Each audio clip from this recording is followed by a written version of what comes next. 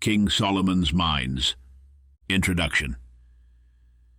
Now that this book is printed and about to be given to the world, a sense of its shortcomings both in style and contents weighs very heavily upon me. As regards the latter, I can only say that it does not pretend to be a full account of everything we did and saw. There are many things connected with our journey into Kukuanaland that I should have liked to dwell upon at length, which as it is have been scarcely alluded to. Amongst these are the curious legends which I collected about the chain armour that saved us from destruction in the great Battle of Loo, and also about the Silent Ones, or Colossi at the mouth of the stalactite cave.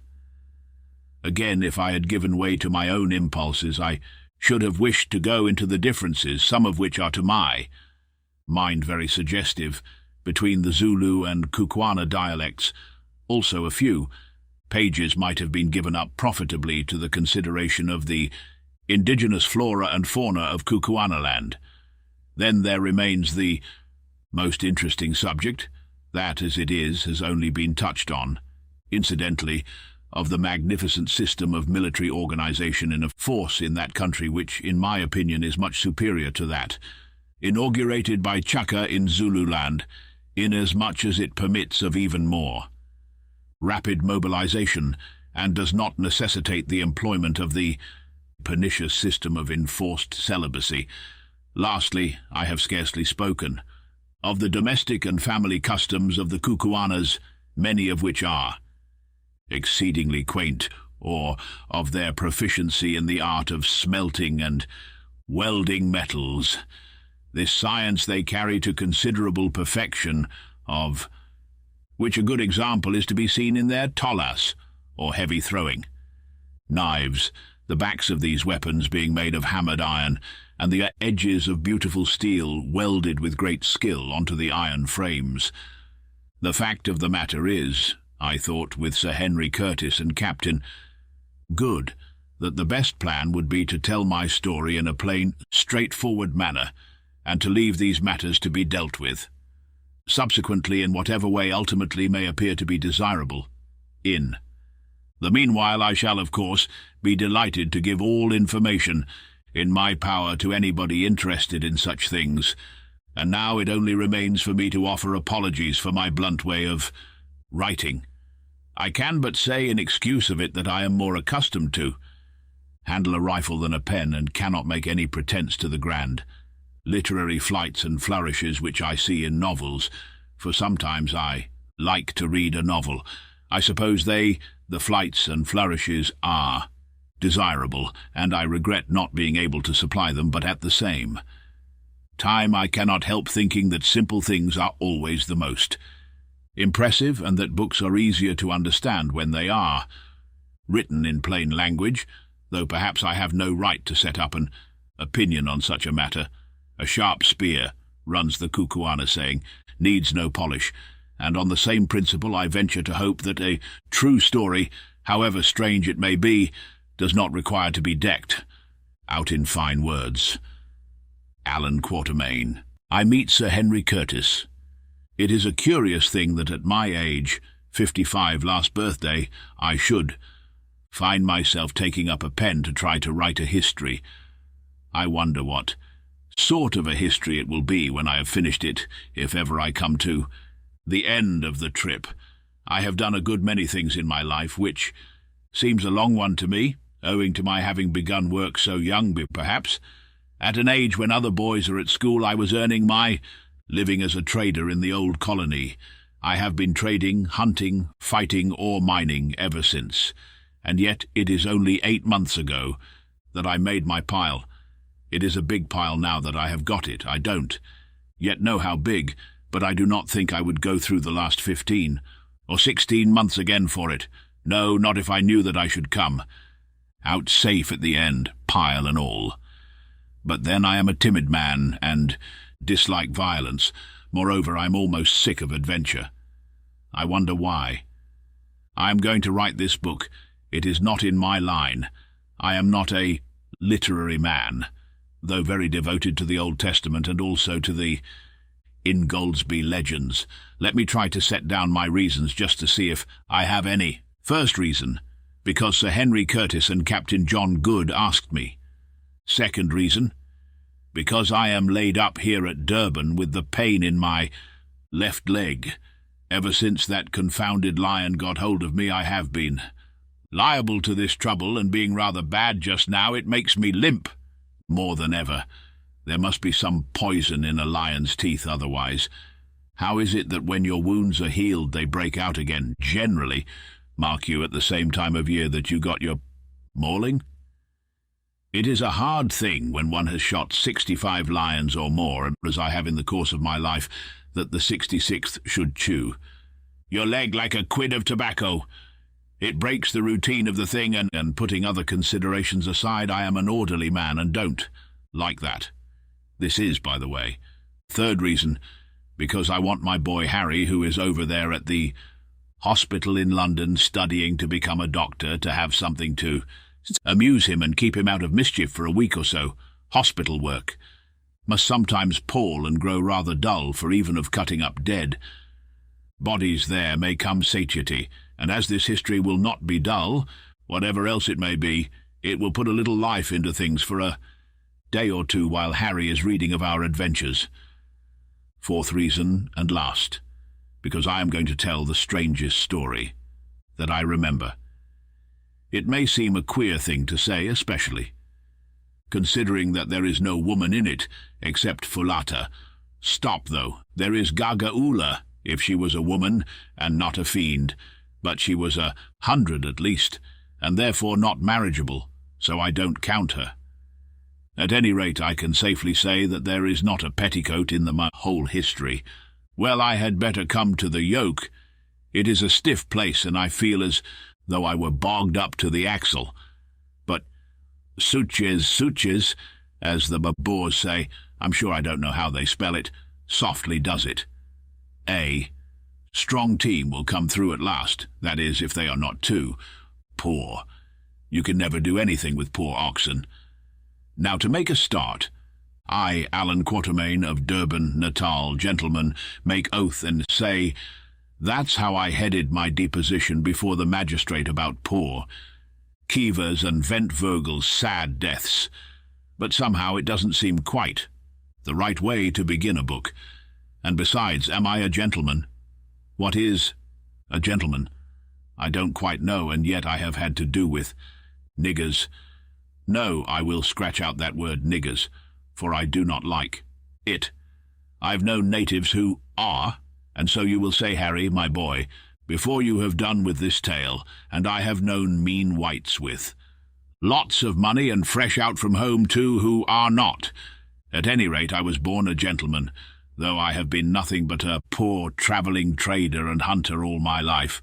Whether I have remained, so I know not. You must judge of that. Heaven knows I've tried. I have killed many men in my time, yet I have never slain wantonly or stained my hand in innocent blood, but only in self-defence. The Almighty gave us our lives, and I suppose he meant us to defend them. At least I have always acted on that, and I hope it will not be brought up against me. When my clock strikes, there, it is a cruel and a wicked world, and for a timid man I have been mixed up in a great deal of fighting. I cannot tell the rights of it, but at any rate I have never stolen, though once I cheated a Kaffir out of a herd of cattle. But then he had done me a dirty turn, and it has troubled me ever since into the bargain. Well, it is 18 months or so ago since first I met Sir Henry, Curtis and Captain Good. It was in this way. I had been up Elephant, hunting beyond Bamangwato, and had met with bad luck. Everything went wrong that trip, and to top up with, I got the fever badly. So soon as I was well enough, I trekked down to the diamond fields, sold such ivory as I had, together with my wagon and oxen, discharged my hunters, and took the postcart to the Cape. After spending a week in Cape Town, finding that they overcharged me at the hotel, and having seen everything there was to see, including the botanical gardens, which seemed to me likely to confer a great benefit on the country and the new Houses of Parliament, which I expect will do nothing of the sort. I determined to go back to Natal by the Dunkeld, then lying at the docks waiting for the Edinburgh Castle, due in from England. I took my berth and went aboard, and that afternoon the Natal passengers from the Edinburgh Castle transhipped, and we weighed and put to sea. Among these passengers who came on board were two who excited my curiosity. One, a gentleman of about 30, was perhaps the biggest-chested and longest-armed man I ever saw. He had yellow hair, a thick yellow beard, clear-cut features, and large grey eyes set deep in. His head, I never saw a finer-looking man, and somehow he reminded me of an ancient Dane. Not that I know much of ancient Danes, though I knew a modern Dane who did me out of £10, but I remember once seeing a picture of some of those gentry who, I take it, were a kind of white Zulus. They were drinking out of big horns, and their long hair hung down their backs. As I looked at my friend standing there by the companion ladder, I thought that if he only let his grow a little, put one of those chain shirts onto his great shoulders, and took hold of a battle-axe and a horn mug, he might have sat as a model for that picture. And by the way, it is a curious thing, and just shows how the blood will out. I discovered afterwards that Sir Henry Curtis, for that, was the big man's name, is of Danish blood. He also reminded me strongly of somebody else, but at the time I could not remember who it was. Mr. Quatermain's ideas about ancient Danes seemed to be rather confused. We have always understood that they were dark-haired people. Probably he was thinking of Saxons. Editor. The other man who stood talking to Sir Henry was stout and dark and of quite a different cut. I suspected at once that he was a naval officer. I don't know why, but it is difficult to mistake a navy man.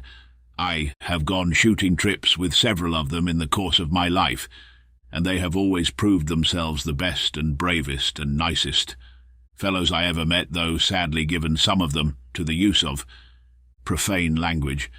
I asked a page or two back, "What is a gentleman?" "I'll answer the question now. A Royal Naval officer is, in a general sort of way, though of course there may be a black sheep among them here and there. I fancy it is just the wide seas and the breath of God's winds that wash their hearts and blow the bitterness out of their minds and make them what men ought to be.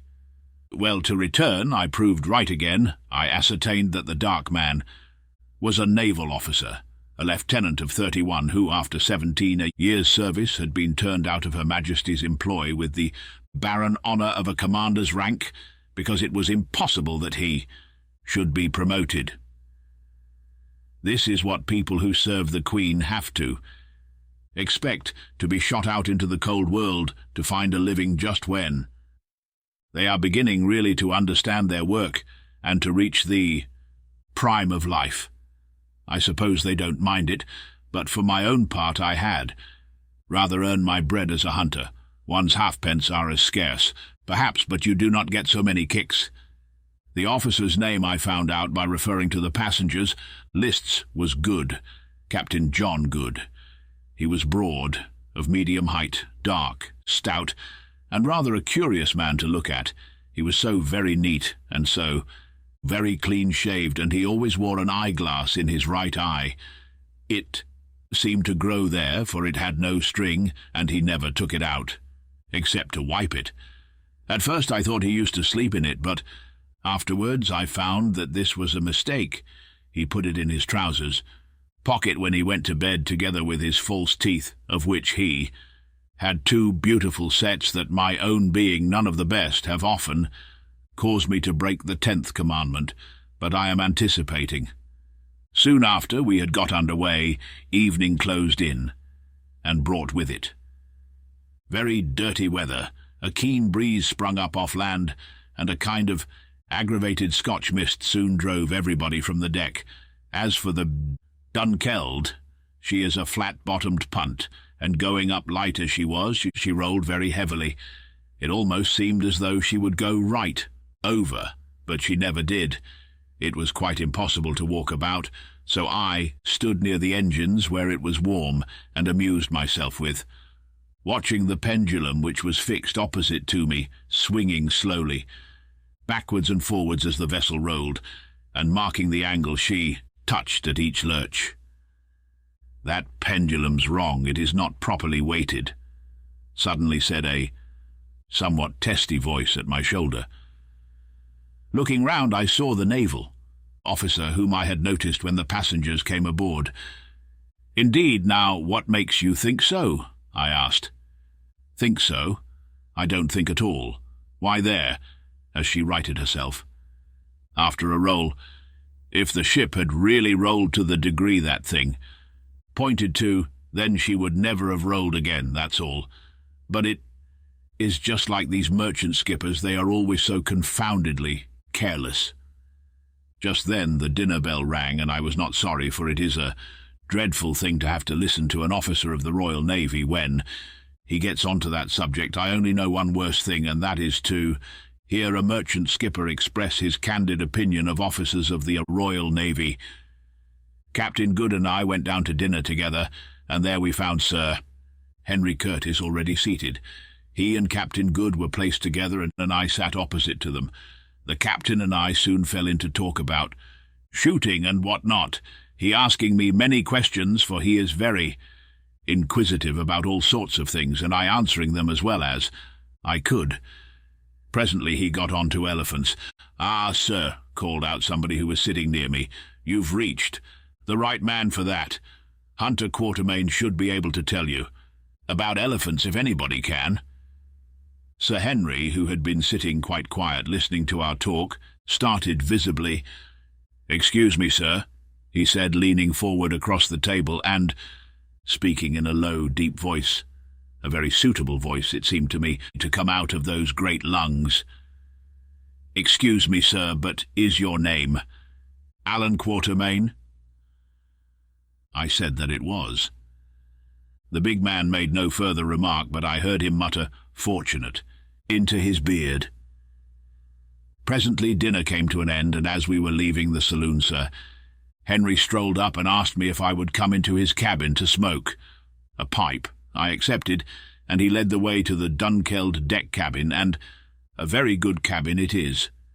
It had been 2 cabins, but when Sir Garnet, Wolseley, or one of those big swells, went down the coast in the Dunkeld, they knocked away the partition and have never put it up again. There was a sofa in the cabin and a little table in front of it. Sir Henry sent the steward for a bottle of whisky, and the 3 of us sat down and lit our pipes. "Mr. Quatermain," said Sir Henry Curtis, when the man had brought the whisky and lit the lamp, "the year before last about this time, you were, I believe, at a place called Bamangwato, to the north of the Transvaal." "I was," I answered, rather surprised that this gentleman should be so well acquainted with my movements, which were not, so far as I was aware, considered of general interest. "You were trading there, were you not?" put in Captain Good in his quick way. "I was.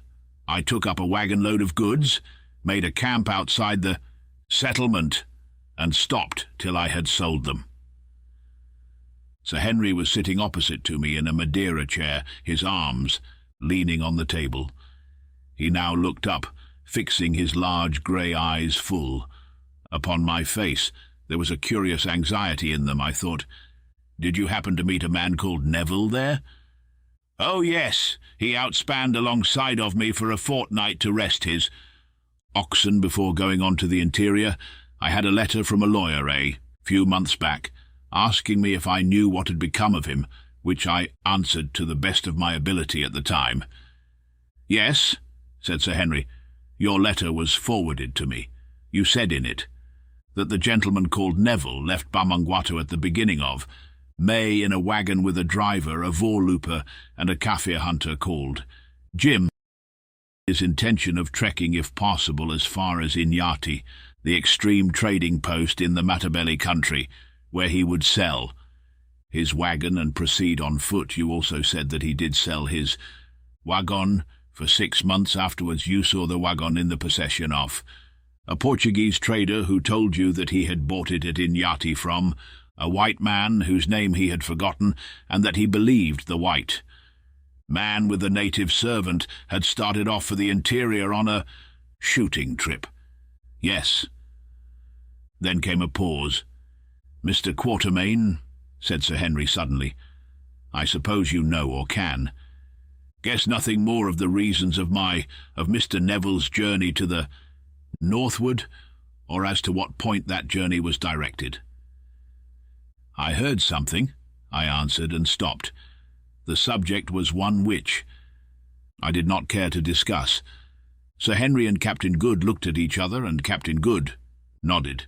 Mr. Quatermain, went on the former, I am going to tell you a story, and ask your advice, and perhaps your assistance.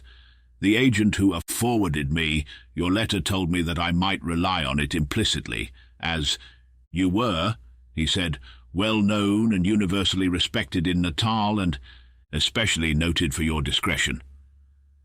I bowed and drank some whisky and water to hide my confusion, for I am a modest man, and Sir Henry went on, Mr. Neville was my brother.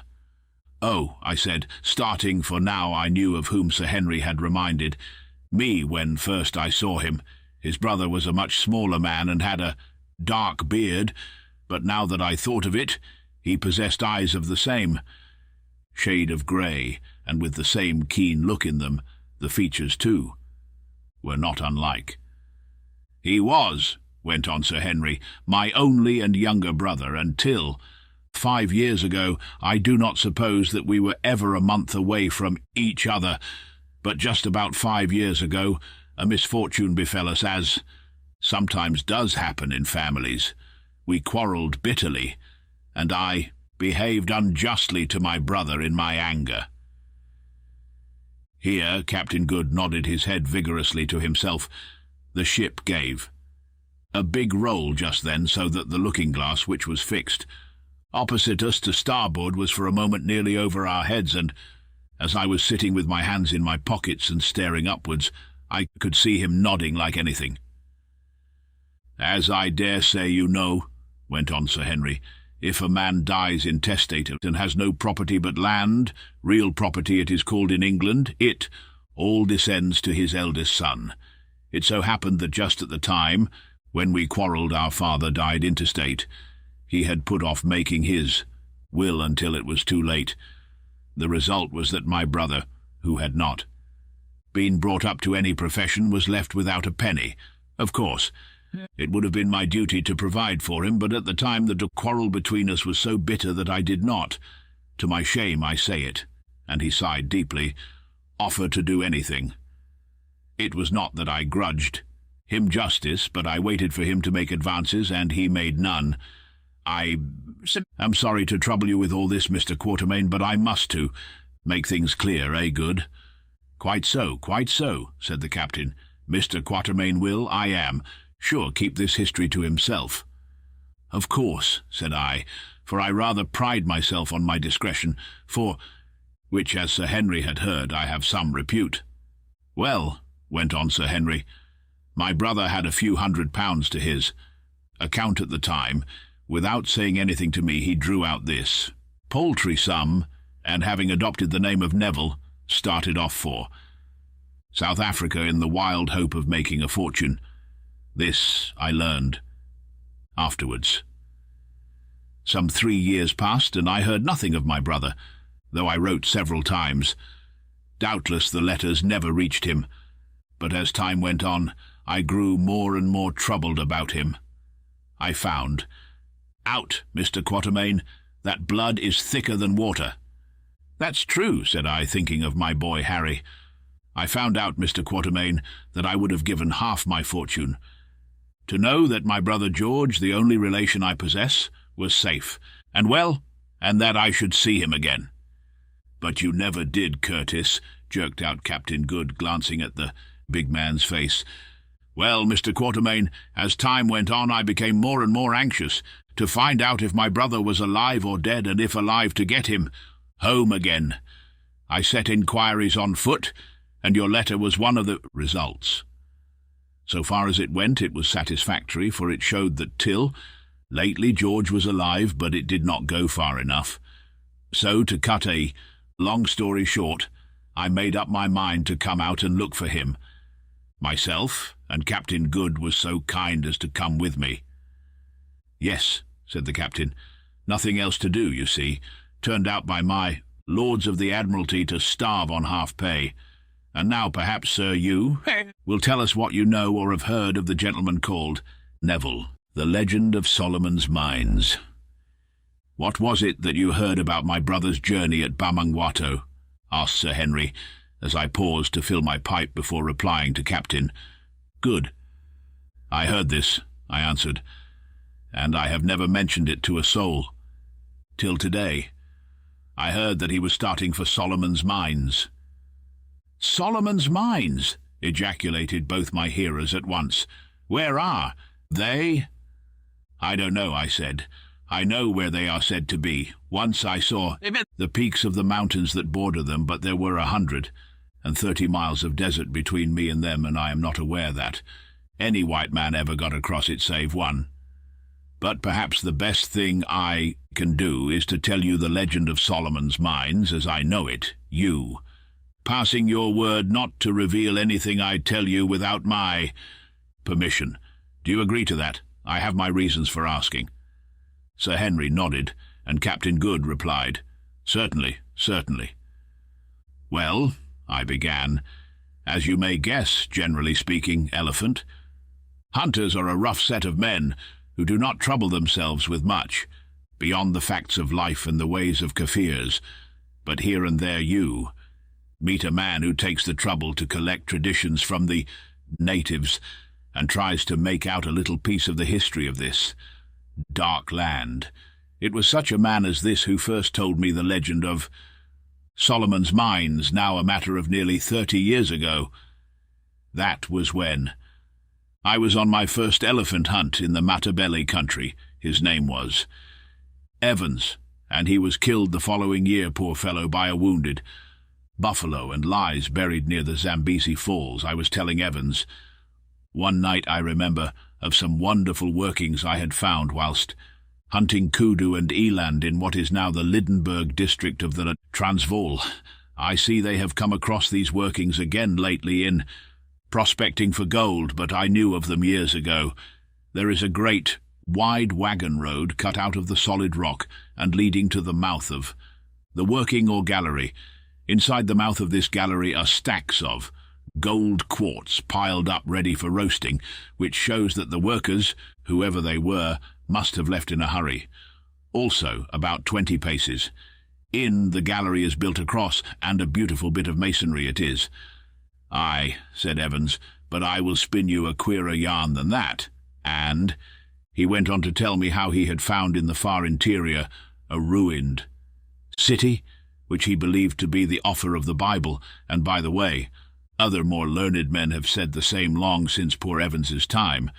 I remember, listening open-eared to all these wonders, for I was time, and this story of an ancient civilization and of the treasures which those old Jewish or Phoenician adventurers used to extract from a country long since lapsed into the darkest barbarism, took a great hold upon my imagination, when suddenly he said to me, Lad, did you ever hear of the Suliman Mountains up to the northwest of the Mushakulumbwe country? I told him I never had. Ah, well, he said, that is where Solomon really had his mines, his diamond mines, I mean. How do you know that? I asked. Know it? Why, what is Suliman but a corruption of Solomon? Besides, an old Isanusi or witch doctoress up in the Manica country told me all about it.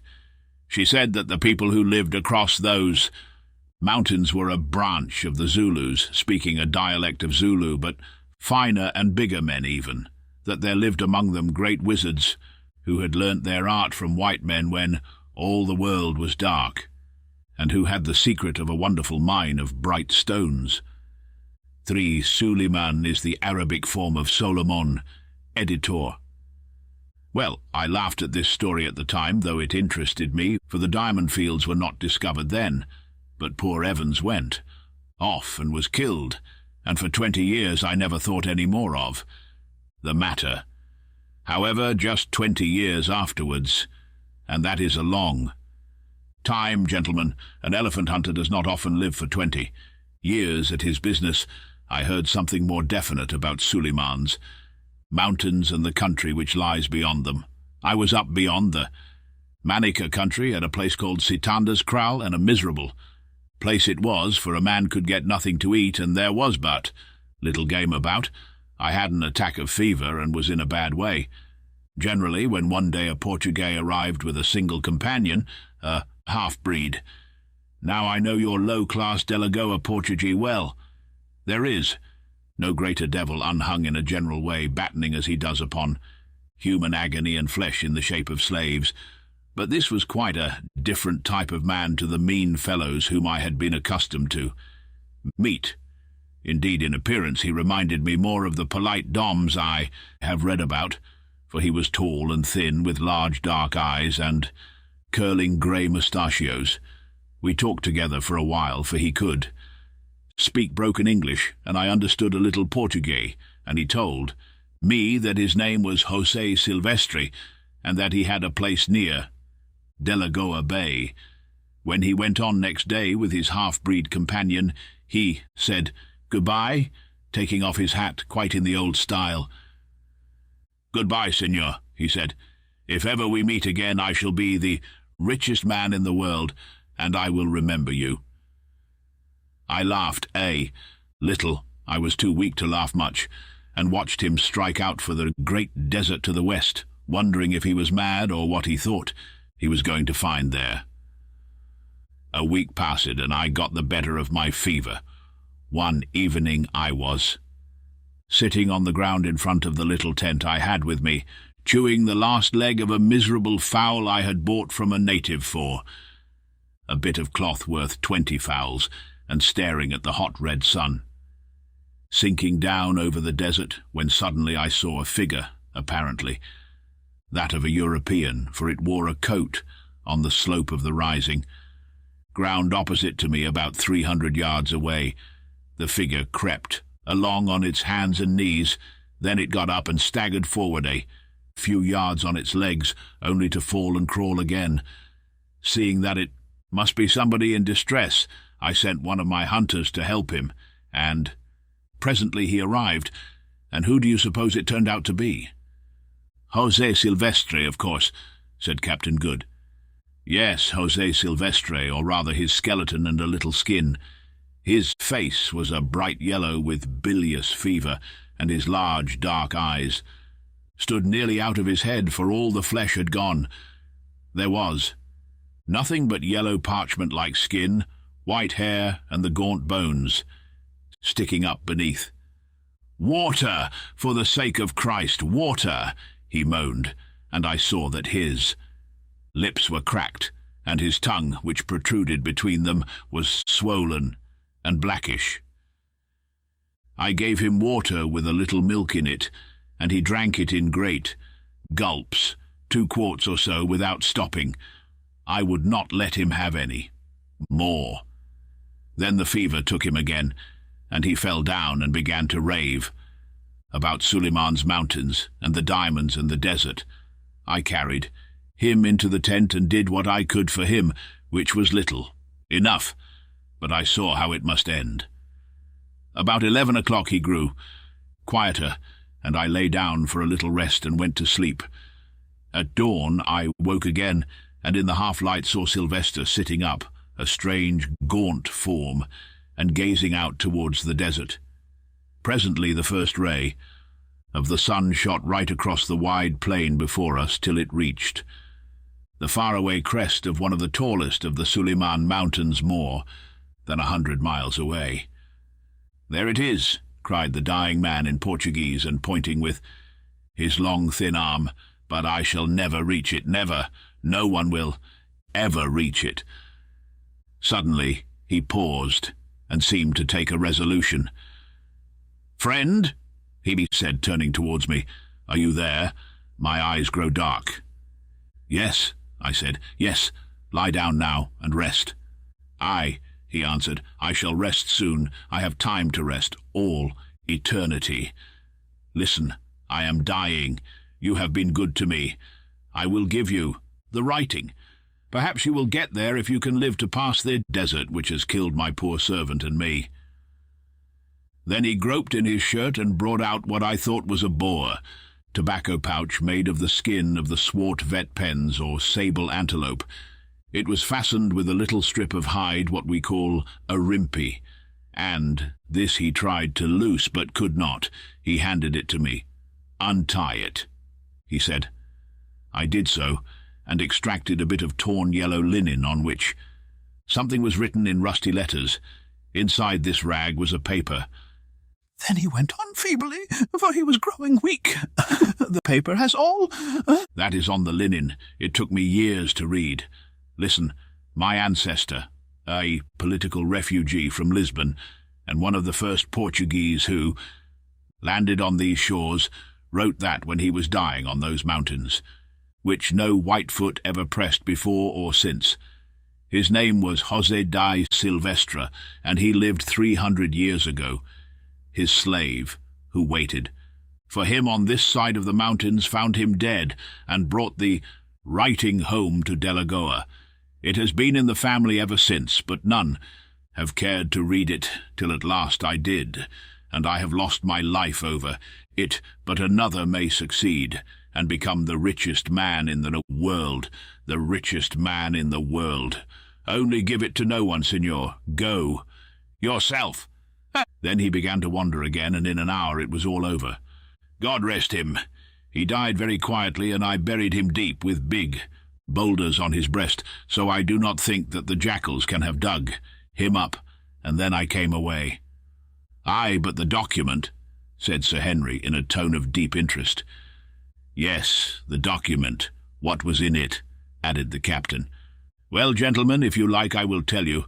I have never showed it to anybody yet, except to a drunken old Portuguese trader who translated it for me, and had forgotten all about it by the next morning. The original rag is at my home in Durban, together with poor Dom José's translation, but I have the English rendering in my pocket-book, and a facsimile of the map, if it can be called a map. Here it is. I, José da Silvestre, who am now dying of hunger in the little cave, where no snow is on the north side of the nipple of the southernmost of the two mountains I have named Sheba's breasts, write this in the year 1590, with a cleft bone upon a remnant of my raiment, my blood being the ink, if my slave should find it when he comes and should bring it to Delagoa, let my friend, name illegible, bring the matter to the knowledge of the king, that he may send an army which, if they live, through the desert and the mountains, and can overcome the brave, Kukuanes and their devilish arts, to which end many priests should be. Brought will make him the richest king since Solomon, with my own eyes. I have seen the countless diamonds stored in Solomon's treasure chamber, behind the White Death, but through the treachery of Gagul, the witch-finder, I might bring naught away, scarcely my life. Let him who comes follow the map, and climb the snow of Sheba's left breast till he reaches the nipple, on the north side of which is the great road Solomon made, from whence 3 days' journey to the king's palace. Let him kill Gagul. Pray for my soul. Farewell. Eu, José da Silvestre, que estou morrendo de fome na pequena cova, onde não há neve, ao lado norte do bico mais ao sul das duas montanhas, que chamei seio de Sheba. Escrevo isto no ano 1590. Escrevo isto com pedaço d'osso num farrapo de minha roupa e com sangue meu por tinta, se o meu escravo der com isto quando venha ao levar para Lourenço Marquês, que o meu amigo leve a cousa ao conhecimento de El Rei, para que possa mandar exército que se desfiler pelo deserto e pelas montanhas, e mesmo sobrepujar os bravos Kukuanes e suas artes diabólicas, pelo que se deviam trazer muitos padres para o rei, mais rico depois de Salomão, com meus próprios olhos véus diamantes, sem conto guardados nas camaras do tesouro de Salomão, atrás da morte. Branca, mas pela traição de Gagual, a feiticeira achadora nada poderia levar, e apenas a minha vida. Quem vier, siga o mapa e trepe pela neve. De Sheba, peito à esquerda, até chegar ao Bica, do lado norte do qual está a grande estrada do Solomão por ele feita, donde há 3 dias de jornada até ao palácio do rei. Mate Gagual, reze por minha alma. Adeus. José da Silvestra. When I had finished reading the above and shown the copy of the map, drawn by the dying hand of the old Dom with his blood for ink, there followed a silence of astonishment. "Well," said Captain Good, "I have been round the world twice, and put in at most ports, but may I be hung for a mutineer if ever I heard a yarn like this out of a storybook, or in it either, for the matter of that." "It's a queer tale, Mr. Quatermain," said Sir Henry. "I suppose you are not hoaxing us? It is, I know, sometimes thought allowable to take in a greenhorn." "If you think that, Sir Henry," I said, much put out, and pocketing my paper, for I do not like to be thought one of those silly fellows who consider it witty to tell lies and who are forever boasting to newcomers of extraordinary hunting adventures which never happened. "If you think that, why, there is an end to the matter," and I rose to go. Sir Henry laid his large hand upon my shoulder. "Sit down, Mr. Quatermain," he said. "I beg your pardon. I see very well you do not wish to deceive us, but the story sounded so strange that I could hardly believe it." "You shall see the original map and writing when we reach Durban," I answered, somewhat mollified, for really when I came to consider the question, it was scarcely wonderful that he should doubt my good faith. "But," I went on, "I have not told you about your brother. I knew the man Jim who was with him. He was a Bechuana by birth, a good hunter, and for a native a very clever man. That morning on which Mr. Neville was starting, I saw Jim standing by my wagon and cutting up tobacco on the disselboom." "Jim," said I, "where are you off to this trip? It is elephants?" "No, boss," he answered. "We are after something worth much more than ivory." "And what might that be?" I said, for I was curious. "Is it gold?" "No, boss, something worth more than gold," and he grinned. I asked no more questions, for I did not like to lower my dignity by seeming inquisitive, but I was puzzled. Presently Jim finished cutting his tobacco. "Boss," said he. I took no notice. "Boss," said he again. "Hey, boy, what is it?" I asked. "Boss, we are going after diamonds." "Diamonds? Why then, you are steering in the wrong direction. You should head for the fields." "Boss, have you ever heard of Suleiman's Berg, that is, Solomon's mountain?" "Aye. Have you ever heard of the diamonds there?" "I have heard a foolish story, Jim." "It is no story, boss.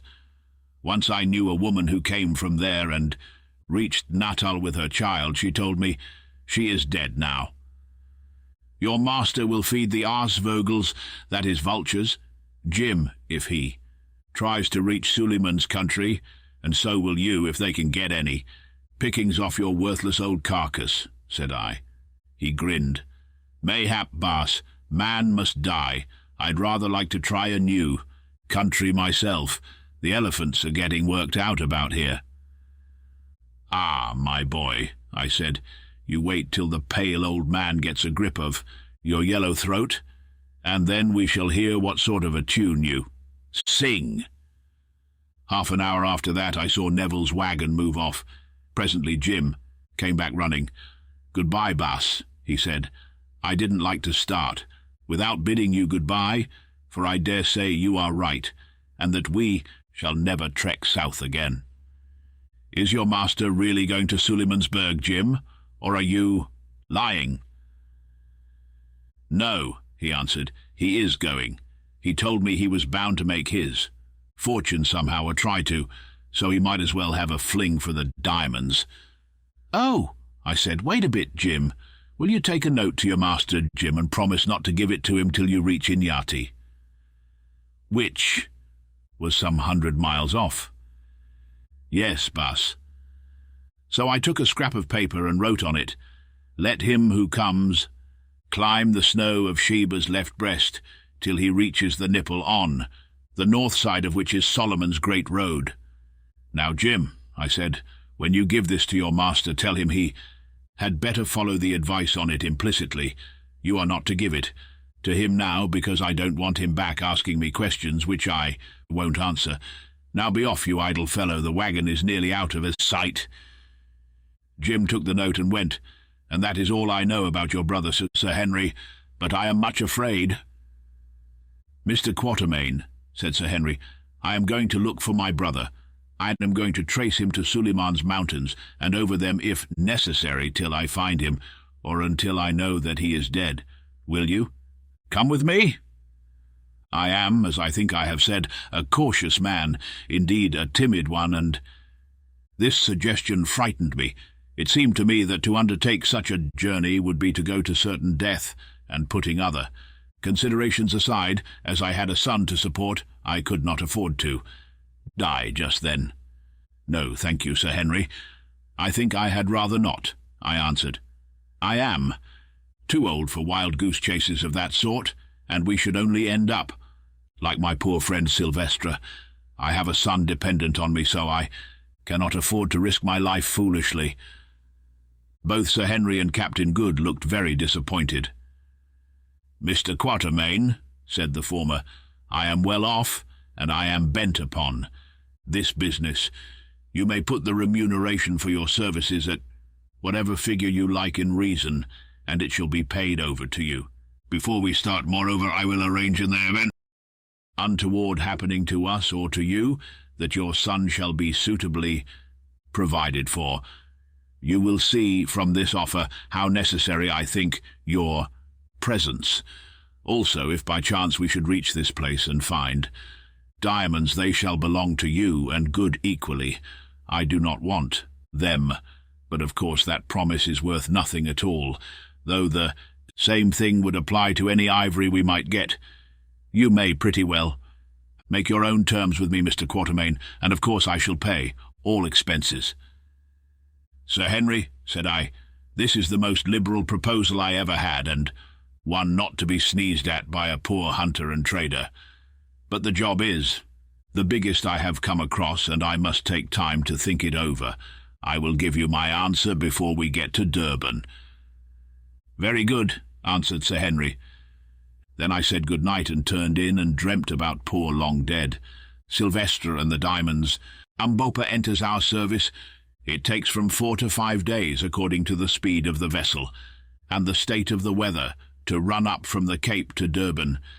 Sometimes, if the landing is bad at East London, where they have not yet made that wonderful harbour they talk so much of, and sink such a mint of money in, a ship is delayed for 24 hours before the cargo boats can get out to take off the goods.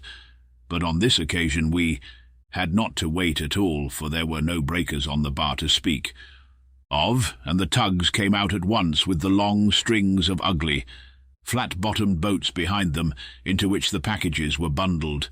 With a crash, it did not matter what they might be, over they went. Slap-bang, whether they contained china or woolen goods they met with the same treatment. I saw one case holding 4 dozen of champagne, smashed all to bits, and there was the champagne fizzing and boiling about in the bottom of the dirty cargo boat. It was a wicked waste, and evidently so the Kafirs in the boat thought, for they found a couple of unbroken bottles, and knocking off the necks drank the contents. But they had not allowed for the expansion caused by the fizz in the wine, and, feeling themselves swelling, rolled about in the bottom of the boat, calling out that the good liquor was tagati, that is, bewitched.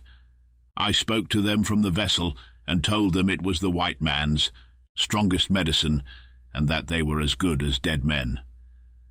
Those Kaffirs went to the shore in a very great fright, and I do not think that they will touch champagne again. Well, all the time that we were steaming up to Natal, I was thinking over Sir Henry Curtis's offer. We did not speak any more on the subject. For a day or two, though I told them many hunting yarns, all true ones, there is no need to tell lies about hunting, for so many curious things happen within the knowledge of a man whose business it is to hunt. But this is by the way. At last, one beautiful evening in January, which is our hottest month, we steamed past the coast of Natal, expecting to make Durban Point by sunset. It is a lovely coast all along from East London, with its red sand hills and wide sweeps of vivid green, dotted here and there with Kaffir kraals, and bordered by a ribbon of white surf, which spouts up in pillars of foam where it hits the rocks. But just before you come to Durban, there is a peculiar richness about the landscape. There are the sheer kloofs cut in the hills by the rushing rains of centuries down, which the rivers sparkle. There is the deepest green of the bush, growing as God planted it, and the other greens of the mealy gardens, and the sugar patches, while now and again a white house smiling out at the placid sea puts a finish and gives an air of homeliness to the scene. For to my mind, however beautiful a view may be, it requires the presence of man to make it complete, but perhaps that is because I have lived so much in the wilderness, and therefore know the value of civilization, though to be sure it drives away the game. The Garden of Eden no doubt looked fair before man was, but I always think that it must have been fairer when Eve adorned it. To return, we had miscalculated a little, and the sun was well down before we dropped anchor off the point and heard the gun which told the good folks of Durban that the English mail was in. It was too late to think of getting over the bar that night, so we went comfortably to dinner after seeing the mails carried off in the lifeboat, when we came up out and shining so brightly over sea and shore that she almost paled the quick large flashes from the lighthouse. From the shore floated sweet spicy odours that always remind me of hymns and missionaries, and in the windows of the houses on the Berea sparkled 100 lights from a large brig lying near. Also came the music of the sailors as they worked at getting the anchor up in order to be ready for the wind. Altogether it was a perfect night, such a night as you sometimes get in southern Africa, and it threw a garment of peace over everybody as the moon threw a garment of silver over everything. Even the great bulldog belonging to a sporting passenger seemed to yield to its gentle influences, and forgetting his yearning to come to close quarters with the baboon in a cage on the forecastle, snored happily at the door of the cabin, dreaming, no doubt, that he had finished him, and happy in his dream. We three, that is, Sir Henry Curtis, Captain Good, and myself, went and sat by the wheel and were quiet for a while. "Well, Mr. Quatermain," said Sir Henry presently, "have you been thinking about my proposals?" "Aye," echoed Captain Good. "What do you think of them, Mr. Quatermain? I hope that you are going to give us the pleasure of your company so far as Solomon's Mines, or wherever the gentleman you knew as Neville may have got to." I rose and knocked out my pipe before I answered. I had not made up my mind, and wanted an additional moment to decide before the burning. Tobacco had fallen into the sea, I had decided. Just that little extra second did the trick. It is often the way when you have been bothering a long time over a thing. "Yes, gentlemen," I said, sitting down again, "I will go, and by your leave I will tell you why and on what conditions. First, for the terms which I ask. 1. You are to pay all expenses, and any ivory or other valuables we may get is to be divided between Captain Good and myself. 2. That you give me $500 for my services on the trip before we start, I undertaking to serve you faithfully till you choose to abandon the enterprise, or till we succeed, or disaster overtakes us. 3.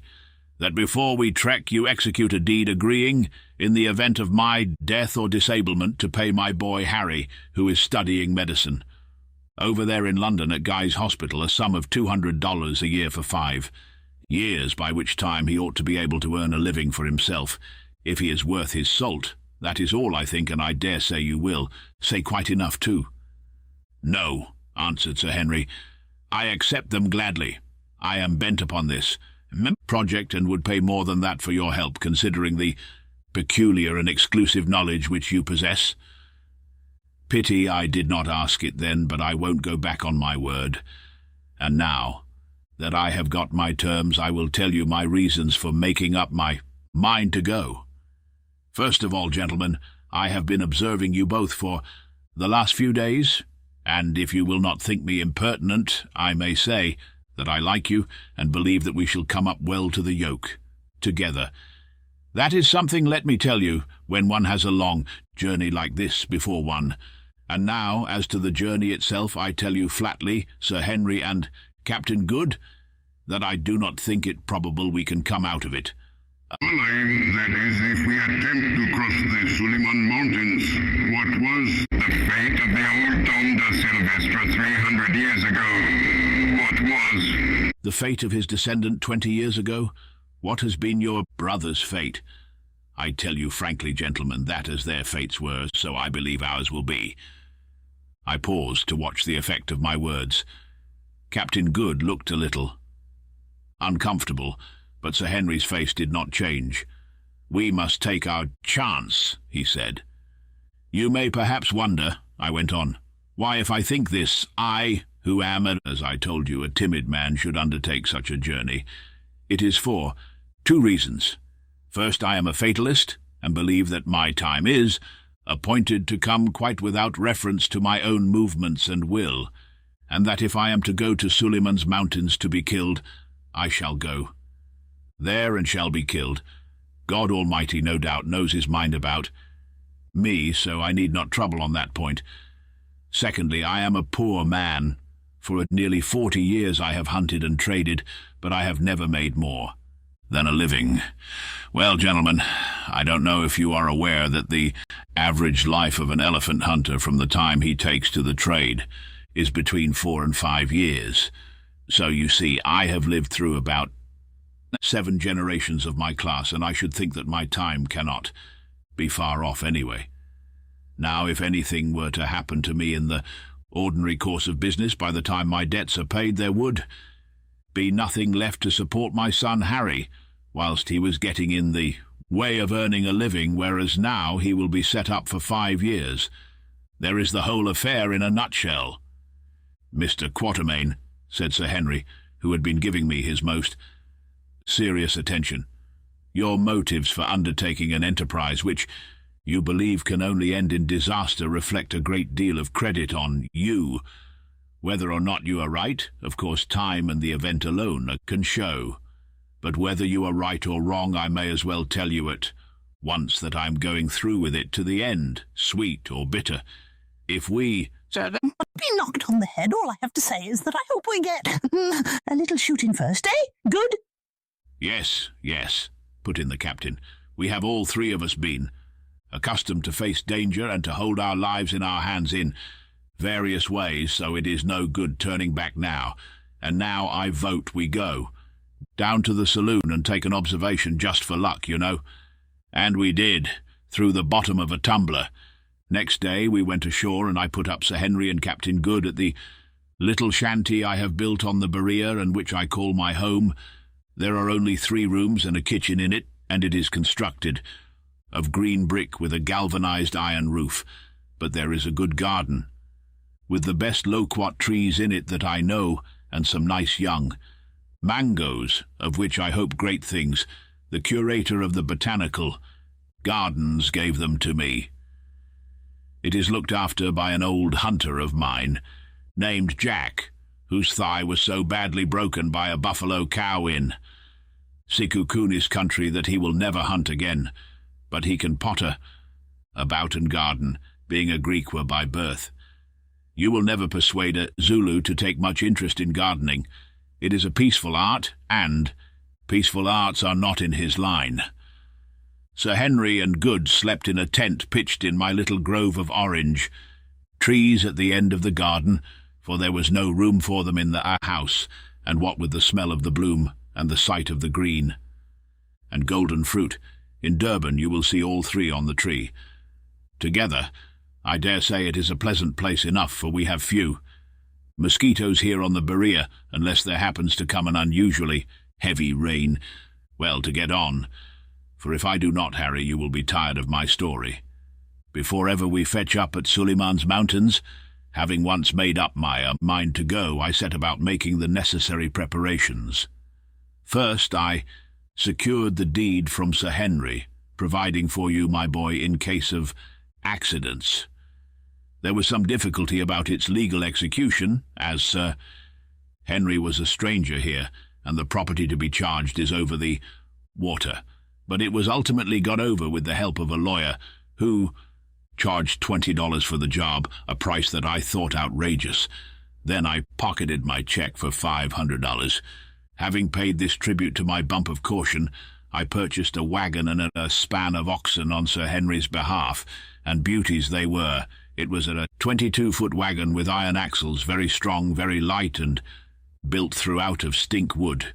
Not quite a new one, having been to the Diamond Fields and back, but, in my opinion, all the better for that, for I could see that the wood was well seasoned, if anything is going to give in a wagon, or if there is green wood in it, it will show out. On the first trip, this particular vehicle was what we call half-tented wagon, that is to say, only covered in over the after. 12 feet, leaving all the front part free for the necessaries we had to carry with us. In this after part were a hide cartle or bed on, which 2 people could sleep, also racks for rifles and many other little conveniences. I gave $125 for it, and think that it was cheap at the price. Then I bought a beautiful team of 20 Zulu oxen, which I had kept my eye on for a year or two. 16 oxen is the usual number for a team, but I took 4 extra to allow for casualties. These Zulu cattle are small and light, not more than half the size of the Afrikander oxen, which are generally used for transport purposes, but they will live where the Afrikanders would starve, and with a moderate load can make 5 miles a day, better going, being quicker and not so liable to become footsore. What is more, this lot were thoroughly salted, that is, they had worked all over South Africa, and so had become proof, comparatively speaking, against red water, which so frequently destroys whole teams of oxen when they get on to strange veld or grass country. As for lung-sick, which is a dreadful form of pneumonia, very prevalent in this country, they had all been inoculated against it. This is done by cutting a slit in the tail of an ox and binding in a piece of the diseased lung of an animal which has died of the sickness. The result is that the ox sickens, takes the disease in a mild form, which causes its tail to drop off, as a rule, about a foot from the root, and becomes proof against future attacks. It seems cruel to rob the animal of his tail, especially in a country where there are so many flies, but it is better to sacrifice the tail and keep the ox than to lose both tail and ox, for a tail without an ox is not much good, except to dust with. Still, it does look odd to trek along behind 20 stumps where there ought to be tails. It seems as though nature made a trifling mistake and stuck the stern ornaments of a lot of prize bulldogs onto the rumps of the oxen. Next came the question of provisioning and medicines, one which required the most careful consideration, for what we had to do was to avoid lumbering the wagon, and yet to take everything absolutely necessary. Fortunately, it turned out that Good is a bit of a doctor, having at some point in his previous career managed to pass through a course of medical and surgical instruction, which he has more or less kept up. He is not, of course, qualified, but he knows more about it than many a man who can write MD after his name, as we found out afterwards, and he had a splendid travelling medicine chest and a set of instruments. Whilst we were at Durban, he cut off a Kafir's big toe, in a way which it was a pleasure to see, but he was quite nonplussed. When the Kafir, who had sat stolidly watching the operation, asked him to put on another, saying that a white one would do at a pinch, there remained, when these questions were satisfactorily settled, two further important points for consideration, namely that of arms and that of servants. As to the arms, I cannot do better than put down a list of those which we finally decided on from among the ample store that Sir Henry had brought with him from England, and those which I owned. I copy it from my pocket-book, where I made the entry at the time. 3 heavy breech-loading double-8 elephant guns, weighing about 15 pounds each, to carry a charge of 11 drachms of black powder. 2 of these were by a well-known London firm, most excellent makers, but I do not know by whom. Mine, which is not so highly finished, was made. I have used it on several trips and shot a good many elephants with it, and it has always proved a most superior weapon, thoroughly to be relied on. 3 500 expresses constructed to stand a charge of 6 drachms, sweet weapons, and admirable for medium-sized game, such as eland or sable antelope, or for men, especially in an open country, and with the semi-hollow bullet. 1 double number 12 central firekeeper's shotgun, full choke both barrels. This gun proved of the greatest service to us afterwards in shooting game for the pot. 3 Winchester repeating rifles, not carbines, spare guns. 3 single-action Colt's revolvers with the heavier, or American, pattern of cartridge. This was our total armament, and doubtless the reader will observe that. The weapons of each class were of the same make and caliber, so that the cartridges were interchangeable, a very important point. I make no apology for detailing it at length, as every experienced hunter will know how vital a proper supply of guns and ammunition is to the success of an expedition, now as to the men who were to go with us. After much consultation, we decided that their number should be limited to 5, namely a driver, a leader, and 3 servants. The driver and leader I found without much difficulty, 2 Zulus named respectively Goza and Tom, but to get the servants proved a more difficult matter. It was necessary that they should be thoroughly trustworthy and brave men, as in a business of this sort our lives might depend upon their conduct. At last I secured 2, one a Hottentot, named Ventvogel or Windbird, and one a little Zulu named Kiva, who had the merit of speaking English perfectly. Ventvogel I had known before. He was one of the most perfect sporers, that is, game trackers I ever had to do with, and tough as whipcord. He never seemed to tire. But he had one failing so common with his race, drink. Put him within reach of a bottle of gin and you could not trust him. However, as we were going beyond the region of grog shops, this little weakness of his did not so much matter. Having secured these 2 men, I looked in vain for a third to suit my purpose, so we determined to start without one, trusting to look to find a suitable man on our way up country. But as it happened, on the evening before the day we had fixed for our departure, the Zulu Kiva informed me that a Kafir was waiting to see me. Accordingly, when we had done dinner, for we were at table at the time, I told Kiva to bring him in. Presently, a tall, handsome-looking man, somewhere about 30 years of age and very light-coloured for a Zulu, entered and, lifting his knobstick by way of salute, squatted himself down in the corner on his haunches and sat silent. I did not take any notice of him for a while, for it is a great mistake to do so. If you rush into conversation at once, a Zulu is apt to think you a person of little dignity or consequence. I observed, however, that he was a keshler, or ringed man. That is, he wore on his head the black ring, made of a species of gum polished with fat and worked up in the hair, which is usually assumed by Zulus on attaining a certain age or dignity. Also it struck me that his face was familiar to me. "Well," I said at last, "what is your name?" "Umbopa," answered the man in a slow, deep voice. "I have seen your face before." "Yes, the Inkuzi, the chief, my father, saw my face at the place of the Little Hand, that is, Isandlwana, on the day before the battle." Then I remembered. I was one of Lord Chelmsford's guides in that unlucky Zulu war, and had the good fortune to leave the camp in charge of some wagons on the day before the battle.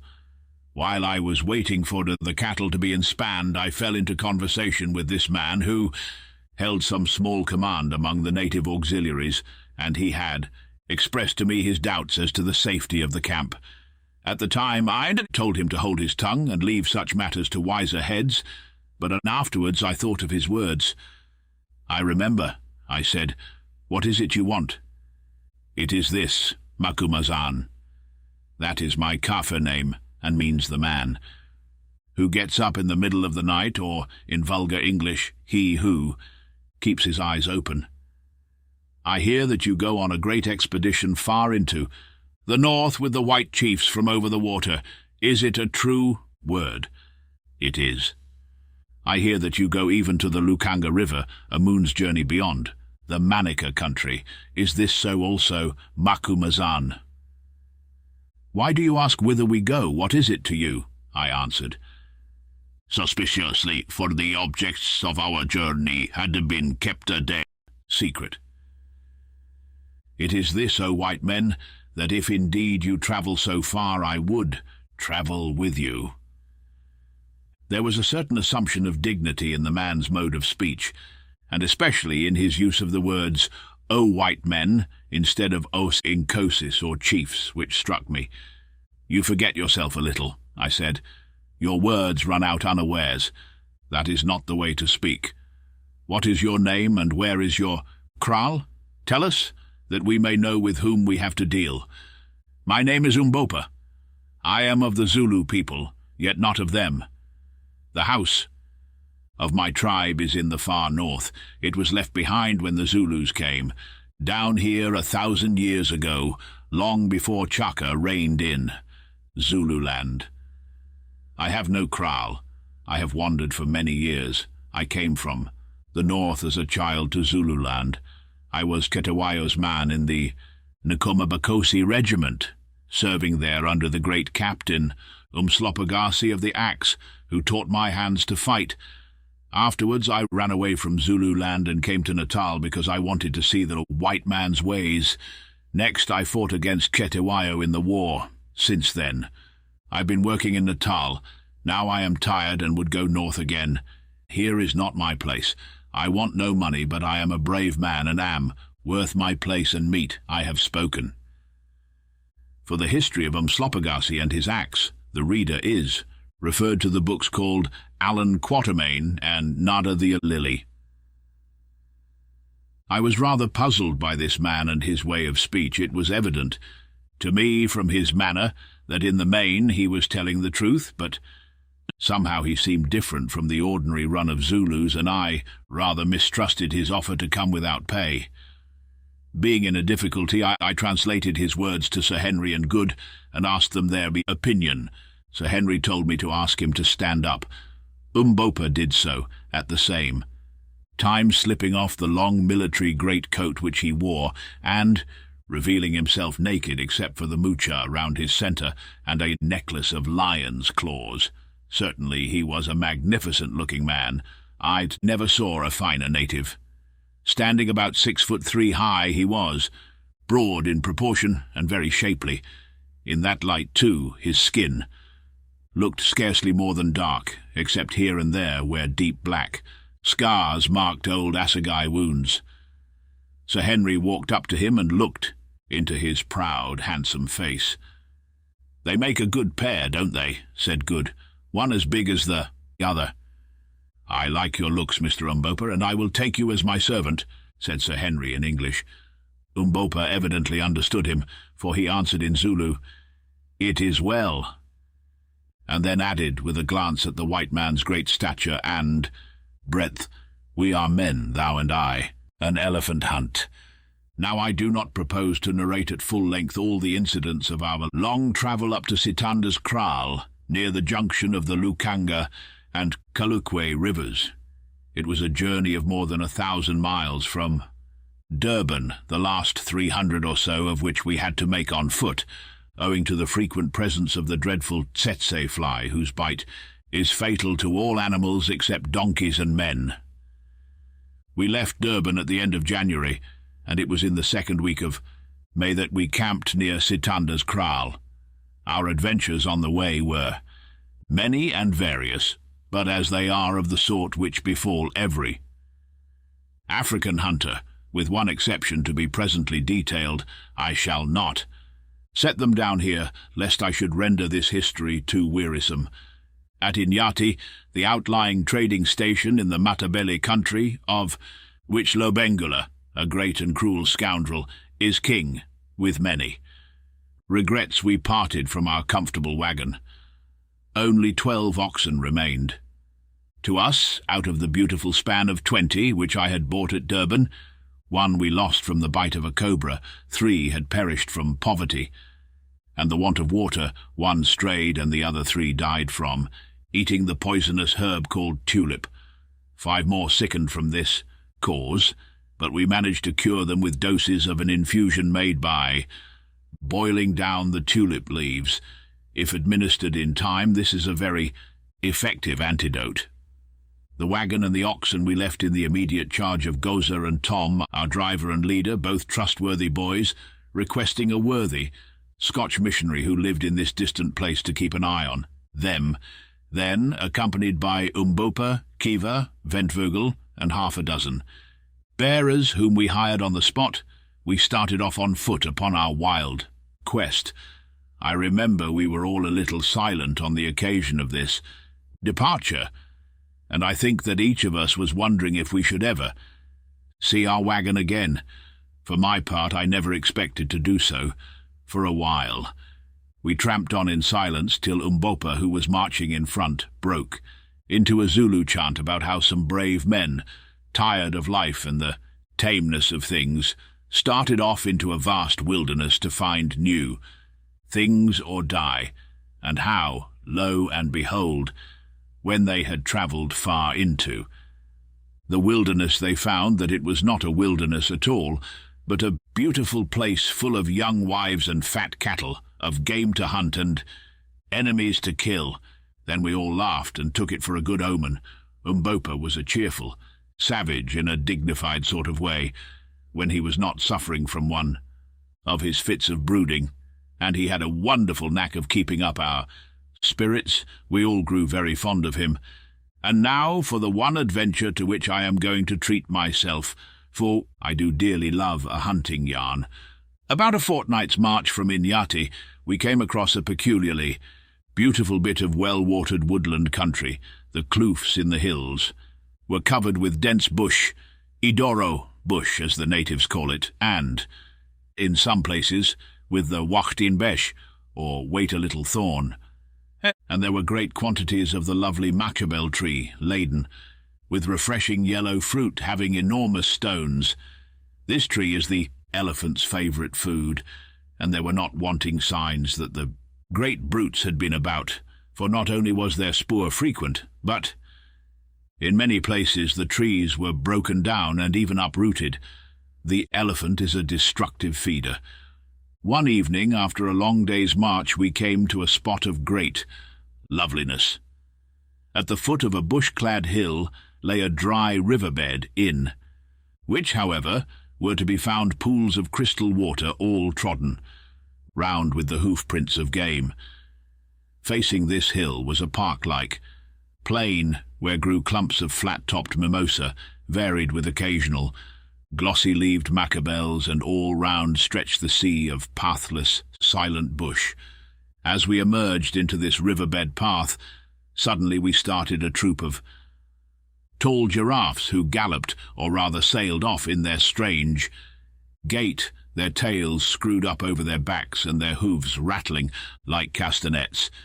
They were about 300 yards from us and therefore practically out of shot, but Good, who was walking ahead and who had an express loaded with solid ball in his hand, could not resist temptation.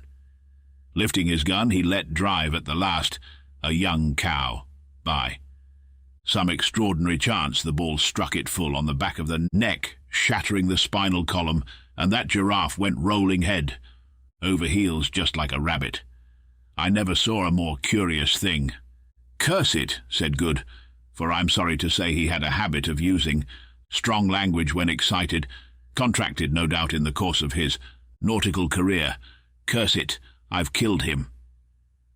"Ow, Bhagwan," ejaculated the Kafirs. "Ow, ow." They called Good Bhagwan, or glass eye, because of his eyeglass. "Oh, Bhagwan," re-echoed Sir Henry and I, and from that day Good's reputation as a marvellous shot was established, at any rate among the Kafirs. Really he was a bad one, but whenever he missed we overlooked it for the sake of that giraffe. Having set some of the boys to cut off the best of the giraffe's meat, we went to work to build a sherm near one of the pools, and about 100 yards to its right. This is done by cutting a quantity of thorn bushes and piling them in the shape of a circular hedge. Then the space enclosed is smoothed, and dry tambuki grass, if obtainable, is made into a bed in the centre, and a fire or fires lighted. By the time the sherm was finished, the moon peeped up, and our dinners of giraffe steaks and roasted marrow bones were ready. How we enjoyed those marrow bones, though it was rather a job to crack them. I know of no greater luxury than giraffe marrow, unless it is elephant's heart, and we had that on the morrow. We ate our simple meal by the light of the moon, pausing at times to thank Good for his wonderful shot. Then we began to smoke and yarn, and a curious picture we must have made squatting there round the fire. I, with my short, grizzled hair sticking up straight, and Sir Henry with his yellow locks, which were getting rather long, were rather a contrast, especially as I am thin and short and dark, weighing only 9 stone and a half, and Sir Henry is tall and broad and fair and weighs 15, but perhaps the most curious-looking of the three, taking all the circumstances of the case into consideration, was Captain John Good, R.N. There he sat upon a leather bag, looking just as though he had come in from a comfortable day's shooting in a civilized country, absolutely clean, tidy, and well dressed. He wore a shooting suit of brown tweed, with a hat to match, and neat gaiters. As usual, he was beautifully shaved, his eyeglass and his false teeth appeared to be in perfect order, and altogether he looked the neatest man I ever had to do with in the wilderness. He even sported a collar, of which he had a supply, made of white gutta-percha. "You see, they weigh so little," he said to me innocently when I expressed my astonishment at the fact, "and I always like to turn out like a gentleman." Ah, if he could have foreseen the future and the raiment prepared for him.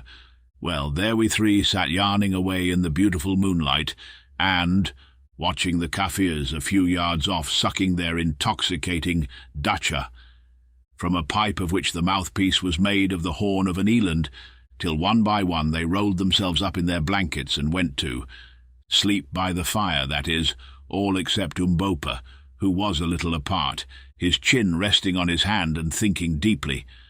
I noticed that he never mixed much with the other Kafirs. Presently, from the depths of the bush behind us, came a loud woof, woof. "That's a lion," said I, and we all started up to listen. Hardly had we done so when from the pool, about 100 yards off, we heard the strident trumpeting of an elephant. "Un kun gun clovo, in glovu." "Elephant, elephant," whispered the Kafirs, and a few. Minutes afterwards we saw a succession of vast, shadowy forms moving slowly from the direction of the water towards the bush. Up jumped Good, burning for slaughter, and thinking, perhaps, that it was as easy to kill elephant as he had found it to shoot giraffe, but I caught him by the arm and pulled him down. "It's no good," I whispered. "Let them go." "It seems that we are in a paradise of game. I vote we stop here a day or two and have a go at them," said Sir Henry presently. I was rather surprised, for hitherto Sir Henry had always been for pushing forward as fast as possible, more especially since we ascertained at Inyati that about 2 years ago an Englishman of the name of Neville had sold his wagon there and gone on up country, but I suppose his hunter instincts got the better of him for a while. Good jumped at the idea, for he was longing to have a shot at those elephants, and so, to speak the truth, did I, for it went against my conscience to let such a herd as that escape without a pull at them. "All right, my hearties," said I. "I think we want a little recreation, and now let's turn in, for we ought to be off by dawn, and then perhaps we may catch them feeding before they move on." The others agreed, and we proceeded to make our preparations.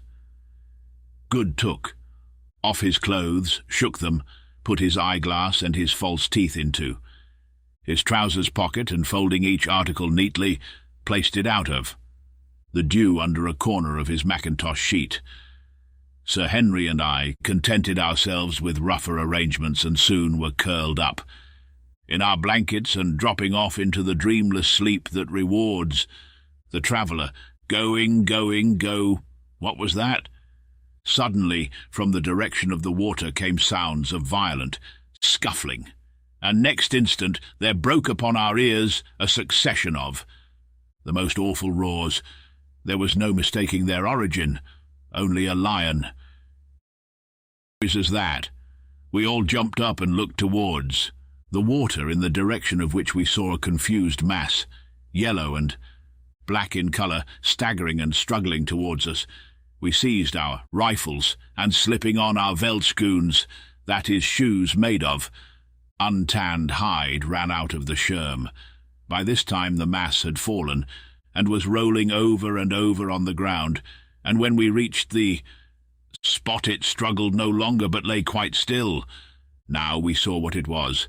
On the grass there lay a sable antelope, bull, the most beautiful of all the African antelopes, quite dead, and transfixed by its great curved horns, was a magnificent black-maned lion, also dead.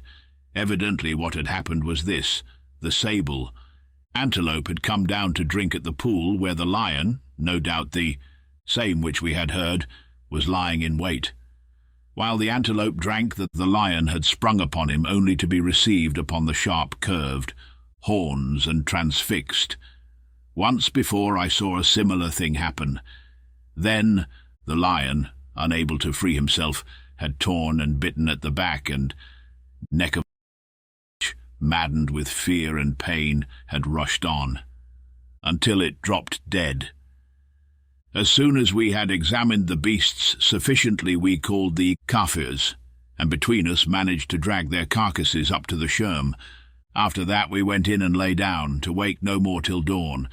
With the first light we were up and making ready for the fray. We took with us the 3 8-bore rifles, a good supply of ammunition, and our large water bottles filled with weak cold tea, which I have always found the best stuff to shoot on. After swallowing a little breakfast, we started, Umbopa, Kiva, and Ventvogel accompanying us, the other Kafirs we left with instructions to skin the lion and the sable antelope, and to cut up the latter.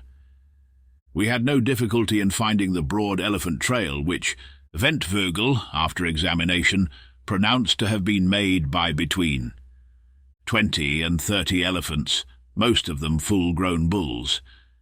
But the herd had moved on some way during the night, and it was 9 o'clock, and already very hot, before by the broken trees, bruised leaves and bark and smoking droppings, we knew that we could not be far from them. Presently we caught sight of the herd, which numbered, as Ventvogel had said, between 20 and 30, standing in a hollow, having finished their morning meal and flapping their great ears. It was a splendid sight, for they were only about 200 yards from us, Taking a handful of dry grass, I threw it into the air to see how the wind was, for if once they winded us, I knew they would be off before we could get a shot. Finding that, if anything, it blew from the elephants to us. We crept on stealthily, and thanks to the cover, managed to get within 40 yards or so of the great brutes. Just in front of us, and broadside on, stood 3 splendid bulls, one of them with enormous tusks. I whispered to the others that I would take the middle one. "Sir," Henry, covering the elephant to the left, and Good the bull with the big tusks. "Now," I whispered. Boom, boom, boom, went the 3 heavy rifles, and down came Sir. Henry's elephant, dead as a hammer, shot right through the heart. Mine fell onto its knees, and I thought that he was going to die, but in another moment he was up and off, tearing along straight past me. As he went, I gave him the second barrel in the ribs, and this brought him down in good earnest. Hastily slipping in 2 fresh cartridges, I ran close up to him, and a ball through the brain put an end to the poor brute's struggles. Then I turned to see how Good had fared with the big bull, which I had heard screaming with rage and pain as I gave mine its quietus. On reaching the captain, I found him in a great state of excitement. It appeared that on receiving the bullet, the bull had turned and come straight for his assailant, who had barely time to get out of his way, and then charged on blindly past him in the direction of our encampment. Meanwhile, the herd had crashed off in wild alarm in the other direction. For a while we debated whether to go after the wounded bull or to follow the herd, and finally deciding for the latter alternative, departed, thinking that we had seen the last of those big tusks. I have often wished since that we had. It was easy work to follow the elephants, for they had left a trail like a carriage road behind them, crushing down the thick bush in their furious flight as though it were tambuki grass. But to come up with them was another matter, and we had struggled on under the broiling sun for over 2 hours before we found them. With the exception of one bull, they were standing together, and I could see, from their unquiet way and the manner in which they kept lifting their trunks to test the air, that they were on the lookout for mischief. The solitary bull stood 50 yards or so to this side of the herd, over which he was evidently keeping sentry, and about 60 yards from us, thinking that he would see or wind us, and that it would probably start them off again if we tried to get nearer, especially as the ground was rather open. We all aimed at this bull, and at my whispered word we fired. The 3 shots took effect, and down he went, dead. Again the herd started, but unfortunately for them, about 100 yards further on was a nullah, or dried-out water track, with steep banks, a place very much resembling the one where the Prince Imperial was killed in Zululand.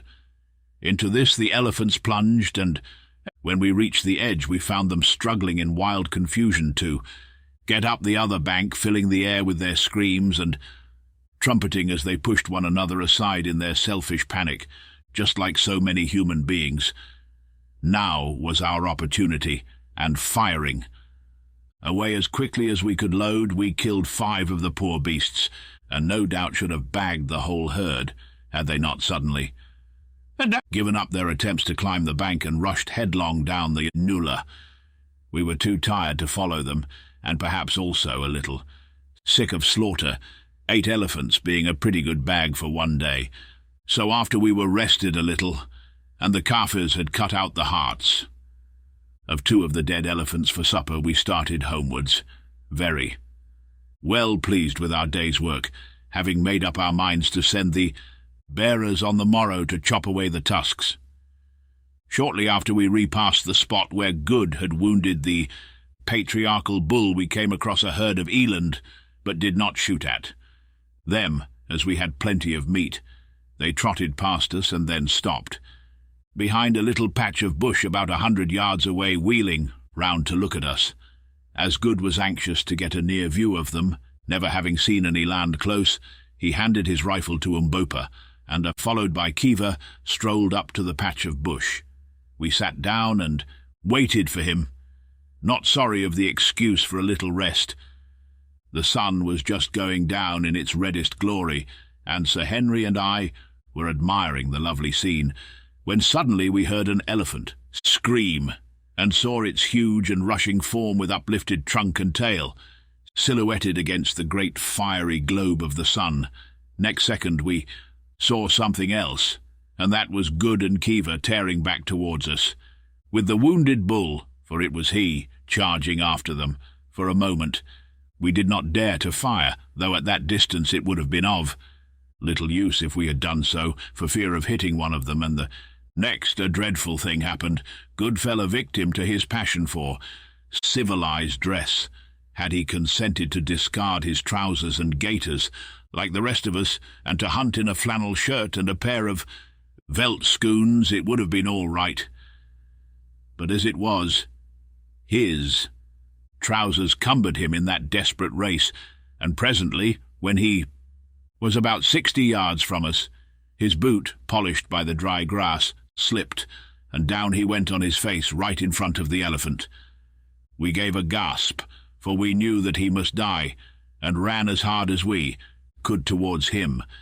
In 3 seconds it had ended, but not as we thought.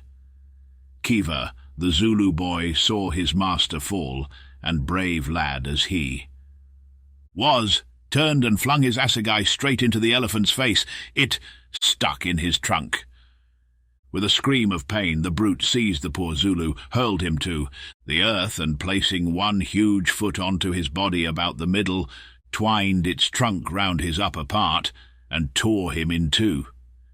We rushed up mad with horror and fired again and again, till presently the elephant fell upon the fragments of the Zulu. As for Good, he rose and wrung his hands over the brave man who had given his life to save him, and, though I am an old hand, I felt a lump grow in my throat. Umbopa stood contemplating the huge dead elephant and the mangled remains of poor Kiva. "Ah, well," he said presently, "he is dead, but he died like a man. Our march into the desert. We had killed 9 elephants, and it took us 2 days to cut out their tusks, and, having brought them into camp, to bury them carefully in the sand under a large tree, which made a conspicuous mark for miles round. It was a wonderfully fine lot of ivory. I never saw a better, averaging, as it did between 40 and 50 pounds a tusk. The tusks of the great bull that killed poor Kiva scaled 170 pounds the pair, so nearly as we could judge. As for Kiva himself, we buried what remained of him in an ant-bear, whole, together with an assegai to protect himself with on his journey to a better world.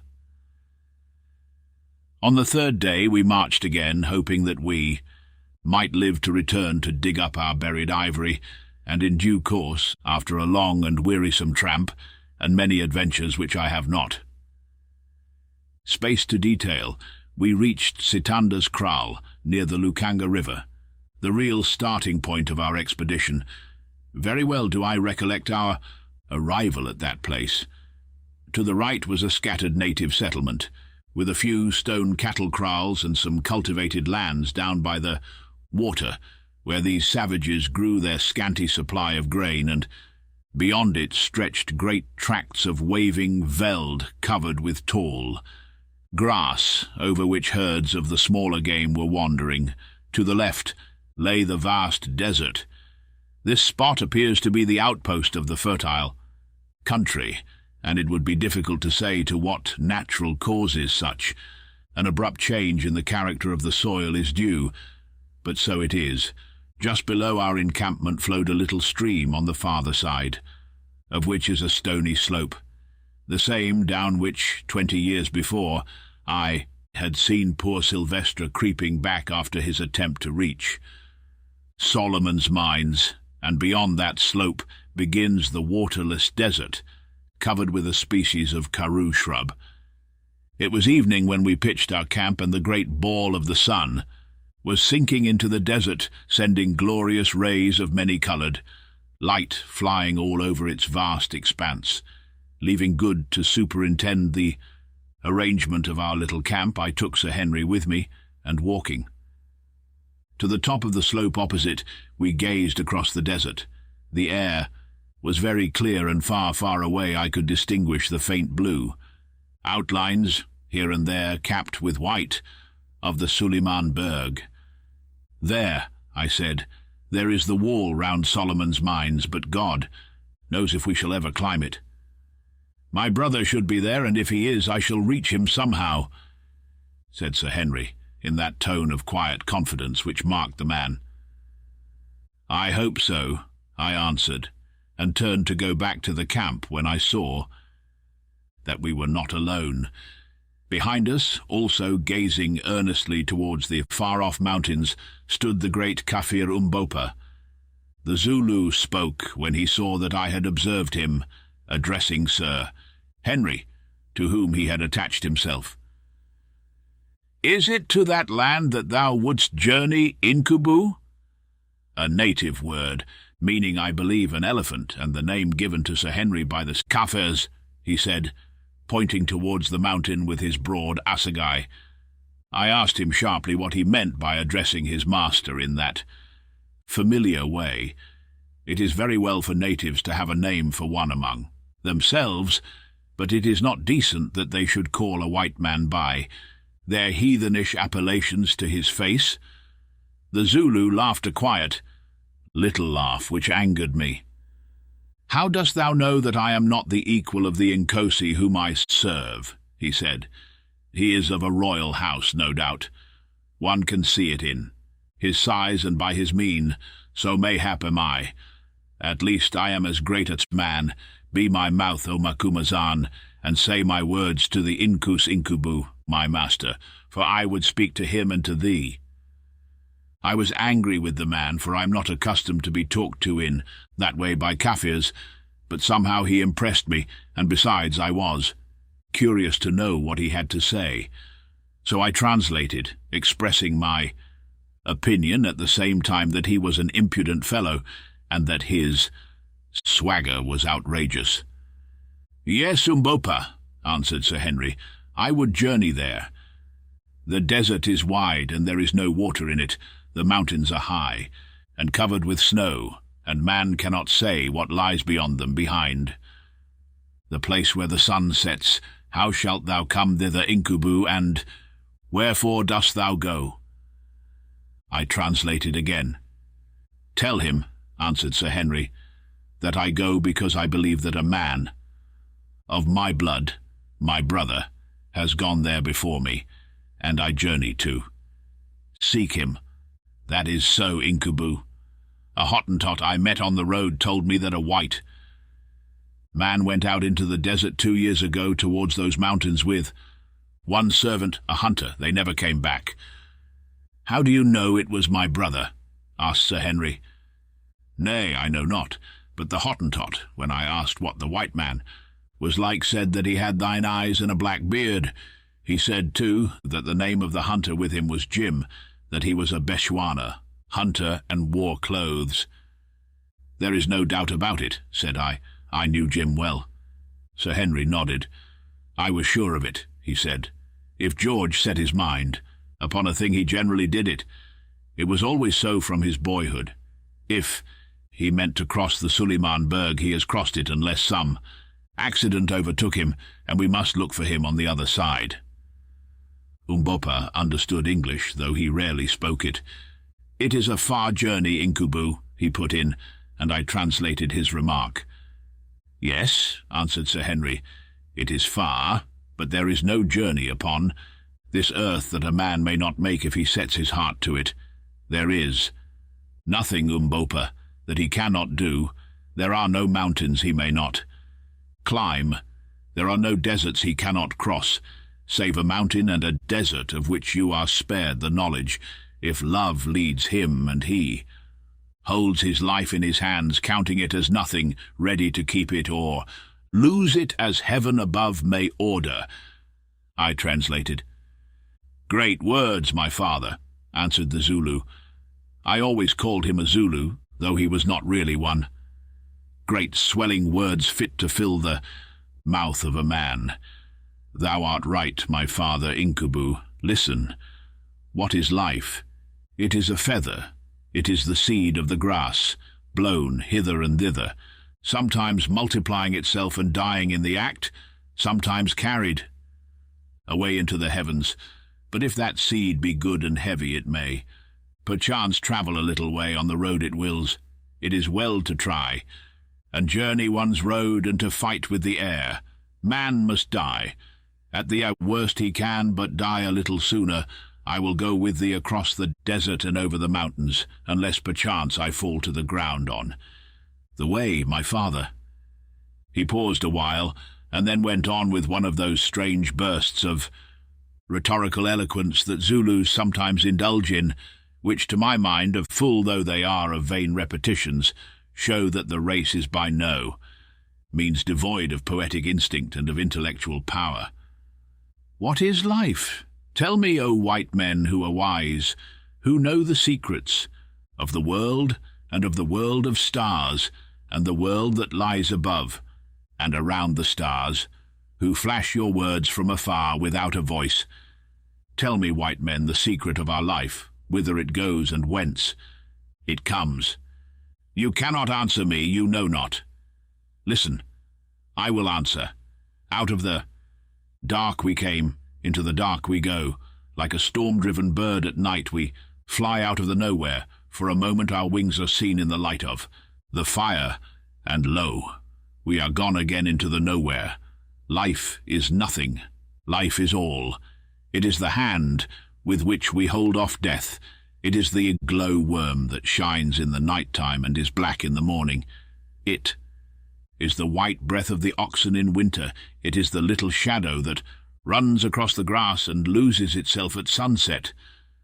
You are a strange man, said Sir Henry when he had ceased. Umbopa laughed. It seems to me that we are much alike, Incubu. Perhaps, and ye seek a brother over the mountains. I looked at him suspiciously. What dost thou mean? I asked. What? Dost thou know of those mountains? A little, a very little. There is a strange land yonder, a land of witchcraft and beautiful things, a land of brave people, and of trees and streams and snowy peaks, and of a great white road. I have heard of it, but what is the good of talking? It grows dark. Those who live to see will see. Again I looked at him doubtfully.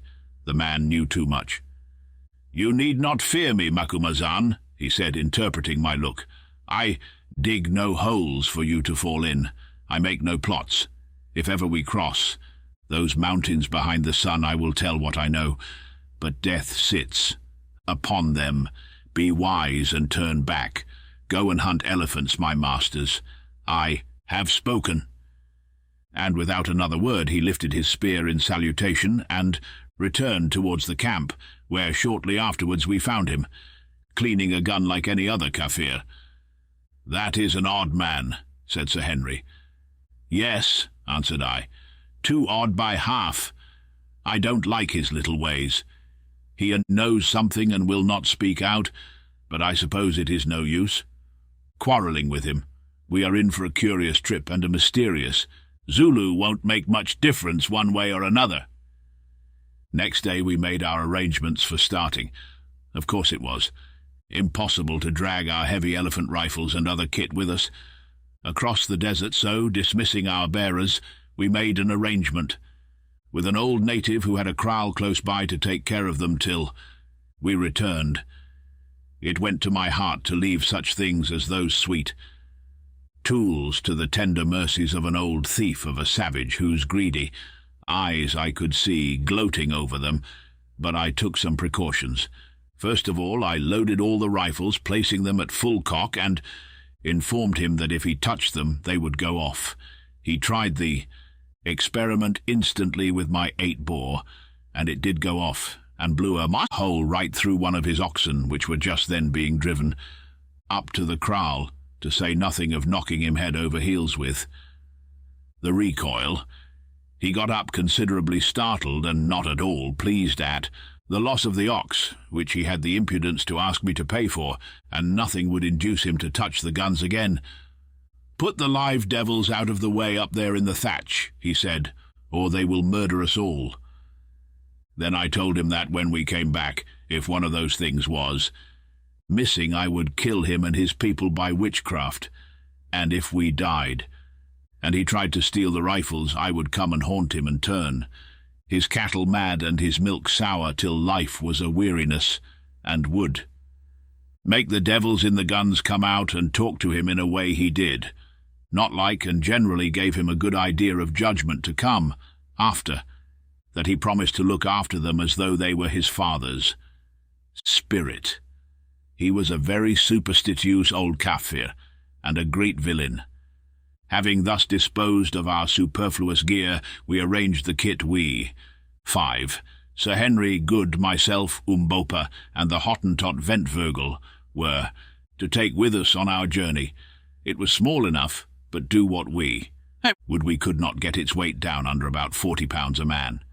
This is what it consisted of: the 3 express rifles and 200 rounds of ammunition, the 2 Winchester repeating rifles for Umbopa and Ventvögel, with 200 rounds of cartridge, 5 Cochrane's water bottles, each holding 4 pints, 5 blankets, 25 pounds weight of biltong, i.e. sun-dried game flesh, 10 pounds weight of best mixed beads for gifts, a selection of medicine including an ounce of quinine and 1 or 2 small surgical instruments, our knives, a few sundries such as a compass, matches, a pocket, filter, tobacco, a trowel, a bottle of brandy, and the clothes we stood in. This was our total equipment, a small one indeed for such a venture, but we dared not attempt to carry more. Indeed, that load was a heavy one per man with which to travel across the burning desert, for in such places every additional ounce tells, but we could not see our way to reducing the weight. There was nothing taken but what was absolutely necessary. With great difficulty, and by the promise of a present of a good hunting knife each, I succeeded in persuading 3 wretched natives from the village to come with us for the first stage, 20 miles, and to carry a large gourd holding a gallon of water apiece. My object was to enable us to refill our water bottles after the first night's march, for we determined to start in the cool of the evening. I gave out to these natives that we were going to shoot ostriches with which the desert abounded. They jabbered and shrugged their shoulders, saying that we were mad and should perish of thirst, which I must say seemed probable. But being desirous of obtaining the knives, which were almost unknown treasures up there, they consented to come, having probably reflected that after all our subsequent extinction would be no affair of theirs. All next day we rested and slept, and at sunset ate a hearty meal of fresh beef washed down with tea. The last, as Good remarked sadly, we were likely to drink for many a long day. Then, having made our final preparations, we lay down and waited for the moon to rise. At last, at about 9 o'clock, up she came in all her glory, flooding the wild country with light and throwing a silver sheen on the expanse of rolling desert before us, which looked as solemn and quiet and as alien to man as the star-studded firmament above. We rose up, and in a few minutes were ready, and yet we hesitated a little, as human nature is, prone to hesitate on the threshold of an irrevocable step.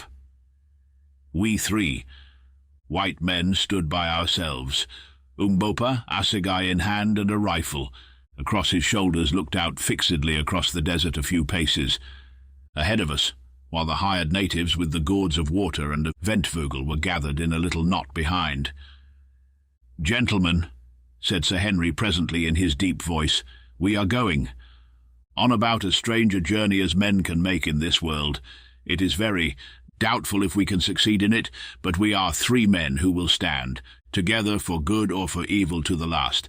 Now before we start, let us for a moment pray to the power who shapes the destinies of men, and who ages since has marked out our paths, that it may please him to direct our steps in accordance with his will.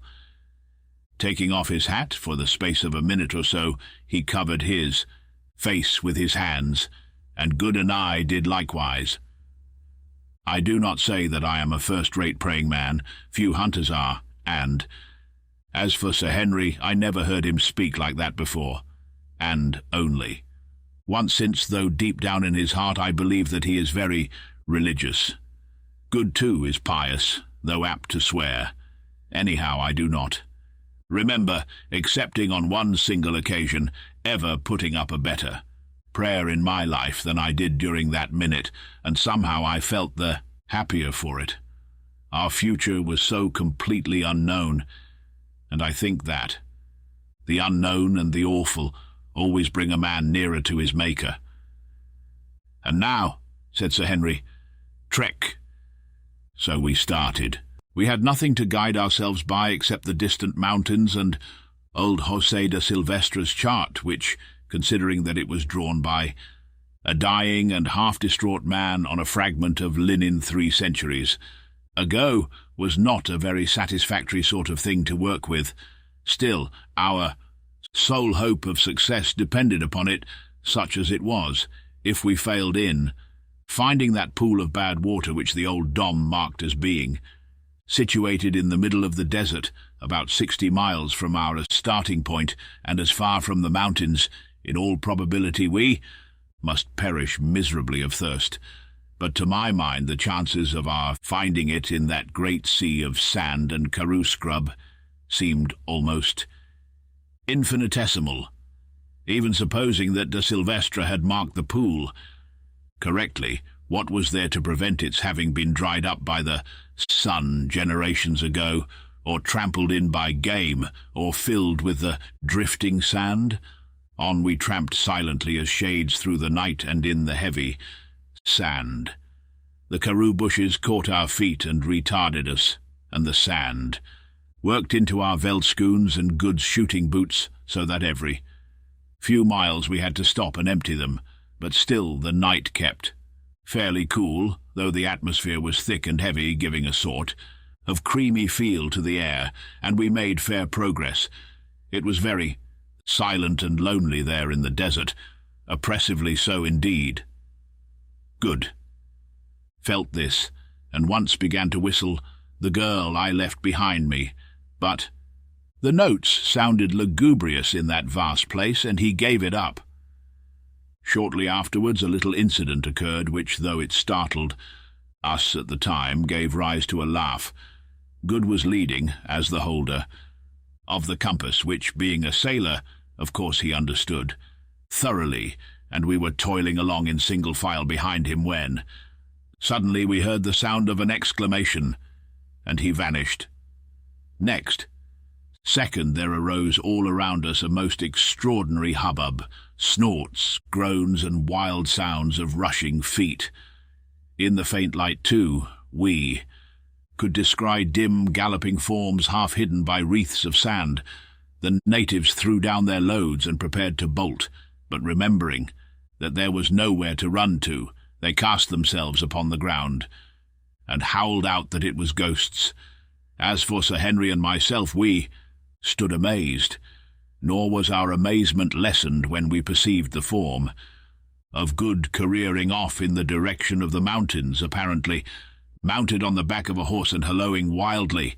In another second he threw up his arms, and we heard him come to the earth with a thud. Then I saw what had happened. We had stumbled upon a herd of sleeping quagga, onto the back of one of which Good actually had fallen, and the brute naturally enough got up and made off with him, calling out to the others that it was all right. I ran towards Good, much afraid lest he should be hurt, but to my great relief I found him sitting in the sand, his eyeglass still fixed firmly in his eye, rather shaken and very much frightened, but not in any way injured. After this we travelled on without any further misadventure till about 1 o'clock, when we called a halt, and having drunk a little water, not much, for water was precious, and rested for half an hour, we started again. On we went, till at last the east began to blush like the cheek of a girl. Then there came faint rays of primrose light that changed, presently to golden bars, through which the dawn glided out across the desert. The stars grew pale and paler still, till at last they vanished. The golden moon waxed wan, and her mountain ridges stood out. Against her sickly face like the bones on the cheek of a dying man. Then came spear upon spear of light, flashing far away across the boundless wilderness, piercing and firing the veils of mist, till the desert was draped in a tremulous golden glow, and it was day.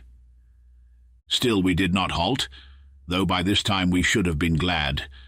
Enough to do so, for we knew that when once the sun was fully up it would be almost impossible for us to travel. At length, about an hour. Later we spied a little pile of boulders rising out of the plain, and to this we dragged ourselves. As luck would have it, here we found an overhanging slab of rock carpeted beneath with smooth sand, which afforded a most grateful shelter from the heat. Underneath this we crept, and each of us having drunk some water and eaten a bit of biltong, we lay down and soon were sound asleep. It was 3 o'clock in the afternoon before we woke to find our bearers preparing to return. They had seen enough of the desert already, and no number of knives would have tempted them to come a step farther. So we took a hearty drink, and having emptied our water bottles, filled them up again from the gourds that they had brought with them, and then watched them depart on their 20 miles. Tramp home. At 4:30 we also started. It was lonely and desolate work, for, with the exception of a few ostriches, there was not a single living creature to be seen on all the vast expanse of sandy plain. Evidently, it was too dry for game, and with the exception of a deadly-looking cobra or two, we saw no reptiles. One insect, however, we found, abundant, and that was the common or housefly. There they came, not as single spies, but in battalions, as I think the Old Testament says somewhere. He is an extraordinary insect, is the housefly. Go, where you will you find him, and so it must have been always. I have seen him enclosed in amber, which is, I was told, quite 500,000 years old, looking exactly like his descendant of today, and I have little doubt but that when the last man lies dying on the earth he will be buzzing round, if this event happens to occur in summer, watching for an opportunity to settle on his nose. Readers must beware of accepting Mr. Quatermain's references as accurate, as it has been found some are prone to do. Although his reading evidently was limited, the impression produced by it upon his mind was mixed. Thus to him the Old Testament and Shakespeare were interchangeable authorities. Editor. At sunset we halted, waiting for the moon to rise. At last she came up, beautiful and serene as ever, and with one halt about 2 o'clock in the morning we trudged on wearily through the night, till at last the welcome sun put a period to our labours. We drank a little and flung ourselves down on the sand, thoroughly tired out, and soon were all asleep. There was no need to set a watch, for we had nothing to fear from anybody or anything in that vast untenanted plain. Our only enemies were heat, thirst, and flies, but far rather would I have faced any danger from man or beast than that awful trinity. This time we were not so lucky as to find a sheltering rock to guard us from the glare of the sun, with the result that about 7 o'clock we woke up, experiencing the exact sensations one would attribute to a beefsteak on a gridiron. We were literally being baked through and through. The burning sun seemed to be sucking our very blood out of us. We sat up and gasped. "Phew," said I, grabbing at the halo of flies which buzzed cheerfully round my head. The heat did not affect them. "My word," said Sir Henry. "It is hot," echoed Good. It was hot indeed, and there was not a bit of shelter to be found. Look where we would, there was no rock or tree, nothing but an unending glare rendered dazzling by the heated air that danced over the surface, of the desert as it dances over a red-hot stove. "What is to be done?" asked Sir Henry. "We can't stand this for long." We looked at each other blankly. "I have it," said Good. "We must dig a hole, get in it, and cover ourselves with the karoo bushes." It did not seem a very promising suggestion, but at least it was better than nothing, so we set to work, and with the trowel we had brought with us and the help of our hands, in about an hour we succeeded in delving out a patch of ground some 10 feet long by 12 wide to the depth of 2 feet. Then we cut a quantity of low scrub with our hunting knives, and creeping into the hole, pulled it over us all with the exception of Ventvogel, on whom, being a Hottentot, the heat had no particular effect. This gave us some slight shelter from the burning rays of the sun, but the atmosphere in that amateur grave can be better imagined than described. The Black Hole of Calcutta must have been a fool to it. Indeed, to this moment I do not know how we lived through the day. There we lay panting, and every now and again moistening our lips from our scanty supply of water. Had we followed our inclinations, we should have finished all we possessed in the first 2 hours, but we were forced to exercise the most rigid care, for if our water failed us, we knew that very soon we must perish miserably. But everything has an end, if only you live long enough to see it, and somehow that miserable day wore on towards evening. About 3 o'clock in the afternoon we determined that we could bear it no longer. It would be better to die walking than to be killed slowly by heat and thirst in this dreadful hole. So, taking each of us a little drink from our fast diminishing supply of water, now warmed to about the same temperature as a man's blood, we staggered forward. We had then covered some 50 miles of wilderness. If the reader will refer to the rough copy and translation of old de Silvestra's map, he will see that the desert is marked as measuring 40 leagues across, and the Pan-Bad water is set down as being about in the middle of it. Now 40 leagues is 120 miles, consequently we ought at the most to be within 12 or 15 miles of the water, if any should really exist. Through the afternoon we crept slowly and painfully along, scarcely doing more than 1.5 miles in an hour. At sunset we rested, again waiting for the moon, and after drinking a little managed to get some sleep. Before we lay down, Umbopa pointed out to us a slight and indistinct hillock on the flat surface of the plain about 8 miles away. At the distance it looked like an anthill, and as I was dropping off to sleep, I fell to wondering what it could be. With the moon we marched again, feeling dreadfully exhausted and suffering tortures from thirst and prickly heat.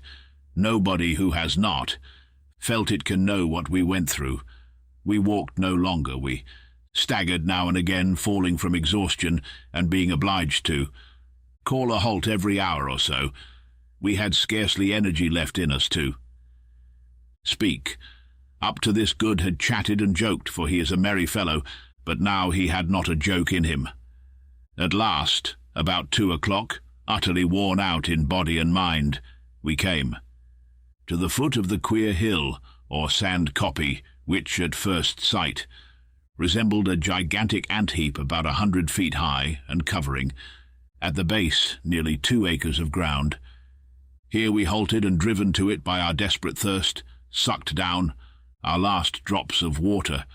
We had but half a pint ahead, and each of us could have drunk a gallon. Then we lay down. Just as I was dropping off to sleep, I heard Umbopa remark to himself in Zulu, "If we cannot find water, we shall all be dead before the moon rises tomorrow." I shuddered, hot as it was. The near prospect of such an awful death is not pleasant, but even the thought of it could not keep me from sleeping. Water, water! 2 hours later, that is, about 4 o'clock, I woke up, for so soon as the first heavy demand of bodily fatigue had been satisfied, the torturing thirst from which I was suffering asserted itself. I could sleep no more. I had been dreaming that I was bathing in a running stream with green banks and trees upon them, and I awoke to find myself in this arid wilderness, and to remember, as Umbopa had said, that if we did not find water this day we must perish miserably. No human creature could live long without water in that heat. I sat up and rubbed my grimy face with my dry and horny hands, as my lips and eyelids were stuck together, and it was only after some friction and with an effort that I was able to open them. It was not far from dawn. There was none of the bright feel of dawn in the air, which was thick with a hot murkiness that I cannot describe. The others were still sleeping. Presently it began to grow light enough to read, so I drew out a little pocket copy of the Ingoldsby Legends, which I had brought with me, and read The Jackdaw of Rhymes when I got to where a nice little boy held a golden ewer, embossed and filled with water as pure as any that flows between Rhymes and Namur. Literally I smacked my cracking lips, or rather tried to smack them. The mere thought of that pure water made me mad. If the Cardinal had been there with his bell, book and candle, I would have whipped in and drunk his water up, yes, even if he had filled it already with the suds of soap worthy of washing the hands of the Pope, and I knew that the whole consecrated curse of the Catholic Church should fall upon me for so doing. I almost think that I must have been a little light-headed, with thirst, weariness, and the want of food, for I fell to thinking how astonished the Cardinal and his nice little boy and the jackdaw would have looked to see a burnt-up, brown-eyed, grizzly-haired little elephant hunter suddenly bound between them, put his dirty face into the basin, and swallow every drop of the precious water. The idea amused me so much that I laughed, or rather cackled aloud, which woke the others, and they began to rub their dirty faces and drag their gummed-up lips and eyelids apart. As soon as we were all well awake, we began to discuss the situation, which was serious enough. Not a drop of water was left. We turned the bottles upside down and licked their tops, but it was a failure. They were dry as a bone. Good, who had charge of the flask of brandy, got it out and looked at it longingly, but Sir Henry promptly took it away from him, for to drink raw spirit would only have been to precipitate the end. "If we do not find water, we shall die," he said. "If we can trust to the old Dom's map, there should be some about," I said, but nobody seemed to derive much satisfaction from this remark. It was so evident that no great faith could be put in the map. Now it was gradually growing light, and as we sat staring blankly at each other, I observed the Hottentot Ventvogel rise and begin to walk about, with his eyes on the ground. Presently he stopped short, and uttering a guttural exclamation, pointed to the earth. "What is it?" we exclaimed, and rising simultaneously we went to where he was standing staring at the sand. "Well," I said, "it is fresh springbok spoor. What of it?" "Springbucks do not go far from water," he answered in Dutch. "No," I answered, "I forgot, and thank God for it. This little discovery put new life into us, for it is wonderful, when a man is in a desperate position, how he catches at the slightest hope and feels almost happy. On a dark night, a single star is better than nothing." Meanwhile, Ventvogel was lifting his snub nose and sniffing the hot air, for all the world like an old impala ram who scents danger. Presently he spoke again. "I smell water," he said. Then we felt quite jubilant, for we knew what a wonderful instinct these wild-bred men possess. Just at that moment the sun came up gloriously, and revealed so grand a sight to our astonished eyes that for a moment or two we even forgot our thirst. There, not more than 40 or 50 miles from us, glittering like silver in the early rays of the morning sun, soared Sheba's breasts, and stretching away for hundreds of miles on either side of them ran the great Suleiman Berg. Now that, sitting here, I attempt to describe. The extraordinary grandeur and beauty of that sight, language seems to fail me. I am impotent even before its memory. Straight before us rose two enormous mountains, the like of which are not, I believe, to be seen in Africa, if indeed there are any other such in the world, measuring each of them at least 15,000 feet in height, standing not more than a dozen miles apart, linked together by a precipitous cliff of rock, and towering in awful white solemnity, straight into the sky.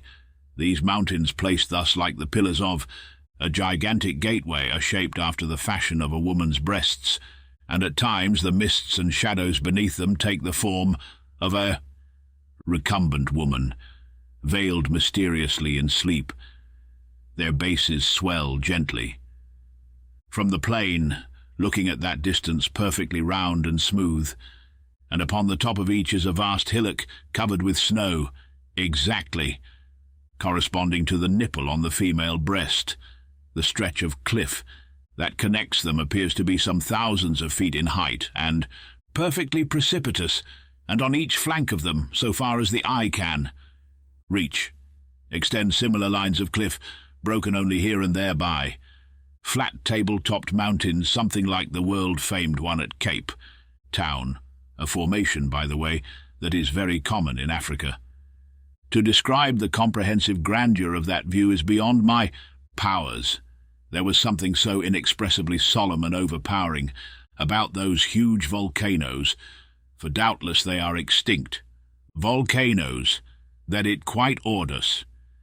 For a while the morning lights played upon the snow and the brown and swelling meadows beneath, and then, though to veil the majestic sight from our curious eyes. Strange vapours and clouds gathered and increased around the mountains, till presently we could only trace their pure and gigantic outlines showing, ghost-like through the fleecy envelope. Indeed, as we afterwards discovered, usually they were wrapped in this gauze-like mist, which doubtless accounted for our not having seen them more clearly before. Sheba's breasts had scarcely vanished into cloud-clad privacy before. Our thirst, literally a burning question, reasserted itself. It was all very well for Ventvögel to say that he smelt water, but we could see no signs of it, look which way we would. So far as the eye might reach, there was nothing but arid, sweltering sand and karoo scrub. We walked round the hillock and gazed about anxiously on the other seat, but it was this same story. Not a drop of water could be found. There was no indication of a pan, a pool, or a spring. "You are a fool," I said angrily to Ventvögel. "There is no water." But still he lifted his ugly snub nose and sniffed. "I smell it, Baas," he answered. "It is somewhere in the air." "Yes," I said, "no doubt it is in the clouds, and about 2 months. Hence it will fall and wash our bones." Sir Henry stroked his yellow beard thoughtfully. "Perhaps it is on the top of the hill," he suggested. "Rot," said Good. "Whoever heard of water being found at the top of a hill?" "Let us go and look," I put in, and hopelessly enough we scrambled up the sandy sides of the hillock, Umbopa leading. Presently he stopped though he was petrified. "Nanzia Manzi, that is, here is water," he cried with a loud voice. We rushed up to him, and there, sure enough, in a deep cut or indentation on the very top of the sand copy, was an undoubted pool of water. How it came to be in such a strange place we did not stop to inquire, nor did we hesitate at its black and unpleasant appearance. It was water, or a good imitation of it, and that was enough for us. We gave a bound and a rush, and in another second we were all down on our stomachs, sucking up the uninviting fluid as though it were nectar fit. For the gods! Heavens, how we did drink! Then, when we had done drinking, we tore off our clothes and sat down in the pool, absorbing the moisture through our parched skins. You, Harry, my boy, who have only to turn on a couple of taps to summon hot and cold from an unseen vasty cistern, can have little idea of the luxury of that muddy wallow in brackish, tepid water. After a while we rose from it, refreshed indeed, and fell to on our biltong, of which we had scarcely been able to touch a mouthful for. 24 hours, and ate our fill. Then we smoked a pipe and lay, down by the side of that blessed pool under the overhanging shadow of its bank, and slept till noon. All that day we rested there by the water, thanking our stars that we had been lucky enough to find it, bad as it was, and not forgetting to render a due share of gratitude to the shade of the long-departed Dar, Sylvestre, who had set its position down so accurately on the tail of his shirt. The wonderful thing to us was that the pan should have lasted so long, and the only way in which I can account for this is on the supposition that it is fed by some spring deep down in the sand. Having filled both ourselves and our water bottles as full as possible, in far better spirits we started off again with the moon. That night we covered nearly 25 miles, but needless to say, found no more water, though we were lucky enough the following day to get a little shade behind some ant heaps. When the sun rose and for a while cleared away the mysterious mists, Sulimansberg, with the two majestic breasts, now only about 20 miles off, seemed to be towering right above us and looked grander than ever. At the approach of evening we marched again, and, to cut a long story short, by daylight next morning found ourselves upon the lowest slopes of Sheba's left breast, for which we had been steadily steering. By this time our water was exhausted once more, and we were suffering severely from thirst, nor indeed could we see any chance of relieving it till we reached the snow, lying far, far above us. After resting an hour or two, driven to it by our torturing thirst, we went on toiling painfully in the burning heat. Up the lava slopes, for we found that the huge base of the mountain was composed entirely of lava beds belched from the bowels of the earth in some far past age. By 11 o'clock we were utterly exhausted, and, generally speaking, in a very bad state indeed. The lava clinker over which we must drag ourselves, though smooth compared with some clinker I have heard of, such as that on the island of Ascension, for instance, was yet rough, enough to make our feet very sore, and this, together with our other miseries, had pretty well finished us. A few 100 yards above us were some large lumps of lava, and towards these we steered with the intention of lying down beneath their shade. We reached them, and to our surprise, so far as we had a capacity for surprise left in us, on a little plateau or ridge close by, we saw that the clinker was covered with a dense green growth. Evidently soil formed of decomposed lava had rested there, and in due course had become the receptacle of seeds deposited by birds. But we did not take much further interest in the green growth, for one cannot live on grass like Nebuchadnezzar. That requires a special dispensation of providence and peculiar digestive organs. So we sat down under the rocks and groaned, and for one I wished heartily that we had never started on this fool's errand, as we were.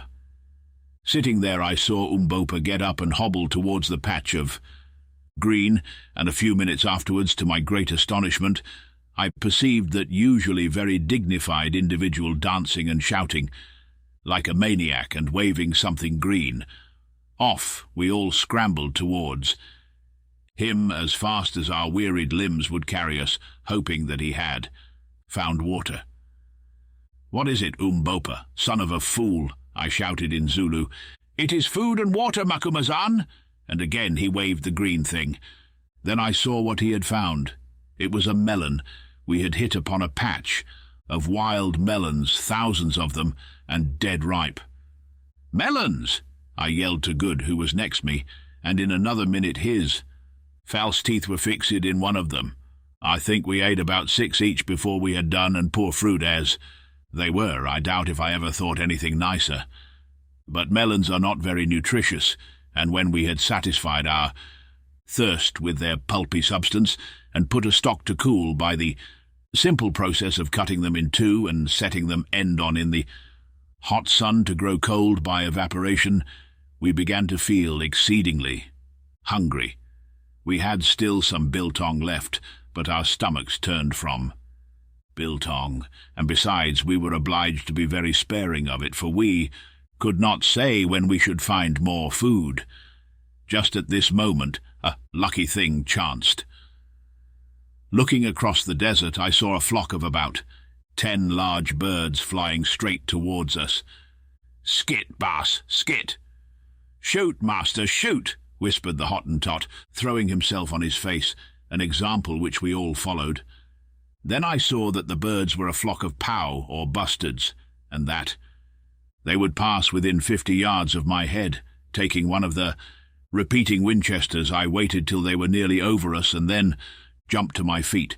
On seeing me, the pow bunched up together as I expected that they would, and I fired 2 shots straight into the thick of them, and as luck would have it, brought one down, a fine fellow that weighed about 20 pounds. In half an hour we had a fire made of dry melon stalks, and he was toasting over it, and we made such a feed. As we had not tasted for a week, we ate that pow. Nothing was left of him but his leg bones and his beak, and we felt not a little the better afterwards. That night we went on again with the moon, carrying as many melons as we could with us. As we ascended, we found the air grew cooler and cooler, which was a great relief to us, and at dawn, so far as we could judge, we were not more than about a dozen miles from the snow line. Here we discovered more melons, and so had no longer any anxiety about water, for we knew that we should soon get plenty of snow. But the ascent had now become very precipitous, and we made but slow progress, and not more than a mile an hour. Also that night we ate our last morsel of a biltong. As yet, with the exception of the pow, we had seen no living thing on the mountain, nor had we come across a single spring or stream of water, which struck us as very odd, considering the expanse of snow above us, which must, we thought, melt sometimes, but as we afterwards discovered, owing to a cause which it is quite beyond my power to explain, all the streams flowed down upon the north side of the mountains. Now we began to grow very anxious about food. We had escaped death by thirst, but it seemed probable that it was only to die of hunger. The events of the next 3 miserable days are best described by copying the entries made at the time in my notebook. 21st May, started 11 a.m., finding the atmosphere quite cold enough to travel by day and carrying some watermelons with us. Struggled on all day, but found no more melons, having evidently passed out of their district. Saw no game of any sort. Halted for the night at sundown, having had no food for many hours. Suffered much during the night from cold. 22nd, started at sunrise again, feeling very faint and weak. Only made about 5 miles all day. Found some patches of snow, of which we ate, but nothing else. Camped at night under the edge of a great plateau. Cold, bitter. Drank a little brandy each, and huddled ourselves together, each wrapped up in his blanket, to keep ourselves alive. Now suffering frightfully from starvation and weariness. Thought that Ventvirgel would have died during the night. 23rd, struggled forward once more as soon as the sun was well up, and had thawed our limbs a little. We are now in a dreadful plight, and I fear that unless we get food, this will be our last day's journey. But little brandy left. Good, Sir Henry, and Umbopa bear up wonderfully, but Ventvirgel is in a very bad way. Like most Hottentots, he cannot stand cold. Pangs of hunger not so bad, but have a sort of numb feeling about the stomach. Others say the same. We are now on a level with the precipitous chain or wall of lava, linking the 2 breasts, and the view is glorious. Behind us the glowing desert rolls away to the horizon, and before us lie mile upon mile of smooth, hard snow, almost level, but swelling gently upwards, out of the centre of which the nipple of the mountain, that appears to be some miles in circumference, rises about 4,000 feet into the sky. Not a living thing is to be seen. God help us. I fear that our time has come. and now I will drop the journal, partly because it is not very interesting reading. Also, what follows requires telling rather more fully. All that day, the 23rd May, we struggled slowly up the incline of snow, lying down from time to rest. A strange, gaunt crew we must have. Looked, while laden as we were, we dragged our weary feet over the dazzling plain, glaring round us with hungry eyes. Not that there was much use in glaring, for we could see nothing to eat. We did not accomplish more than 7 miles that day.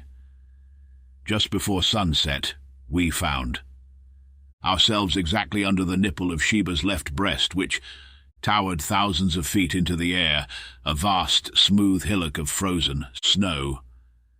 Weak as we were, we could not but appreciate the wonderful scene, made even more splendid by the flying rays of light from the setting sun, which here and there stained the snow blood-red and crowned the great dome above us with a diadem of glory. "I say," gasped Good presently, "we ought to be somewhere near that cave the old gentleman wrote about." "Yes," said I, "if there is a cave."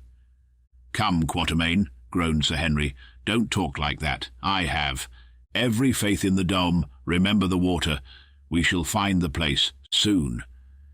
If we don't find it before dark, we are dead men, that is all about it," was my consolatory reply. For the next 10 minutes we trudged in silence, when suddenly Umbopa, who was marching along beside me wrapped in his blanket, and with a leather belt strapped so tightly round his stomach to make his hunger small, as he said that his waist looked like a girl's, caught me by the arm. "Look," he said, pointing towards the springing slope of the nipple. I followed his glance, and some 200 yards from us perceived what appeared to be a hole in the snow. "It is the cave," said Umbopa. We made the best of our way to the spot, and found, sure enough, that the hole was the mouth of a cavern, no doubt the same as that of which Sylvestre wrote. We were not too soon, for just as we reached shelter, the sun went down with startling rapidity, leaving the world nearly dark, for in these latitudes there is but little twilight. So we crept into the cave, which did not appear to be very big, and huddling ourselves together for warmth, swallowed what remained of our brandy, barely a mouthful each, and tried to forget our miseries in sleep. But the cold was too intense to allow us to do so, for I am convinced that at this great altitude the thermometer cannot have marked less than 14 or 15 degrees below freezing point. What such a temperature meant to us, enervated as we were by hardship, want of food, and the great heat of the desert, the reader may imagine better than I can describe. Suffice it to say that it was something as near death from exposure as I have ever felt. There we sat hour after hour through the still and bitter night, feeling the frost wander round, and nip us now in the finger, now in the foot, now in the face. In vain did we huddle up closer and closer. There was no warmth in our miserable starved carcasses. Sometimes one of us would drop into an uneasy slumber for a few minutes, but we could not sleep much, and perhaps this was fortunate, for if we had, I doubt if we should have ever woke again. Indeed, I believe that it was only by force of will that we kept ourselves alive at all. Not very long before dawn I heard the Hottentot Ventvogel, whose teeth had been chattering all night like castanets, give a deep sigh. Then his teeth stopped chattering. I did not think anything of it at the time, concluding that he had gone to sleep. His back was resting against mine, and it seemed to grow colder and colder, till at last it felt like ice. At length the air began to grow grey with light, then golden arrows sped across the snow, and at last the glorious sun peeped above the lava wall and looked in upon our half-frozen forms. Also it looked upon Ventvogel sitting there amongst us, stone dead. No wonder his back felt cold, poor fellow. He had died when I heard him sigh, and was now frozen, almost stiff, shocked beyond measure, we dragged ourselves from. The corpse. How strange is that horror we mortals have of the companionship of a dead body, and left it sitting there, its arms clasped about its knees. By this time the sunlight was pouring its cold rays, for here they were, cold, straight into the mouth of the cave. Suddenly I heard an exclamation of fear from someone, and turned my head. And this is what I saw, sitting at the end of the cavern. It was not. More than 20 feet long was another form, of which the head rested. On its chest and the long arms hung down. I stared at it, and saw that. This too was a dead man, and what was more, a white man. The others saw also, and the sight proved too much for our shattered nerves. One and all we scrambled out of the cave as fast as our half-frozen limbs would carry us. Solomon's Road. Outside the cavern we halted, feeling rather foolish. "I am going back," said Sir Henry. "Why?" asked Good.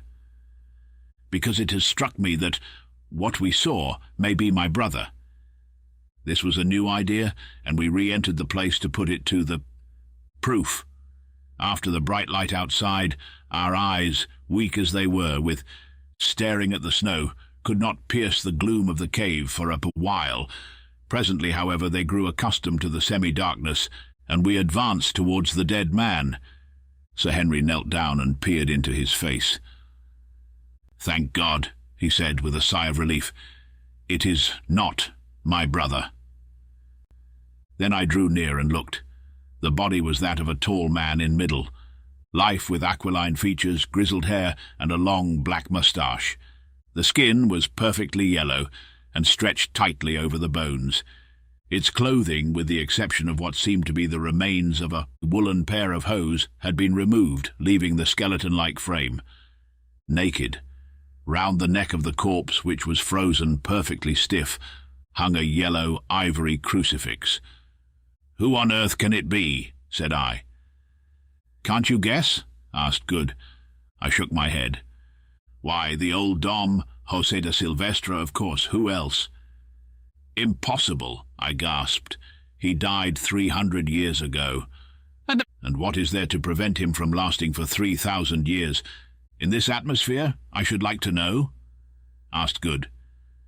"If only the temperature is sufficiently low, flesh and blood will keep fresh as new. Zealand mutton forever, and heaven knows it is cold enough here. The sun never gets in here. No animal comes here to tear or destroy. No doubt his slave, of whom he speaks on the writing, took off his clothes and left him. He could not have buried him alone. Look," he went on, stooping down to pick up a queerly shaped bone scraped at the end into a sharp point. "Here is the cleft bone that Silvestre used to draw the map with." We gazed for a moment astonished, forgetting our own miseries in this extraordinary and, as it seemed to us, semi-miraculous sight. "Aye," said Sir Henry, "and this is where he got his ink from." And he pointed to a small wound on the Dom's left arm. "Did ever man see such a thing before?" There was no longer any doubt about the matter, which for my own part, I confess perfectly appalled me. There he sat, the dead man, whose directions, written some 10 generations ago, had led us to this spot. Here in my own hand was the rude pen with which he had written them, and about his neck hung the crucifix that his dying lips had kissed. Gazing at him, my imagination could reconstruct the last scene of the drama, the traveller dying of cold and starvation, yet striving to convey to the world the great secret which he had discovered, the awful loneliness of his death, of which the evidence sat before us. It even seemed to me that I could trace in his strongly marked features a likeness to those of my poor friend Silvestre, his descendant, who had died 20 years before in my arms, but perhaps that was fancy. At any rate, there he sat, a sad memento of the fate that so often overtakes those who would penetrate into the unknown, and there doubtless he will. still sit, crowned with the dread majesty of death, for centuries yet, unborn, to startle the eyes of wanderers like ourselves, if ever any. Such should come again to invade his loneliness. The thing overpowered us, already almost perished as we were with cold and hunger. "Let us go," said Sir Henry in a low voice. "Stay, we will give him a companion." And lifting up the dead body of the Hottentot Ventvirgel, he placed it near to that of the old Dom. Then he stooped, and with a jerk, broke the rotten string of the crucifix which hung round da Silvestra's neck, for his fingers were too cold to attempt to unfasten it. I believe that he has it still. I took the bone pen, and it is before me. As I write, sometimes I use it to sign my name. Then leaving these two, the proud white man of a past age and the poor Hottentot, to keep their eternal vigil in the midst of the eternal snows, we crept out of the cave into the welcome sunshine and resumed our path, wondering in our hearts how many hours it would be before we were even as they are. When we had walked about half a mile, we came to the edge of the plateau, for the nipple of the mountain does not rise out of its exact centre, though from the desert side it had seemed to do so. What lay below us we could not see, for the landscape was wreathed in billows of morning fog. Presently, however, the higher layers of mist cleared a little and revealed, at the end of a long slope of snow, a patch of green grass some 500 yards beneath us, through which a stream was running. Nor was this all. By the stream, basking in the bright sun, stood and lay a group of from 10 to 15 large antelopes at that distance we could not see of what species. The sight filled us with an unreasoning joy. If only we could get it, there was food in plenty. But the question was how to do so. The beasts were fully 600 yards off, a very long shot, and one not to be. Depended on when our lives hung on the results. Rapidly we discussed the advisability of trying to stalk the game, but in the end dismissed it reluctantly. To begin with, the wind was not favourable, and further we must certainly be perceived, however careful we were, against the blinding background of snow which we should be obliged to traverse. "Well, we must have a try from where we are," said Sir Henry. "Which shall it be, Quatermain, the repeating rifles or the expresses?" Here again was a question. The Winchester repeaters, of which we had 2, Umbopa carrying poor Ventvirgel's as well as his own, were sighted up to 1,000 yards, whereas the expresses were only sighted to 350, beyond which distance shooting with them was, more or less, guesswork. On the other hand, if they did hit, the express bullets, being expanding, were much more likely to bring the game down. It was a knotty point, but I made up my mind that we must risk it and use the expresses.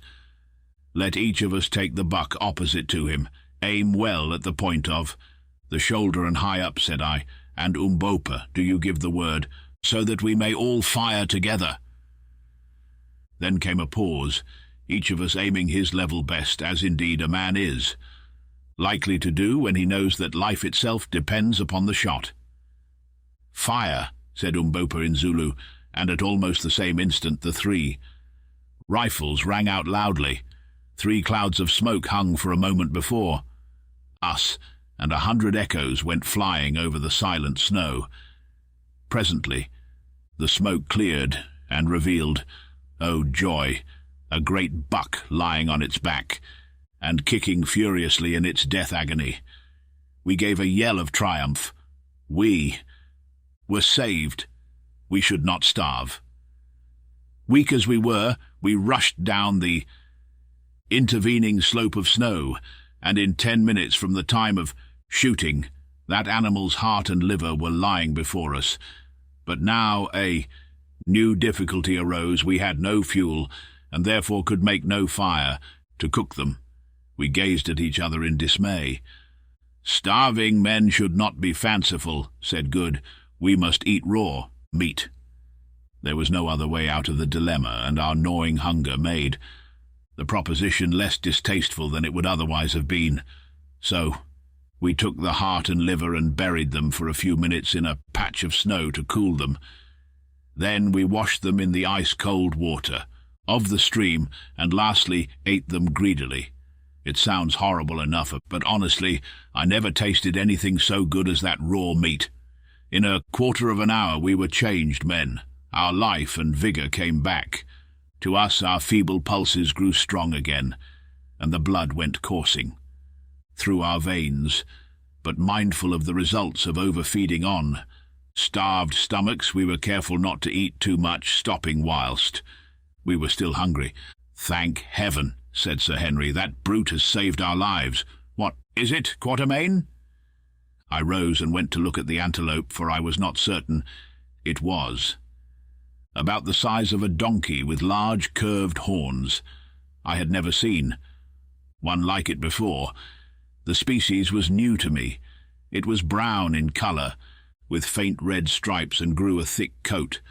I afterwards discovered that the natives of that wonderful country call these bucks inco. They are very rare, and only found at a great altitude where no other game will live. This animal was fairly hit high up in the shoulder, though whose bullet brought it down we could not, of course, discover. I believe that Good, mindful of his marvellous shot at the giraffe, secretly set it down to his own prowess, and we did not contradict him. We had been so busy satisfying our hunger that hitherto we had not found time to look about us. But now, having set Umbopa to cut off as much of the best meat as we were likely to be able to carry, we began to inspect our surroundings. The mist had cleared away, for it was 8 o'clock, and the sun had sucked it up, so we were able to take in all the country before us at a glance. I know not how to describe the glorious panorama which unfolded itself to our gaze. I have never seen anything like it before, nor shall I suppose again. Behind and over us towered Sheba's snowy breasts, and below, some 5,000 feet beneath where we stood, lay league on league of the most lovely champaign country. Here were dense patches of lofty forest, there a great river wound its silvery way. To the left stretched a vast expanse of rich, undulating veld or grassland, whereon we could just make out countless herds of game or cattle. At that distance we could not tell which. This expanse appeared to be ringed in by a wall of distant mountains. To the right the country was more or less mountainous. That is, solitary hills stood up from its level, with stretches of cultivated land between, amongst which we could see groups of dome-shaped huts. The landscape lay before us as a map, wherein rivers flashed like silver snakes, and Alp-like peaks crowned with wildly twisted snow wreaths rose in grandeur, whilst over all was the glad sunlight and the breath of nature's happy life. Two curious things struck us as we gazed.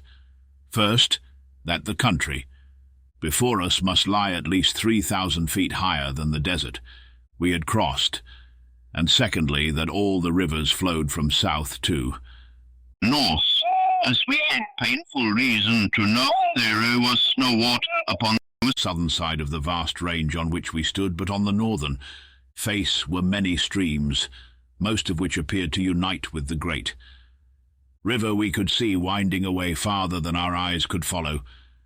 We sat down for a while and gazed in silence at this wonderful view. Presently Sir Henry spoke. "Isn't there something on the map about Solomon's Great Road?" he said. I nodded, for I was still gazing out over the far country. "Well, look, there it is." And he pointed a little to our right. Good and I looked accordingly, and there, winding away towards the plain, was what appeared to be a wide turnpike road.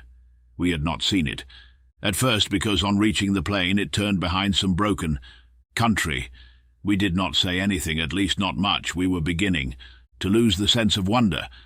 Somehow it did not seem particularly unnatural that we should find a sort of Roman road in this strange land. We accepted the fact, that was all. "Well," said Good, "it must be quite near us if we cut off to the right. Hadn't we better be making a start?" This was sound advice, and so soon as we had washed our faces and hands in the stream we acted on it. For a mile or more we made our way over boulders and across patches of snow till suddenly, on reaching the top of the little rise, we found the road at our feet. It was a splendid road cut out of the solid rock, at least 50 feet wide, and apparently well kept, though the odd thing was that it seemed to begin there. We walked down and stood on it but one single 100 paces. Behind us, in the direction of Sheba's breasts, it vanished, the entire surface of the mountain being strewn with boulders interspersed with patches of snow. "What do you make of this, Quatermain?" asked Sir Henry.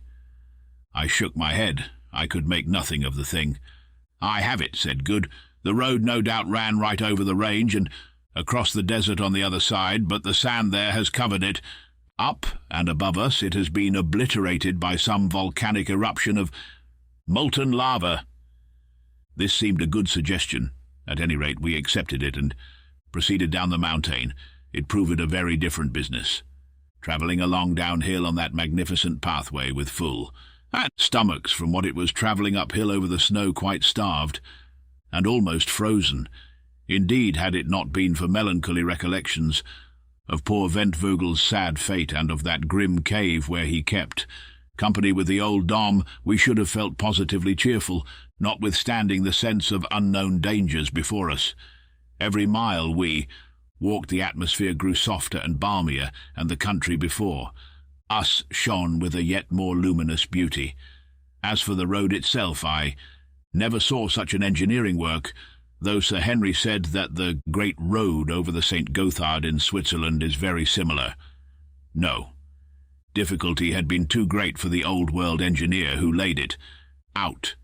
At one place we came to a ravine 300 feet broad and at least 100 feet deep. This vast gulf was actually filled in with huge blocks of dressed stone, having arches pierced through them at the bottom for a waterway over which the road went on sublimely. At another place it was cut in zigzags out of the side of a precipice 500 feet deep, and in a third it tunnelled through the base of an intervening ridge, a space of 30 yards or more. Here we noticed that the sides of the tunnel were covered with quaint sculptures, mostly of mailed figures driving in chariots. One, which was exceedingly beautiful, represented a whole battle scene with a convoy of captives being marched off in the distance. "Well," said Sir Henry, after inspecting this ancient work of art, "it is very well to call this Solomon's Road, but my humble opinion is that the Egyptians had been here before Solomon's people ever set a foot on it. If this isn't Egyptian or Phoenician handiwork, I must say that it is very like it." By midday we had advanced sufficiently down the mountain to search the region where wood was to be met with. First we came to scattered bushes, which grew more and more frequent, till at last we found the road, winding through a vast grove of silver trees similar to those which are to be seen on the slopes of Table Mountain at Cape Town. I had never before met with them in all my wanderings except at the Cape, and their appearance here astonished me greatly. "Ah," said Good, surveying these shining-leaved trees with evident enthusiasm, "here is lots of wood. Let us stop and cook some dinner. I have about digested that raw heart." Nobody objected to this, so leaving the road we made our way to a stream which was babbling away not far off, and soon had a goodly fire of dry boughs blazing, cutting off some substantial hunks from the flesh of the inco which we had brought with us. We proceeded to toast them on the end of sharp sticks, as one sees the Kafirs do, and ate them with relish. After filling ourselves, we lit our pipes and gave ourselves up to enjoyment that, compared with the hardships we had recently undergone, seemed almost heavenly. The brook, of which the banks were clothed with dense masses of gigantic species of maidenhair fern, interspersed with feathery tufts of wild asparagus, sung merrily at our side. The soft air murmured through. The leaves of the silver trees, doves cooed around and bright-winged. Birds flashed like living gems from bough to bough. It was a paradise. The magic of the place, combined with an overwhelming sense of dangers left behind and of the promised land reached at last, seemed to charm us into silence. Sir Henry and Umbopa sat conversing in a mixture of broken English and kitchen Zulu in a low voice, but earnestly enough, and I lay with my eyes half shut upon that fragrant bed of fern and watched them. Presently I missed Good, and I looked to see what had become of him. Soon I observed him sitting by the bank of the stream in which he had been bathing.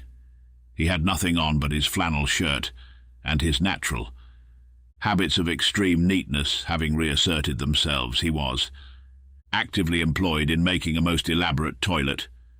He had washed his gutta-percha collar, had thoroughly shaken out his trousers, coat and waistcoat, and was now folding them up neatly till he was ready to put them on, shaking his head sadly as he scanned the numerous rents and tears in them, which naturally had resulted from our frightful journey. Then he took his boots, scrubbed them with a handful of fern, and finally rubbed them over with a piece of fat, which he had carefully saved from the inco meat till they looked, comparatively speaking, respectable. Having inspected them judiciously through his eyeglass, he put the boots on and began a fresh operation. From a little bag that he carried, he produced a pocket-comb in which was fixed a tiny looking-glass, and in this he surveyed himself. Apparently he was not satisfied, for he proceeded to do his hair with great care. Then came a pause whilst he again contemplated the effect. Still it was not satisfactory. He felt his chin, on which the accumulated scrub of a 10-day's beard was flourishing. Surely, thought I, he is not going to try to shave. But so it was. Taking the piece of fat with which he had greased his boots, Good, washed it thoroughly in the stream. Then diving again into the bag, he brought out a little pocket razor with a guard to it, such as are bought by people who are afraid of cutting themselves, or by those about to undertake a sea voyage. Then he rubbed his face and chin vigorously with the fat and began. Evidently it proved a painful process, for he groaned very much over it, and I was convulsed with inward laughter as I watched him struggling with that stubbly beard. It seemed so very odd that a man should take the trouble to shave himself with a piece of fat in such a place and in our circumstances. At last he succeeded in getting the hair off the right side of his face and chin, when suddenly I, who was watching, became conscious of a flash of light that passed just by his head. Good sprang up with a profane exclamation. If it had not been a safety razor, he would certainly have cut his throat, and so did I, without. The exclamation, and this was what I saw, standing not more than 20 paces from where I was and 10 from Good, were a group of men. They were very tall and copper-coloured, and some of them wore great plumes of black feathers and short cloaks of leopard skins. This was all I noticed at the moment. In front of them stood a youth of about 17, his hand still raised and his body bent forward in the attitude of a Grecian statue of a spear-thrower. Evidently the flash of light had been caused by a weapon which he had hurled. As I looked, an old soldier-like man stepped forward out of the group, and catching the youth by the arm, said something to him. Then they advanced upon us. Sir Henry, Good, and Umbopa by this time had seized their rifles and lifted them threateningly. The party of natives still came on. It struck me that they could not know what rifles were, or they would not have treated them with such contempt. "Put down your guns," I halloed to the others, seeing that our only chance of safety lay in conciliation. They obeyed, and walking to the front, I addressed the elderly man who had checked the youth. "Greeting," I said in Zulu, not knowing what language to use. To my surprise, I was understood. "Greeting," answered the old man, not indeed in the same tongue, but in a dialect so closely allied to it that neither Umbopa nor myself had any difficulty in understanding him. Indeed, as we afterwards found out, the language spoken by this people is an old-fashioned form of the Zulu tongue, bearing about the same relationship to it that the English of Chaucer does to the English of the 19th century. "Whence come you?" he went on. "Who are you? And why are the faces of 3 of you white, and the face of the 4th as the face of our mother's sons?" And he pointed to Umbopa. I looked at Umbopa as he said it, and it flashed across me that he was right. The face of Umbopa was like the faces of the men before me, and so was his great form like their forms, but I had not time to reflect on this coincidence. "We are strangers, and come in peace," I answered, speaking very slowly so that he might understand me, "and this man is our servant." "You lie," he answered. "No strangers can cross the mountains where all things perish, but what do your lies matter? If ye are strangers, then ye must die, for no strangers may live in the land of the Kukuanas. It is the king's law. Prepare then to die, O strangers." I was slightly staggered at this, more especially as I saw the hands of some of the men steal down to their sides, where hung on each what looked to me like a large and heavy knife. "What does that beggar say?" asked Good.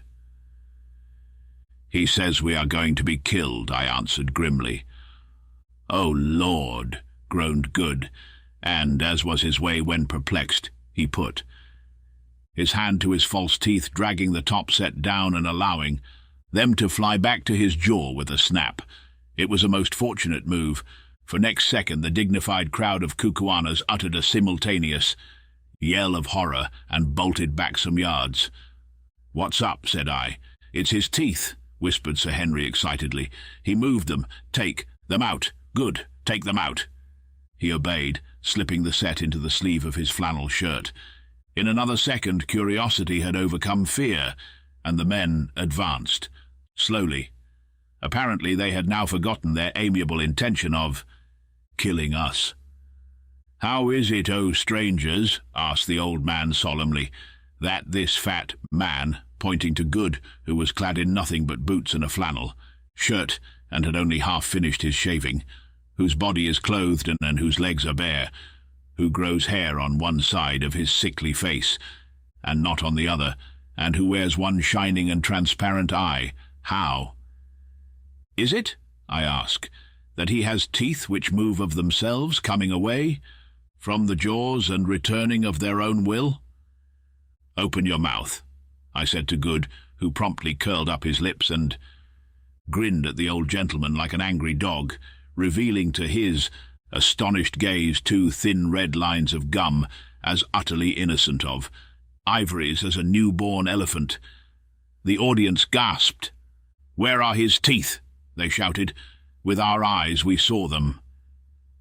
Turning his head slowly and with a gesture of ineffable contempt, Good swept his hand across his mouth. Then he grinned again, and lo, there were 2 rows of lovely teeth. Now the young man who had flung the knife threw himself down on the big grass and gave vent to a prolonged howl of terror, and as for the old gentleman, his knees knocked together with fear. "I see that ye are spirits," he said falteringly. "Did ever man born of woman have hair on one side of his face and not on the other, or a round and transparent eye, or teeth which moved and melted away and grew again? Pardon us, O my lords." Here was luck indeed, and needless to say I jumped at the chance. "It is granted," I said with an imperial smile. "Nay, ye shall know the truth. We come from another world, though we are men such as ye. We come," I went on, "from the biggest star that shines at night." "Oh, oh," groaned the chorus of astonished aborigines. "Yes," I went on, "we do indeed. and again I smiled benignly as I uttered that amazing lie. "We come to stay with you a little while, and to bless you by our sojourn. Ye will see, O friends, that I have prepared myself for this visit by the learning of your language." "It is so, said the chorus. "Only, my lord," put in the old gentleman, "thou hast learnt it very badly." I cast an indignant glance at him, and he quailed.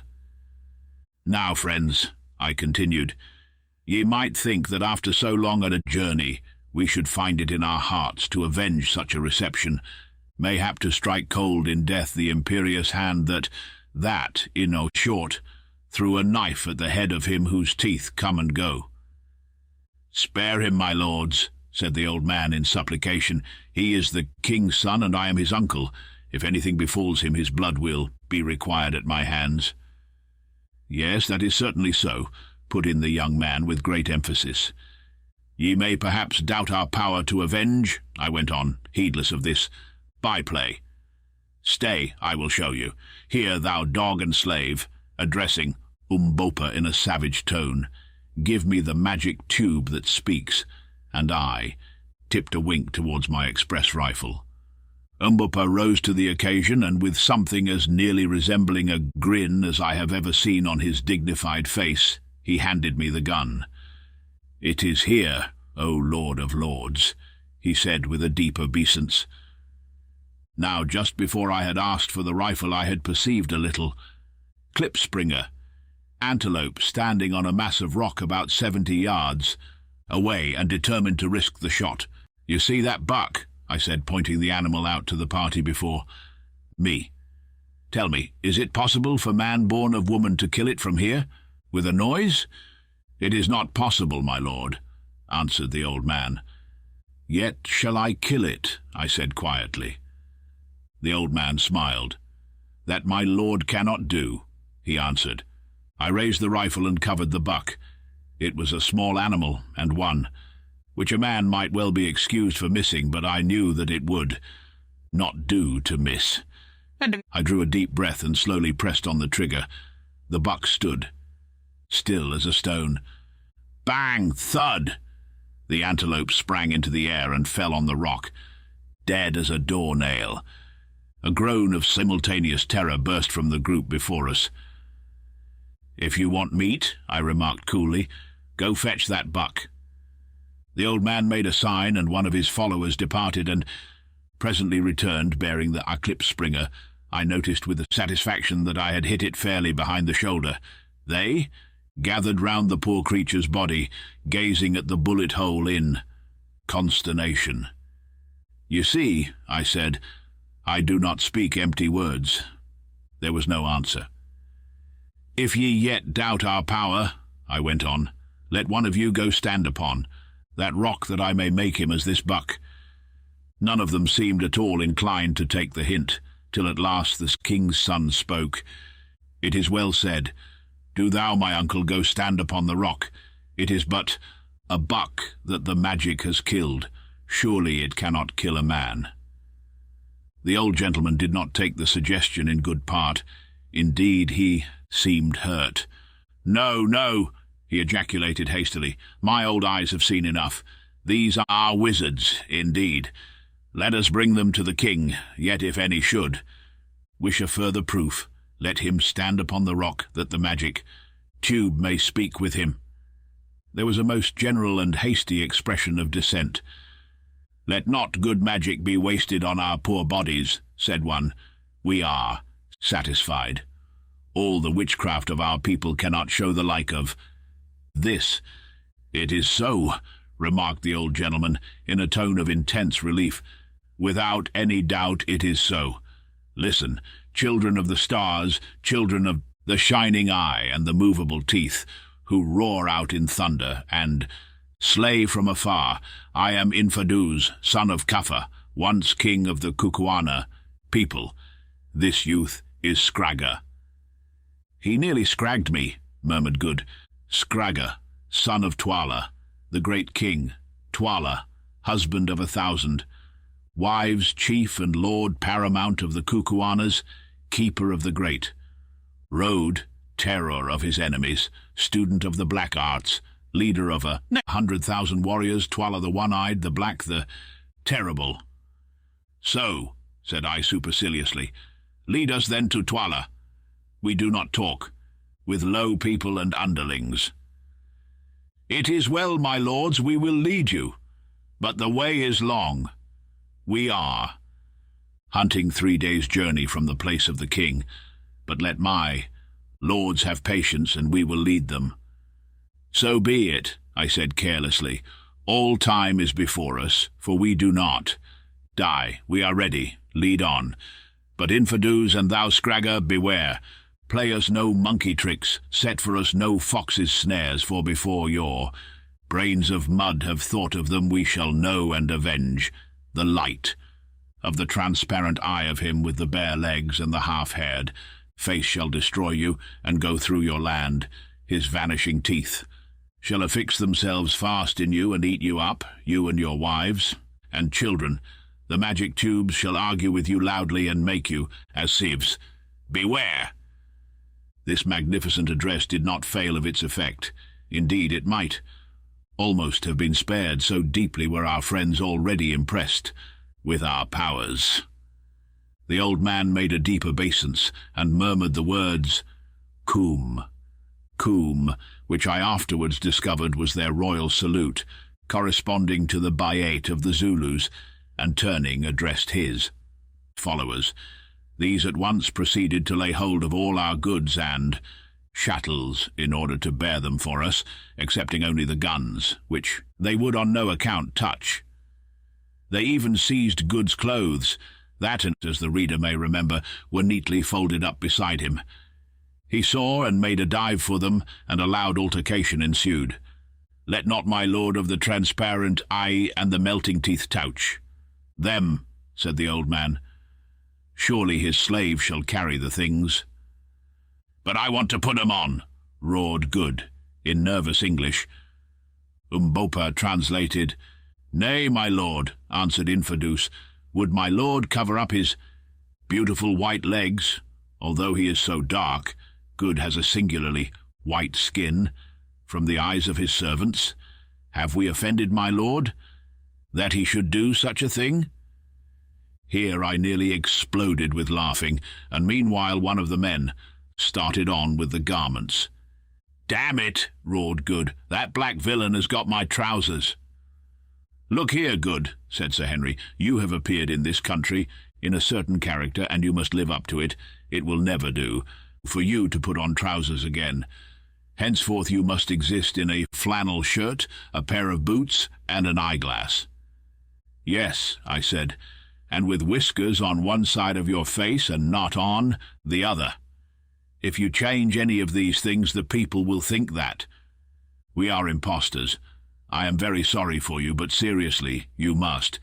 If once they begin to suspect us, our lives will not be worth a brass farthing. Do you really think so?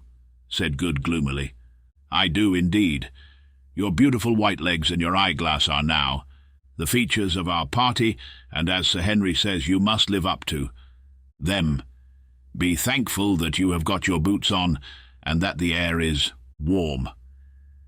Good sighed and said no more, but it took him a fortnight to become accustomed to his new and scant attire. We enter Kukuanaland. All that afternoon we travelled along the magnificent roadway, which trended steadily in a northwesterly direction. Infidus and Scragger walked with us, but their followers marched about 100 paces ahead. Infidus, I said at length, who made this road? It was made, my lord, of old time, none know how or when, not even the wise woman Gagool, who has lived for generations. We are not old enough to remember its making. None can fashion such roads now, but the king suffers no grass to grow upon it. And whose are the writings on the wall of the caves through which we have passed on the road? I asked, referring to the Egyptian-like sculptures that we had seen. My lord, the hands that made the road wrote the wonderful writings. We know not who wrote them. When did the Kukuana people come into this country? My lord, the race came down here like the breath of a storm 10,000 moons ago from the great lands which lie there. Beyond, and he pointed to the north, they could travel no further, because of the high mountains which ring, saith the old voices of our fathers that have descended to us the children, and so, says Gagool, the wise woman, the smeller out of witches, and again he pointed to the snow-clad peaks. The country, too, was good, so they settled here and grew strong and powerful, and now our numbers are like the sea sand, and when Twala the king calls up his regiments there, plumes cover the plain so far as the eye of man can reach. And if the land is walled in with mountains, who is there for the regiments to fight with? Nay, my lord, the country is open there towards the north, and now, and again warriors sweep down upon us in clouds from a land we know not, and we slay them. It is the third part of the life of a man since there was a war. Many thousands died in it, but we destroyed those who came to eat us up. So since then there has been no war. Your warriors must grow weary of resting on their spears in Faduz. My lord, there was one war just after we destroyed the people that came down upon us, but it was a civil war, dog ate dog. How was that? My lord the king, my half-brother, had a brother born at the same birth and of the same woman. It is not our custom, my lord, to suffer. Twins to live, the weaker must always die, but the mother of the king hid away the feebler child, which was born the last, for her heart yearned over it, and that child is Twala the king. I am his younger brother, born of another wife. Well, my lord Kafa, our father, died when we came to manhood, and my brother Imotu was made king in his place, and for a space reigned, and had a son by his favourite wife. When the babe was 3 years old, just after the Great War, during which no man could sow or reap, a famine came upon the land, and the people murmured because of the famine, and looked round like a starved lion for something to rend. Then it was that Gagool, the wise and terrible woman who does not die, made a proclamation to the people, saying, "The king Imotu is no king." And at the time Imotu was sick with a wound, and lay in his kraal not able to move. Then Gagool went into a hut and led out Twala, my half-brother, and twin brother to the king, whom she had hidden among the caves and rocks, since he was born, and stripping the armucha, waistcloth, off his loins, showed the people of the Kukuanas the mark of the sacred snake, coiled round his middle, wherewith the eldest son of the king is marked, at birth, and cried out loud, "Behold your king, whom I have saved for you even to this day."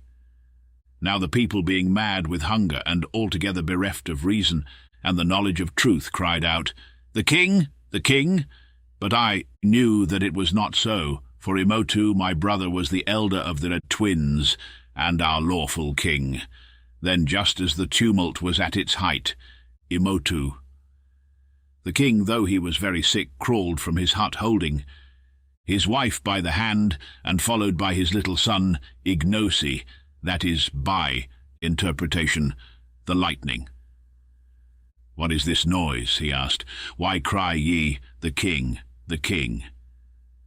Then Twala, his twin brother, born of the same woman and in the same hour, ran to him, and taking him by the hair, stabbed him through the heart with his knife, and the people, being fickle and ever ready to worship the rising sun, clapped their hands and cried, "Twala is king.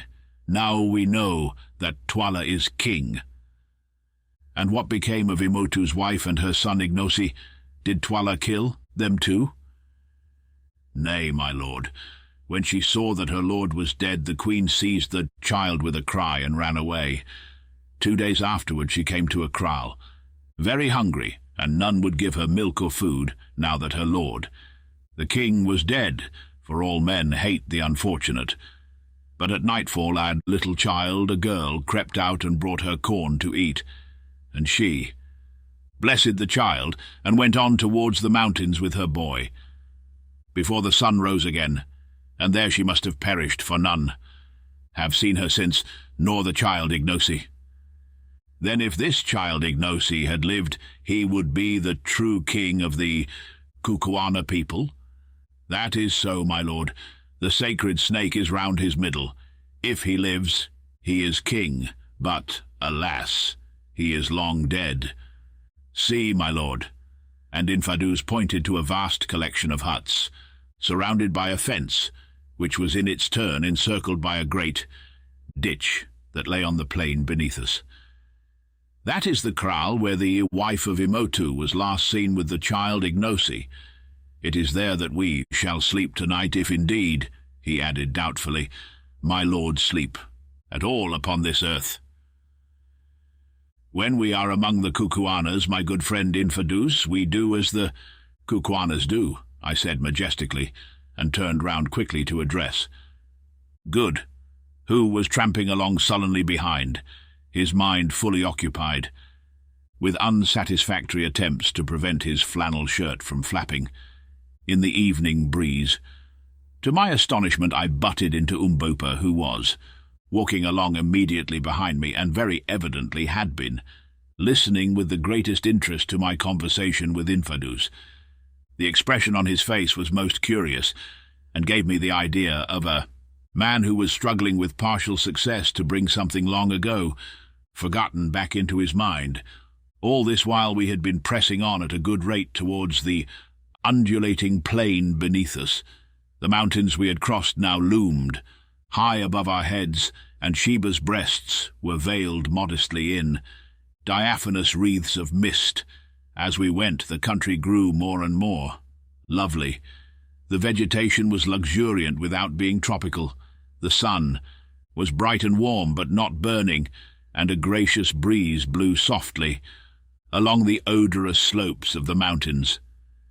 Indeed, this new land was little less than an earthly paradise, in beauty, in natural wealth, and in climate I have never seen its like. The Transvaal is a fine country, but it is nothing to Kukuanaland.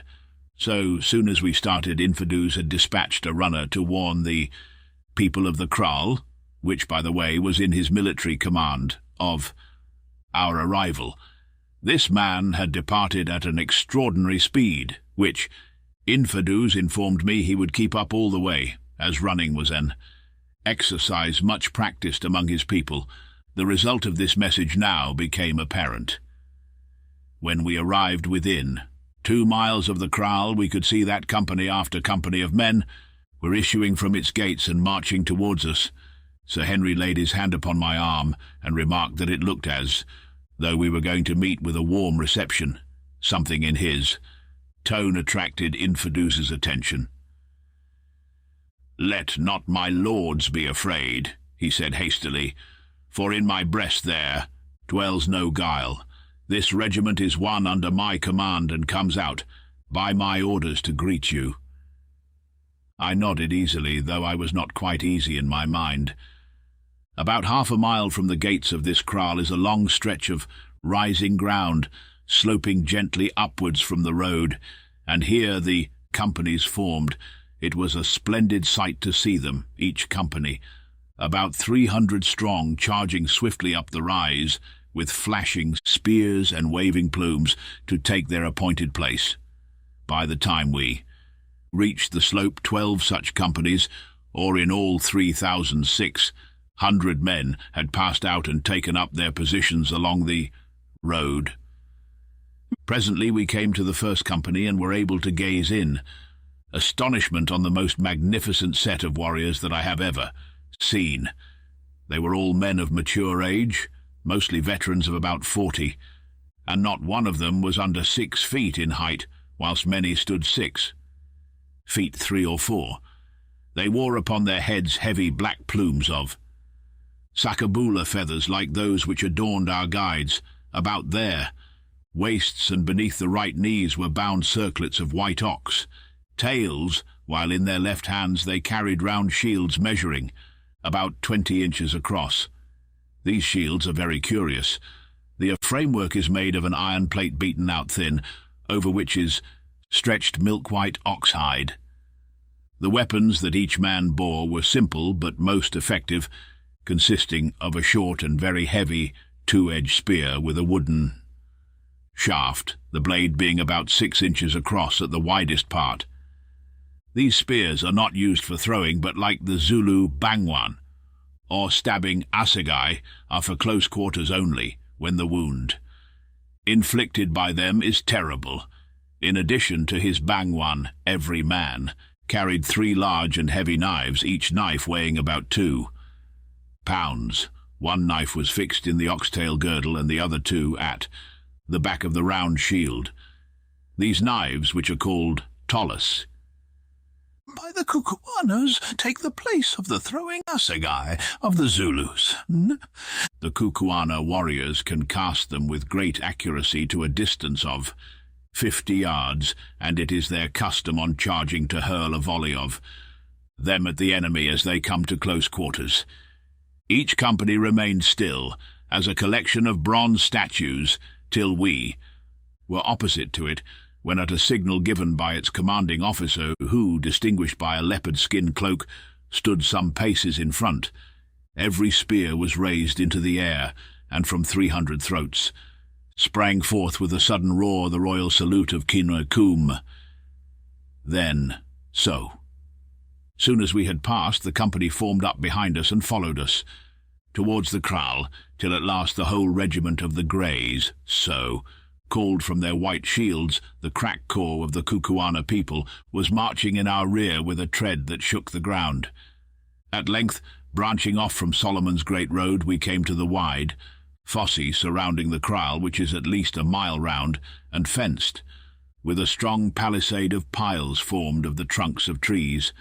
At the gateway this fosse is spanned by a primitive drawbridge which was let down by the guard to allow us to pass in. The kraal is exceedingly well laid out. Through the centre runs a wide pathway intersected at right angles by other pathways so arranged as to cut the huts into square blocks, each block being the quarters of a company. The huts are dome-shaped and built like those of the Zulus of a framework of wattle, beautifully thatched with grass, but unlike the Zulu huts, they have doorways through which men could walk. Also, they are much larger and surrounded by a veranda about 6 feet wide, beautifully paved with powdered lime trodden hard. All along each side of this wide pathway that pierces the kraal were ranged hundreds of women brought out by curiosity to look at us. These women, for a native race, are exceedingly handsome. They are tall and graceful, and their figures are wonderfully fine. The hair, though short, is rather curly than woolly.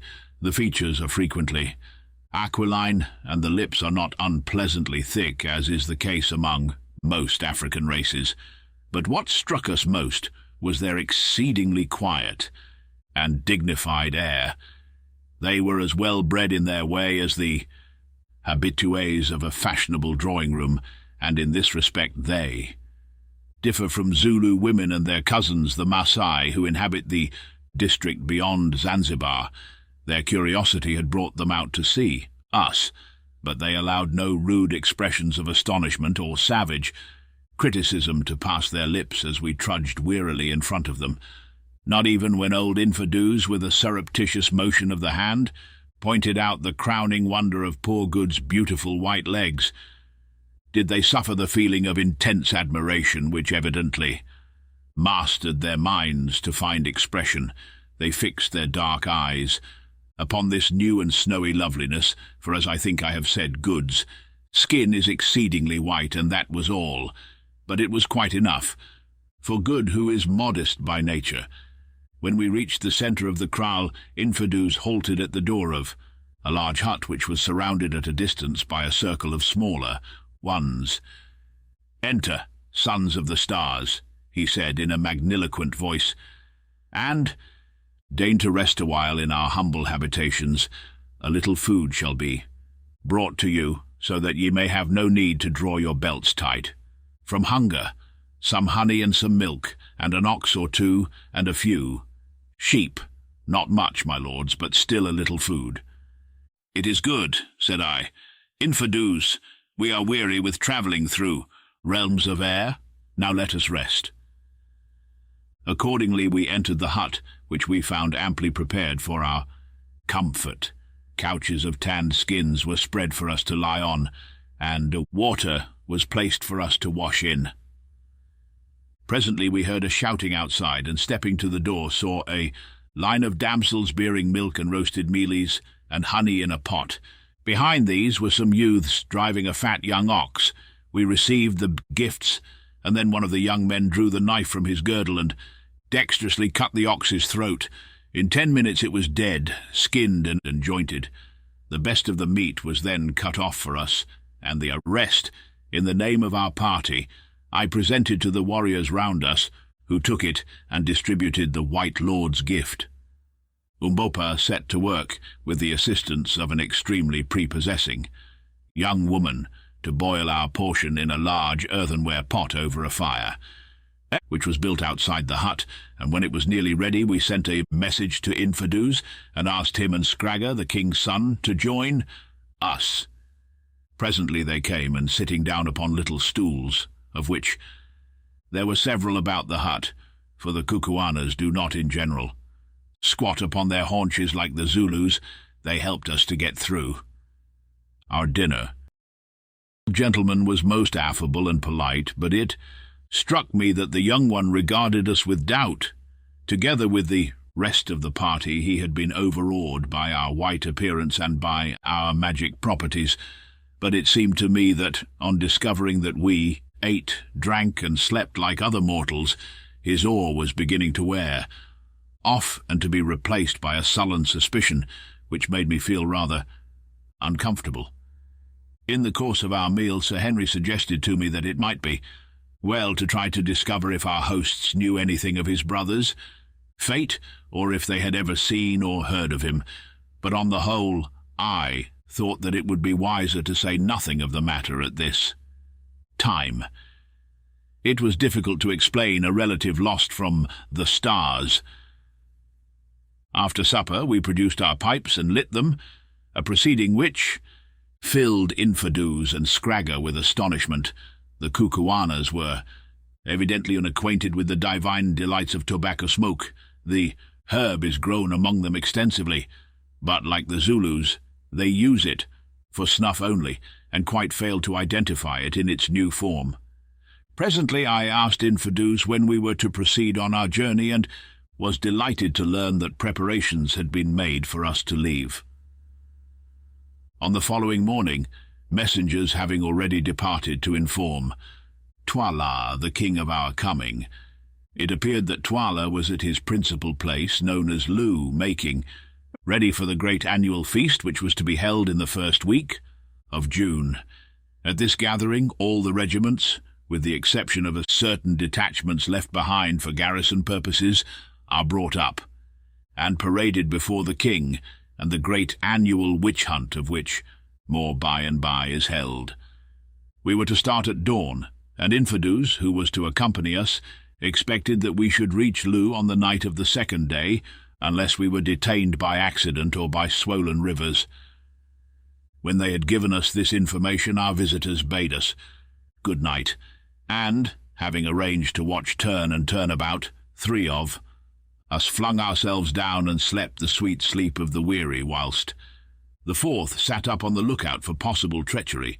Twala the king. It will not be necessary for me to detail at length the incidents of our journey to Lu. It took 2 full days travelling along Solomon's great road, which pursued its even course right into the heart of Kukuanaland. Suffice it to say that as we went, the country seemed to grow richer and richer, and the kraals, with their wide surrounding belts of cultivation more and more numerous, they were all built upon the same principles as the first camp which we had reached, and were guarded by ample garrisons of troops. Indeed, in Kukuanaland, as among the Germans, the Zulus, and the Maasai, every able-bodied man is a soldier, so that the whole force of the nation is available for its wars, offensive or defensive. As we travelled, we were overtaken by thousands of warriors hurrying up to Lu to be present at the great annual review and festival, and more splendid troops I never saw. At sunset on the second day, we stopped to rest a while upon the summit of some heights over which the road ran, and there, on a beautiful and fertile plain before us, lay Lu itself. For a native town, it is an enormous place, quite 5 miles round, I should say, with outlying kraals projecting from it that serve on grand occasions as cantonments for the regiments, and a curious horseshoe-shaped hill with which we were destined to become better acquainted. About 2 miles to the north, it is beautifully situated, and through the centre of the kraal, dividing it into 2 portions, runs a river, which appeared to be bridged in several places, the same indeed that we had seen from the slopes of Sheba's breasts. 60 or 70 miles away, 3 great snow-capped mountains placed at the points of a triangle started out of the level plain. The conformation of these mountains is unlike that of Sheba's breasts, being sheer and precipitous instead of smooth and rounded.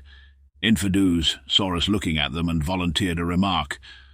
"The road ends there," he said, pointing to the mountains known among the Kukuanas as the 3 Witches. "Why does it end?" I asked. "Who knows?" he answered with a shrug. "The mountains are full of caves, and there is a great pit between them. It is there that the wise men of old time used to go to get whatever it was they came for to this country, and it is there now that our kings are buried in the place of death." "What was it they came for?" I asked eagerly. "Nay, I know not. My lords who have dropped from the stars should know," he answered with a quick look. Evidently he knew more than he chose to say. "Yes," I went on, "you are right. In the stars we learn many things. I'd have heard, for instance, that the wise men of old came to these mountains to find bright stones, pretty playthings, and yellow iron." "My lord is wise," he answered coldly. "I am but a child and cannot talk with my lord on such matters. My lord must speak with Gargul the old at the king's place, who is wise even as my lord," and he went away. So soon as he was gone, I turned to the others and pointed out the mountains. "There are Solomon's diamond mines," I said. Umbopa was standing with them, apparently plunged in one of the fits of abstraction which were common to him, and caught my words. "Yes, Macumazahn," he put in Zulu, "the diamonds are surely there, and you shall have them, since you white men are so fond of toys and money." "How dost thou know that, Umbopa?" I asked sharply, for I did not like his mysterious ways. He laughed. "I dreamed it in the night, white men." Then he too turned on his heel and went. "Now what?" said Sir Henry. "Is our black friend driving at? He knows more than he chooses to say, that is clear. By the way, Quatermain, has he heard anything of my brother?" "Nothing. He has asked everyone he has become friendly with, but they all declare that no white man has ever been seen in the country before." "Do you suppose that he got here at all?" suggested Good. "We have only reached the place by a miracle. Is it likely he could have reached it without the map?" "I don't know," said Sir Henry gloomily, "but somehow I think that I shall find him." Slowly the sun sank, then suddenly darkness rushed down on the land, like a tangible thing. There was no breathing space between the day and night, no soft transformation seen, for in these latitudes twilight does not exist. The change from day to night is as quick and as absolute as the change from life to death. The sun sank, and the world was wreathed in shadows, but not for long, for see, in the west there is a glow, then come rays of silver light, and at last the full and glorious moon lights up the plain and shoots its gleaming arrows far. and wide, filling the earth with a faint refulgence. We stood and watched the lovely sight whilst the stars grew pale before this chastened majesty, and felt our hearts lifted up in the presence of a beauty that I cannot describe. Mine has been a rough life, but there are a few things I am thankful to have lived for, and one of them is to have seen that moon shine over Kukuanaland. Presently our meditations were broken in upon by our polite friend, Infidus. If my lords are rested, we will journey on to Loo, where a hut is made, ready for my lords tonight. The moon is now bright, so that we shall not fall by the way. We assented, and in an hour's time were at the outskirts of the town, of which the extent, mapped out as it was by thousands of campfires, appeared absolutely endless. Indeed, Good, who is always fond of a bad joke, christened it Unlimited Loo. Soon we came to a moat with a drawbridge, where we were met by the rattling of arms and the hoarse challenge of a sentry. Infidus gave some password that I could not catch, which was met with a salute, and we passed on through the central street of the great grass city. After nearly half an hour's tramp past endless lines of huts, Infidus halted at last by the gate of a little group of huts which surrounded a small courtyard of powdered limestone, and informed us that these were to be our poor quarters. We entered and found that a hut had been assigned to each of us. These huts were superior to any that we had yet seen, and in each was a most comfortable bed made of tanned skins spread upon mattresses of aromatic grass. Food, too, was ready for us, and so soon as we had washed ourselves with water, which stood ready in earthenware jars, some young women of handsome appearance brought us roasted meats and mealy cobs, daintily served on wooden platters, and presented them to us with deep obeisances. We ate and drank, and then, the beds having been all moved into one hut, by our request, a precaution at which the amiable young ladies smiled, we flung ourselves down to sleep, thoroughly wearied with our long journey. When we woke, it was to find the sun high in the heavens, and the female attendants, who did not seem to be troubled by any false shame already, standing inside the hut, having been ordered to attend and help us to make ready. Make ready indeed, growled Good, when one has only a flannel shirt and a pair of boots. That does not take long. I wish you would ask them for my trousers, Quatermain.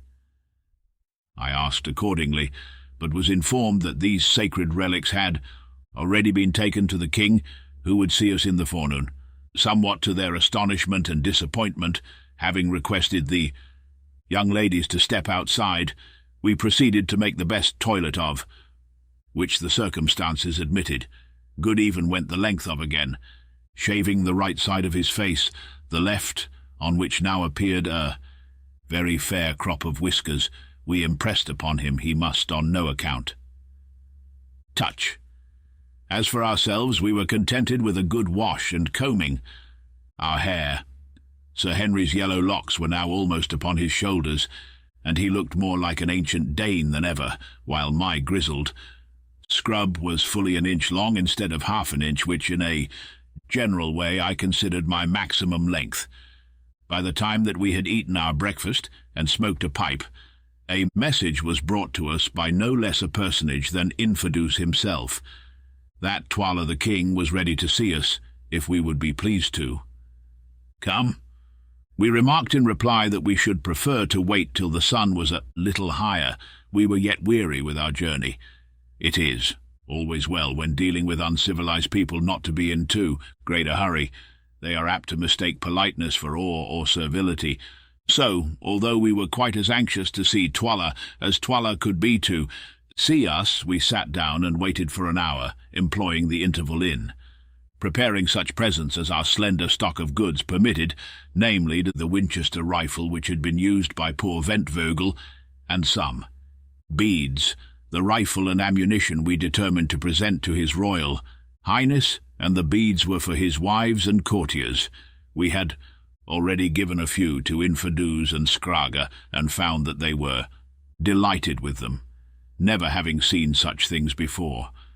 At length we declared that we were ready, and guided by Infidus, started off to the audience, Umbopa carrying the rifle and beads.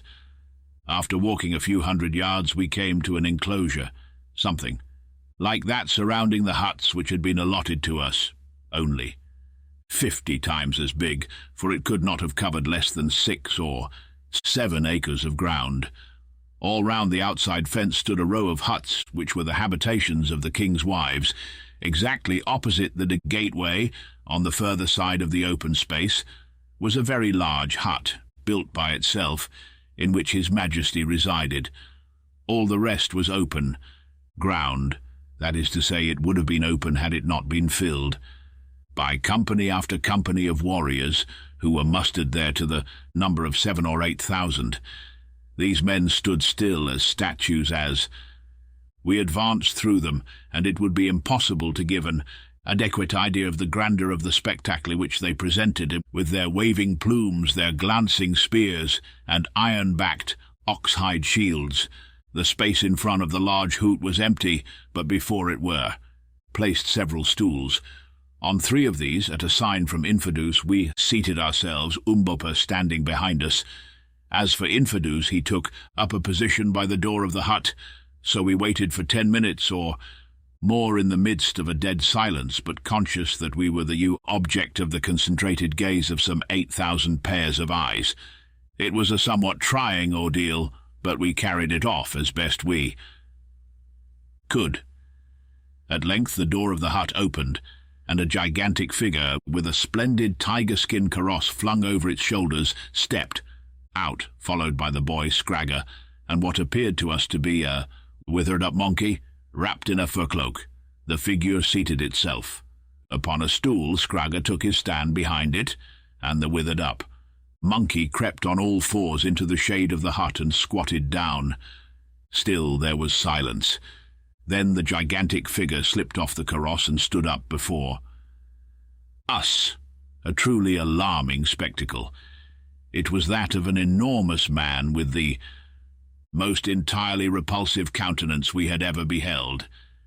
This man's lips were as thick as a negro's, the nose was flat, he had but one gleaming black eye, for the other was represented by a hollow in the face, and his whole expression was cruel and sensual to a degree.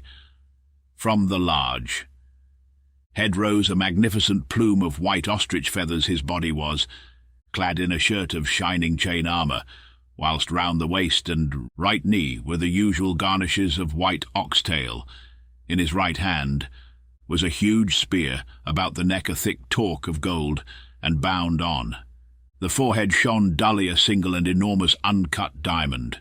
Still there was silence, but not for long. Presently the man, whom we rightly guessed to be the king, raised the great javelin in his hand. Instantly 8,000 spears were lifted in answer, and from 8,000 throats rang out the royal salute of Kum 3 times. This was repeated, and each time the earth shook with the noise that can only be compared to the deepest notes of thunder. "Be humble, O people," piped out a thin voice which seemed to come from the monkey in the shade. "It is the king." "It is the king," boomed out the 8,000 throats in answer. "Be humble, O people, it is the king." Then there was silence again, dead silence. Presently, however, it was broken. A soldier on our left dropped his shield, which fell with a clatter onto the limestone flooring. Twala turned his one cold eye in the direction of the noise. "Come hither, thou," he said in a cold voice. A fine young man stepped out of the ranks and stood before him. "It was thy shield that fell, thou awkward dog. Wilt thou make me a reproach in the eyes of these strangers from the stars? What hast thou to say for thyself?" We saw the poor fellow turn pale under his dusky skin. "It was by chance, O calf of the black cow," he murmured. "Then it is a chance for which thou must pay. Thou hast made me foolish. Prepare for death." "I am the king's ox," was the low answer. "Scragger," roared the king, "let me see how thou canst use thy spear. Kill me this blundering fool." Scragger stepped forward with an ill-favoured grin, and lifted his spear. The poor victim covered his eyes with his hand and stood still. As for us, we were petrified with horror.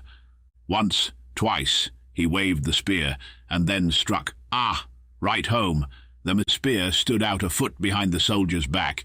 He flung up his hands, and dropped dead. From the multitude about us rose something like a murmur. It rolled round, and died away. The tragedy was finished. There lay the corpse, and we had not yet realized that it had been enacted. Sir Henry sprang up and swore a great oath, then, overpowered by the sense of silence, sat down again. "The thrust was a good one," said the king. "Take him away." 4 men stepped out of the ranks, and lifting the body of the murdered man carried it thence. "Cover up the bloodstains, cover them up," piped out the thin voice. That proceeded from the monkey-like figure. "The king's word is spoken. The king's doom is done." Thereupon a girl came forward from behind the hut, bearing a jar filled with powdered lime, which she scattered over the red mark, blotting it from sight. Sir Henry, meanwhile, was boiling with rage at what had happened. Indeed, it was with difficulty that we could keep him still. "Sit down, for heaven's sake," I whispered. "Our lives depend on it." He yielded and remained quiet. Twala sat silent until the traces of the tragedy had been removed. Then he addressed us. "White people," he said, "who come hither, whence I know not, and why I do know not, greeting." "Greeting Twala, king of the Kukuanas," I answered. "White people, whence come ye, and what seek ye?" "We come from the stars. Ask us not how. We come to see this land." "You journey from far to see a little thing, and that man with you," pointing to Umbopa, "does he also come from the stars?" "Even so. There are people of thy colour in the heavens above. But ask, not of matters too high for thee, Twala the king." "Ye speak with a loud voice, people of the stars," Twala answered in a tone which I scarcely liked. "Remember that the stars are far off, and ye are here. How if I make you as him whom they bore away?" I laughed out loud, though there was little laughter in my heart. "O king," I said, "be careful, walk warily over hot stones, lest thou shouldst burn thy feet. Hold the spear by the handle, lest thou should cut thy hands. Touch but one hair of our heads, and destruction shall come upon thee. What, have not these?" Pointing to Infidus and Scragger, who, young villain that he was employed in cleaning the blood of. "The soldier off his spear told thee what manner of men we are? Hast thou seen the like of us?" And I pointed to Good, feeling quite sure that he had never seen anybody before who looked in the least like him as he then appeared. "It is true, I have not," said the king, surveying Good with interest. "No. Have they not told thee how we strike with death from afar?" I went on. "They have told me, but I believe them not. Let me see you kill me a man among those who stand yonder," and he pointed to the opposite side of the kraal, "and I will believe." "Nay," I answered, "we shed no blood of men except in just punishment.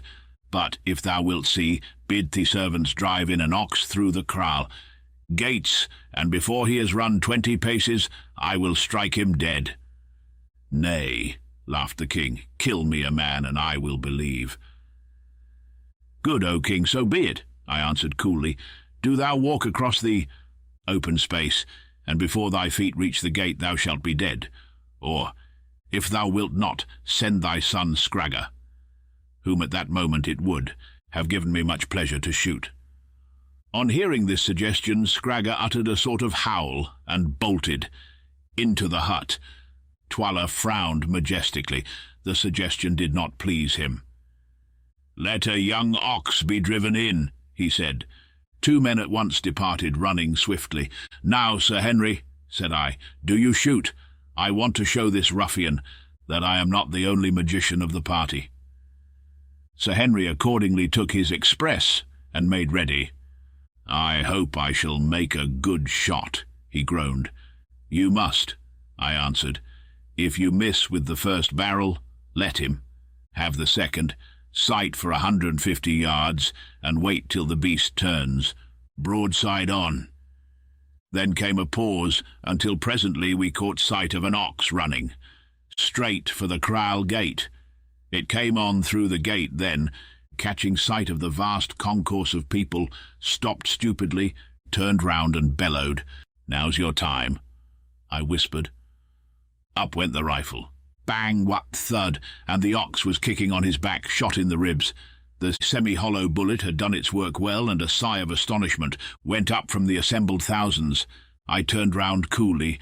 "Have I lied, O king?" "Nay, white man, it is the truth," was the somewhat awed answer.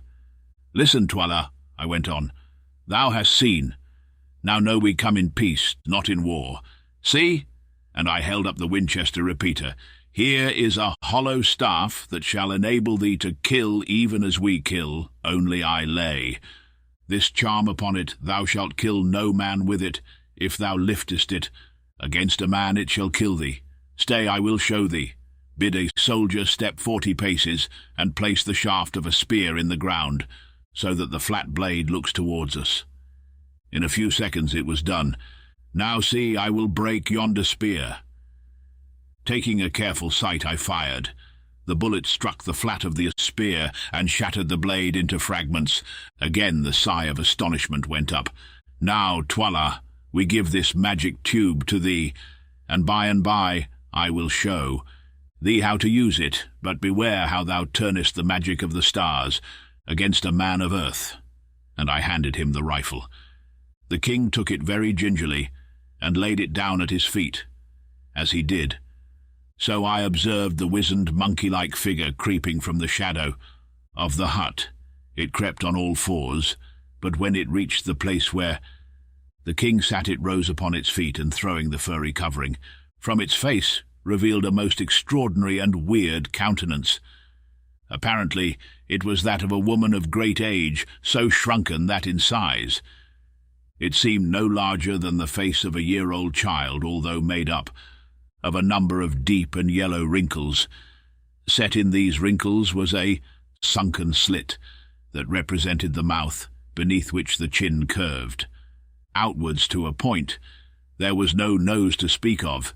Indeed, the visage might have been taken for that of a sun-dried corpse, had it not been for a pair of large black eyes, still full of fire and intelligence, and which gleamed and played under the snow-white eyebrows, and the projecting parchment-coloured skull like jewels in a charnel house. As for the head itself, it was perfectly bare, and yellow in hue, while its wrinkled scalp moved and contracted like the hood of a cobra. The figure to which this fearful countenance belonged, a countenance so fearful indeed that it caused a shiver of fear to pass through us as we gazed on it, stood still for a moment. Then suddenly it projected a skinny claw, armed with nails nearly an inch long, and laying it on the shoulder of Twala the king, began to speak in a thin and piercing voice.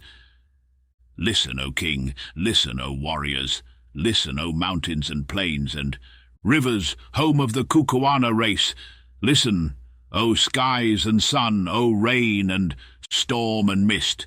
Listen, O men and women, O youths and maidens, and O ye babes unborn. Listen, all things that live and must die. Listen, all dead things that shall live again to die. Listen, the spirit of life is in me, and I prophesy, I prophesy, I prophesy." The words died away in a faint wail, and dread seemed to seize upon the hearts of all who heard them, including our own. This old woman was very terrible. Blood, blood, blood, rivers of blood, blood everywhere. I see it, I smell it, I taste it. It is salt, it runs red upon the ground, it rains down from the skies. Footsteps, footsteps, Footsteps! The tread of the white man coming. From afar, it shakes the earth. The earth trembles before her master. Blood is good. The red blood is bright. There is no smell like the smell of new shed blood. The lions shall lap it and roar, the vultures shall wash their wings in it and shriek with joy. I am old, I have seen much blood, ha, ha, ha, but I shall see more ere I die and be merry. How old am I, think ye? Your fathers knew me, and their fathers knew me, and their fathers' fathers. I have seen the white man and know his desires. I am old, but the mountains are older than I. Who made the great road, tell me? Who wrote? The pictures on the rocks, tell me? Who reared up the three silent ones? Yonder, that gaze across the pit, tell me. And she pointed towards the three precipitous mountains which we had noticed on the previous night. Ye know not, but I know. It was a white people who were before ye are, who shall be when ye are not, who shall eat you up and destroy you. Yea, yea, yea. And what came they for, the white ones, the terrible ones, the skilled in magic and all learning, the strong, the unswerving? What is that? Bright stone upon thy forehead, O king, whose hands made the iron. Garments upon thy breast, O king, ye know not, but I know, I the old.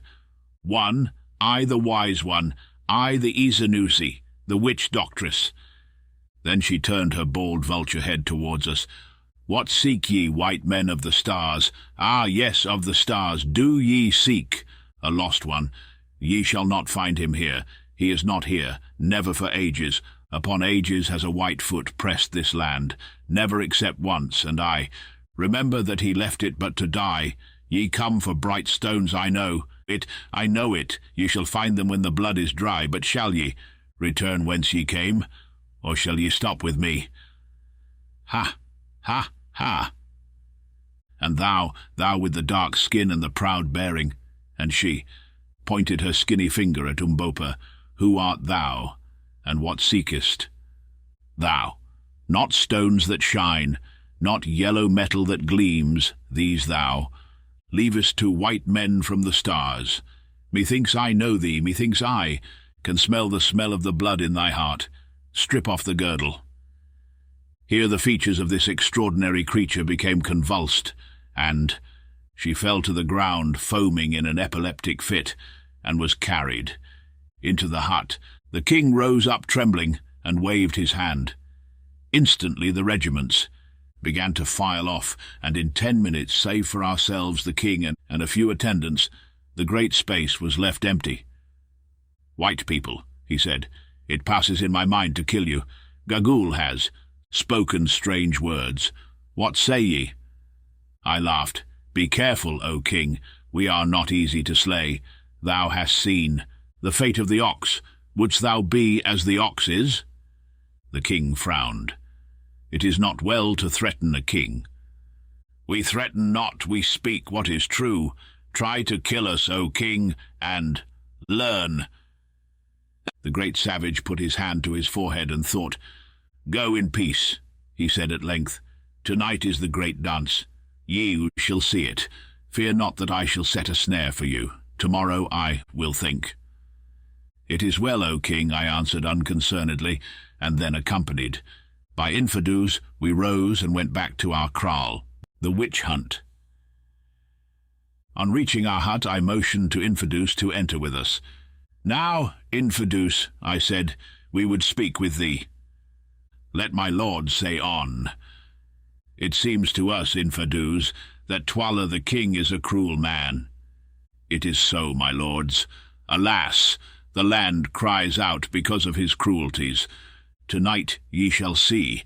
It is the great witch hunt, and many will be, smelt out as wizards and slain.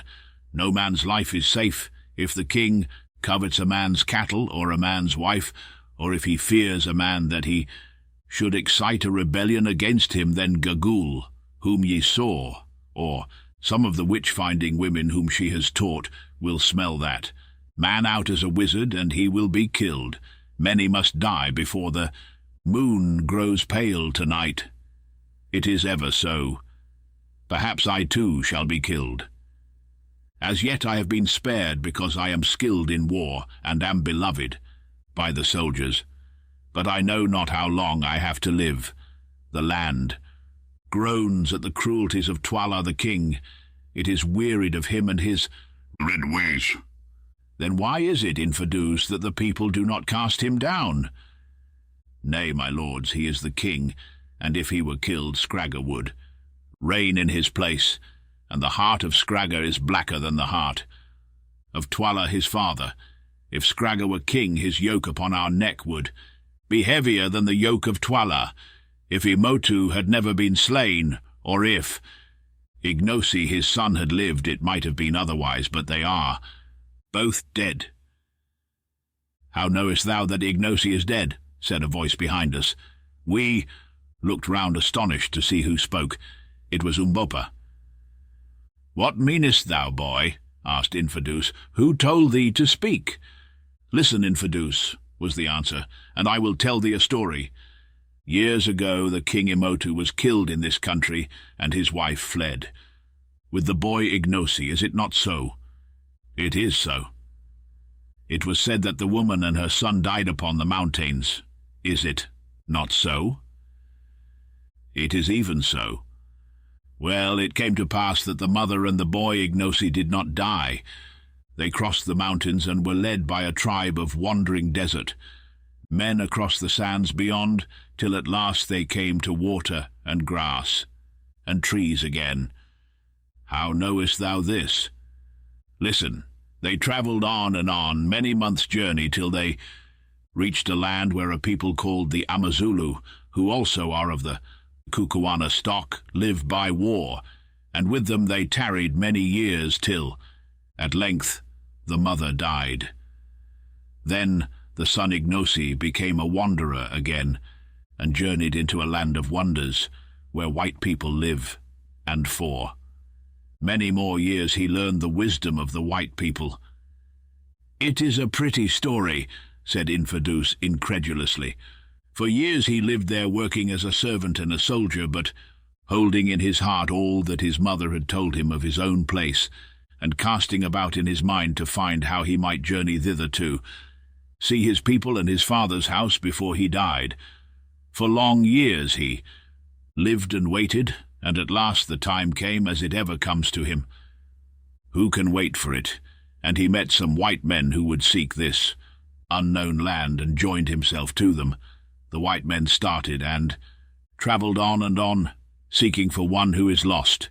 They crossed the burning desert, they crossed the snow-clad mountains, and at last reached the land of the Kukuanas, and there they found thee, O Infidus. Surely thou art mad to talk thus, said the astonished old soldier. Thou thinkest so. See, I will show thee, O my uncle. I am Ignosi, rightful king of the Kukuanas. Then with a single movement Umbopa slipped off his mucha or girdle, and stood naked before us. Look, he said. What is this? And he pointed to the picture of a great snake tattooed in blue round his middle, its tail disappearing into its open mouth just above where the thighs are set into the body. Infidus looked, his eyes starting nearly out of his head. Then he fell upon his knees. Kum, kum, he ejaculated. It is my brother's son. It is the king. Did I not tell thee so, my uncle? Rise. I am not yet the king, but with thy help and with the help of these brave white men who are my friends, I shall be.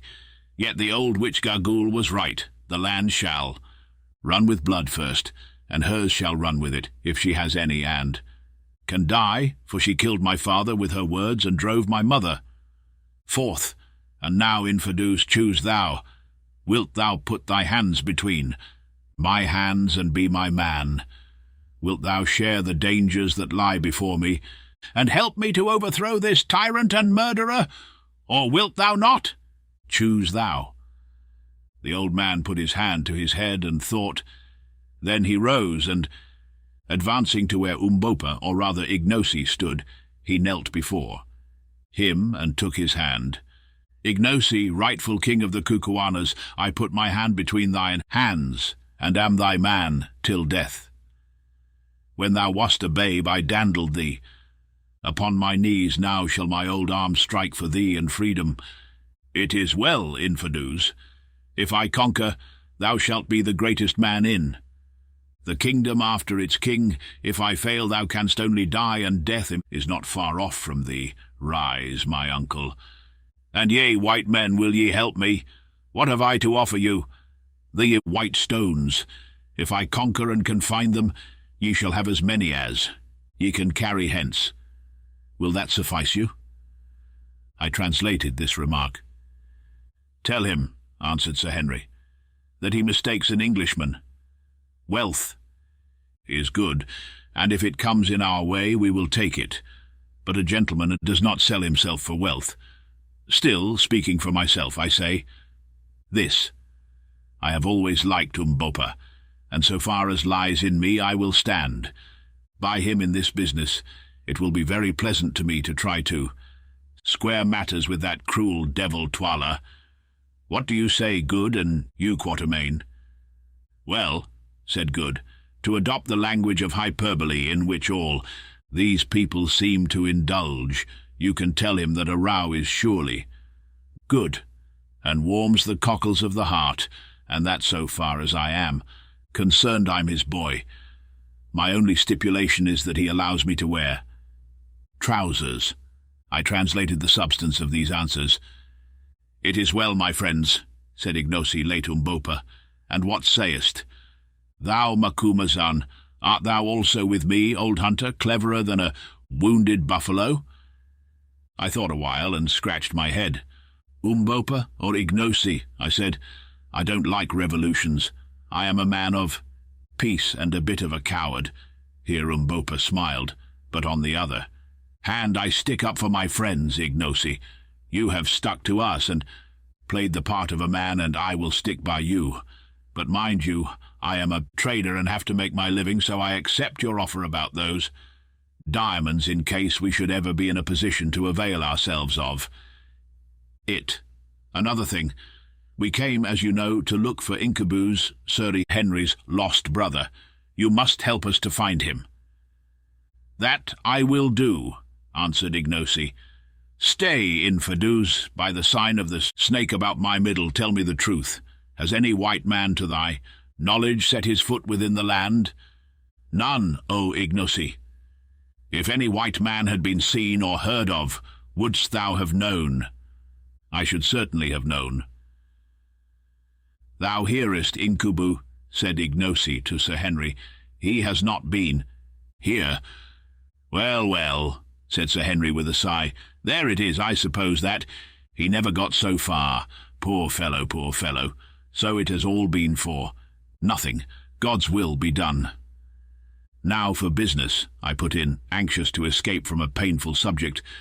It is very well to be a king by right divine, Ignosi, but how dost? Thou propose to become a king indeed? Nay, I know not. Infidus, hast thou a plan? Ignosi, son of the lightning, answered his uncle, tonight is the great dance and witch hunt. Many shall be smelt out and perish, and in the hearts of many others there will be grief and anguish and fury against the King Twala. When the dance is over, then I will speak to some of the great chiefs who, in turn, if I can win them over, will speak to their regiments. I shall speak to the chiefs softly at first, and bring them to see that thou art indeed the king, and I think that. And by tomorrow's light thou shalt have 20,000 spears at thy command.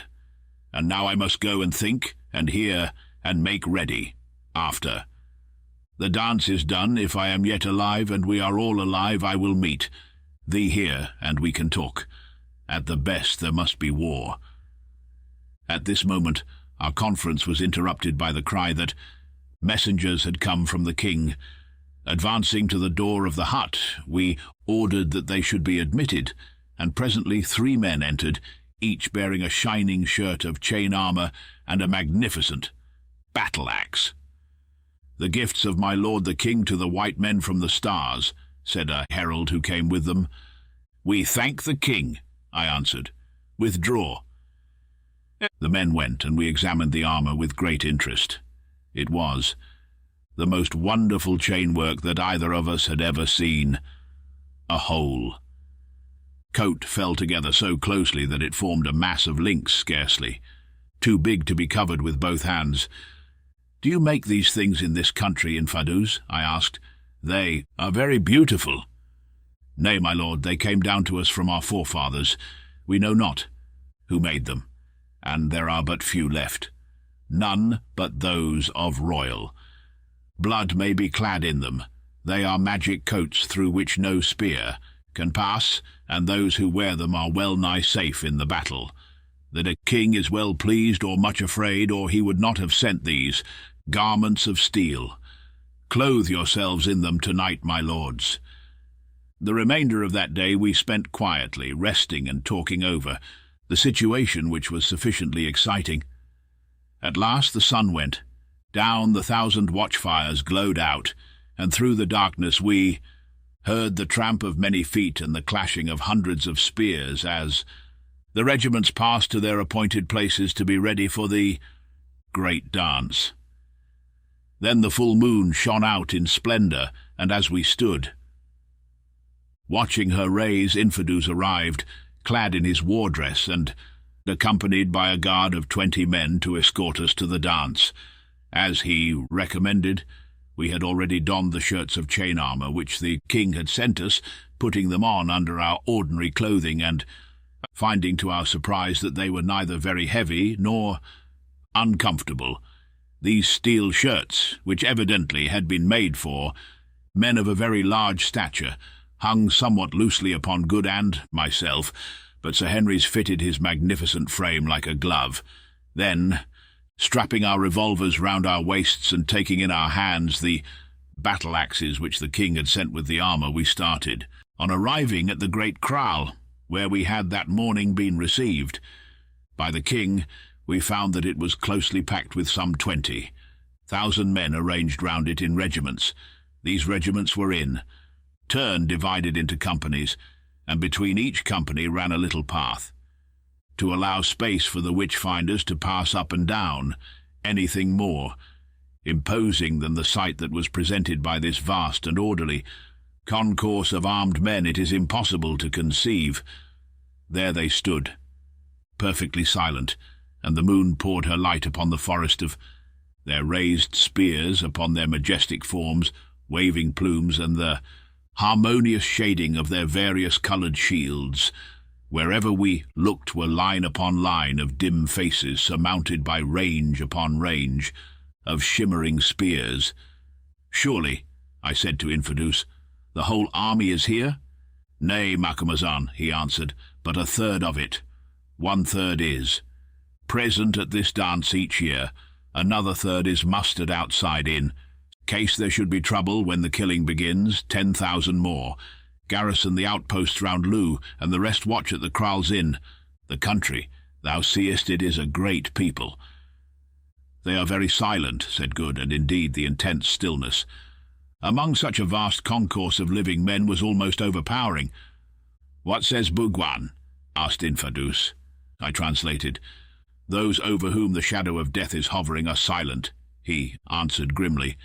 "Will many be killed?" "Very many." "It seems," I said to the others, "that we are going to assist at a gladiatorial show arranged regardless of expense." Sir Henry shivered, and Good said he wished that we could get out of it. "Tell me," I asked Infidus, "are we in danger?" "I know not, my lords, I trust not, but do not seem afraid, if ye live.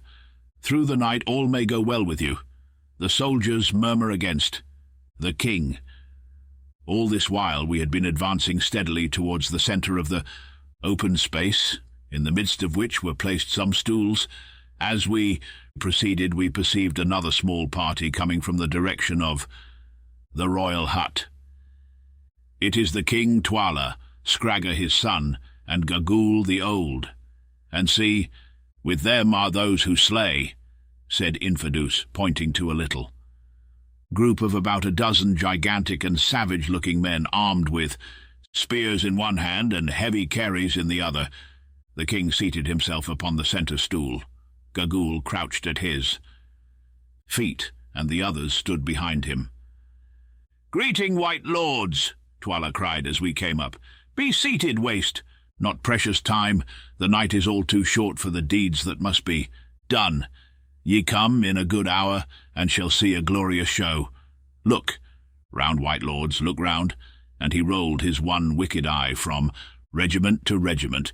"Can the stars show you such a sight as this? See, how they shake in their wickedness, all those who have evil in their hearts and fear the judgment of heaven above." "Begin, begin," piped Gurgool in her thin, piercing voice. "The hyenas are hungry, they howl for food. Begin, begin." Then for a moment there was intense stillness, made horrible by a presage of what was to come. The king lifted his spear, and suddenly 20,000 feet were raised, as though they belonged to one man, and brought down with a stamp upon the earth. This was repeated 3 times, causing the solid ground to shake and tremble. Then, from a far point of the circle, a solitary voice began a wailing song of which the refrain ran something, and as follows: "What is the lot of man born of woman?" Back came the answer, rolling out from every throat in that vast company: "Death." Gradually, however, the song was taken up by company after company, till the whole armed multitude were singing it, and I could no longer follow the words, except in so far as they appeared to represent various phases of human passions, fears, and joys. Now it seemed to be a love song, now a majestic swelling war chant, and last of all a death dirge, ending suddenly in one heart-breaking wail that went echoing and rolling away in a volume of blood-curdling sound. Again silence fell upon the place, and again it was broken by the king lifting his hand. Instantly we heard a pattering of feet, and from out of the masses of warriors strange and awful figures appeared running towards us. As they drew near, we saw that these were women, most of them aged, for their white hair, ornamented with small bladders taken from fish, streamed out behind them. Their faces were painted in stripes of white and yellow. Down their backs hung snake skins, and round their waists rattled circlets of human bones, while each held a small forked wand in her shriveled hand. In all, there were 10 of them. When they arrived in front of us, they halted, and one of them, pointing with her wand towards the crouching figure of Gurgool, cried, "Out! Mother, old mother, we are here." "Good, good, good," answered that aged iniquity. "Are your eyes keen, ye Sanusis, witch doctresses, ye seers in dark places?" "Mother, they are keen." "Good, good, good. Are your ears open, Isanusis, ye who hear words that come not from the tongue?" "Mother, they are open." "Good, good, good. Are your senses awake, Isanusis? Can ye smell blood? Can ye purge the land of the wicked ones who compass evil against the king and against their neighbours? Are ye ready to do the justice of heaven above, ye whom I have taught, who have eaten of the bread of my wisdom and drunk of the water of my magic?" "Mother, we can." "Then go. Tarry not, ye vultures. See, the slayers," pointing to the ominous group of executioners behind, "make sharp their spears. The white men from afar are hungry to see. Go!" With a wild yell, Gurgool's horrid ministers broke away in every direction, like fragments from a shell, the dry bones round their waists rattling as they ran, and headed for various points of the dense human circle. We could not watch them all, so we fixed our eyes upon the Isanusi nearest to us. When she came to within a few paces of the warriors, she halted and began to dance wildly, turning round and round with an almost incredible rapidity, and shrieking out sentences such as, "I smell him, the evildoer. He is near, he who poisoned his mother. I hear the thoughts of him who thought evil of the king." Quicker and quicker she danced, till she lashed herself into such a frenzy of excitement that the foam flew in specks from her gnashing jaws, till her eyes seemed to start from her head and her flesh to quiver visibly. Suddenly she stopped dead and stiffened all over, like a pointer dog when he scents game, and then with outstretched wand she began to creep stealthily towards the soldiers before her. It seemed to us that as she came their stoicism gave way, and that they shrank from her. As for ourselves, we followed her movements with a horrible fascination. Presently, still creeping and crouching like a dog, the D. Isanusi was before them. Then she halted and pointed, and again crept on a pace or two. Suddenly the end came. With a shriek she sprang in and touched a tall warrior with her forked wand. Instantly 2 of his comrades, those standing immediately next to him, seized the doomed man, each by one arm, and advanced with him towards the king. He did not resist, but we saw that he dragged his limbs as though they were paralyzed, and that his fingers, from which the spear had fallen, were limp like those of a man newly dead. As he came, 2 of the villainous executioners stepped forward to meet him. Presently they met, and the executioners turned round, looking towards the king as though for orders. "Kill," said the king. "Kill," squeaked Gagul. "Kill," re-echoed Scragger with a hollow chuckle. Almost before the words were uttered, the horrible deed was done. One man had driven his spear into the victim's heart, and to make assurance double sure, the other had dashed out his brains with a great club. 1, counted Twala the king, just like a black Madame Defarge, as Good said, and the body was dragged a few paces away and stretched out. Hardly was the thing done before another poor wretch was brought up, like an ox to the slaughter. This time we could see from the leopard-skin cloak which he wore that the man was a person of rank. Again the awful syllables were spoken, and the victim fell dead. 2, counted the king, and so the deadly game went on, till about 100 bodies were stretched in rows behind us. I have heard of the gladiatorial shows of the Césars and of the Spanish bullfights, but I take the liberty of doubting if either of them could be half so horrible as this Kukuana witch hunt. Gladiatorial shows and Spanish bullfights, at any rate, contributed to the public amusement, which certainly was not the case.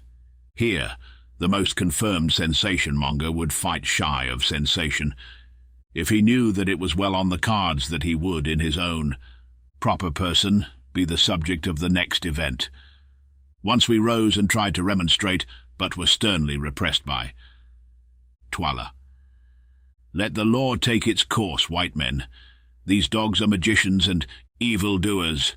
It is well that they should die," was the only answer, vouchsafed to us. About 10:30 there was a pause. The witch-finders gathered themselves together, apparently exhausted with their bloody work, and we thought that the performance was done with. But it was not so, for presently, to our surprise, the ancient woman, Gagul, rose from her crouching position and, supporting herself with a stick, staggered off into the open space. It was an extraordinary sight to see this frightful, vulture-headed old creature, bent nearly double with extreme age, gather strength by degrees, until at last she rushed about almost as actively as her ill-omened pupils. To and fro she ran, chanting to herself, till suddenly she made a dash at a tall man standing in front of one of the regiments and touched him. As she did this, a sort of groan went up from the regiment which evidently he commanded, but 2 of its officers seized him all the same and brought him up for execution. We learned afterwards that he was a man of great wealth and importance, being indeed a cousin of the king. He was slain, and Twala counted 103. Then Gagul again sprang to and fro, gradually drawing nearer and nearer to ourselves. "Hang me if I don't believe she is going to try her games on us," ejaculated Good in horror. "Nonsense!" said Sir Henry. "As for myself, when I saw that old fiend dancing nearer and nearer, my heart positively sank into my boots. I glanced behind us at the long rows of corpses and shivered. Nearer and nearer waltzed Diggle, looking for all the world like an animated crooked stick or comma, her horrid eyes gleaming and glowing with a most unholy lustre. Nearer she came, and yet nearer, every creature in that vast assemblage. Watching her movements with intense anxiety, at last she stood still and pointed. "Which is it to be?" asked Sir Henry to himself. In a moment all doubts were at rest, for the old hag had rushed in and touched Umbopa, alias Ignosi, on the shoulder. "I smell him out," she shrieked. Kill him, he is full of evil. Kill him, the stranger, before blood flows from him. Slay him, O king." There was a pause, of which I instantly took advantage. "O king," I called out, rising from my seat, "this man is the servant. Of thy guests he is their dog. Whosoever sheds the blood of our dog sheds our blood. By the sacred law of hospitality I claim protection for him." "Gagool, mother of the witch-finders, has smelt him out. He must die, our white men," was the sullen answer. "Nay, he shall not die," I replied. "He who tries to touch him shall die indeed." "Seize him!"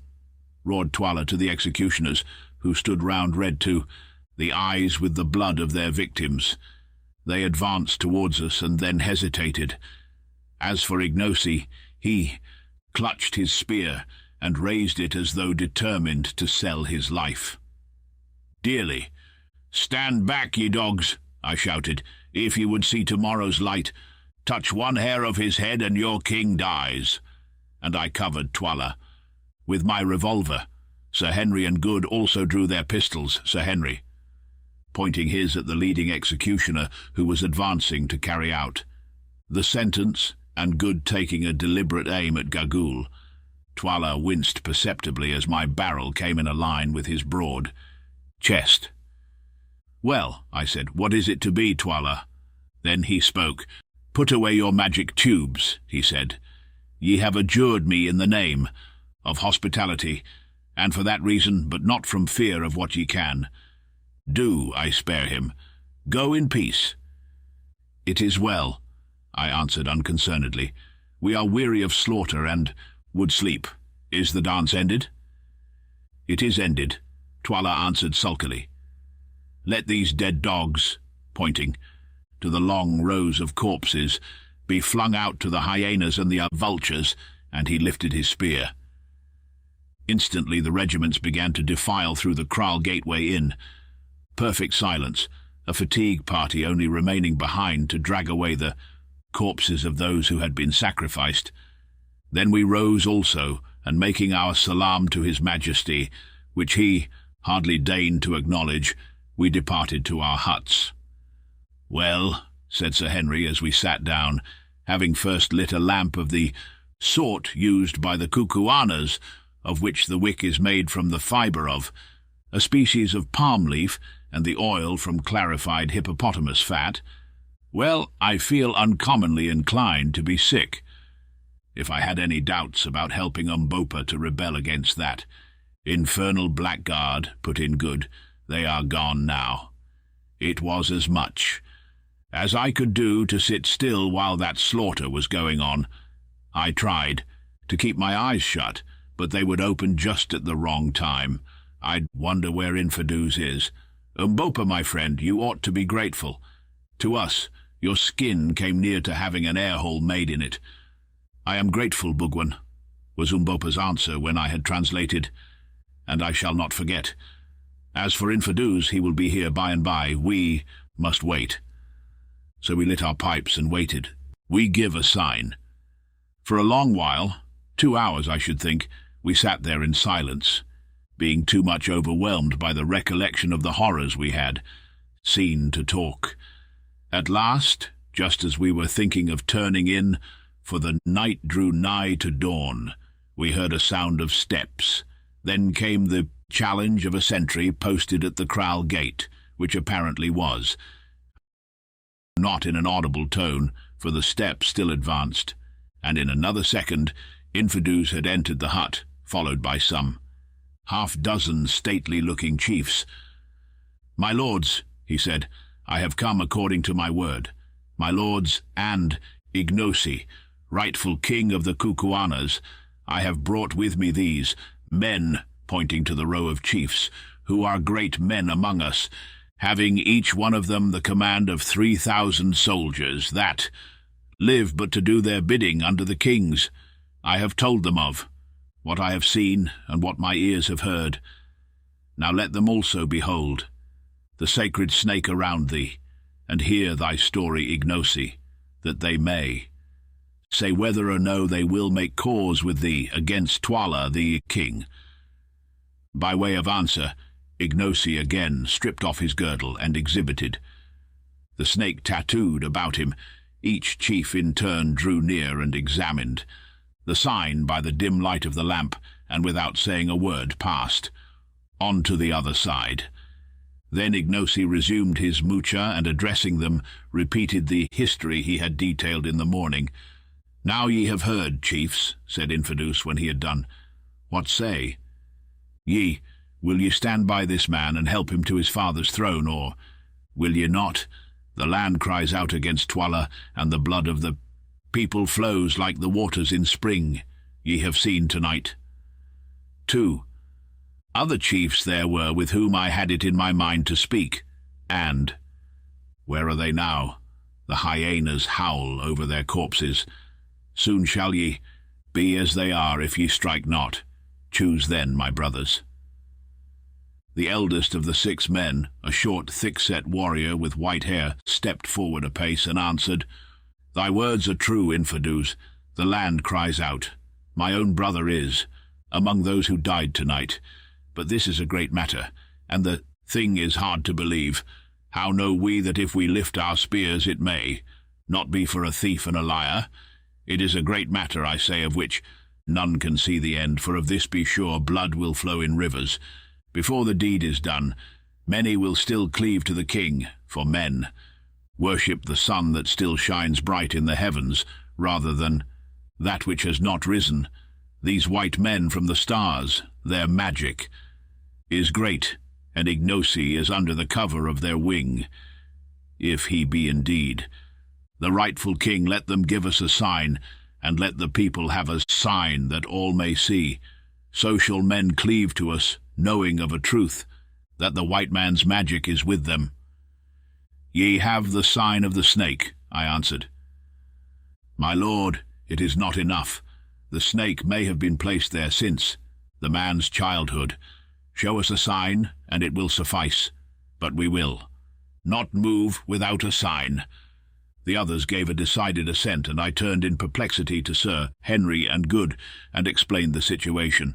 "I think that I have it," said Good exultingly. "Ask them to give us a moment to think." I did so, and the chiefs withdrew. So soon as they had gone, Good went to the little box where he kept his medicines, unlocked it, and took out a notebook, in the fly-leaves of which was an almanac. "Now look, here, you fellows, isn't tomorrow the 4th of June?" he said. We had kept a careful note of the days, so we're able to answer that it was. "Very good. Then here we have it. 4 June, total eclipse of the moon. Commences at 8:15, Greenwich time, visible in Tenerife, South Africa, etc. There's a sign for you. Tell them we will darken the moon tomorrow night." The idea was a splendid one. Indeed, the only weak spot about it was a fear lest Good's almanac might be incorrect. If we made a false prophecy on such a subject, our prestige would be gone forever, and so would Ignosi's chance of the throne of the Kukuanas. "Suppose that the almanac is wrong," suggested Sir Henry to Good, who was busily employed in working out something on a blank page of the book. "I see no reason to suppose anything of the sort," was his answer. Eclipses always come up to time, at least that is my experience of them, and it especially states that this one will be visible in South Africa. I have worked out the reckonings as well as I can without knowing our exact position, and I make out that the eclipse should begin here about 10 o'clock tomorrow night and last till 12:30. For an hour and a half or so there should be almost total darkness. Well, said Sir Henry, I suppose we had better risk it. I acquiesced, though doubtfully, for eclipses are queer cattle to deal with. It might be a cloudy night, for instance, or our dates might be wrong, and sent Umbopa to summon the chiefs back. Presently they came, and I addressed them thus: Great men of the Kukuanas, and thou Infidus, listen. We love not to show our powers, for to do so is to interfere with the course of nature, and to plunge the world into fear and confusion. But since this matter is a great one, and as we are angered against the king because of the slaughter we have seen, and because of the act of the Isanusi, Gagul, who would have Ignosi to death, we have determined to break a rule, and to give such a sign as all men may see. Come hither. And I led them to the door of the hut, and pointed to the red ball of the moon. What see ye there? We see the sinking moon, answered the spokesman of the party. It is so. Now tell me, can any mortal man put out that moon before her, hour of setting, and bring the curtain of black night down upon the land? The chief laughed a little at the question. No, my lord, that no man can do. The moon is stronger than man who looks on her, nor can she vary in her courses. Ye say so. Yet I tell you that tomorrow night, about 2 hours before midnight, we will cause the moon to be eaten up for a space of an hour, and half an hour.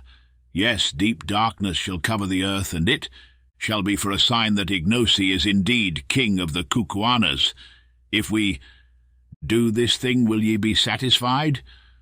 Yea, my lords, answered the old chief with a smile, which was reflected on the faces of his companions. If ye do this thing, we will be satisfied indeed. It shall be done. We three, Inkubu, Bugwan, and Macumazan, have said it, and it shall be done. Dost thou hear, Infidus? I hear, my lord, but it is a wonderful thing that ye promised to put out the moon, the mother of the world, when she is at her full. Yet shall we do it, Infidus. It is well, my lords. Today, 2 hours after sunset, Twala will send for my lords to witness the girls' dance, and 1 hour after the dance begins the girl whom Twala thinks the fairest shall be killed by Scragga, the king's son, as a sacrifice to the Silent Ones, who sit and keep watch by the mountains yonder, and he pointed towards the 3 strange-looking peaks where Solomon's road was supposed to end. Then let my lords darken the moon and save the maiden's life, and the people will believe indeed. Aye, said the old chief, still smiling a little, the people will believe indeed. 2 miles from Loo, went on Infidus, there is a hill curved like a new moon, a stronghold, where my regiment and 3 other regiments, which these chiefs command, are stationed. This morning we will make a plan whereby 2 or 3 other regiments may be moved there also. Then, if in truth my lords can darken the moon, in the darkness I will take my lords by the hand and lead them out of Loo to this place where they shall be safe, and thence we can make war upon Twala, the king. It is good, said I. Now leave us to sleep a while and to make ready our magic. Infidus rose, and having saluted us, departed with the chiefs. My friends, said Ignosi so soon as they were gone, can ye do this wonderful thing, or were ye speaking empty words to the captains? We believe that we can do it, Umbopa. Ignosi, I mean. It is strange, he answered, and had ye not been Englishmen I would not have believed it, but I have learned that English gentlemen tell no lies. If we live through the matter, be sure that I will repay you. Ignosi, said Sir Henry, promise me one thing. "I will promise Incubu, my friend, even before I hear it," answered the big man with a smile. "What is it?" "This, that if ever you come to be king of this people, you will do away with the smelling out of wizards such as we saw last night, and that the killing of men without trial shall no longer take place in the land." Ignosi thought for a moment after I had translated this request, and then answered, "The ways of black people are not as the ways of white men, Incubu, nor do we value life so highly. Yet I will promise, if it be in my power to hold them back, the witch-finders shall hunt no more, nor shall any man die the death without trial or judgment."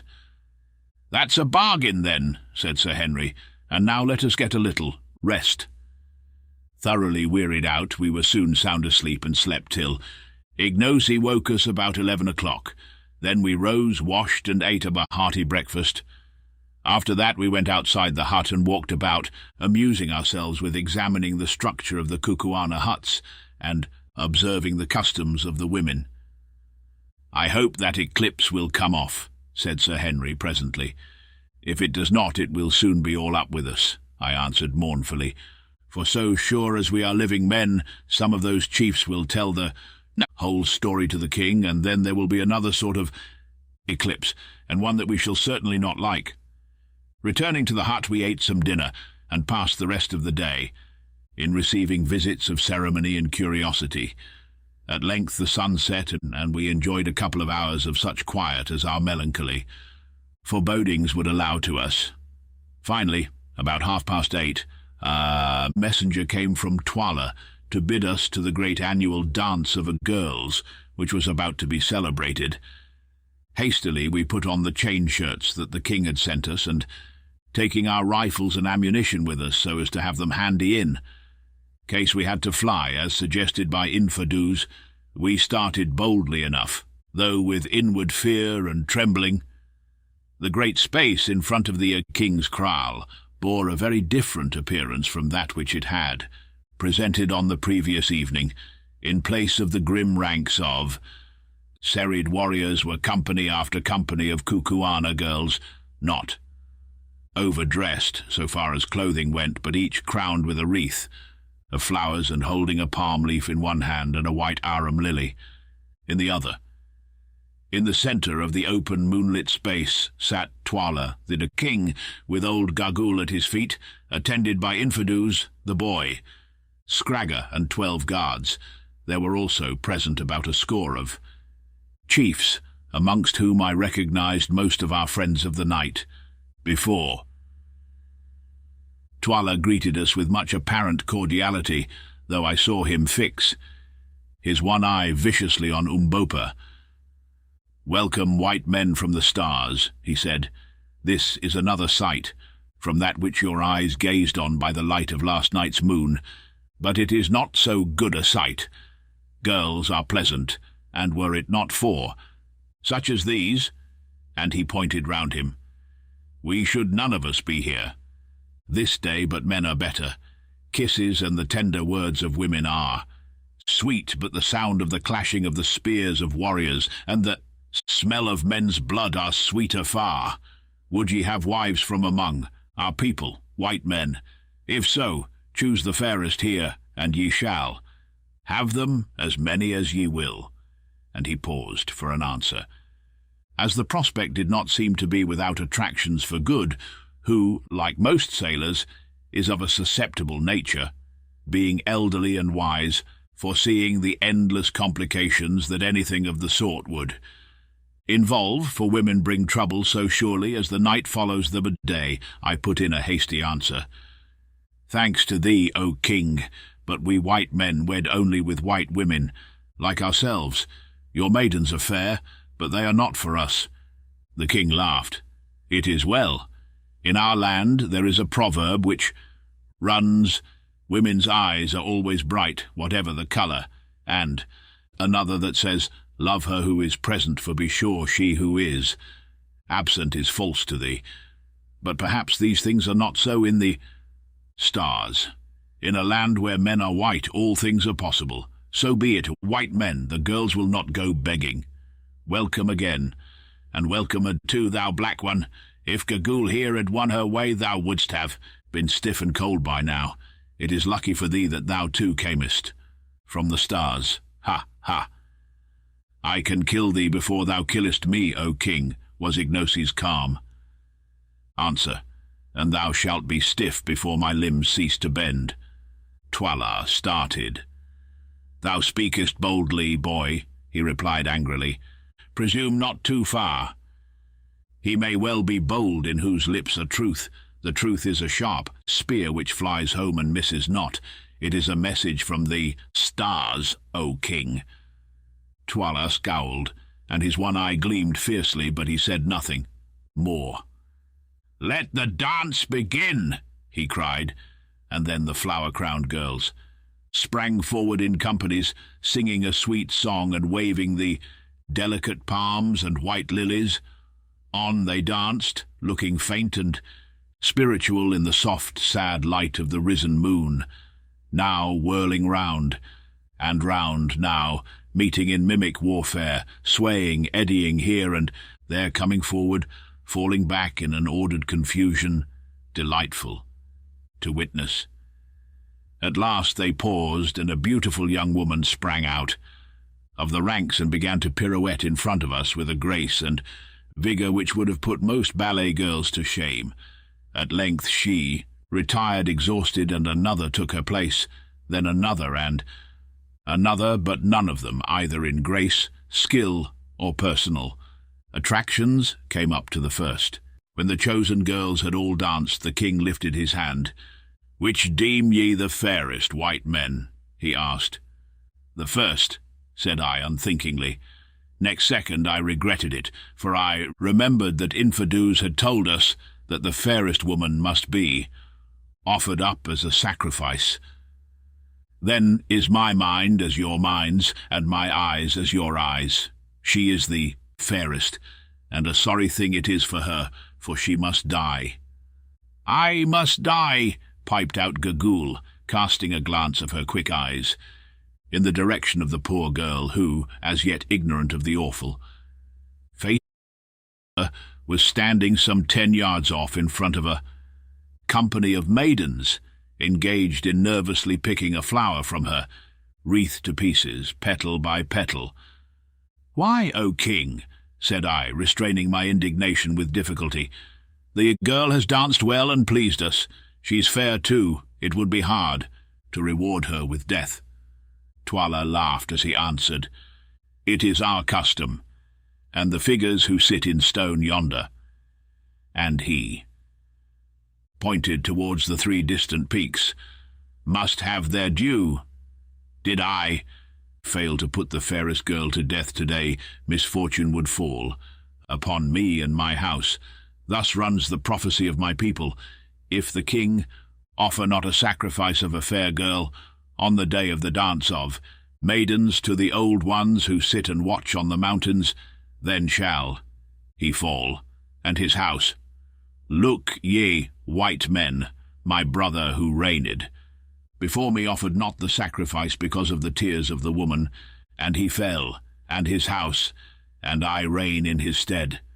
It is finished. She must die. Then, turning to the guards, bring her hither. Scragger, make sharp thy spear. 2 of the men stepped forward, and as they advanced, the girl, for the first time realizing her impending fate, screamed aloud and turned to fly, but the strong hands caught her fast and brought her struggling and weeping before us. What is thy name, girl? Piped Gagul. What? Wilt thou not answer? Shall the king's son do his work at once? At this hint, Scragger, looking more evil than ever, advanced a step and lifted his great spear, and at that moment I saw Good's hand creep too, his revolver. The poor girl caught the faint glint of steel through her. Tears, and it sobered her anguish. She ceased struggling and clasping. Her hands convulsively stood shuddering from head to foot. See, cried Scragger in high glee, she shrinks from the sight of my little plaything even before she has tasted it, and he tapped the broad blade of his spear. If ever I get the chance, you shall pay for that, you young hound. I heard Good mutter beneath his breath. "Now that thou art quiet, give us thy name, my dear. Come, speak out and fear not," said Gagool in mockery.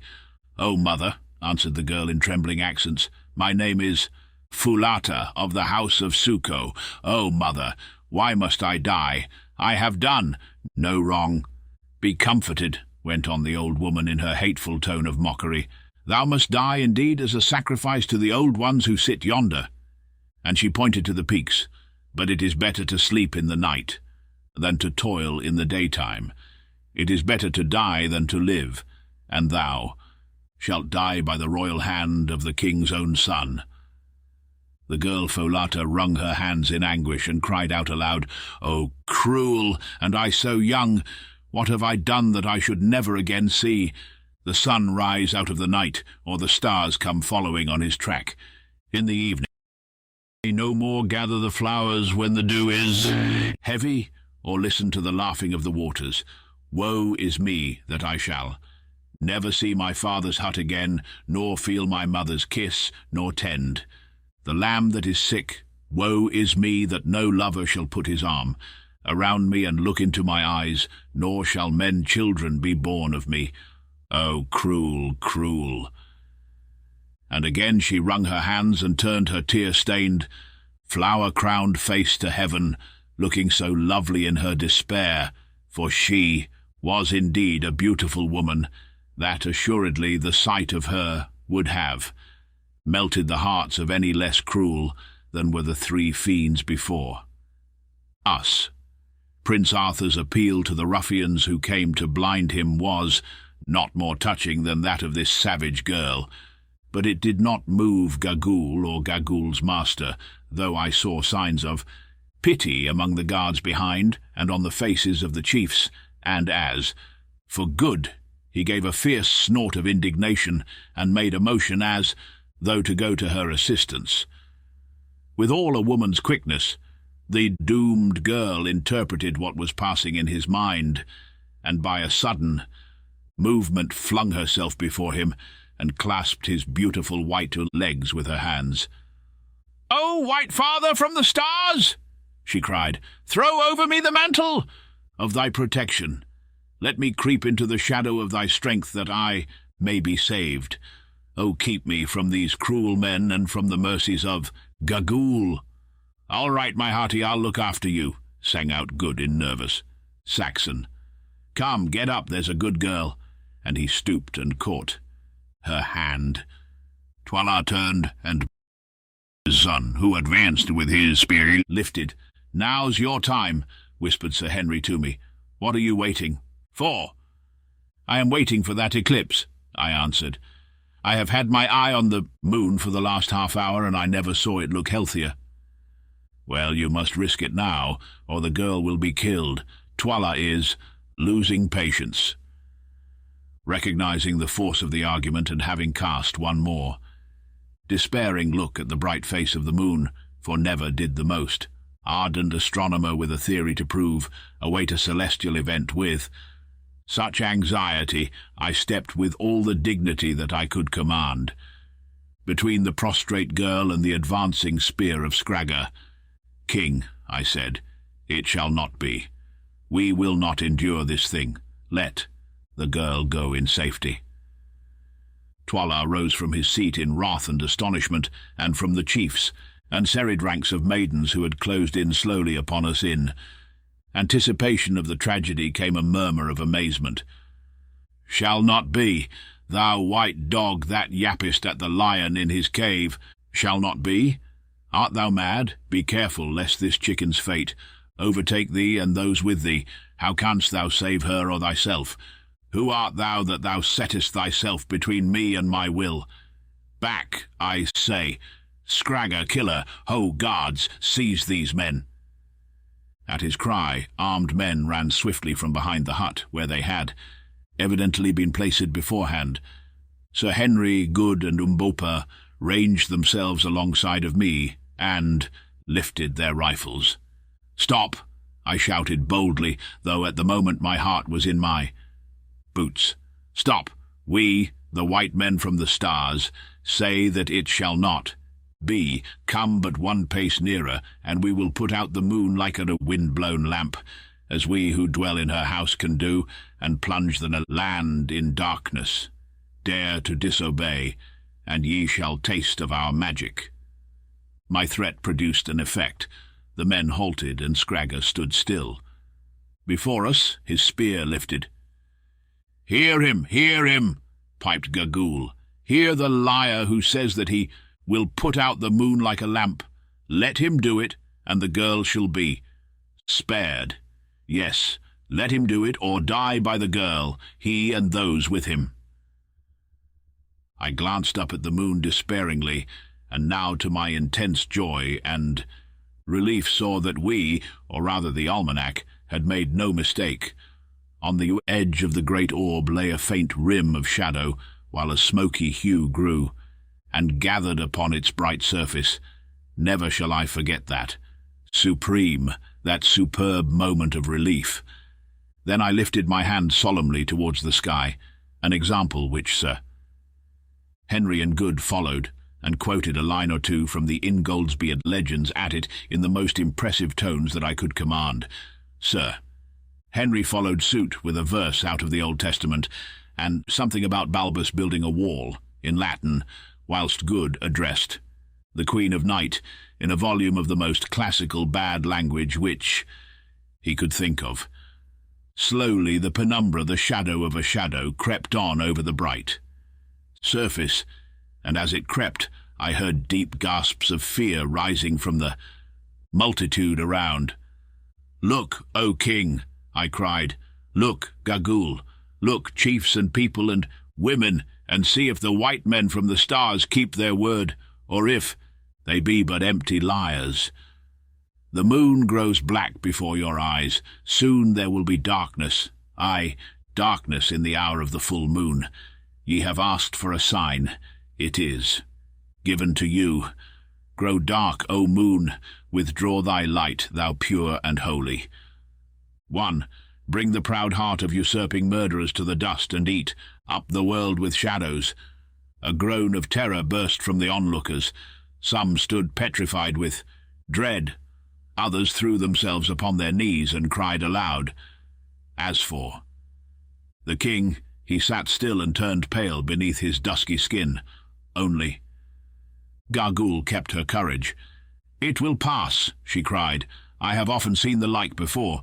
No man can put out the moon. Lose not heart. Sit still. The shadow will pass."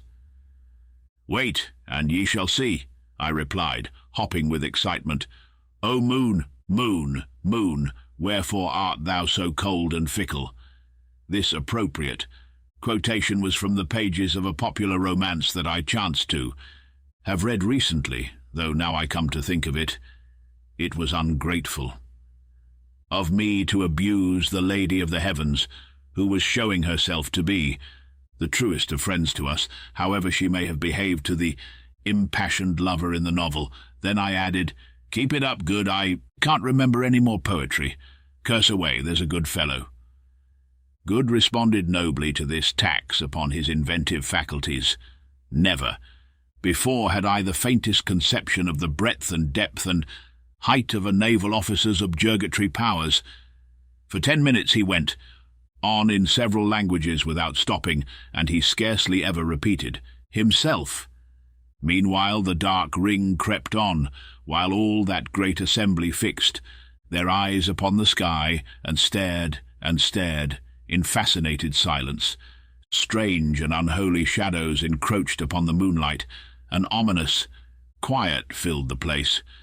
Everything grew still as death.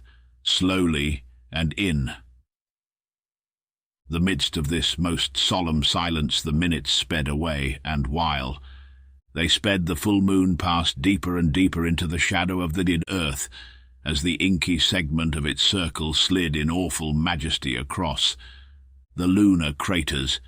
The great pale orb seemed to draw near and to grow. In size, she turned a coppery hue, then that portion of her surface, which was unobscured, as yet grew grey and ashen, and at length, as totality approached, Her mountains and her plains were to be seen, glowing luridly through a crimson gloom. On, yet on, crept the ring of darkness. It was now more than half. Across the blood-red orb, the air grew thick and still more deeply, tinged with dusky crimson. On, yet on, till we could scarcely see the fierce faces of the group before us. No sound rose now from the spectators, and at last Good stopped swearing. "The moon is dying! The white wizards have killed the moon!" yelled the Prince Scragger at last. "We shall all perish in the dark," and animated. By fear or fury, or by both, he lifted his spear and drove it with all his force at Sir Henry's breast. But he forgot the mail shirts that the king had given us, and which we wore beneath our clothing. The steel rebounded harmless, and before he could repeat the blow Curtis had, snatched the spear from his hand and sent it straight through him. Scragger dropped dead at the sight, and driven mad with fear of the gathering darkness, and of the unholy shadow which, as they believed, was swallowing the moon. The companies of girls broke up in wild confusion and ran screeching for the gateways. Nor did the panic stop there. The king himself, followed by his guards, some of the chiefs, and Gagool, who hobbled away after them with marvellous alacrity, fled for the huts, so that in another minute we ourselves, the would-be victim, Foulata, Infidus, and most of the chiefs who had interviewed us on the previous night were left alone upon the scene, together with the dead body of Scragger, Twala's son. "Chiefs," I said, "we have given you the sign. If ye are satisfied, let us fly swiftly to the place of which ye spoke. The charm cannot now be stopped. It will work for an hour and the half of an hour. Let us cover ourselves in the darkness." "Come," said Infidus, turning to go, an example which was followed by the awed captains, ourselves, and the girl Foulata, whom Good took by the arm. Before we reached the gate of the kraal, the moon went out utterly, and from every quarter of the firmament the stars rushed forth into the inky sky. Holding each other by the hand, we stumbled on through the darkness before the battle. Luckily for us, Infidus and the chiefs knew all the paths of the great town perfectly, so that we passed by sideways unmolested, and, notwithstanding the gloom, we made fair progress.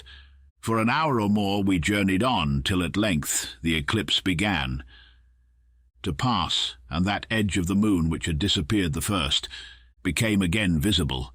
Suddenly, as we watched, there burst from it a silver streak of light, accompanied by a wondrous ruddy glow which hung upon the blackness of the sky like a celestial lamp, and a wild and lovely sight it was. In another 5 minutes the stars began to fade, and there was sufficient light to see our whereabouts. We then discovered that we were clear of the town of Loo, and approaching a large flat-topped hill, measuring some 2 miles in circumference. This hill, which is of a formation common in South Africa, is not very high. Indeed, its greatest elevation is scarcely more than 200 feet, but it is shaped like a horseshoe, and its sides are rather precipitous and strewn with boulders. On the grass tableland at its summit is ample camping ground, which had been utilized as a military cantonment of no mean strength. Its ordinary garrison was 1 regiment of 3,000 men, but as we toiled up the steep side of the mountain in the returning moonlight, we perceived that there were several of such regiments encamped there. Reaching the tableland at last, we found crowds of men roused from their sleep, shivering with fear, and huddled up together in the utmost consternation at the natural phenomenon which they were witnessing. Passing through these without a word, we gained a hut in the centre of the ground, where we were astonished to find 2 men waiting, laden with our few goods and chattels, which of course we had been obliged to leave behind in our hasty flight.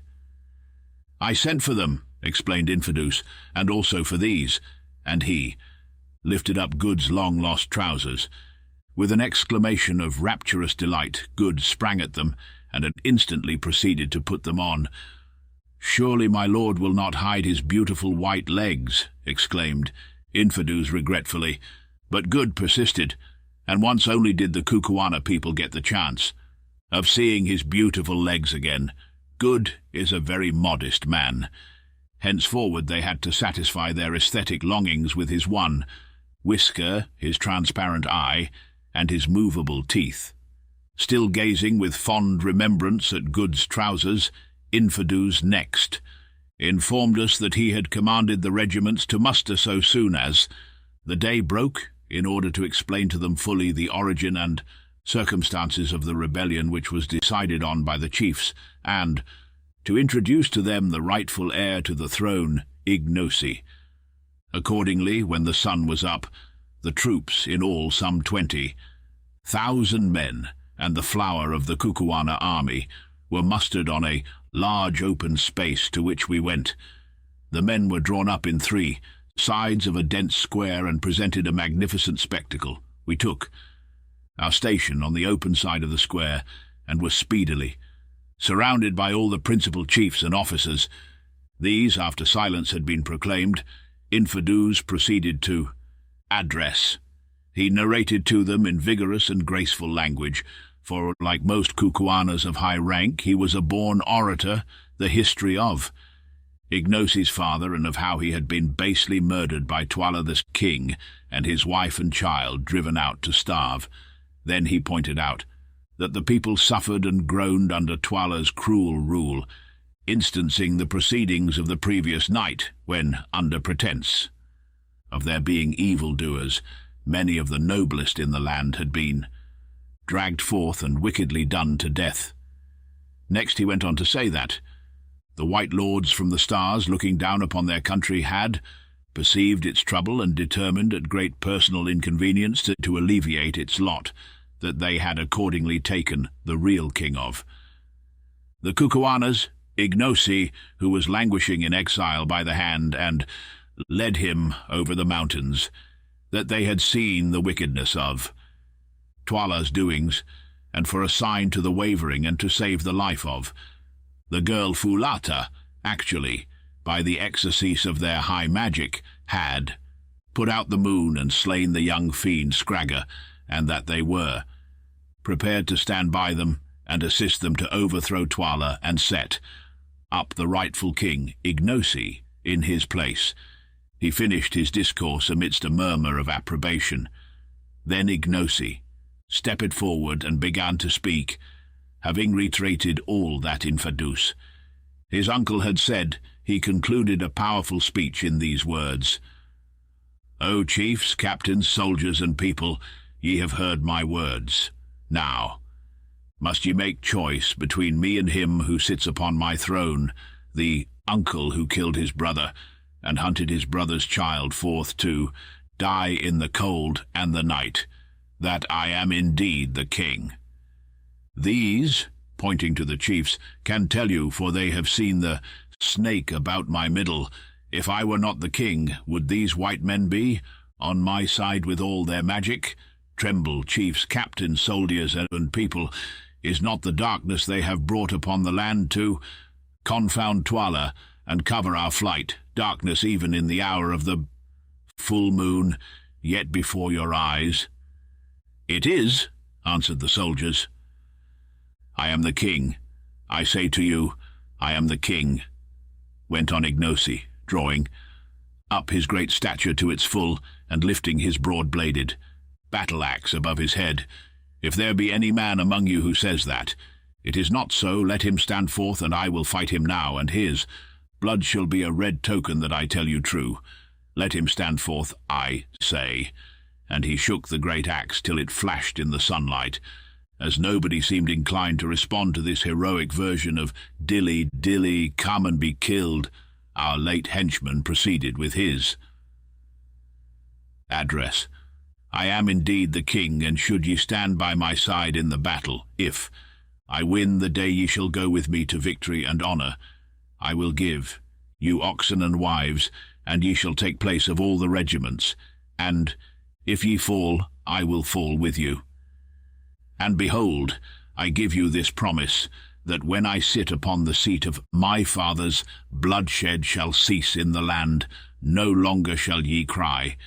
For justice to find slaughter, no longer shall the witch-finder hunt. You out so that ye may be slain without a cause. No man shall die save he who offends against the laws. The eating up of your krails shall cease. Each one of you shall sleep secure in his own hut and fear. Naught and justice shall walk blindfold throughout the land. Have ye chosen chiefs, captains, soldiers, and people? We have chosen, O king, came back the answer. It is well. Turn your heads and see how Twala's messengers go forth from the great town, east and west and north and south, to gather a mighty army to slay me and you and these my friends and protectors. Tomorrow, or perchance the next day, he will come against us with all who are faithful to him. Then I shall see the man who is indeed my man, and the man who fears not to die for his cause, and I tell you that he shall not be forgotten in the time of spoil. I have spoken, O chiefs, captains, soldiers, and people. Now go to your huts and make you ready for war." There was a pause, till presently one of the chiefs lifted his hand and out rolled the royal salute, "Cum." It was a sign that the soldiers accepted Ignosi as their king. Then they marched off in battalions. Half an hour afterwards we held a council of war, at which all the commanders of regiments were present. It was evident to us that before very long we should be attacked in overwhelming force. Indeed, from our point of vantage on the hill we could see troops mustering and runners going forth from Loo in every direction, doubtless to summon soldiers to the king's assistance. We had on our side about 20,000 men, composed of 7 of the best regiments in the country. Twala, so Infidus and the chiefs calculated, had at least 30 to 35,000 on whom he could rely at present assembled in Loo, and they thought that by midday on the morrow he would be able to gather another 5,000 or more to his aid. It was, of course, possible that some of his troops would desert and come over to us, but it was not a contingency which could be reckoned on. Meanwhile, it was clear that active preparations were being made by Twala to subdue us already. Strong bodies of armed men were patrolling round and round the foot of the hill, and there were other signs also of coming assault. Infidus and the chiefs, however, were of opinion that no attack would take place that day, which would be devoted to preparation and to the removal of every available means of the moral effect produced upon the minds of the soldiery by the supposed magical darkening of the moon. The onslaught would be on the morrow, they said, and they proved to be right. Meanwhile, we set to work to strengthen the position in all ways possible.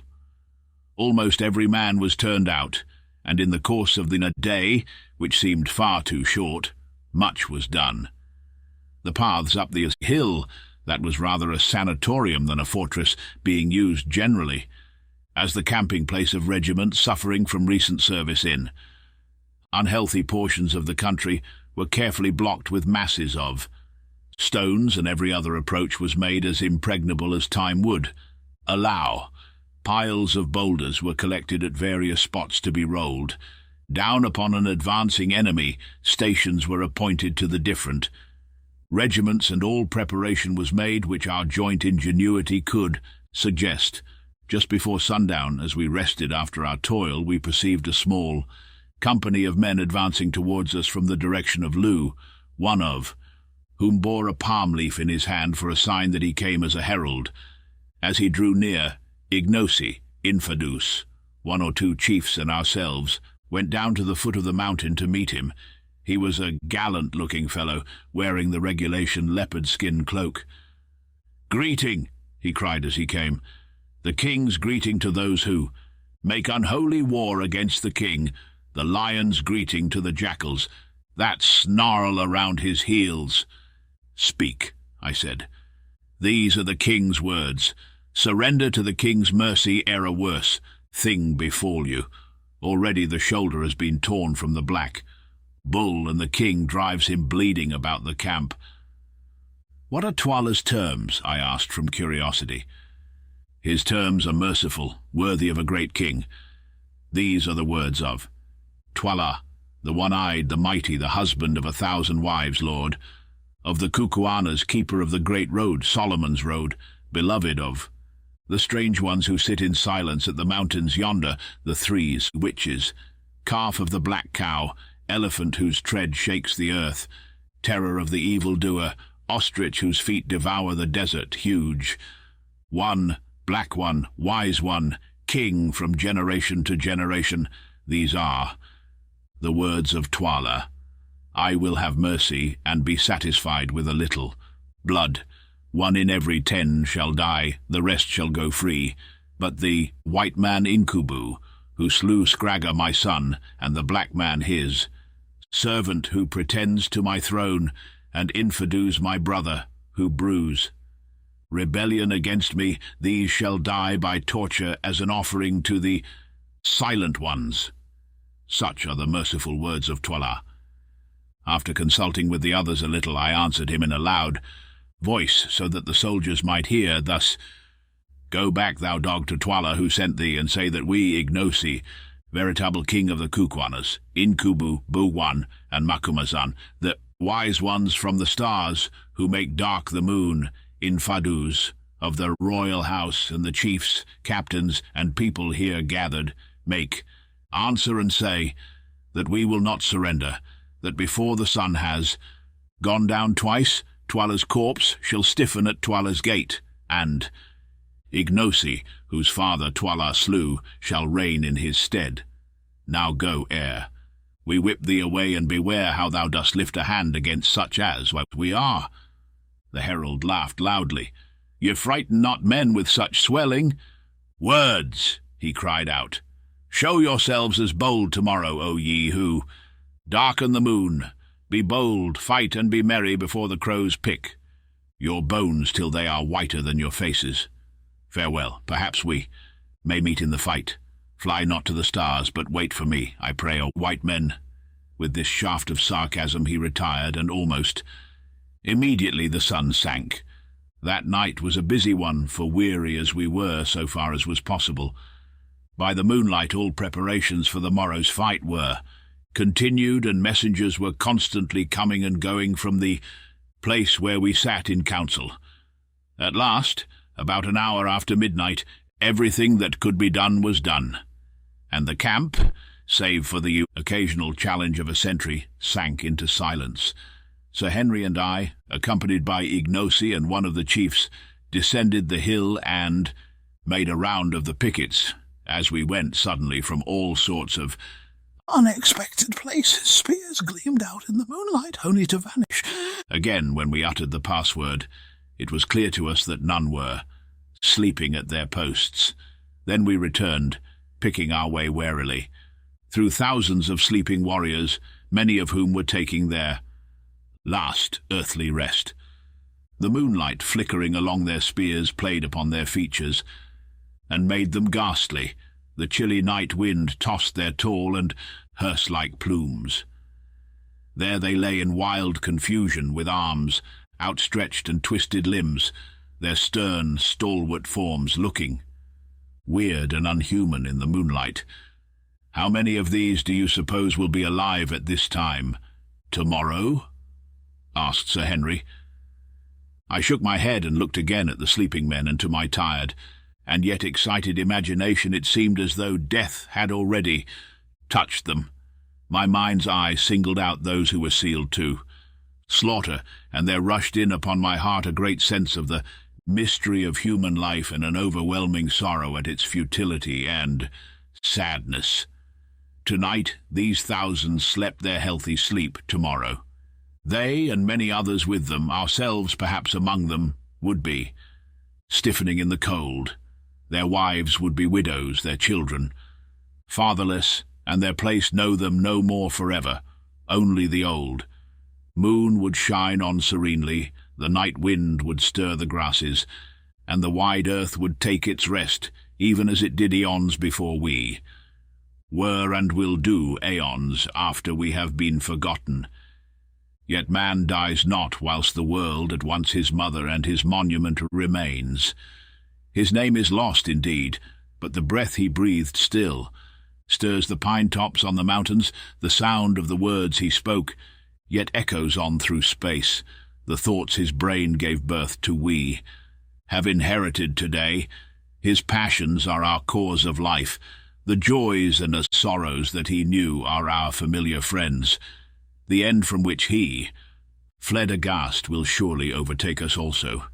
Truly, the universe is full of ghosts, not sheeted churchyard spectres, but the inextinguishable elements of individual life, which, having once been, can never die, though they blend and change again, forever.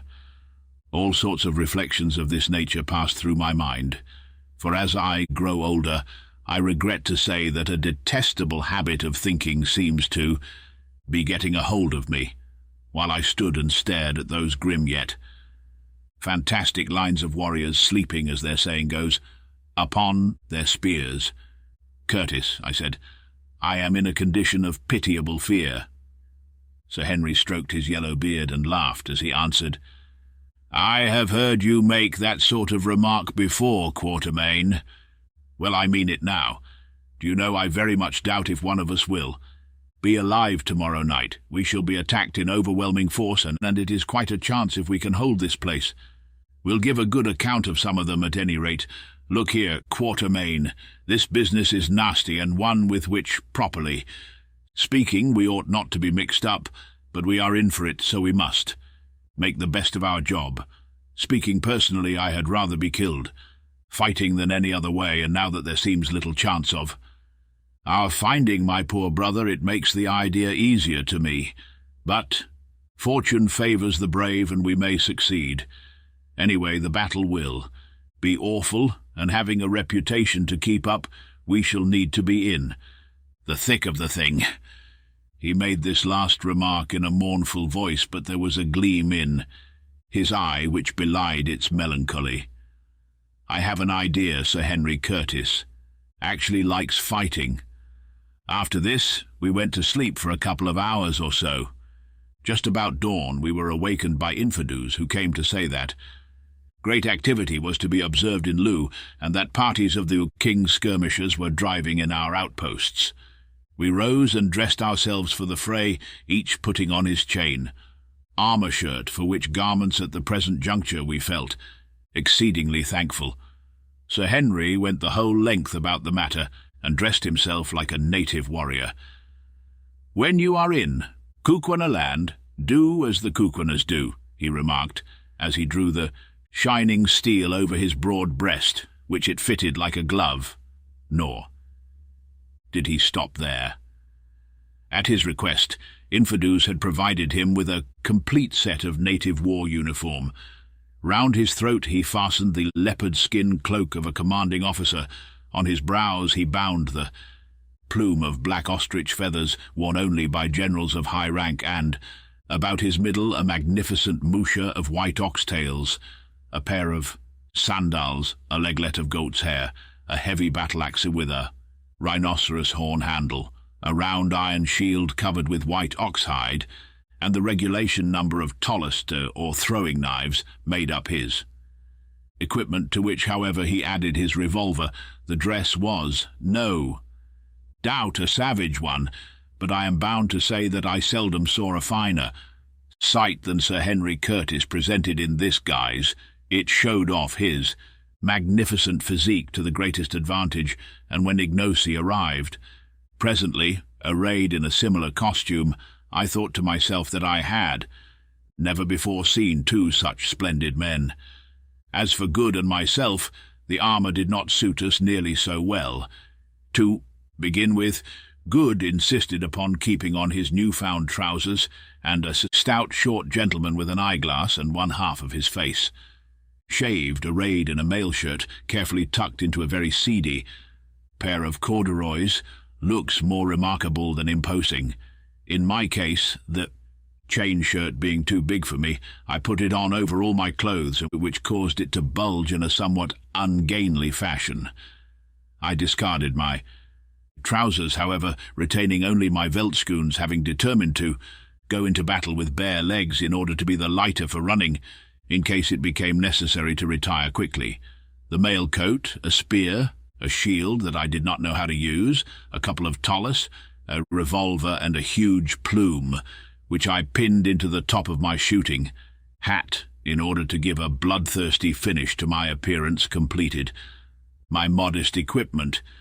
In addition to all these articles, of course, we had our rifles, but as ammunition was scarce, and as they would be useless in case of a charge, we arranged that they should be carried behind us by bearers. When at length we had equipped ourselves, we swallowed some food hastily, and then started out to see how things were going on. At one point in the tableland of the mountain there was a little copy of brown stone which served the double purpose of headquarters and of a conning tower. Here we found Infadus surrounded by his own regiment, the Greys, which was undoubtedly the finest in the Kukuana army, and the same that we had first seen at the outlying kraal. This regiment, now 3,500 strong, was being held in reserve, and the men were lying down on the grass in companies and watching the king's forces in long ant-like columns. Seemed to be no end to the length of these columns, 3 in all, and each of them numbering, as we judged, at least 11 or 12,000 men. As soon as they were clear of the town, the regiments formed up. Then one body marched off to the right, one to the left, and the third came on slowly towards us. "Ah," said Infadus, "they are going to attack us on 3 sides at once." This seemed rather serious news, for our position on the top of the mountain, which measured 1.5 miles in circumference, being an extended was important to us to concentrate our comparatively small defending force as much as possible. But since it was impossible for us to dictate in what way we should be assailed, we had to make the best of it, and accordingly sent orders to the various regiments to prepare to receive the separate onslaughts, the attack. Slowly, and without the slightest appearance of haste or excitement, the 3 columns crept on. When within about 500 yards of us, the main or centre column halted at the root of a tongue of open plain, which ran up into the hill to give time to the other divisions to circumvent our position, which was shaped more or less in the form of a horseshoe, with its 2 points facing towards the town of Loo. The object of this manoeuvre was that the threefold assault should be delivered simultaneously. "Oh, for a Gatling!" groaned Good as he contemplated the serried phalanxes beneath us. "I would clear that plain in 20 minutes.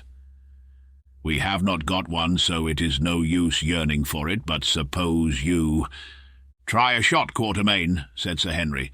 "See how near you can go to. That tall fellow who appears to be in command. 2 to 1 you miss him, and an even sovereign to be honestly paid if ever we get out of this, that you don't drop the bullet within 5 yards. This piqued me, so, loading the express with solid ball, I waited till my friend walked some 10 yards out from his force in order to get a better view of our position, accompanied only by an orderly. Then, lying down and resting the express on a rock, I covered him.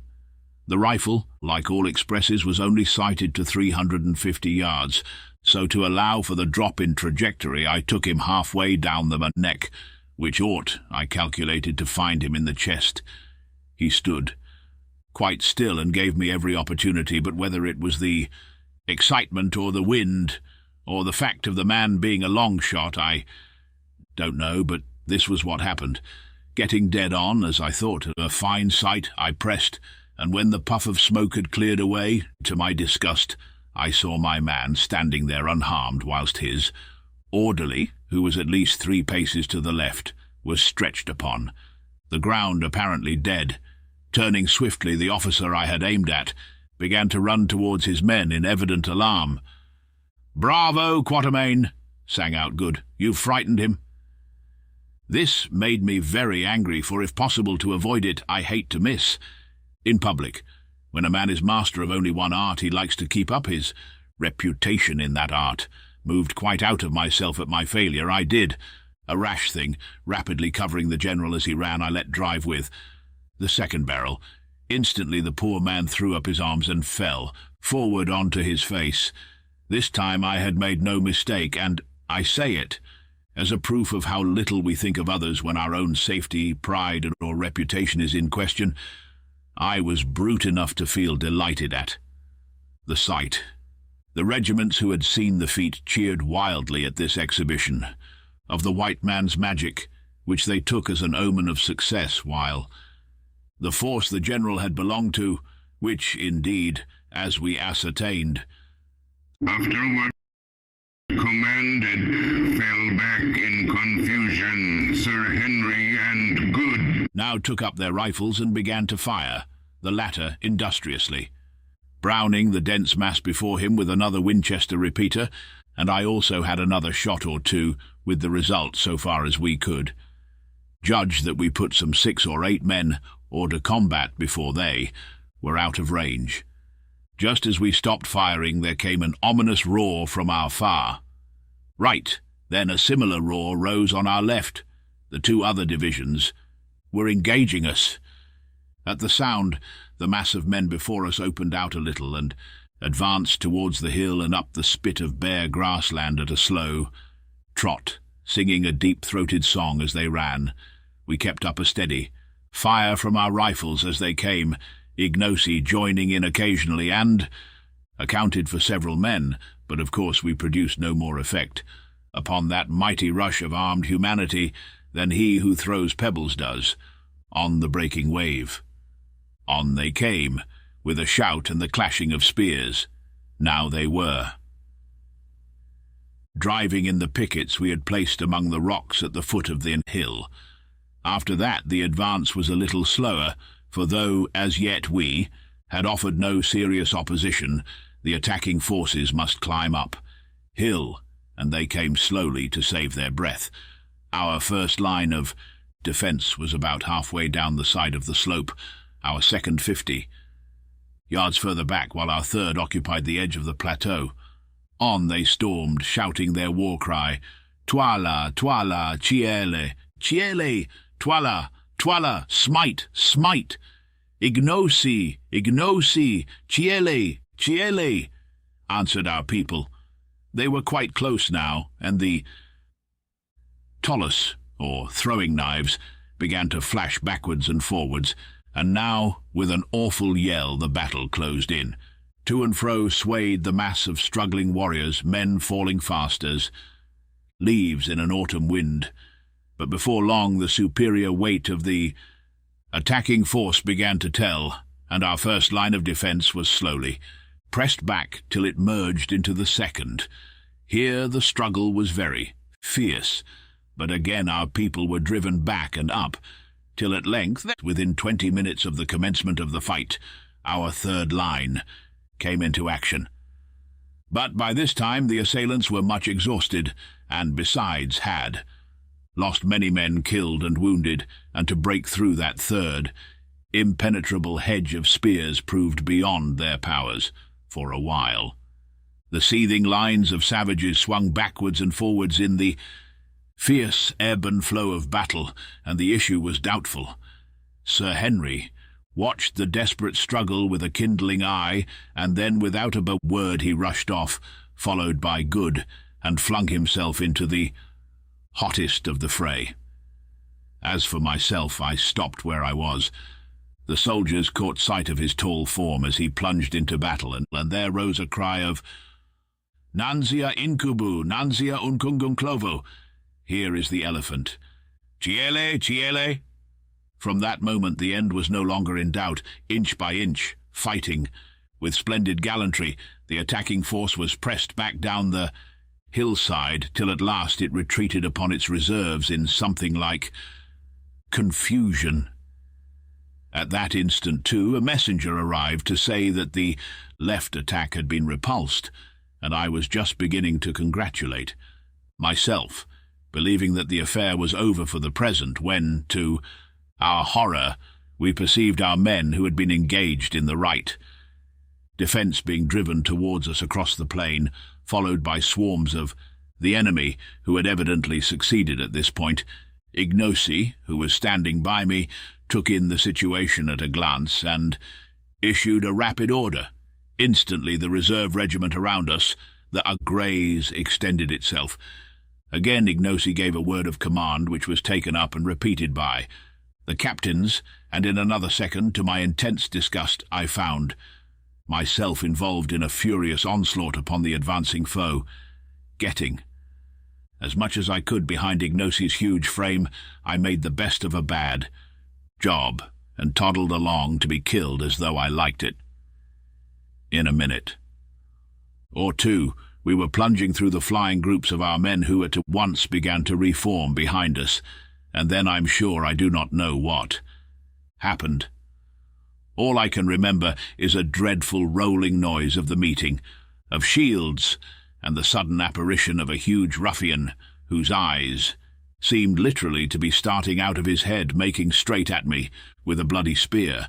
But I say it with pride, I rose, or rather sank, to the occasion. It was one before which most people would have collapsed, once and for all, seeing that if I stood where I was, I must be killed. As the horrid apparition came, I flung myself down in front of him so cleverly that, being unable to stop himself, he took a header right over my prostrate form. Before he could rise again, I had risen and settled the matter from behind with my revolver. Shortly after this, somebody knocked me down, and I remember no more of that charge. When I came to, I found myself back at the kopje, with good bending, over me holding some water in a gourd. "How do you feel, old fellow?" he asked anxiously. I got up and shook myself before replying. "Pretty well, thank you," I answered. "Thank heaven. When I saw them carry you in, I felt quite sick. I thought you were done for." "Not this time, my boy. I fancy I only got a rap on the head, which knocked me stupid." "How has it ended?" "They are repulsed at every point for a while. The loss is dreadfully heavy. We have quite 2,000 killed and wounded, and they must have lost 3. Look, there's a sight," and he pointed to long lines of men advancing by 4s. In the centre of every group of 4, and being borne by it, was a kind of hide tray, of which a Kukuana force always carries a quantity, with a loop for a handle at each corner. On these trays, and their number seemed endless, lay wounded men, who as they arrived were hastily examined by the medicine men, of whom 10 were attached to a regiment. If the wound was not of a fatal character, the sufferer was taken away and attended to as carefully as circumstances would allow. But if, on the other hand, the injured man's condition proved hopeless, what followed was very dreadful, though doubtless it may have been the truest mercy. One of the doctors, under pretence of carrying out an examination, swiftly opened an artery with a sharp knife, and in a minute or two the sufferer expired painlessly. There were many cases that day in which this was done. In fact, it was done in the majority of cases when the wound was in the body, for the gash made by the entry of the enormously broad spears used by the Kukuanas generally rendered recovery impossible. In most instances the poor sufferers were already unconscious, and in others the fatal nick of the artery was inflicted so swiftly and painlessly that they did not seem to notice it. Still, it was a ghastly sight, and one from which we were glad to escape. Indeed, I never remember anything of the kind that affected me more than seeing those gallant soldiers thus put out of pain by the red-handed medicine men, except, indeed, on one occasion when, after an attack, I saw a force of Swazis burying their hopelessly wounded alive. Hurrying from this dreadful scene to the further side of the kopje, we found Sir Henry, who still held a battle-axe in his hand, Ignosi, Infidus, and 1 or 2 of the chiefs in deep consultation. "Thank heaven, here you are, Quatermain. I can't quite make out what Ignosi wants to do. It seems that though we have beaten off the attack, Twala is now receiving large reinforcements and is showing a disposition to invest us with the view of starving us out. That's awkward. Yes, especially as Infidus says that the water supply has given out. My lord, that is so, said Infidus. The spring cannot supply the wants of so great a multitude, and it is failing rapidly. Before night we shall all be thirsty. Listen, Macumazahn, thou art wise and hast doubtless seen many wars in the lands from whence thou camest, that is, if indeed they make wars in the stars. Now tell us, what shall we do? Twala has brought up many fresh men to take the place of those who have fallen. Yet Twala has learnt his lesson. The hawk did not think to find. The heron ready, but our beak has pierced his breast. He fears to strike at us again. We too are wounded, and he will wait for us to die. He will wind himself round us like a snake round a buck, and fight the fight of sit down. I hear thee, I said. So, Macumazahn, thou seest we have no water here, and but a little food, and we must choose between these three things: to languish like a starving lion in his den, or to strive to break away towards the north, or, and here he rose and pointed towards the dense mass of our foes, to launch ourselves straight at Twala's throat. Incubu, the great warrior, for today he fought like a buffalo in a net, and Twala's soldiers went down before his axe like young corn before the hail, with, I saw it, Incubu says charge, but the elephant is ever prone to charge. Now what says Macumazahn, the wily old fox who has seen much and loves to bite his enemy from behind? The last word is in Ignosi the king, for it is a king's right to speak of war. But let us hear thy voice, O Macumazahn, who watchest by night, and the voice, too, of him of the transparent eye. What sayest thou, Ignosi? I asked. Nay, my father, answered our quantum servant, who now, clad as he was, in the full panoply of savage war, looked every inch a warrior king. Do thou speak, and let me, who am but a child in wisdom beside thee, hearken to thy words. Thus adjured, after taking hasty counsel with Good and Sir Henry, I delivered my opinion briefly to the effect that, being trapped, our best chance, especially in view of the failure of our water supply, was to initiate an attack upon Twala's forces. Then I recommended that the attack should be delivered at once, before our wounds grew stiff, and also before the sight of Twala's overpowering force caused the hearts of our soldiers to wax small like fat before a fire. Otherwise, I pointed out, some of the captains might change their minds, and, making peace with Twala, desert to him, or even betray us into his hands. This expression of opinion seemed, on the whole, to be favourably received. Indeed, among the Kukuanas, my utterances met with a respect which has never been accorded to them before or since. But the real decision as to our plans lay with Ignosi, who, since he had been recognized as rightful king, could exercise the almost unbounded rights of sovereignty, including, of course, the final decision on matters of generalship, and it was to him that all eyes were now turned. At length, after a pause during which he appeared to be thinking deeply, he spoke. Incubu, Macumazahn, and Bugwan, brave white men, and my friends, Infidus, my uncle, and chiefs, my heart is fixed. I will strike at Twala this day, and set my fortunes on the blow, I and my life and your lives also. Listen, thus will I strike. Ye see how the hill curves round like the half-moon, and how the plain runs like a green tongue towards us within the curve? We see, I answered. Good. It is now midday, and the men eat and rest after the toil of battle. When the sun has turned and travelled a little way towards the darkness, let thy regiment, my uncle, advance with one other down to the green tongue, and it shall be that when Twala sees it he will hurl his force at it to crush it. But the spot is narrow, and the regiments can come against thee one at a time only, so may they be destroyed one by one, and the eyes of all Twala's army shall be fixed upon a struggle, the like of which has not been seen by living man.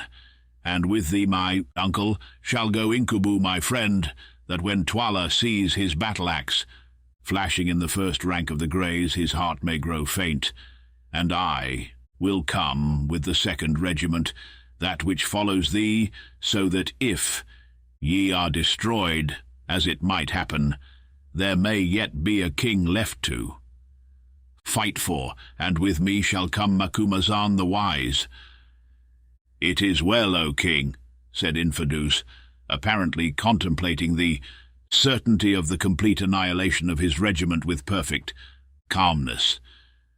"Truly these Kukuanas are a wonderful people. Death has no terrors for them when it is incurred in the course of duty.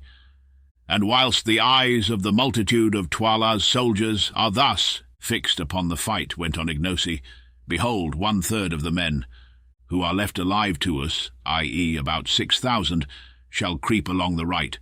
"Horn of the hill and fall upon the left flank of Twala's force, and 1/3 shall creep along the left horn and fall upon Twala's right flank.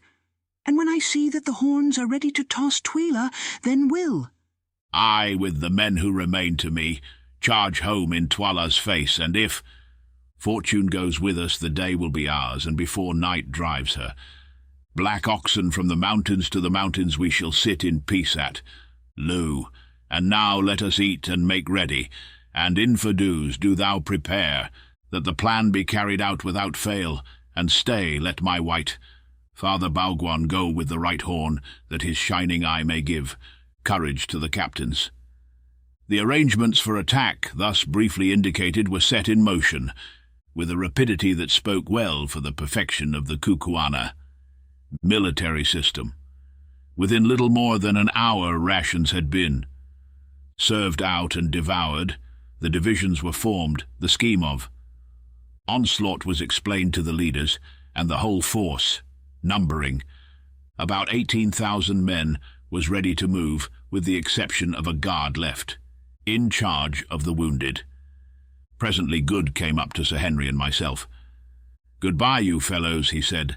"I am off with the right wing, according to orders, and so I have come to shake hands, in case we should not meet again, you know," he added significantly.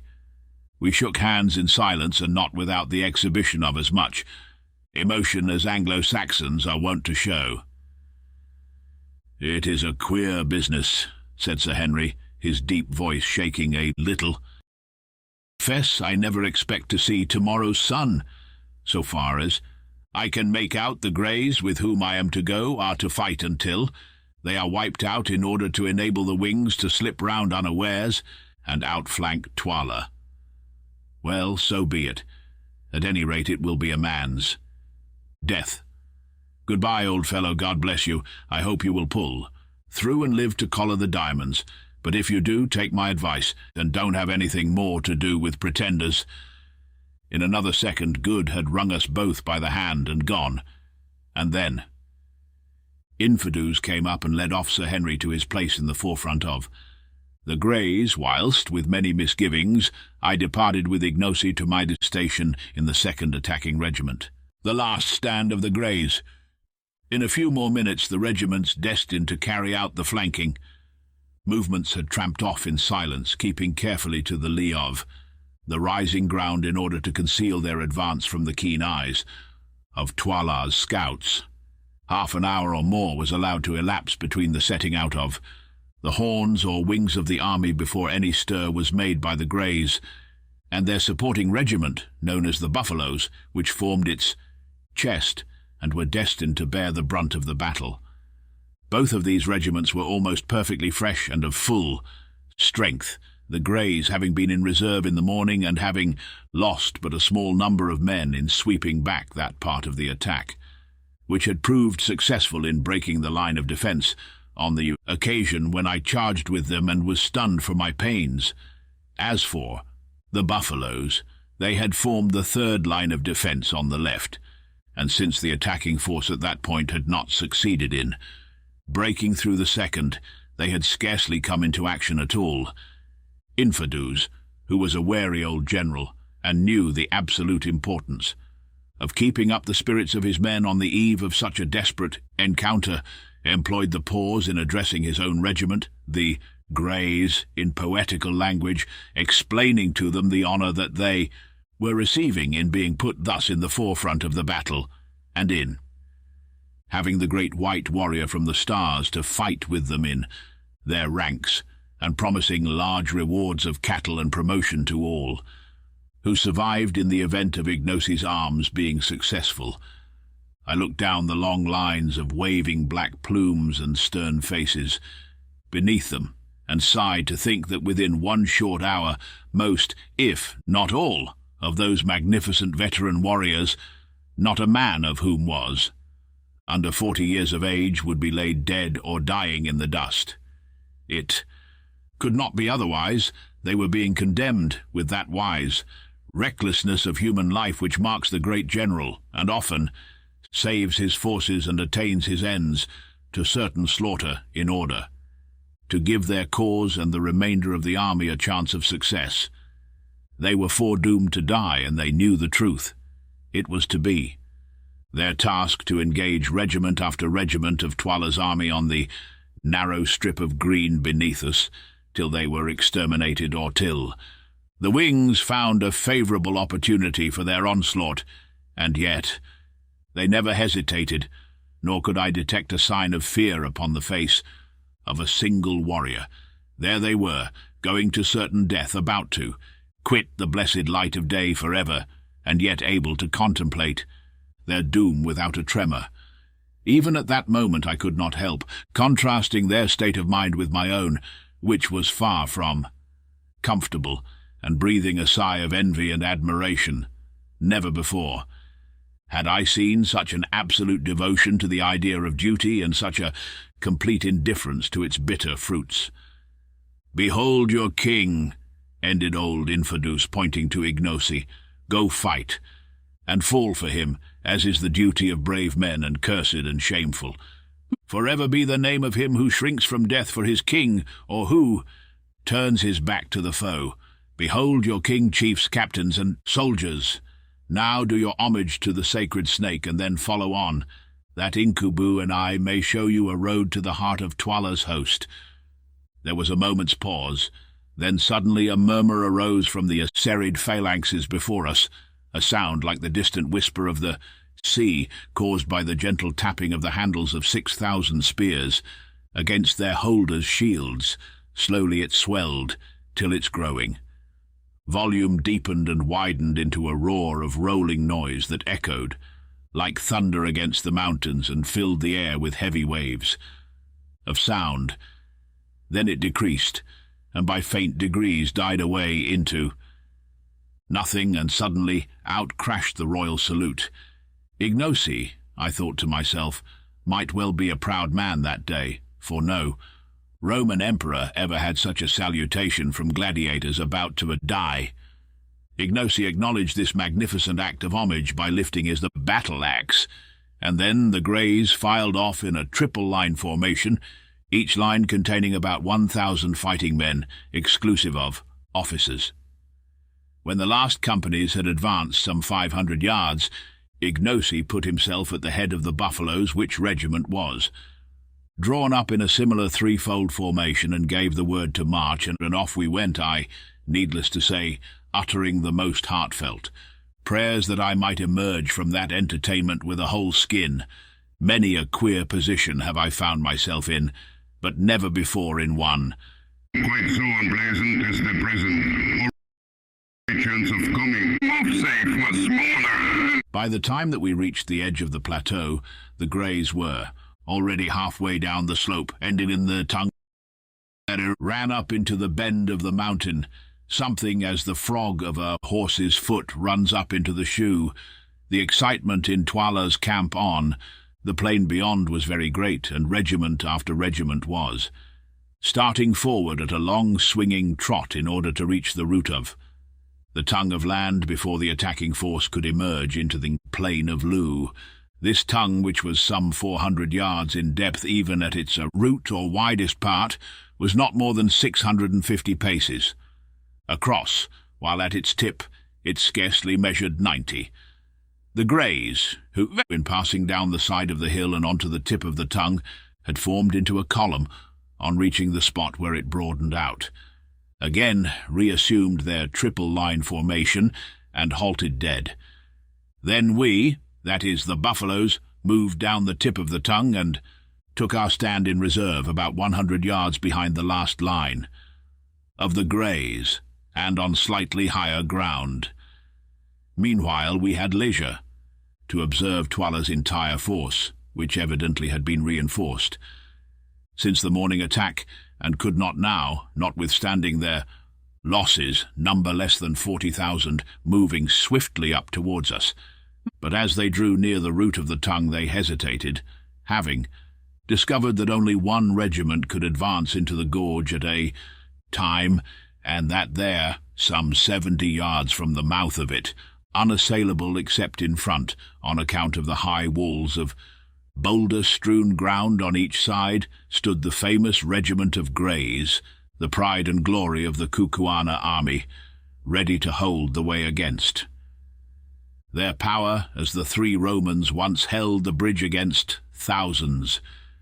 They hesitated and finally stopped their advance.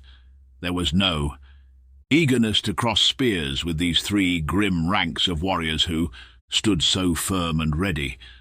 Presently, however, a tall general wearing the customary headdress of nodding ostrich plumes appeared, attended by a group of chiefs and orderlies, being, I thought, none other than Twala himself. He gave an order, and the first regiment, raising a shout, charged up towards the Greys, who remained perfectly still and silent till the attacking troops were within 40 yards, and a volley of tollas, or throwing knives, came rattling among their ranks. Then suddenly, with a bound and a roar, they sprang forward with uplifted spears, and the regiment met in deadly strife. Next second the roll of the meeting shields came to our ears like the sound of thunder, and the plain seemed to be alive with flashes of light reflected from the shimmering spears. To and fro swung the surging mass of struggling, stabbing humanity, but not for long. Suddenly the attacking lines began to grow thinner, and then with a slow, long heave the Greys passed over them, just as a great wave heaves up its bulk and passes over a sunken ridge. It was done. That regiment was completely destroyed, but the Greys had but 2 lines left now. A third of their number were dead. Closing up shoulder to shoulder once more, they halted in silence and awaited attack, and I was rejoiced to catch sight of Sir Henry's yellow beard as he moved to and fro arranging the ranks. So he was yet alive. Meanwhile we moved on to the ground of the encounter, which was cumbered by about 4,000 prostrate human beings, dead, dying, and wounded, and literally stained red with blood. Ignosi issued an order, which was rapidly passed down the ranks, to the effect that none of the enemy's wounded were to be killed, and so far as we could see. This command was scrupulously carried out.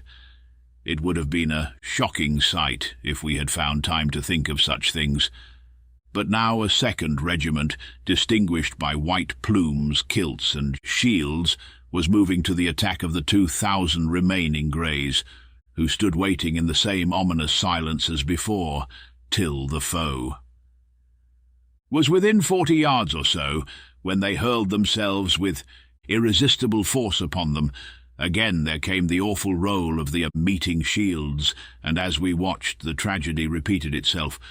But this time the issue was left longer in doubt. Indeed, it seemed a while almost impossible that the Greys should again prevail. The attacking regiment, which was formed of young men, fought with the utmost fury, and at first seemed by sheer weight to be driving the veterans back.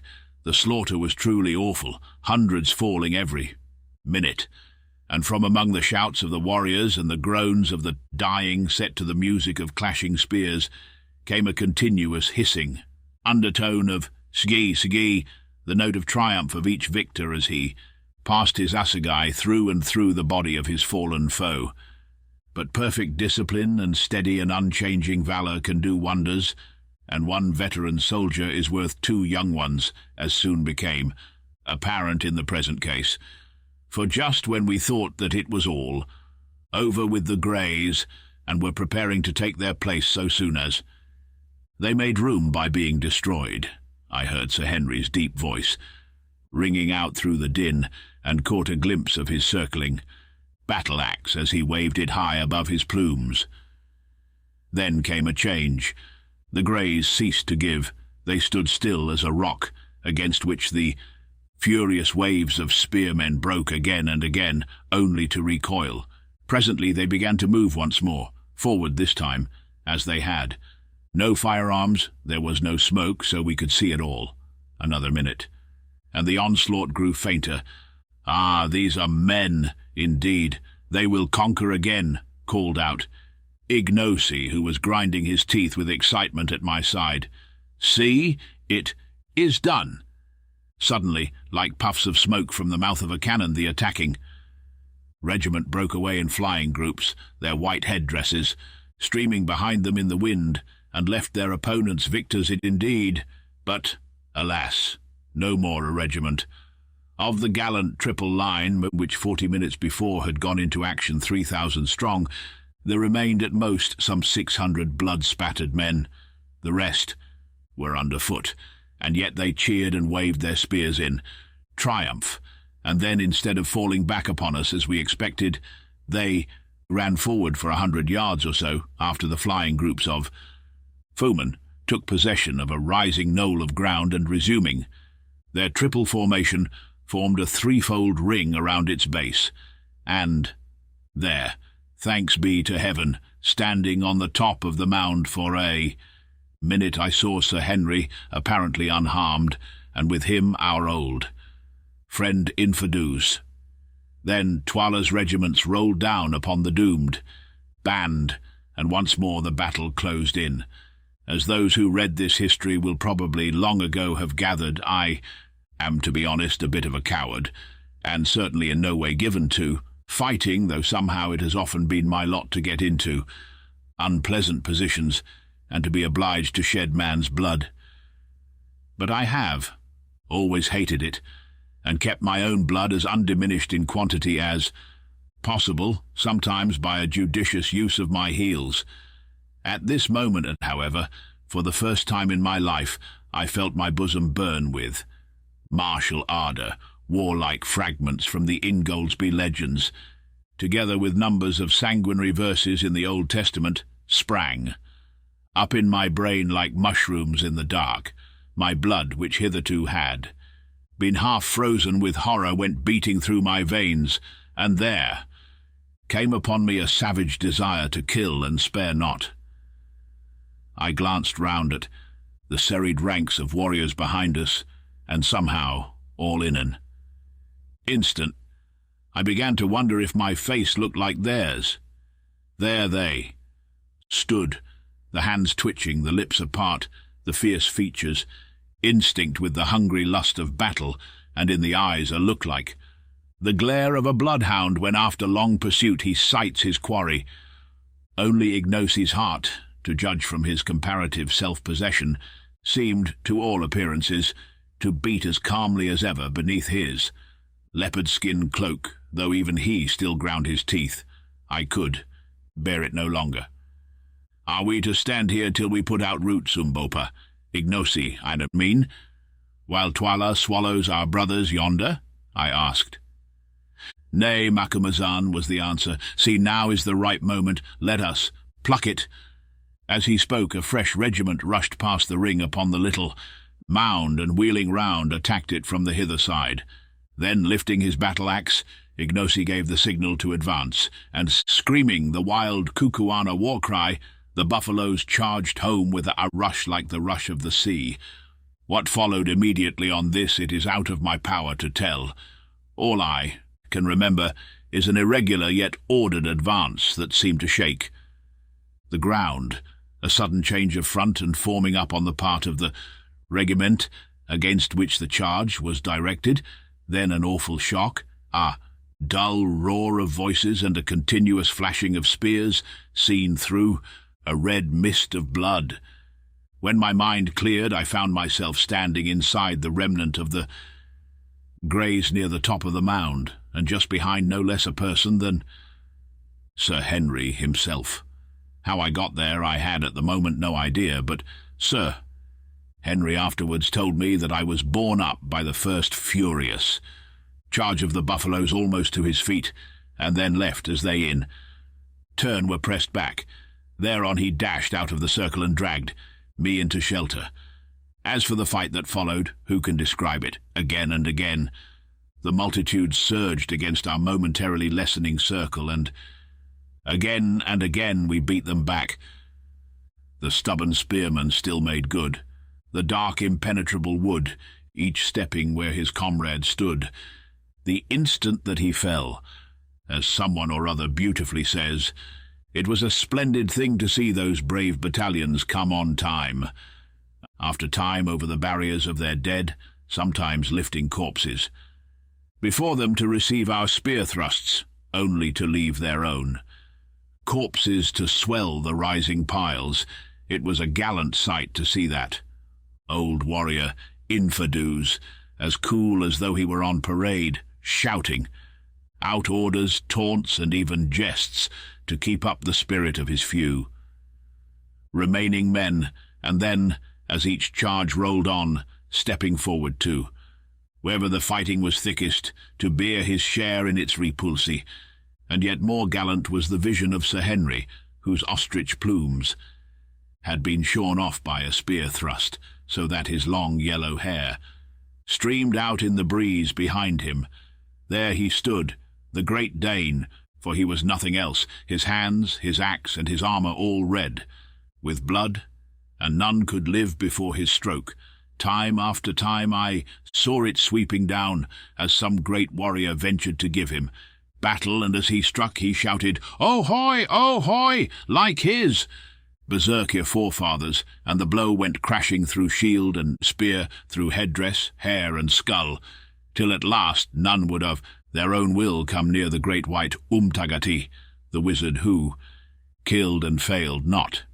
But suddenly there rose a cry of "Twala, you Twala," and out of the press sprang forward none other than the gigantic one-eyed king, himself also armed with battle-axe and shield, and clad in chain armour. "Where art thou, Incubu, thou white man who slewest Scragga my son?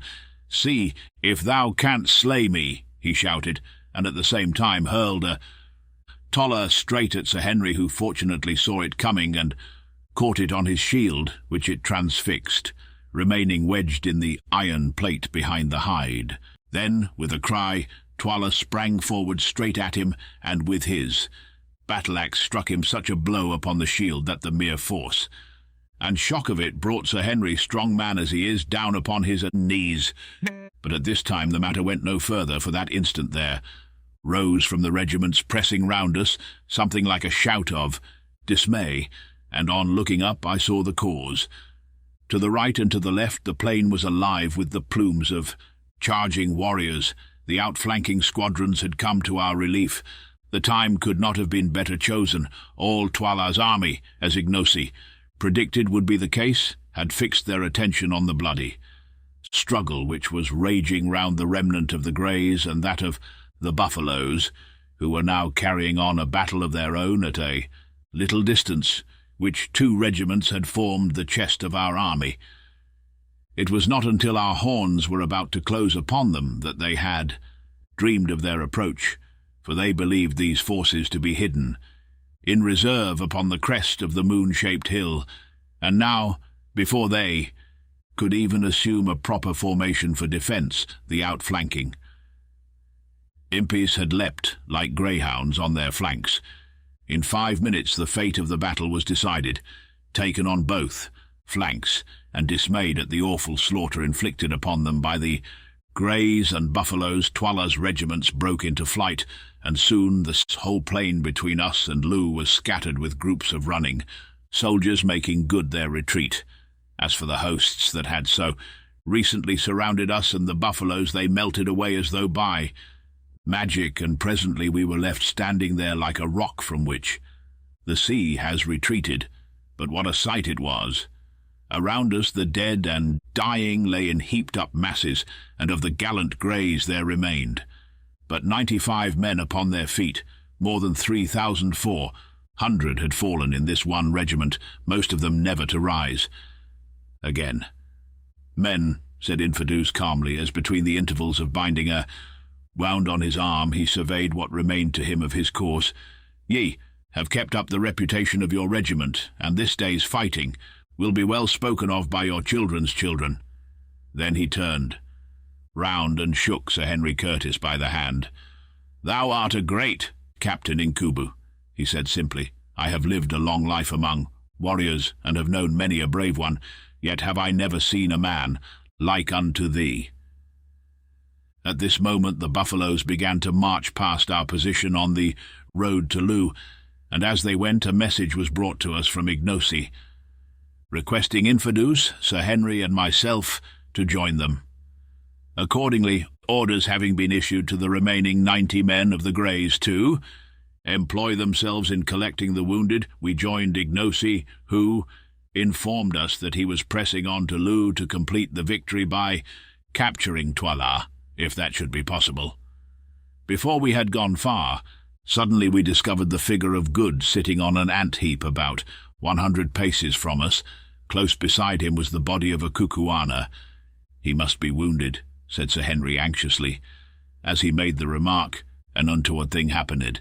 The dead body of the Kukuana soldier, or rather what had appeared to be his dead body, suddenly sprang up, knocked Good head over heels off the ant-heap, and began to spear him. We rushed forward in terror, and as we drew near we saw the Brownie warrior making dig after dig at the prostrate Good, who, at each prod, jerked all his limbs into the air.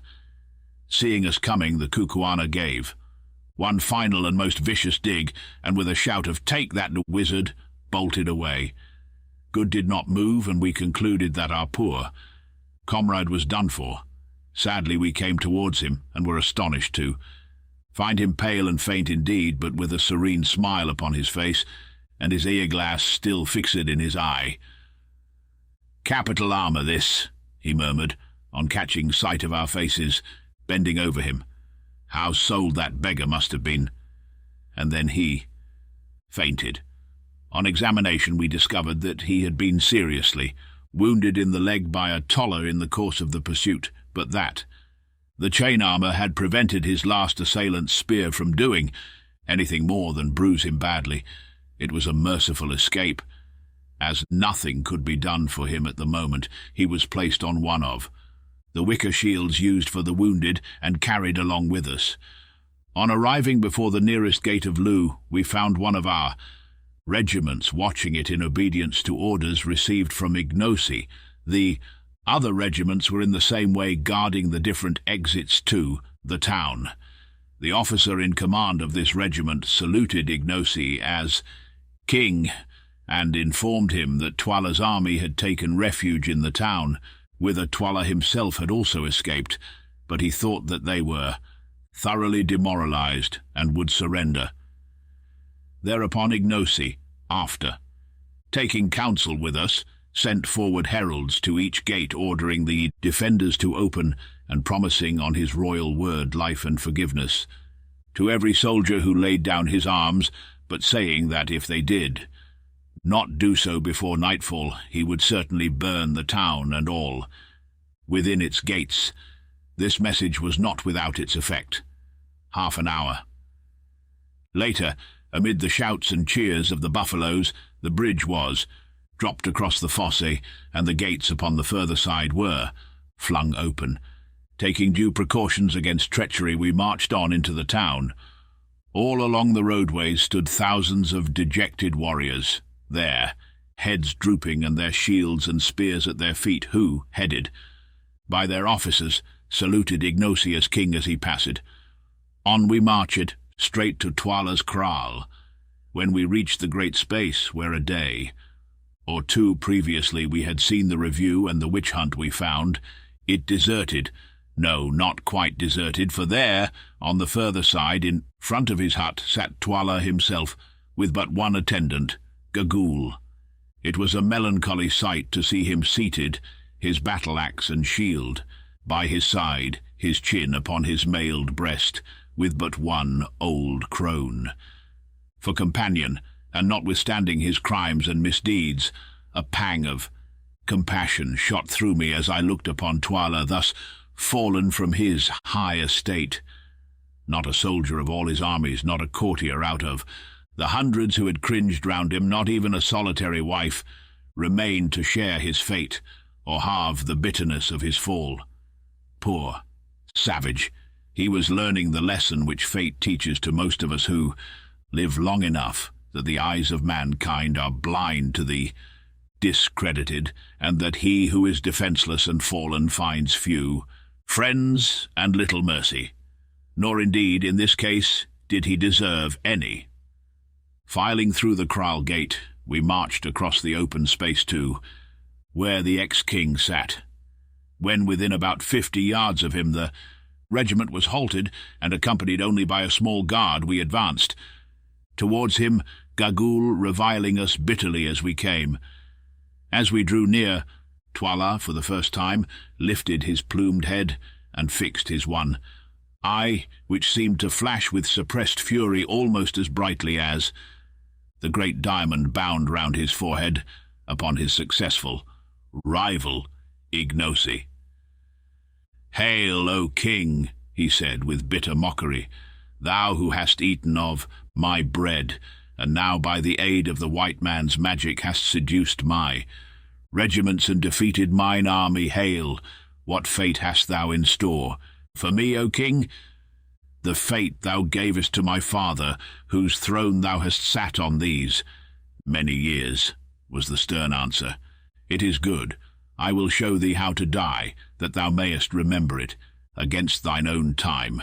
See, the sun sinks in blood," and he pointed with his battle-axe towards the setting orb. "It is well that my son should go down in its company. And now, O king, I am ready to die, but I crave the boon of the Kukuana royal house to die fighting.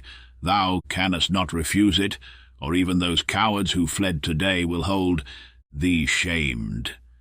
It is granted. Choose, with whom wilt thou fight?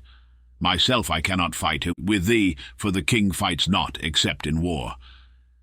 Twala's sombre eye ran up and down our ranks, and I felt, as for a moment it rested on myself, that the position had developed a new horror. What if he chose to begin by fighting me? What chance should I have against a desperate savage 6'5" high and broad in proportion? I might as well commit suicide at once. Hastily I made up my mind to decline the combat, even if I were hooted out of Kukuana land. As a consequence, it is, I think, better to be hooted than to be quartered with a battle-axe. Presently Twala spoke. "Incubu, what sayest thou? Shall we end what we began today, or shall I call thee coward white, even to the liver?" "Nay," interposed Ignosi hastily, "thou shalt not fight with Incubu." "Not if he is afraid," said Twala. Unfortunately, Sir Henry understood this remark, and the blood flamed up into his cheeks. "I will fight him," he said. "He shall see if I am afraid." "For heaven's sake," I entreated, "don't risk your life against that of a desperate man. Anybody who saw you today will know that you are brave enough." "I will fight him," was the sullen answer. "No living man shall call me a coward. I am ready now." And he stepped forward and lifted his axe. I wrung my hands over this absurd piece of quixotism, but if he was determined on this deed, of course I could not stop him. "Fight not, my white brother," said Ignosi, laying his hand affectionately on Sir Henry's arm. "Thou hast fought enough, and if aught befell thee at his hands, it would cut my heart in twain." "I will fight, Ignosi," was Sir Henry's answer. "It is well, Incubu. Thou art a brave man. It will be a good fray. Behold, Twala, the elephant is ready for thee." The ex-king laughed savagely, and stepping forward, faced Curtis. For a moment they stood thus, and the light of the sinking sun caught their stalwart frames and clothed them both in fire. They were a well-matched pair. Then they began to circle round each other, their battle-axes raised. Suddenly Sir Henry sprang forward and struck a fearful blow at Twala, who stepped to one side. So heavy was the stroke that the striker half overbalanced himself, a circumstance of which his antagonist took a prompt advantage. Circling his massive battle-axe round his head, he brought it down with tremendous force. My heart jumped into my mouth. I thought that the affair was already finished, but no, with a quick upward movement of the left arm, Sir Henry interposed his shield between himself and the axe, with the result that its outer edge was shorn. Away, the axe falling on his left shoulder, but not heavily enough to do any serious damage. In another moment Sir Henry got in a second blow, which was also received by Twala upon his shield. Then followed blow upon blow that were, in turn, either received upon the shields or avoided. The excitement grew intense. The regiment which was watching the encounter forgot its discipline, and drawing near shouted and groaned at every stroke.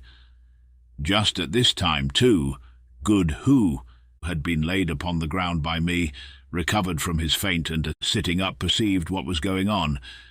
In an instant he was up, and, catching hold of my arm, hopped about from place to place on one leg, dragging me after him and yelling encouragements to Sir Henry.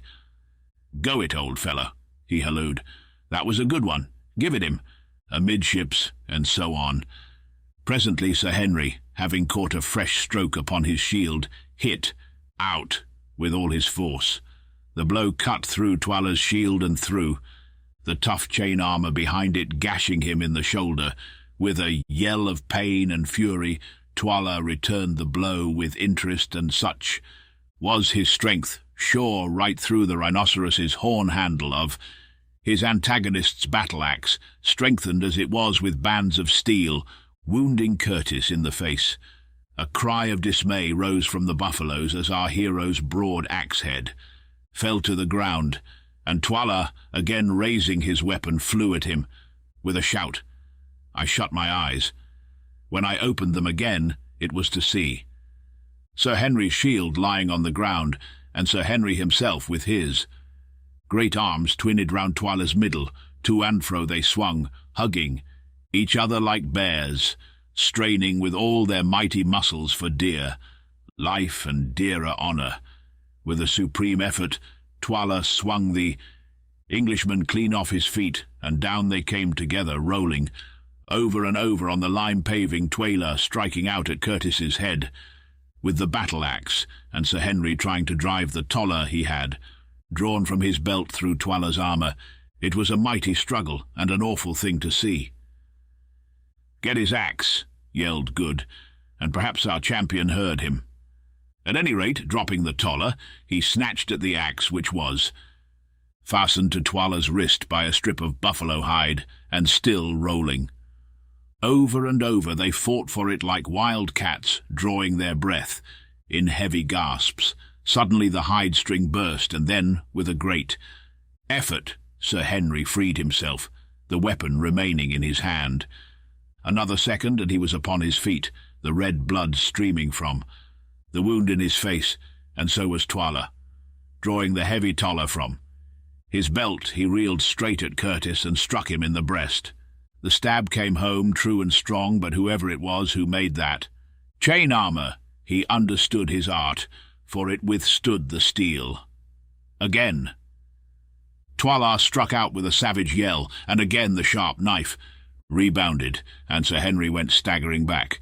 Once more Twala came on, and as he came our great Englishman gathered himself together and, swinging the big axe round his head with both hands, hit at him with all his force. There was a shriek of excitement from 1,000 throats, and, behold, Twala's head seemed to spring from his shoulders. Then it fell and came, rolling and bounding along the ground towards Ignosi, stopping just at his feet. For a second the corpse stood upright, then with a dull crash it came to the earth, and the gold torque from its neck rolled away. across the pavement. As it did so, Sir Henry, overpowered by faintness and loss of blood, fell heavily across the body of the dead king. In a second he was lifted up, and eager hands were pouring water on his face. Another minute, and the grey eyes opened wide. He was not dead. Then I, just as the sun sank, stepping to where Twala's head lay in the dust, unloosed the diamond from the dead brows and handed it to Ignosi. "Take it," I said. "Lawful king of the Kukuanas, king by birth and victory." Ignosi bound the diadem upon his brows. Then advancing, he placed his foot upon the broad chest of his headless foe and broke out into a chant, or rather a paean of triumph, so beautiful and yet so utterly savage that I despair of being able to give an adequate version of his words. Once I heard a scholar with a fine voice read aloud from the Greek poet Homer, and I remember that the sound of the rolling lines seemed to make my blood stand still. Ignosi's chant, uttered as it was, in a language as sonorous as the old Greek, produced exactly the same effect on me, although I was exhausted with toil and many emotions. "Now," he began, "now our rebellion is swallowed up in victory, and our evil-doing is justified by strength." In the morning the oppressors arose and stretched themselves. They bound on their harness and made them ready to war. They rose up and tossed their spears. The soldiers called to their captains, "Come, lead us." And the captains cried to the king, "Direct thou the battle." They laughed in their pride, 20,000 men, and yet a 20,000. Their plumes covered the valleys as the plumes of a bird cover her nest. They shook their shields and shouted, yea, they shook their shields in the sunlight. They lusted for battle and were glad. They came up against me. Their strong ones ran swiftly to slay me. They cried, "Ha, ha, he is as one already dead." Then breathed I on them, and my breath was as the breath of a wind, and lo, they were not. My lightnings pierced them. I licked up their strength with the lightning of my spears. I shook them to the ground with the thunder of my shoutings. They broke, they scattered, they were gone as the mists of the morning. They are food for the kites and the foxes, and the place of battle is fat with their blood. Where are the mighty ones who rose up in the morning? Where are the proud ones who tossed their spears and cried, "He is as a man already dead"? They bow their heads, but not in sleep. They are stretched out, but not in sleep. They are forgotten, they have gone into the blackness. They dwell in the dead moons. Yea, others shall lead away their wives, and their children shall remember them no more. And I, the king, like an eagle I have found my eyrie. Behold, far have I flown in the night season, yet have I returned to my young at the daybreak. Shelter ye under the shadow of my wings, O people, and I will comfort you, and ye shall not be dismayed. Now is the good time, the time of spoil. Mine are the cattle on the mountains, mine are the virgins in the Creoles. The winter is overpast with storms, the summer is come with flowers. Now evil shall cover up her face, now mercy and gladness shall dwell in the land. Rejoice, rejoice, my people. Let all the stars rejoice in that this tyranny is trodden down, in that I am the king. Ignosi ceased his song, and out of the gathering gloom came back the deep reply, "Thou art the king." Thus was my prophecy to the herald fulfilled, and within the 48 hours Twala's headless corpse was stiffening at Twala's gate. Good falls sick. After the fight was ended, Sir Henry and Good were carried into Twala's hut, where I joined them. They were both utterly exhausted by exertion and loss of blood, and indeed my own condition was little better. I am very wiry, and can stand more fatigue than most men, probably on account of my light weight and long training, but that night I was quite done up, and as is always the case with me when exhausted, that old wound which the lion gave me began to pain. Also, my head was aching violently from the blow I had received in the morning, when I was knocked senseless. Altogether, a more miserable trio than we were that evening. It would have been difficult to discover, and our only comfort lay in the reflection that we were exceedingly fortunate to be there to feel miserable instead of being stretched dead upon the plain as so. Many thousands of brave men were that night, who had risen well and strong in the morning, somehow with the assistance of the beautiful Foulata, who, since we had been the means of saving her life, had constituted herself our handmaiden, and especially goods we managed to get off the chain. Shirts, which had certainly saved the lives of 2 of us that day.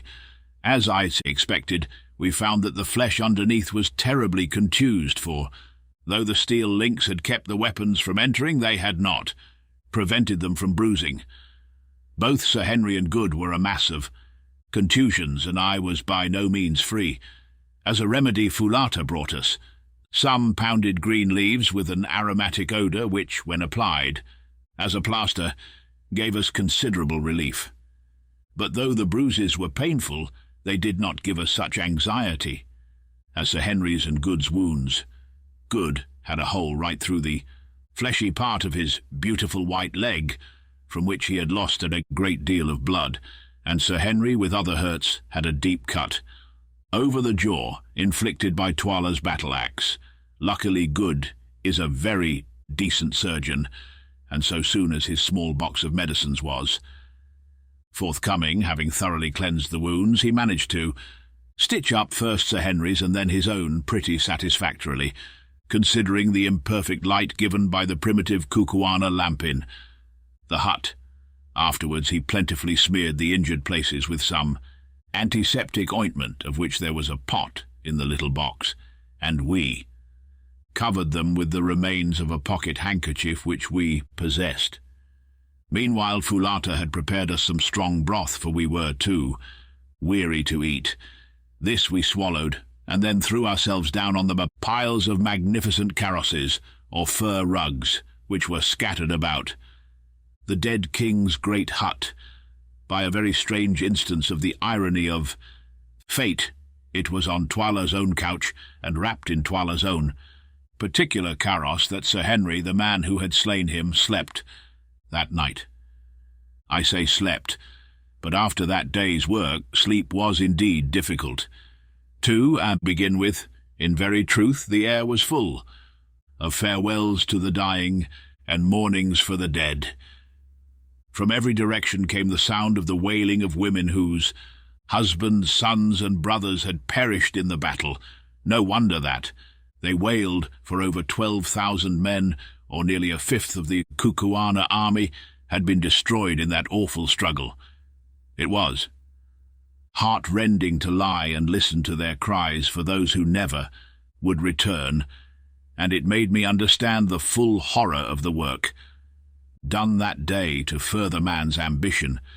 Towards midnight, however, the ceaseless crying of the women grew less frequent, till at length the silence was only broken at intervals of a few minutes by a long, piercing howl that came from a hut in our immediate rear, which, as I afterwards discovered, proceeded from Gagool keening over the dead King Twala. After that I got a little fitful sleep, only to wake from time to time, with a start, thinking that I was once more an actor in the terrible events of the last 24 hours. Now I seemed to see that warrior, whom my hand had sent to his last account, charging at me on the mountain-top. Now I was once more in that glorious ring of greys which made its immortal stand against all Twala's regiments upon the little mound, and now again I saw Twala's plumed and gory head roll past my feet with gnashing teeth and glaring eye. At last, somehow or other, the night passed away, but when dawn broke I found that my companions had slept no better than myself.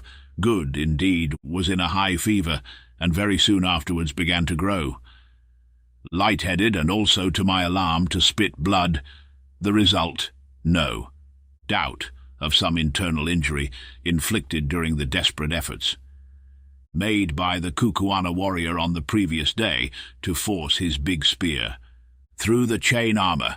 Sir Henry, however, seemed pretty fresh, notwithstanding his wound on the face, which made eating difficult and laughter an impossibility, though he was so sore and stiff that he could scarcely stir. About 8 o'clock we had a visit from Infidus, who appeared but little the worse, tough old warrior that he was, for his exertions in the battle, although he informed us that he had been up all night.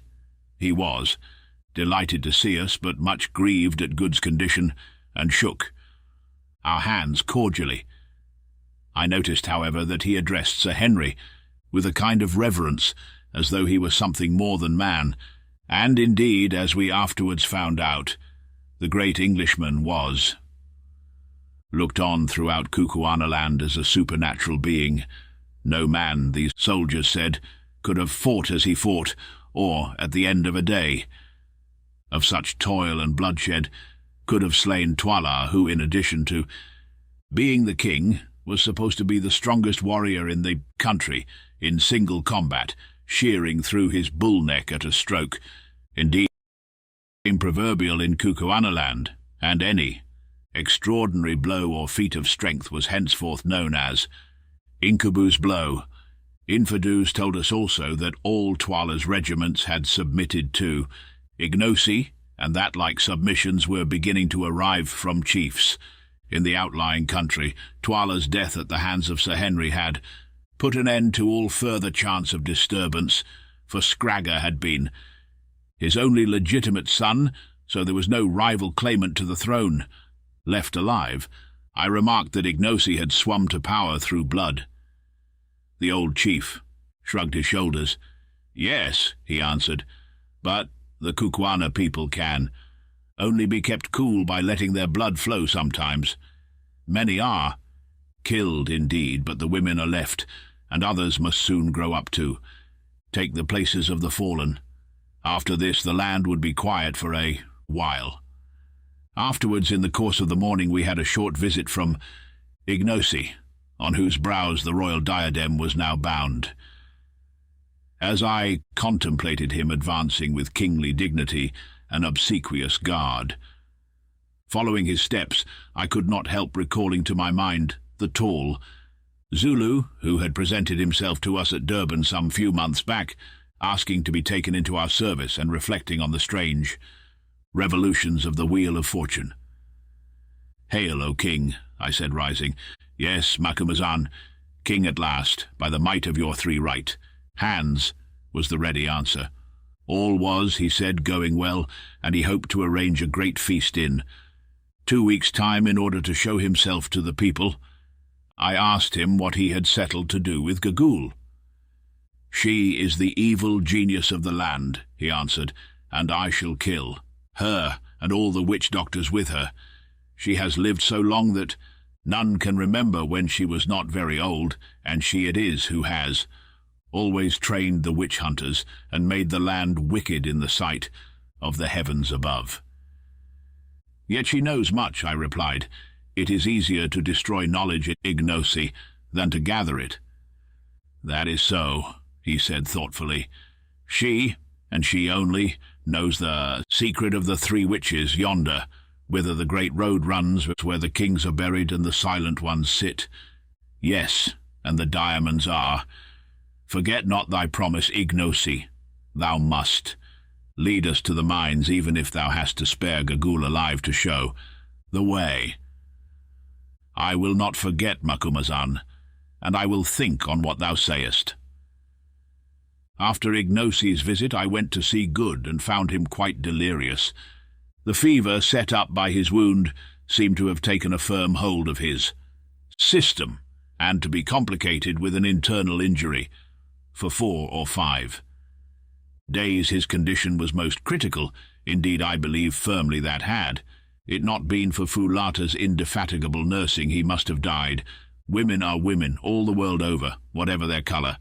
Yet somehow It seemed curious to watch this dusky beauty bending night and day over the fevered man's couch and performing all the merciful errands of a sick-room swiftly, gently, and with as fine an instinct as that of a trained hospital nurse. For the first night or two I tried to help her, and so did Sir Henry as soon as his stiffness allowed him to move, but Foulata bore our interference with impatience and finally insisted upon our leaving him to her, saying that our movements made him restless, which I think was true. Day and night she watched him and tended him, giving him his only medicine, a native cooling drink made of milk, in which was infused juice from the bulb of a species of tulip, and keeping the flies from settling on him. I can see the whole picture now, as it appeared night after night, by the light of our primitive lamp.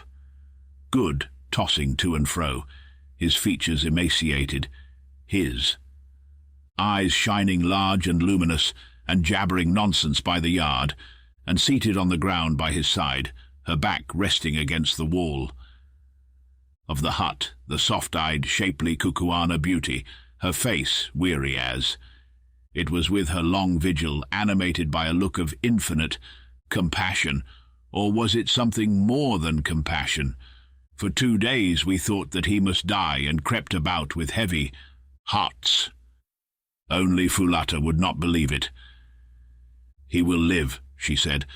For 300 yards or more around Twala's chief hut, where the sufferer lay, there was silence, for by the king's order all who lived in the habitations behind it, except Sir Henry and myself, had been removed lest any noise should come to the sick man's ears.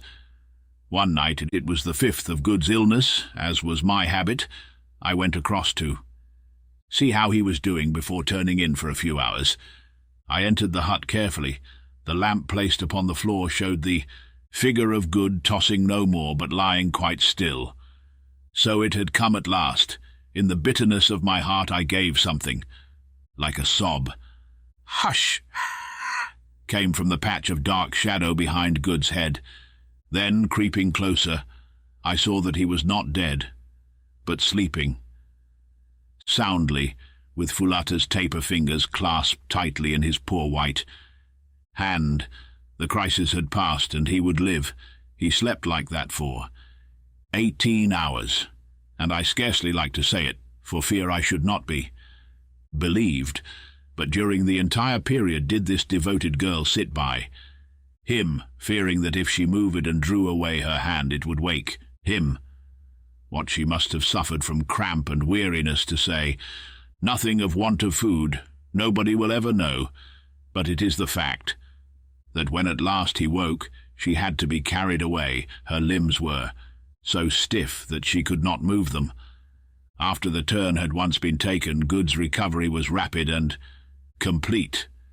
It was not till he was nearly well that Sir Henry told him of all he owed to Foulata, and when he came to the story of how she sat by his side for 18 hours, fearing lest by moving she should wake him, the honest sailor's eyes filled with tears, he turned and went straight to the hut, where Foulata was preparing the midday meal. For we were back in our old quarters now, taking me with him to interpret, in case he could not make his meaning clear to her, though I am bound to say that she understood him marvellously as a rule, considering how extremely limited was his foreign vocabulary. "Tell her," said Good, "that I owe her my life, and that I will never forget her kindness to my dying day." I interpreted, and under her dark skin she actually seemed to blush. Turning to him with one of those swift and graceful motions that in her always reminded me of the flight of a wild bird, Foulata answered, softly glancing at him with her large brown eyes. "Nay, my lord forgets. Did he not save my life? And am I not my lord's handmaiden?" It will be observed that the young lady appeared entirely to have forgotten the share which Sir Henry and myself had taken in her preservation from Twala's clutches, but that is the way of women. I remember my dear wife was just the same. Well, I retired from that. Little interview sad at heart. I did not like Miss Foulata's soft glances, for I knew the fatal amorous propensities of sailors in general, and of good in particular. There are two things in the world, as I have found out, which cannot be prevented. You cannot keep a Zulu from fighting, or a sailor from falling in love upon the slightest provocation. It was a few days after this last occurrence that Ignosi held his great Indaba, or council, and was formally recognized as king by the Indunas, or headmen of Kukuanaland. The spectacle was a most imposing one, including as it did a grand review of troops. On this day, the remaining fragments of the Greys were formally paraded, and in the face of the army thanked for their splendid conduct in the battle. 2. Each man the king made a large present of cattle, promoting them 1, and all to the rank of officers in the new corps of Greys, which was in process of formation. An order was also promulgated throughout the length and breadth of Kukuanaland that, whilst we honoured the country, by our presence we 3 were to be greeted with the royal salute, and to be treated with the same ceremony and respect that was by custom accorded to the king. Also the power of life and death was publicly conferred upon us. Ignosi, too, in the presence of his people, reaffirmed the promises which he had made to the effect that no man's blood should be shed without trial, and that witch-hunting should cease in the land. When the ceremony was over, we waited upon Ignosi and informed him that we were now anxious to investigate the mystery of the mines to which Solomon's Road ran, asking him if he had discovered anything about them. "My friends," he answered, "I have discovered this. It is there that the 3 great figures sit who here are called the Silent Ones, and to whom Twala would have offered the girl Foulata as a sacrifice. It is there, too, in a great cave deep in the mountain, that the kings of the land are buried.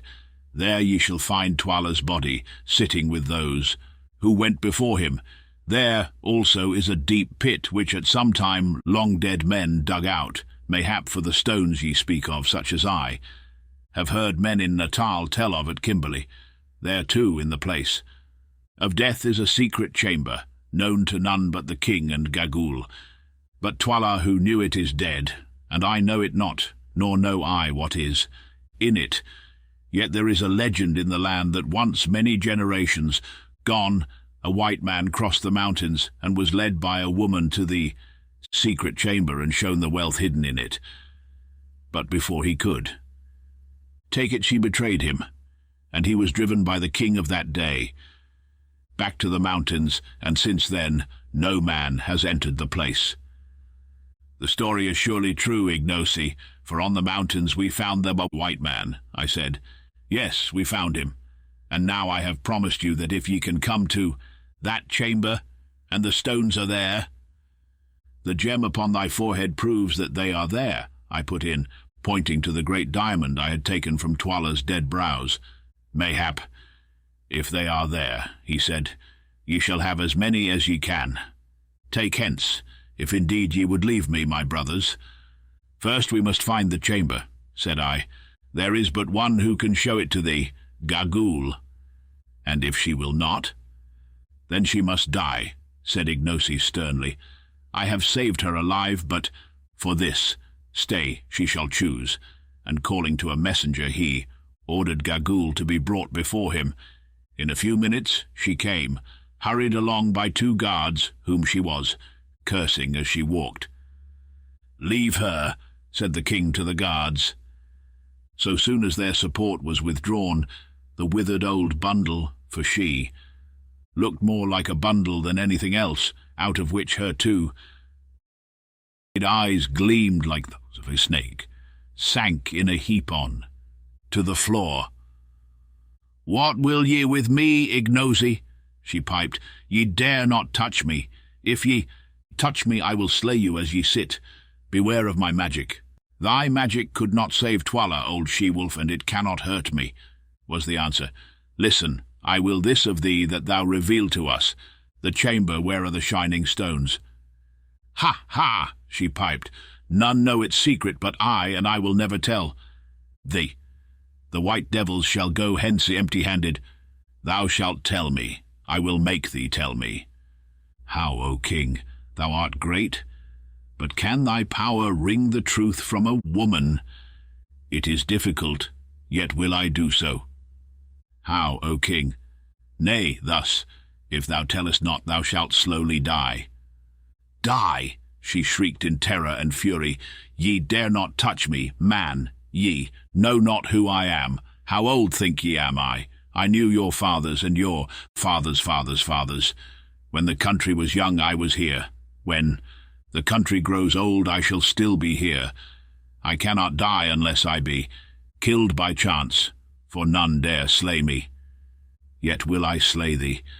See, Gagool, mother of evil, thou art so old, that thou canst no longer love thy life. What can life be to such a hag? As thou, who hast no shape nor form nor hair nor teeth, hast naught, save wickedness and evil eyes, it will be mercy to make an end of thee, Gagool. Thou fool, shrieked the old fiend, thou accursed fool, deemest thou that life is sweet only to the young? It is not so, and naught thou knowest of the heart of man to think it. To the young indeed death is sometimes welcome, for the young can feel. They love and suffer, and it wrings them to see their beloved pass to the land of shadows. But the old feel not, they love not, and ha, ha, they laugh to see another go out into the dark. Ha, ha, they laugh to see the evil that is done. Under the stars, all they love is life, the warm, warm sun and the sweet, sweet air. They are afraid of the cold and the dark. Ha, ha, ha! And the old hag writhed in ghastly merriment on the ground. Cease thine evil talk and answer me, said Ignosi angrily. Wilt thou show the place where the stones are, or wilt thou not? If thou wilt not, thou diest even now. And he seized a spear and held it over her. I will not show it. Thou darest not kill me, darest not. He who slays me will be accursed forever. Slowly Ignosi brought down the spear till it pricked the prostrate heap of rags. With a wild yell, Gagool sprang to her feet, then fell again and rolled upon the floor. Nay, I will show thee. Only let me live, let me sit in the sun and have a bit of meat to suck, and I will show thee. It is well. I thought that I should find a way to reason with thee. Tomorrow shalt thou go with Infidus and my white brothers to the place, and beware how thou failest, for if thou showest it not, then thou shalt slowly die. I have spoken. I will not fail, Ignosi. I always keep my word. Ha, ha, ha. Once before a woman showed the chamber to a white man, and behold, evil befell him. And here her wicked eyes glinted. Her name was Gagool. Also, perchance I was that woman. Thou liest, I said. That was 10 generations gone. Mayhap, mayhap. When one lives long, one forgets. Perhaps it was my mother's mother who told me. Surely her name was Gagool also. But mark it, ye will find in the place where the bright things are a bag of hide, full of stones. The man filled that bag, but he never took it away. Evil befell him, I say. Evil befell him. Perhaps it was my mother's mother who told me. It will be a merry journey. We can see the bodies of those who died in the battle as we go. Their eyes will be gone by now, and their ribs will be hollow. Ha, ha, ha! The place of death. It was already dark on the 3rd day after the scene described in the previous chapter, when we camped in some huts at the foot of the 3 Witches, as the triangle of mountains is called to Witch Solomon's. Great road runs.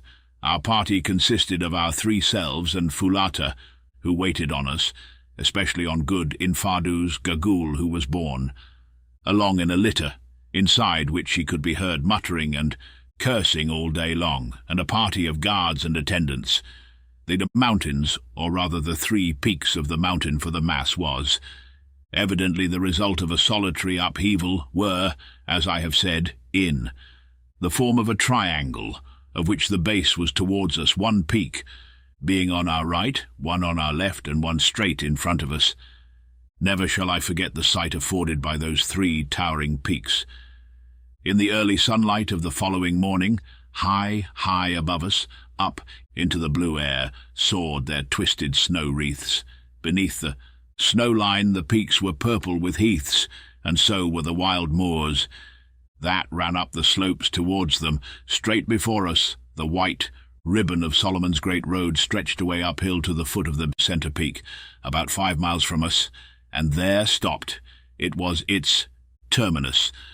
I had better leave the feelings of intense excitement with which we set out on our march that morning to the imagination of those who read this history.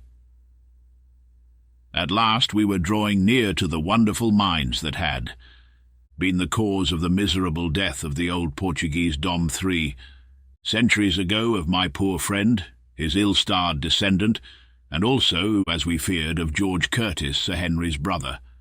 Were we destined, after all that we had gone through, to fare any better? Evil befell them, as that old fiend Gagul said. Would it also befall us? Somehow, as we were marching up that last stretch of beautiful road, I could not help feeling a little superstitious about the matter, and so, I think, did Good and Sir Henry. For an hour and a half or more we tramped on up the heather-fringed way, going so fast in our excitement that the bearers of Gagul's hammock could scarcely keep pace with us, and its occupant piped out to us to stop. "Walk more slowly, white men," she said, projecting her hideous, shriveled countenance between the grass curtains, and fixing her gleaming eyes upon us. "Why will ye run to meet the evil that shall befall you, ye seekers after treasure?" And she laughed, that horrible laugh which always sent a cold shiver down my back, and for a while quite took the enthusiasm out of us. However, on we went, till we saw before us, and between ourselves and the peak, a vast circular hole with sloping sides, 300 feet or more in depth, and quite half a mile round. "Can't you guess what this is?" I said to Sir Henry and Good, who were staring in astonishment at the awful pit before us. They shook their heads. "Then it is clear that you have never seen the diamond diggings at Kimberley. You may depend on it that this is Solomon's diamond mine. Look there," I said, pointing to the strata of stiff blue clay which were yet to be seen among the grass and bushes that clothed the sides of the pit. "The formation is the same. I'll be bound that if we went down there we should find pipes of soapy brecciated rock. Look, too."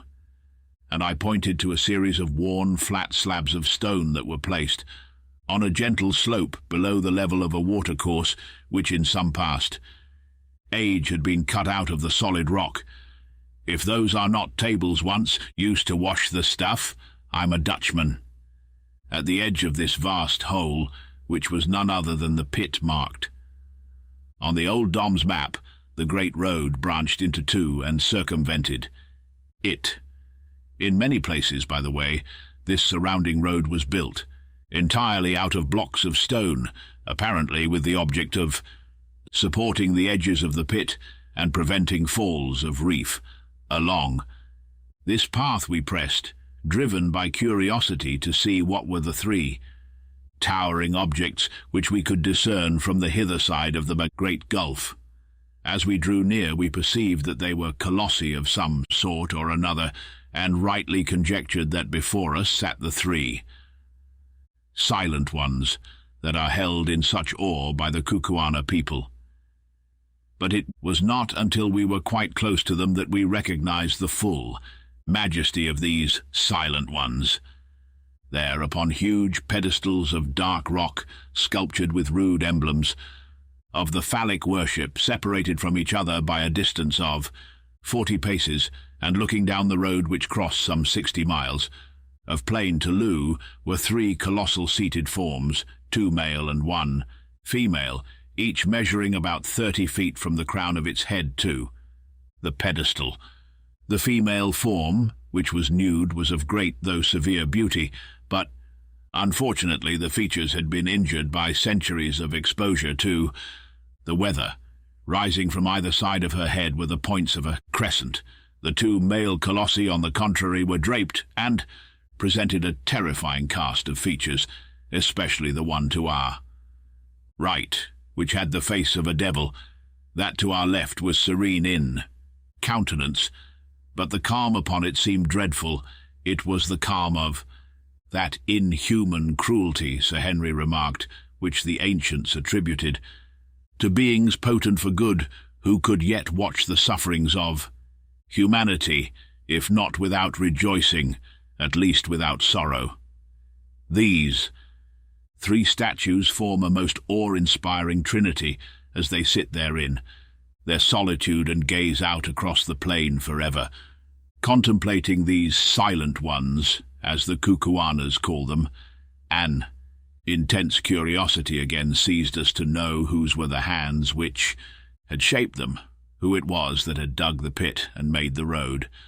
Whilst I was gazing and wondering, suddenly it occurred to me, being familiar with the Old Testament, that Solomon went astray after strange gods, the names of three of whom I remembered: Ashtoreth, the goddess; of the Zidonians, Chemosh, the god of the Moabites; and Milcom, the god of the children of Ammon.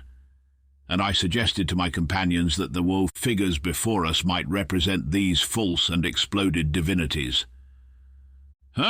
Said Sir Henry, who is a scholar, having taken a high degree in classics at college. There may be something in that. Ashtoreth of the Hebrews was the Astarte of the Phoenicians, who were the great traders of Solomon's time. Astarte, who afterwards became the Aphrodite of the Greeks, was represented with horns like the half-moon, and there on the brow of the female figure are distinct horns. Perhaps these colossi were designed by some Phoenician official who managed the mines, who can say. With these in troop came Ashtoreth, whom the Phoenicians called Astarte, Queen of Heaven, with crescent horns, to whose bright image nightly by the moon Sidonian virgins paid their vows and songs. Before we had finished examining these extraordinary relics of remote antiquity, Infidus came up, and having saluted the silent ones by lifting his spear, asked us if we intended entering the place of death at once, or if we would wait till after we had taken food at midday. If we were ready to go at once, Gagul had announced her willingness to guide us. As it was not later than 11 o'clock, driven to it by a burning curiosity, we announced our intention of proceeding instantly, and I suggested that, in case we should be detained in the cave, we should take some food with us. Accordingly, Gagul's litter was brought up, and that lady herself assisted out of it. Meanwhile, Fulata, at my request, stored some biltong, or dried game flesh, together with a couple of gourds of water in a reed basket with a hinged cover. Straight in front of us, at a distance of some 50 paces from the backs of the colossi, rose a sheer wall of rock, 80 feet or more in height, that gradually sloped upwards till it formed the base of the lofty snow-wreathed peak, which soared into the air, 3,000 feet above us. As soon as she was clear of her hammock, Gagul cast one evil grin upon us, and then, leaning on a stick, hobbled off towards the face of this wall. We followed her till we came to a narrow portal solidly arched that looked like the opening of a gallery of a mine. Here Gagul was waiting for us, still with that evil grin upon her horrid face. "Now, white men from the stars," she piped, "great warriors Inkubu, Bugwan and Macumazan the wise, are you ready? Behold, I am here to do the bidding of my lord the king, and to show you the store of bright stones. Ha, ha, ha." "We are ready," I said. "Good, good. Make strong your hearts to bear what ye shall see. Comest thou too, Infidus, thou who didst betray thy master?" Infidus frowned as he answered, "Nay, I come not. It is not for me to enter there. But thou, Gagul, curb thy tongue, and beware how thou dealest with my lords. At thy hands will I require them, and if a hair of them be hurt, Gagool, beast, thou 50 times a witch thou shalt die, hearest thou? I hear, Infidus, I know thee, thou didst ever love big words. When thou wast a babe, I remember thou didst threaten thine own mother. That was but the other day. But fear not, I live only to do the bidding of the king.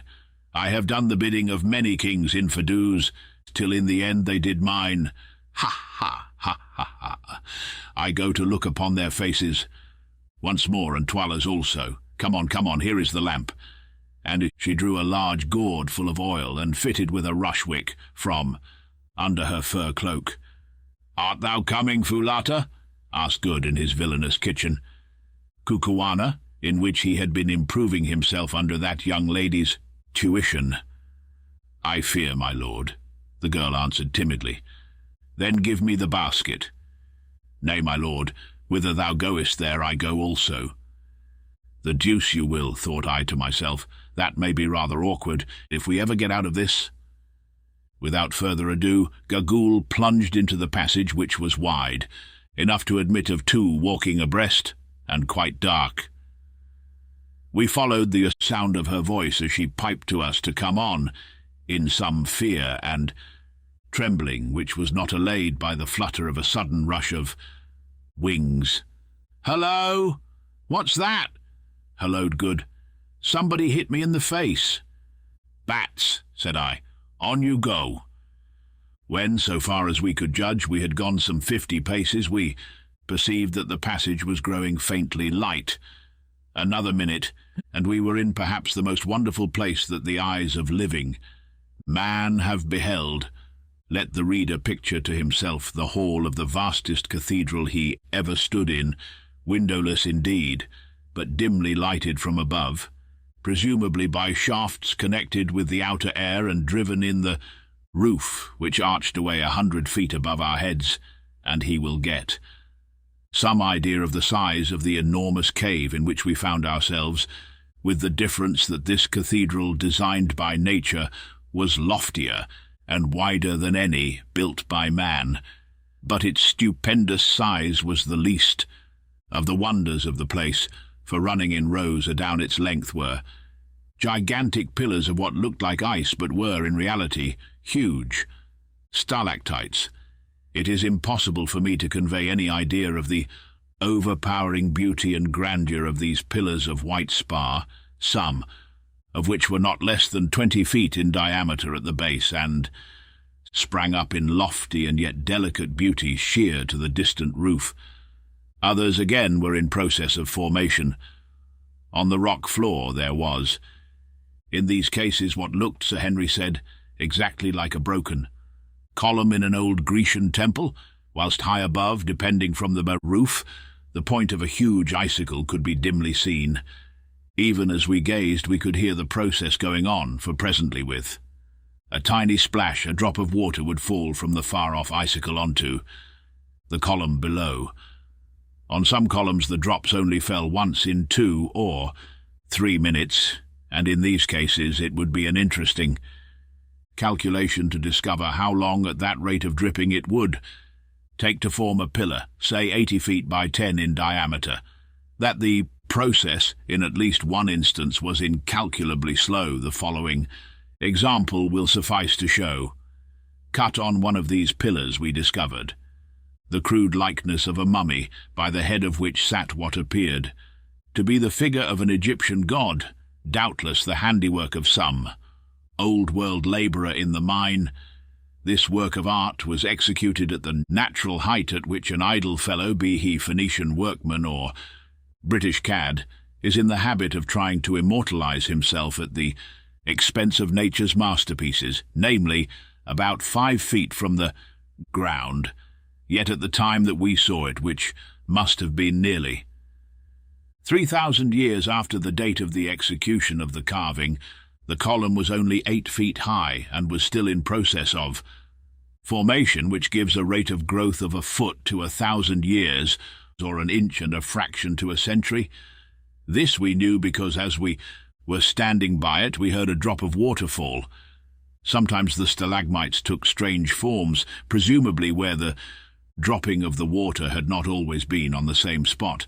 Thus, one huge mass, which must have weighed 100 tons or so, was in the shape of a pulpit, beautifully fretted over outside with a design that looked like lace. Others resembled strange beasts, and on the sides of the cave were fan-like ivory tracings, such as the frost leaves upon a pane. Out of the vast main aisle there opened here and there smaller caves, exactly, Sir Henry said, as chapels open out of great cathedrals. Some were large, but one or two, and this is a wonderful instance of how nature carries out her handiwork by the same unvarying laws, utterly, irrespective of size, were tiny. One little nook, for instance, was larger than an unusually big doll's house, and yet it might have been a model for the whole place, for the water dropped, tiny icicles hung, and spar columns were forming in just the same way. We had not, however, enough time to examine this beautiful cavern so thoroughly as we should have liked to do, since unfortunately Gagaul seemed to be indifferent as to stalactites, and only anxious to get her. Business over. This annoyed me the more, as I was particularly anxious to discover, if possible, by what system the light was admitted into the cave, and whether it was by the hand of man or by that of nature. That this was done, also if the place had been used in any way in ancient times, as seemed probable. However, we consoled ourselves with the idea that we would investigate it thoroughly on our way back, and followed on at the heels of our uncanny guide. On she led us, straight to the top of the vast and silent cave, where we found another doorway, not arched as the first was, but square at the top, something like the doorways of Egyptian temples. "Are ye prepared to enter the place of death, white men?" asked Gagaul, evidently with a view to making us feel uncomfortable. "Lead on, Macduff," said Good solemnly, trying to look as though he was not at all alarmed, as indeed we all did except Foulata, who caught Good by the arm for protection. "This is getting rather ghastly," said Sir Henry, peeping into the dark passageway. "Come on, Quatermain. Signores, priores, we mustn't keep the old lady waiting," and he politely made way for me to lead the van, for which inwardly I did not bless him. Tap, tap, went old Gagaul's stick down the passage as she trotted along, chuckling hideously, and still overcome by some unaccountable presentiment of evil. I hung back. "Come, get on, old fellow," said Good, "or we shall lose our fare." Guide. Thus adjured, I started down the passage, and after about 20 paces, found myself in a gloomy apartment some 40 feet long by 30, broad and 30 high, which in some past age evidently had been hollowed by hand labour out of the mountain. This apartment was not nearly so well lighted as the vast stalactite antecave, and at the first glance all I could discern was a massive stone table running down its length, with a colossal white figure at its head, and life-sized white figures all round it. Next I discovered a brown thing seated on the table in the centre, and in another moment my eyes grew accustomed to the light, and I saw what all these things were, and was tailing out of the place as hard as my legs could carry me. I am not a nervous man in a general way, and very little troubled with superstitions, of which I have lived to see the folly, but I am free to own that this sight quite upset me, and had it not been that Sir Henry caught me by the collar and held me, I do honestly believe that in another 5 minutes I should have been outside the stalactite cave, and that a promise of all the diamonds in Kimberley would not have induced me to enter it again. But he held me tight, so I stopped, because I could not help myself. Next second, however, his eyes became accustomed to the light, and he let go of me and began to mop the perspiration off his forehead.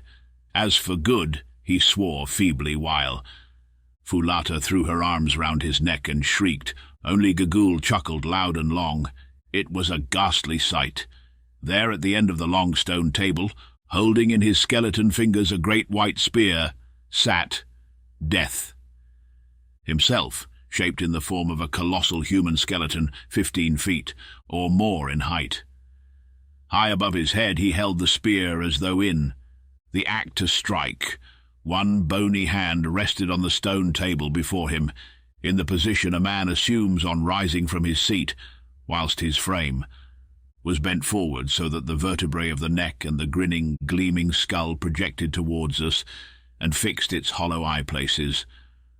Upon us the jaws a little open as though it were about to speak. "Great heavens," said I faintly at last, "what can it be?" "And what are those things?" asked Good, pointing to the white company round the table. "And what on earth is that thing?" said Sir Henry, pointing to the brown creature seated on the table. He, laughed Gagul. "To those who enter the hall of the dead evil comes he, ha, ha. Come, Incubu, brave in battle, come and see him thou slewest." And the old creature caught Curtis' coat in her skinny fingers and led him away towards the table. We followed. Presently she stopped and pointed at the brown object seated on the table. Sir Henry looked and started back with an exclamation, and no wonder, for there, quite naked, the head which Curtis' battle-axe had, shorn from the body resting on its knees, was the gaunt corpse of Twala, the last king of the Kukuanas. Yes, there, the head perched upon. The knees, it sat in all its ugliness, the vertebrae projecting a full inch above the level of the shrunken flesh of the neck, for all the world like a black double of Hamilton Tige. Over the surface of the corpse there was gathered a thin glassy film that made its appearance yet more appalling, for which we were at the moment quite unable to account, till presently we observed that from the roof of the chamber the water fell steadily, drip, drop, drip, onto the neck of the corpse, whence it ran down over the entire surface, and finally escaped into the rock through a tiny hole in the table. Then I guessed what the film was. Twala's body was being transformed into a stalactite. A look at the white forms seated on the stone bench which ran round. That ghastly board confirmed this view. They were human bodies indeed, or rather they had been human. Now they were stalactites. This was the way in which the Kukuana people had from time immemorial preserved their royal dead. They petrified them. What the exact system might be, if there was any, beyond the placing of them for a long period of years, under the drip, I never discovered, but there they sat, iced over and preserved forever by the siliceous fluid. Anything more awe-inspiring than the spectacle of this long line of departed royalties.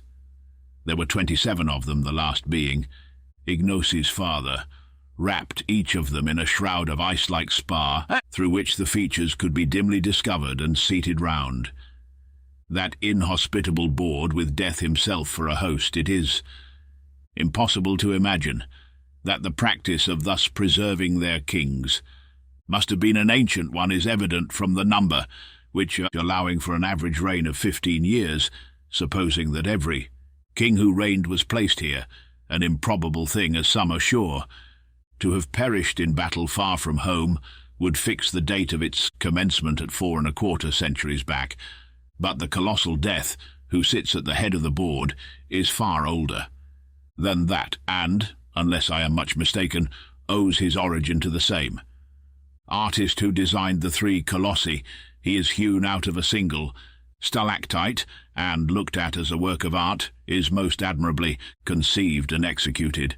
Good, who understands such things, declared that, so far as he could see, the anatomical design of the skeleton is perfect down to the smallest bones.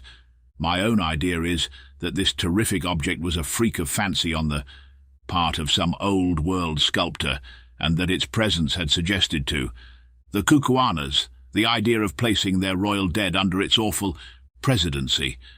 Or perhaps it was set there to frighten away any marauders. Who might have designs upon the treasure chamber beyond? I cannot say.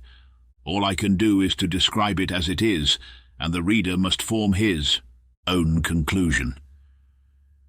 Such, at any rate, was the White Death, and such were the White Dead, Solomon's treasure chamber.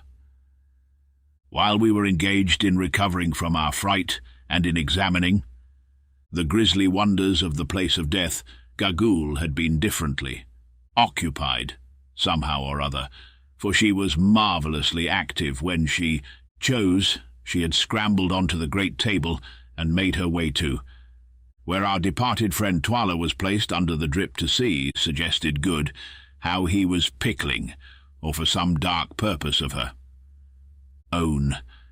Then, after bending down to kiss his icy lips as though in affectionate greeting, she hobbled back, stopping now and again to address the remark, the tenor of which I could not catch, to one or other of the shrouded forms, just as you or I might welcome an old acquaintance. Having gone through this mysterious and horrible ceremony, she squatted herself down on the table immediately under the White Death and began, so far as I could make out, to offer up prayers. The spectacle of this wicked creature pouring out supplications, evil ones no doubt, to the arch-enemy of mankind, was so uncanny that it caused us to hasten our inspection. "Now, Gagaul," said I in a low voice, somehow one did not dare to speak, above a whisper in that place, "lead us to the chamber." The old witch promptly scrambled down from the table. "My lords are not afraid," she said, leering up into my face. "Lead on. Good, my lords." And she hobbled round to the back of the great death. "Here is the chamber. Let my lords light the lamp and enter." And she placed the gourd full of oil upon the floor and leaned herself against the side of the cave. I took out a match, of which we had still a few, in a box, and lit a rush wick, and then looked for the doorway, but there was nothing before us except the solid rock. Gagaul grinned. "The way is there, my lords. Ha, ha, ha."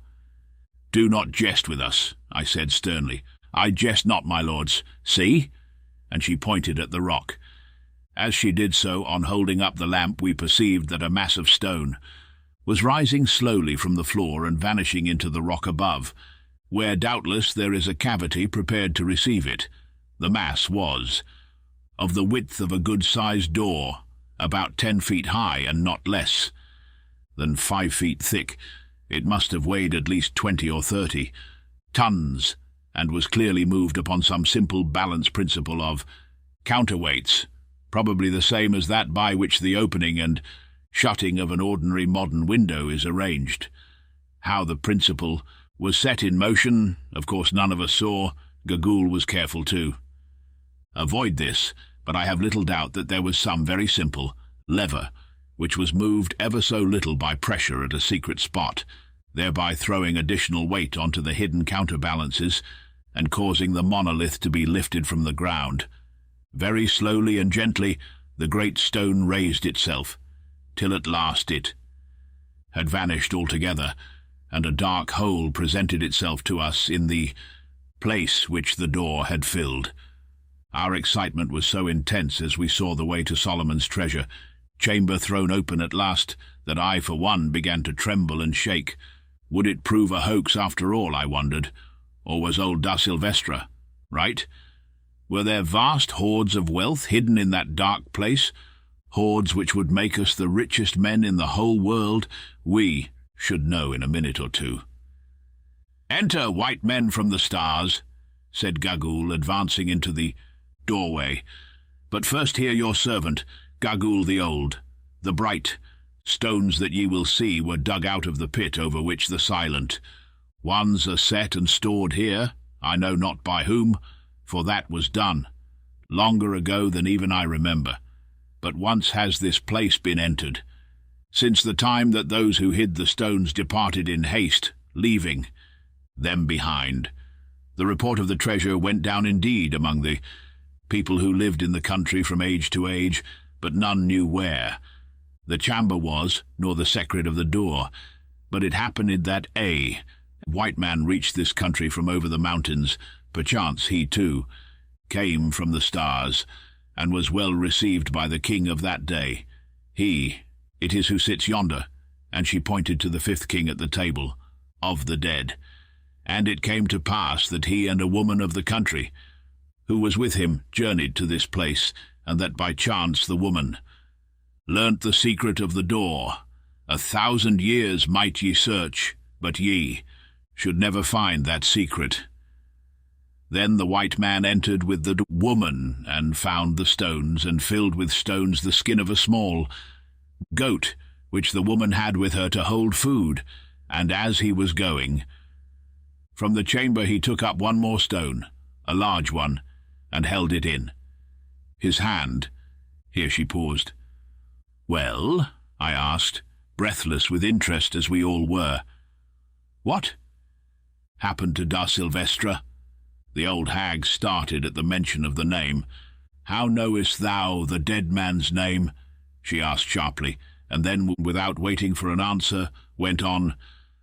"None can tell what happened, but it came about that the white man was frightened, for he flung down the goatskin with the stones, and fled, out with only the one stone in his hand, and that the king took, and it is the stone which thou, Macumazahn, didst take from Twala's brow."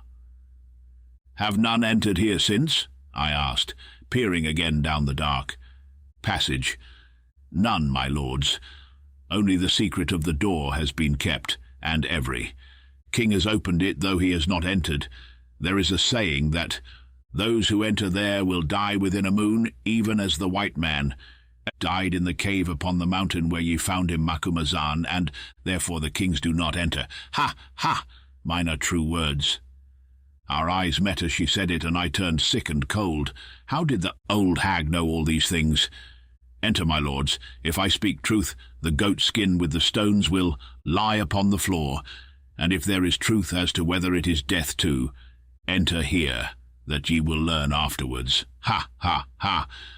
And she hobbled through the doorway, bearing the light with her, but I confess that once more I hesitated about following. "Oh, confound it all," said Good. "Here goes. I am not going to be frightened by that old devil," and followed by Foulata, who, however, evidently did not at all like the business, for she was shivering with fear. He plunged into the passage after Gagul, an example which we quickly followed. A few yards down the passage, in the narrow way hewn out of the living rock, Gagul had paused and was waiting for us. "See, my lords," she said, holding the light before her. "Those who stored the treasure here fled in haste, and bethought them to guard against any who should find the secret of the door, but had not the time." And she pointed to large square blocks of stone, which, to the height of 2 courses, about 2 feet 3, had been placed across the passage with a view to walling it up. Along the side of the passage were similar blocks ready for use, and, most curious of all, a heap of mortar and a couple of trowels, which tools, so far as we had time to examine them, appeared to be of a similar shape and make to those used by workmen to this day. Here Foulata, who had been in a state of great fear and agitation throughout, said that she felt faint and could go no farther, but would wait there. Accordingly, we set her down on the unfinished wall, placing the basket of provisions by her side, and left her to recover. Following the passage for about 15 paces farther, we came suddenly to an elaborately painted wooden door. It was standing wide open. Whoever was last there had either not found the time to shut it, or had forgotten to do so. Across the threshold of this door lay a skin bag, formed of a goat skin, that appeared to be full of pebbles. "He! White men!" sniggered Gagul, as the light from the lamp fell upon it. "What did I tell you, that the white man who came here fled in haste and dropped the woman's bag? Behold it, look within also, and ye will find a water gourd amongst the stones." Good stooped down and lifted it. It was heavy and jingled. "By Jove, I believe it's full of diamonds," he said in an awed whisper.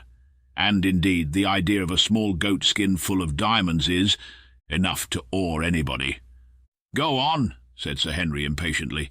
"Here, old lady, give me the lamp," and taking it from Gagul's hand, he stepped through the doorway and held it high above his head. We pressed in after him, forgetful for the moment of the bag of diamonds, and found ourselves in King Solomon's treasure chamber.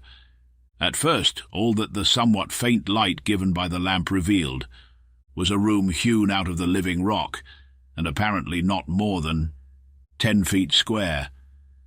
Next, there came into sight, stored one on the other two, the arch of the roof, a splendid collection of elephant tusks. How many?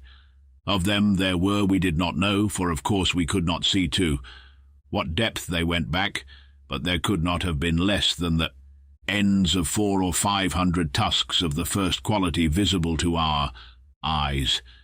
There alone was enough ivory to make a man wealthy for life. Perhaps, I thought, it was from this very store that Solomon drew the raw material for his great throne of ivory, of which there was not the like made in any kingdom. On the opposite side of the chamber were about a score of wooden boxes, something like Martini Henry ammunition boxes, only rather larger, and painted red. "There are the diamonds," cried I. "Bring the light." Sir Henry did so, holding it close to the top box, of which the lid, rendered rotten by time even in that dry place, appeared to have been smashed in, probably by da Silvestre himself.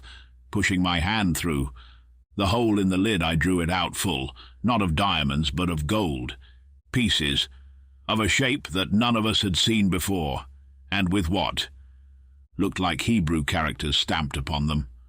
"Ah," I said, replacing the coin, "we shan't go back empty-handed anyhow. There must be a couple of 1,000 pieces in each box, and there are 18 boxes. I suppose this was the money to pay the workmen and merchants." "Well," put in Good, "I think that is the lot. I don't see any diamonds, unless the old Portuguese put them all into his bag." "Let my lords look yonder where it is darkest, if they would find the stones," said Gagul, interpreting our looks. "There my lords will find a nook, and 3 stone chests in the nook, 2 sealed and 1 open." Before translating this to Sir Henry, who carried the light, I could not resist asking how she knew these things if no one had entered this place since the white man, generations ago. "Ah, Macumazahn, the watcher by night," was the mocking answer. "Ye who dwell in the stars, do ye not know that some live long, and that some have eyes which can see through rock? Ha, ha, ha!" "Look in that corner, Curtis," I said, indicating the spot Gagul had pointed out. "Hello, you fellows," he cried. "Here's a recess. Great heavens, see here." We hurried up to where he was standing in a nook, shaped something like a small bow window. Against the wall of this recess were placed 3 stone chests, each about 2 feet square. 2 were fitted with stone lids. The lid of the third rested against the side of the chest, which was open. "See," he repeated hoarsely, holding the lamp over the open chest. We looked, and for a moment could make nothing out on account of a silvery sheen which dazzled us. When our eyes grew used to it, we saw that the chest was 3 parts full of uncut diamonds, most of them of considerable size. Stooping, I picked some up. Yes, there was no doubt. Of it, there was the unmistakable soapy feel about them. I fairly gasped as I dropped them. "We are the richest men in the whole world," I said. "Monte Cristo was a fool to us." "We shall flood the market with diamonds," said Good. "Got to get them there first," suggested Sir Henry. We stood still with pale faces and stared at each other, the lantern in, the middle and the glimmering gems below, as though we were conspirators about to commit a crime instead of being, as we thought, the most fortunate men on earth. "He, he!" cackled old Gagul behind us, as she flitted about like a vampire bat. "There are the bright stones ye love, white men, as many as ye will. Take them, run them through your fingers, eat of them. He, drink of them. Ha, ha, ha. At that moment there was something so ridiculous to my mind at the idea of eating and drinking diamonds that I began to laugh outrageously, an example which the others followed without knowing why. There we stood, and shrieked with laughter over the gems that were ours, which had been found for us thousands of years ago by the patient delvers in the great hole yonder, and stored for Cajusi by Solomon's long-dead overseer, whose name, perchance, was written in the characters stamped on the faded wax that yet adhered to the lids of the chest. Solomon never got them, nor David, or da Silvestre, nor anybody else. We had got them. There before us were millions of pounds worth of diamonds, and thousands of pounds worth of gold and ivory only waiting to be taken away. Suddenly the fit passed off, and we stopped laughing. "Open the other chests, white men," croaked Gagul. "There are surely more therein. Take your fill, white lords. Ha, ha, take your fill." Thus adjured, we set to work to pull up the stone lids on the other. Two, first, not without a feeling of sacrilege, breaking the seals that fastened them. Hurrah! They were full too, full to the brim. At least the second one was. No wretched burglarious da Silvestre had been filling goatskins out of that. As for the third chest, it was only about a fourth full, but the stones were all picked ones, none less than 20 carats, and some of them as large as pigeon eggs. A good many of these bigger ones, however, we could see by holding them up to the light, were a little yellow, off-coloured, as they call it at Kimberley. What we did not see, however, was the look of fearful malevolence that old Gagul favoured us with as she crept like a snake, out of the treasure chamber and down the passage towards the door of solid rock. Hark! Cry upon cry comes ringing up the vaulted path. It is Foulata's voice. "Oh, Bougwan, help, help!" The stone falls. "Leave go, girl." Then, "Help, help! She has stabbed me." By now we are running down the passage, and this is what the light from the lamp shows us. The door of the rock is closing down slowly. It is not 3 feet from the floor. Near it struggle Foulata and Gagul. The red blood of the former runs to her knee, but still the brave girl holds the old witch, who fights like a wild cat. Ah, she is free. Foulata falls, and Gagul throws herself on the ground to twist like a snake through the crack of the closing stone. She is under. Ah, God, too late, too late. The stone nips her, and she yells in agony. Down, down, it comes, all the 30 tons of it, slowly pressing her old body against the rock below. Shriek upon shriek, such as we have never heard, then a long, sickening crunch, and the door was shut just as, rushing down the passage, we hurled ourselves against it. It was all done in 4 seconds. Then we turned to Foulata. The poor girl was stabbed in the body, and I saw that she could not live long. "Ah, Bougwan, I die," gasped the beautiful creature. She crept out. Gagul! I did not see her. I was faint, and the door began to fall. Then she came back and was looking up the path. I saw her come in through the slowly falling door, and caught her and held her, and she stabbed me, and I die, Bougwan.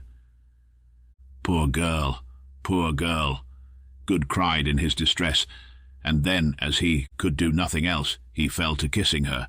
"Bougwan," she said after a pause, "is Macumazahn there? It grows so. Dark, I cannot see."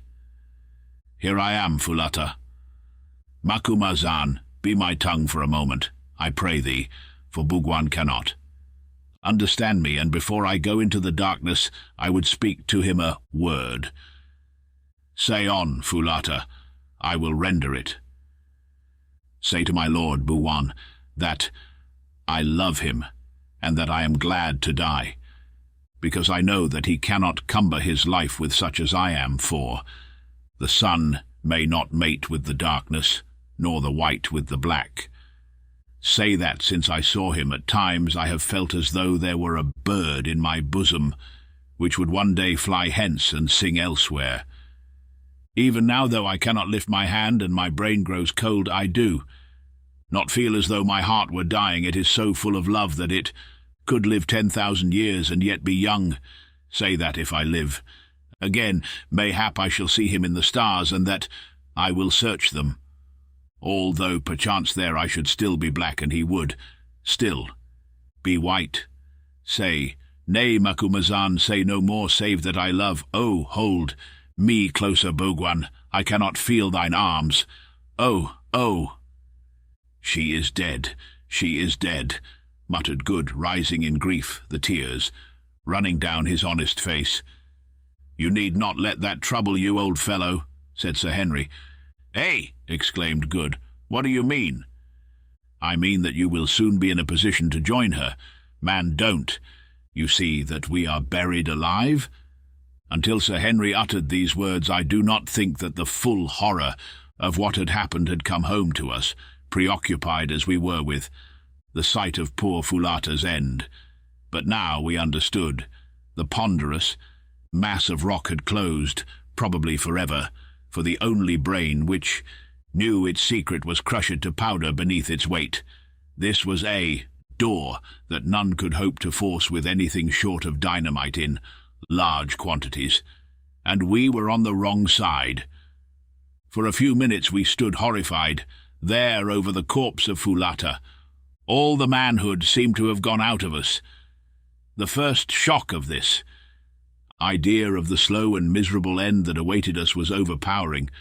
We saw it all now. That fiend Gagool had planned this snare for us from the first.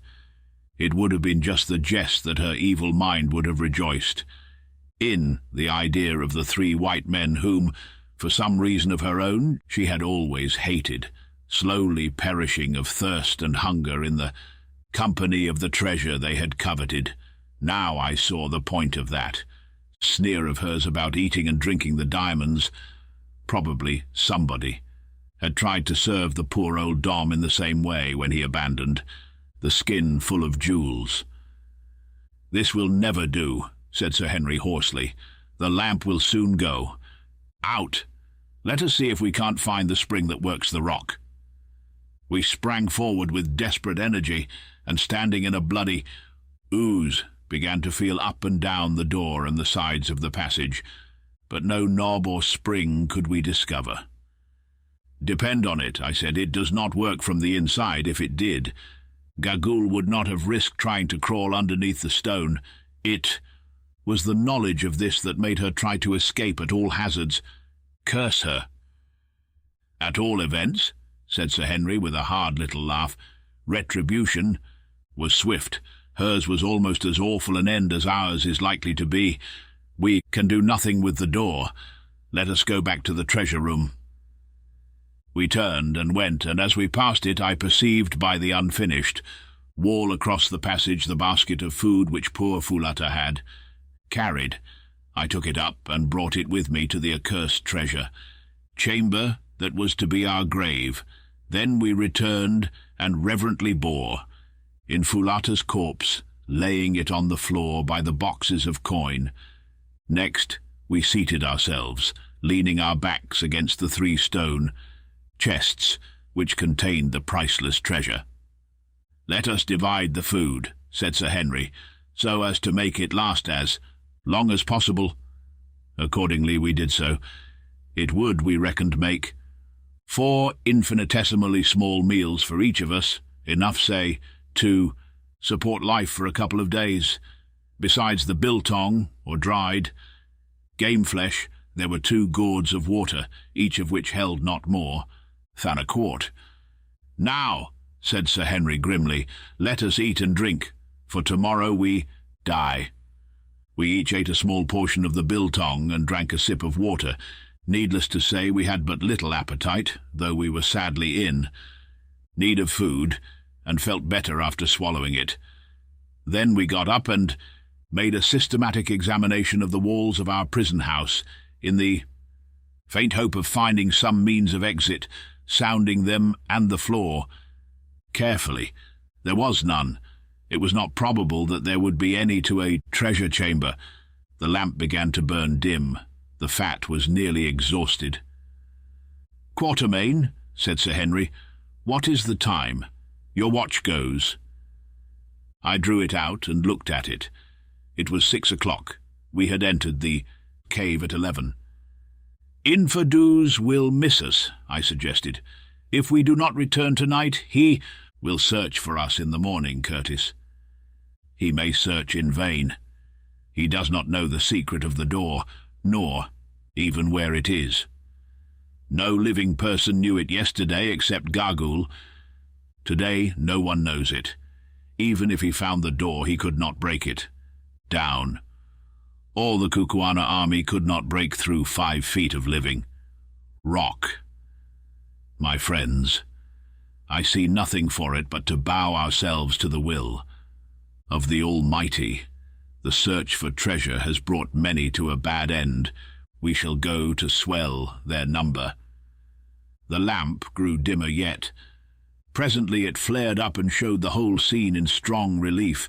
The great mass of white tusks, the boxes of gold, the corpse of the poor, Fulata stretched before them, the goat skin full of treasure, the dim glimmer of the diamonds, and the wild, wan faces of us 3 white men, seated there awaiting death by starvation. Then the flame sank and expired. We abandon hope.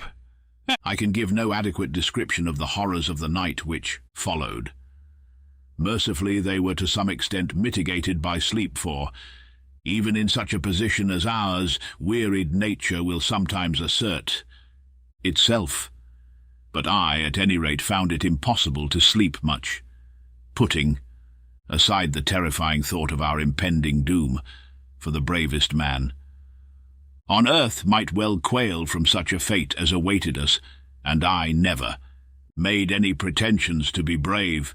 The silence itself was too great to allow of it.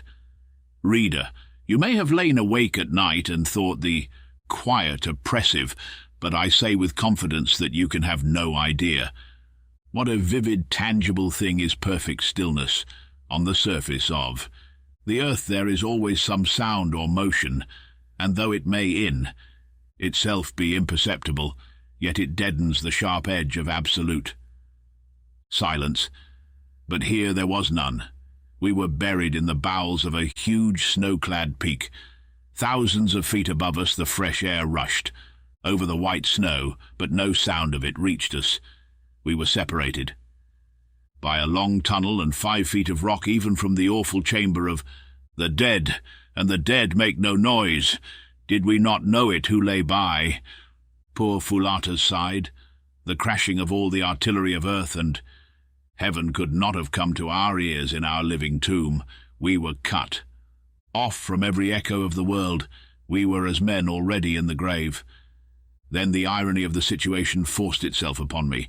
There, around us, lay treasures enough to pay off a moderate national debt or to build a fleet of ironclads, and yet we would have bartered them all gladly for the faintest chance of escape. Soon, doubtless, we should be rejoiced to exchange them for a bit of food or a cup of water, and, after that, even for the privilege of a speedy close to our sufferings. Truly, wealth, which men spend their lives in acquiring, is a valueless thing at the last. And so the night wore on. "Good," said Sir Henry's voice at last, and it sounded awful in the intense stillness. "How many matches have you in the box?" 8, Curtis. "Strike 1 and let us see the time." He did so, and in contrast to the dense darkness, the flame nearly blinded us. It was 5 o'clock by my watch. The beautiful dawn was now blushing on the snow wreaths far over our heads, and the breeze would be stirring the night mists in the hollows. "We had better eat something and keep up our strength," I suggested. "What is the good of eating?" answered Good. "The sooner we die and get it over, the better." "While there is life, there is hope," said Sir Henry. Accordingly, we ate and sipped some water, and another period of time. elapsed. Then Sir Henry suggested that it might be well to get as near the door as possible and hallo, on the faint chance of somebody catching a sound outside. Accordingly, Good, who, from long practice at sea, has a fine piercing note, groped his way down the passage and set to work. I must say that he made a most diabolical noise. I never heard such yells, but it might have been a mosquito buzzing for all the effect they produced. After a while he gave it up and came back very thirsty and had to drink. Then we stopped yelling, as it encroached on the supply of water, so we sat down once more against the chests of useless diamonds in that dreadful inaction which was one of the hardest circumstances of our fate, and I am bound to say that for my part I gave way in despair. Laying my head against Sir Henry's broad shoulder, I burst into tears, and I think that I heard Good gulping away on the other side and swearing hoarsely at himself for doing so. Ah, how good and brave that great man was! Had we been too frightened? Children, and he our nurse, he could not have treated us more tenderly. Forgetting his own share of miseries, he did all he could to soothe our broken nerves, telling stories of men who had been in somewhat similar circumstances and miraculously escaped, and when these failed to cheer us, pointing out how, after all, it was only anticipating an end which must come to us all, that it would soon be over, and that death from exhaustion was a merciful one, which is not true. Then, in a diffident sort of way, as once before I had heard him do, he suggested that we should throw ourselves on the mercy of a higher power, which for my part I did with great vigour. His is a beautiful character, very quiet but very strong. And so somehow the day went as the night had gone, if indeed one can use these terms where all was densest night, and when I lit a match to see the time, it was 7 o'clock. Once more we ate and drank, and as we did so, an idea occurred to me. "How is it," said I, "that the air in this place keeps fresh? It is thick and heavy, but it is perfectly fresh." "Great heavens!" said Good, starting up. "I never thought of that. It can't come through the stone door, for it's airtight, if ever a door was. It must come from somewhere. If there were no current of air in the place, we should have been stifled or poisoned when we first came. Let us have a look." It was wonderful what a change this mere spark of hope wrought in us. In a moment we were all three groping about on our hands and knees, feeling for the slightest indication of a draught. Presently my ardour received a check. I put my hand on something cold. It was dead. Fulata's face. For an hour or more we went on feeling about, till at last Sir Henry, and I gave it up in despair, having been considerably hurt by constantly knocking our heads against tusks, chests, and the sides of the chamber. But Good still persevered, saying, with an approach to cheerfulness, that it was better than doing nothing. "I say, you fellows," he said presently, in a constrained sort of voice, "come here." Needless to say, we scrambled towards him quickly enough. "Quatermain, put your hand here where mine is. Now, do you feel anything?" "I think I feel air coming up." "Now listen." He rose and stamped upon the place, and a flame of hope shot up in our hearts.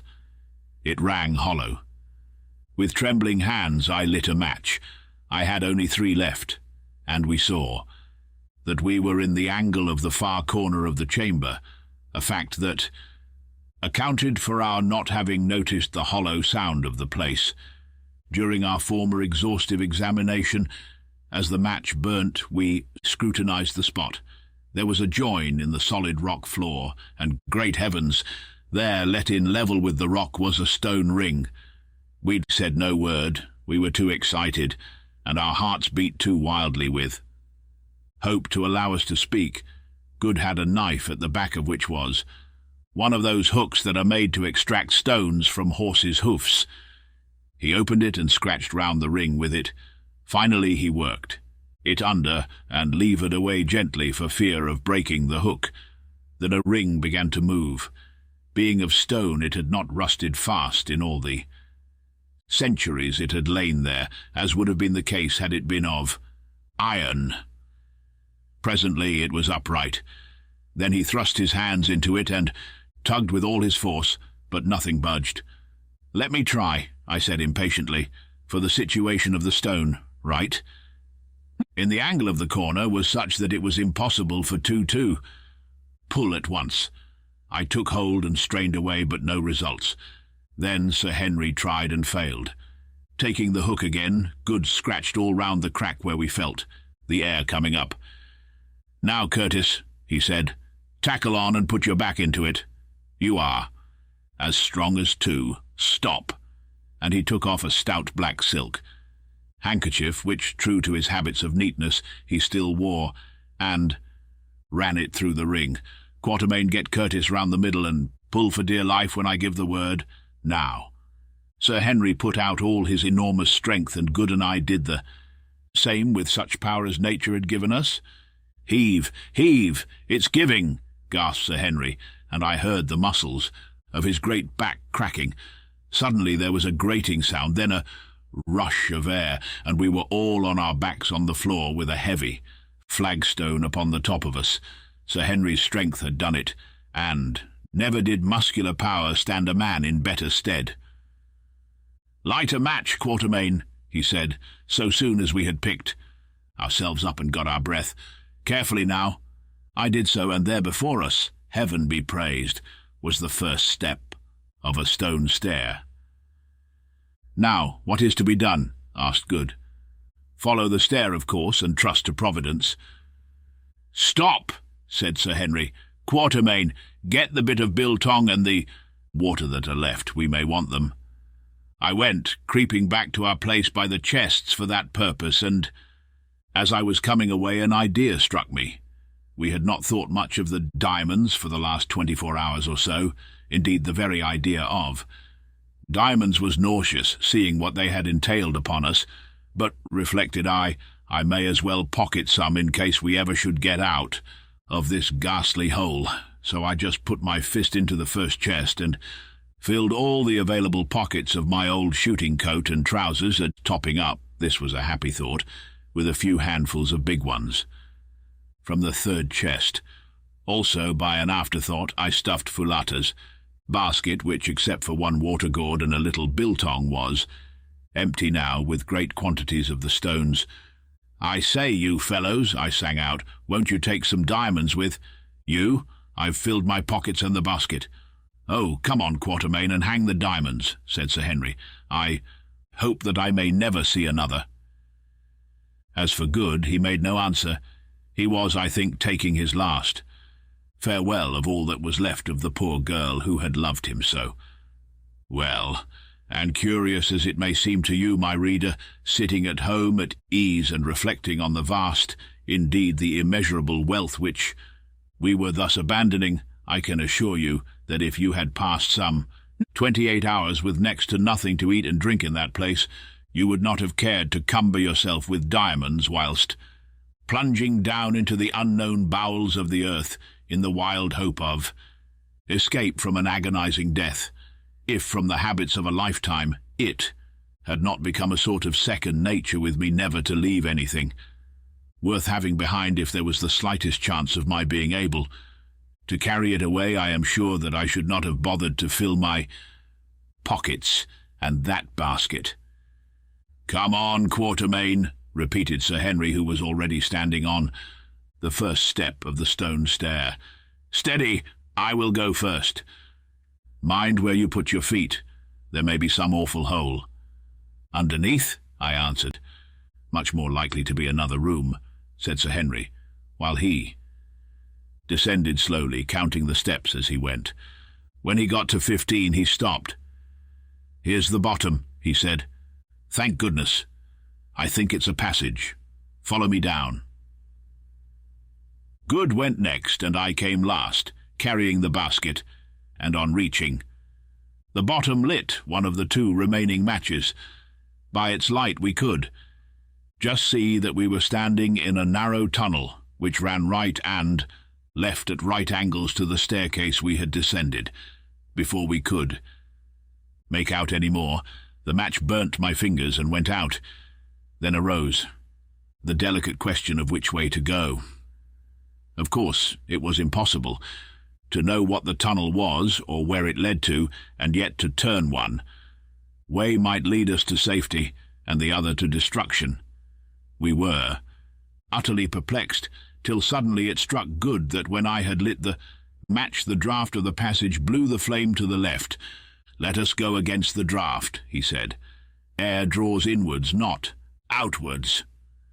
We took this suggestion, and feeling along the wall with our hands, whilst trying the at every step, we departed from the accursed on our terrible quest for life. If ever it should be entered again by living man, which I do not think probable, he will find tokens of our visit in the open chests of jewels, the empty lamp, and the white bones of poor Fulata. When we had groped our way for about a quarter of an hour along the passage, suddenly it took a sharp turn, or else was bisected by another, which we followed only in course of time to be led into a third, and so it went on for some hours. We seemed to be in a stone labyrinth that led nowhere. What all these passages are, of course, I cannot say, but we thought that they must be the ancient workings of a mine, of which the various shafts and adits travelled hither and thither as the ore led them. This is the only way in which we could account for such a multitude of galleries. At length we halted, thoroughly worn out with fatigue, and with that hope deferred which maketh the heart sick, and ate up our poor remaining piece of biltong, and drank our last sup of water, for our throats were like lime kilns. It seemed to us that we had escaped death in the darkness of the treasure chamber, only to meet him in the darkness of the tunnels. As we stood, once more utterly depressed, I thought that I caught a sound, to which I called the attention of the others. It was very faint, and very far off, but it was a sound, a faint murmuring sound, for the others heard it too, and no words can describe the blessedness of it after all those hours of utter, awful stillness. "By heaven, it's running water," said Good. "Come on." Off we started again in the direction from which the faint murmur seemed to come, groping our way as before along the rocky walls. I remember that I laid down the basket full of diamonds, wishing to be rid of its weight, but on second thoughts took it up again. One might as well die rich as poor, I reflected. As we went, the sound became more and more audible, till at last it seemed quite loud in the quiet. On, yet on. Now we could distinctly make out the unmistakable swirl of rushing water. And yet how could there be running water in the bowels of the earth? Now we were quite near it, and Good, who was leading, swore that he could smell it. "Go gently, Good," said Sir Henry. "We must be close." Splash, and a cry from Good. He had fallen in. "Good, Good, where are you?" we shouted in terrified distress. To our intense relief, an answer came back in a choky voice. "All right, I've got hold of a rock. Strike a light to show me where. You are." Hastily, I lit the last remaining match. Its faint gleam discovered to us a dark mass of water running at our feet. How wide it was we could not see, but there, some way out, was the dark form of our companion, hanging on to a projecting rock. "Stand clear to catch me," sung out Good. "I must swim for it." Then we heard a splash and a great struggle. Another minute, and he had grabbed at and caught Sir Henry's outstretched hand, and we had pulled him up high and dry into the tunnel. "My word," he said between his gasps, "that was touch and go. If I hadn't managed to catch that rock and known how to swim, I should have been done. It runs like a mill race, and I could feel no bottom." We dared not follow the banks of the subterranean river for fear lest we should fall into it again in the darkness. So after Good had rested a while, and we had drunk our fill of the water, which was sweet and fresh, and washed our faces that needed it sadly, as well as we could. We started from the banks of this African Styx and began to retrace our steps along the tunnel, Good dripping unpleasantly in front of us. At length we came to another gallery leading to our right. "We may as well take it," said Sir Henry wearily. "All roads are alike. Here, we can only go on till we drop." Slowly, for a long, long while, we stumbled, utterly exhausted, along this new tunnel, Sir Henry now leading the way. Again I thought of abandoning that basket, but did not. Suddenly he stopped, and we bumped up against him. "Look," he whispered. "Is my brain going, or is that light?" We stared with all our eyes, and there, yes there, far ahead of us, was a faint glimmering spot, no larger than a cottage window pane. It was so faint that I doubt if any eyes, except those which, like ours, had for days seen nothing but blackness, could have perceived it at all. With a gasp of hope, we pushed on. In 5 minutes there was no longer any doubt. It was a patch of faint light. A minute more, and a breath of real live air was fanning us. On we struggled. All at once the tunnel narrowed. Sir Henry went on his knees. Smaller yet it grew, till it was only the size of a large fox's earth. It was earth now, mind. The rock had ceased. A squeeze, a struggle, and Sir Henry was out, and so was Good, and so was I, dragging Fulata's basket after me, and there above us were the blessed stars, and in our nostrils was the sweet air. Then suddenly something gave, and we were all rolling over and over and over through grass and bushes and soft, wet soil. The basket caught in something, and I stopped. Sitting up, I hallooed lustily. An answering shout came from below where Sir Henry's wild career had been checked by some level ground. I scrambled to him and found him unhurt, though breathless. Then we looked for Good, a little. Way off we discovered him also, hammed in a forked root. He was a Good deal knocked about, but soon came to himself. We sat down together, there on the grass, and the revulsion of feeling was so great that really I think we cried with joy. We had escaped from that awful dungeon, which was so near to becoming our grave. Surely some merciful power guided our footsteps to the jackal hole, for that is what it must have been at the termination of the tunnel. And see, yonder on the mountains, the dawn we had never thought to look upon again was blushing rosy red. Presently the grey light stole down the slopes, and we saw that we were at the bottom, or rather nearly at the bottom, of the vast pit in front of the entrance to the cave. Now we could make out the dim forms of the 3 colossi who sat upon its verge, doubtless those awful passages along which we had wandered the livelong night had been originally in some way connected with the great diamond mine. As for the subterranean river in the bowels of the mountain, heaven only knows what it is, or whence it flows, or whither it goes. I, for one, have no anxiety to trace its course. Lighter it grew, and lighter yet. We could see each other now, and such a spectacle as we presented I have never set eyes on before or since. Gaunt-cheeked, hollow-eyed wretches, smeared all over with dust and mud, bruised, bleeding, the long fear of imminent death yet written on our countenances. We were indeed a sight to frighten the daylight, and yet it is a solemn fact that Good's eyeglass was still fixed in. Good's eye! I doubt whether he had ever taken it out at all.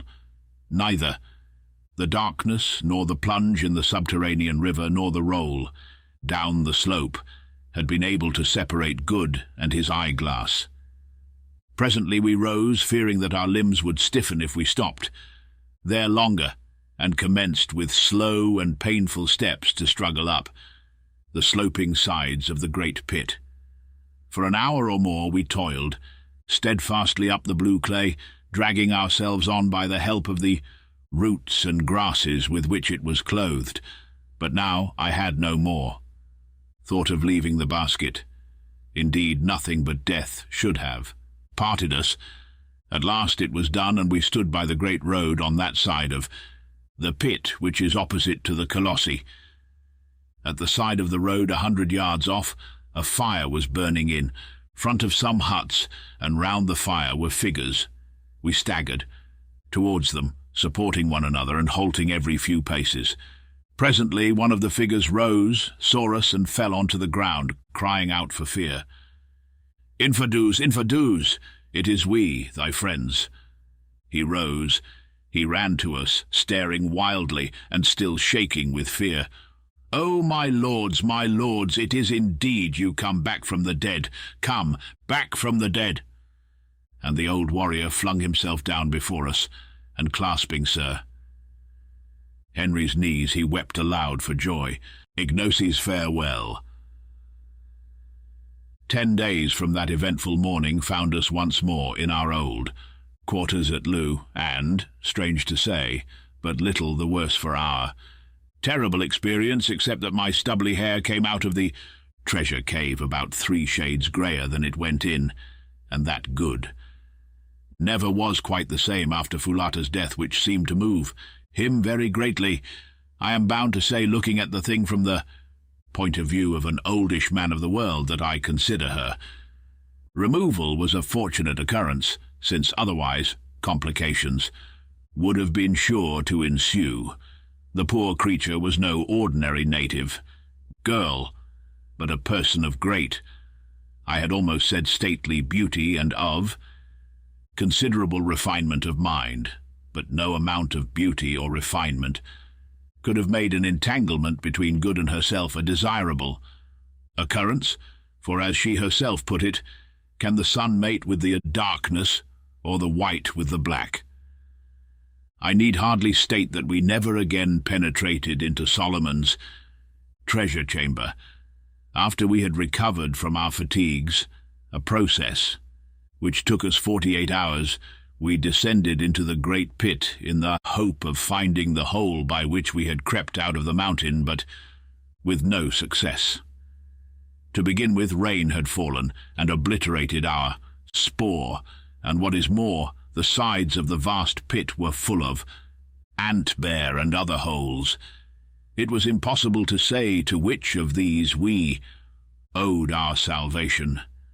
Also, on the day before we started back to Loo, we made a further examination of the wonders of the stalactite cave, and, drawn by a kind of restless feeling, even penetrated once more into the chamber of the dead. Passing beneath the spear of the White Death, we gazed, with sensations which it would be quite impossible for me to describe, at the mass of rock that had shut us off from escape, thinking the while of priceless treasures beyond, of the mysterious old hag whose flattened fragments lay crushed beneath it, and of the fair girl of whose tomb it was the portal. I say gazed at the rock, for, examine as we could find no traces of the join of the sliding door, nor indeed could we hit upon the secret now utterly lost that worked it, though we tried for an hour or more. It is certainly a marvellous bit of mechanism, characteristic in its massive and yet inscrutable simplicity of the age which produced it, and I doubt if the world has such another to show. At last we gave it up in disgust, though if the mass had suddenly risen before our eyes, I doubt if we should have screwed up courage to step over Gagul's mangled remains and once more enter the treasure chamber, even in the sure and certain hope of unlimited diamonds. And yet I could have cried at the idea of leaving all that treasure, the biggest treasure, probably, that in the world's history has ever been accumulated in one spot, but there was no help for it. Only dynamite could force its way through 5 feet of solid rock. So we left it. Perhaps in some remote unborn century a more fortunate explorer may hit upon the open sesame and flood the world with gems, but myself, I doubt it. Somehow, I seem to feel that the tens of the millions of pounds worth of jewels which lie in the 3 stone coffers will never shine round the neck of an earthly beauty. They and Fulata's bones will keep cold company till the end of all things. With a sigh of disappointment we made our way back, and next day started for Loo, and yet it was really very ungrateful of us to be disappointed, for as the reader will remember by a lucky thought, I had taken the precaution to fill the wide pockets of my old shooting coat and trousers with gems before we left our prison house, also Fulata's basket, which held twice as many more. Notwithstanding that, the water bottle had occupied some of its space. A good many of these fell out in the course of our roll down the side of the pit, including several of the big ones, which I had crammed in on the top in my coat pockets. But, comparatively speaking, an enormous quantity still remained, including 93 large stones ranging from over 200 to 70 carats in weight.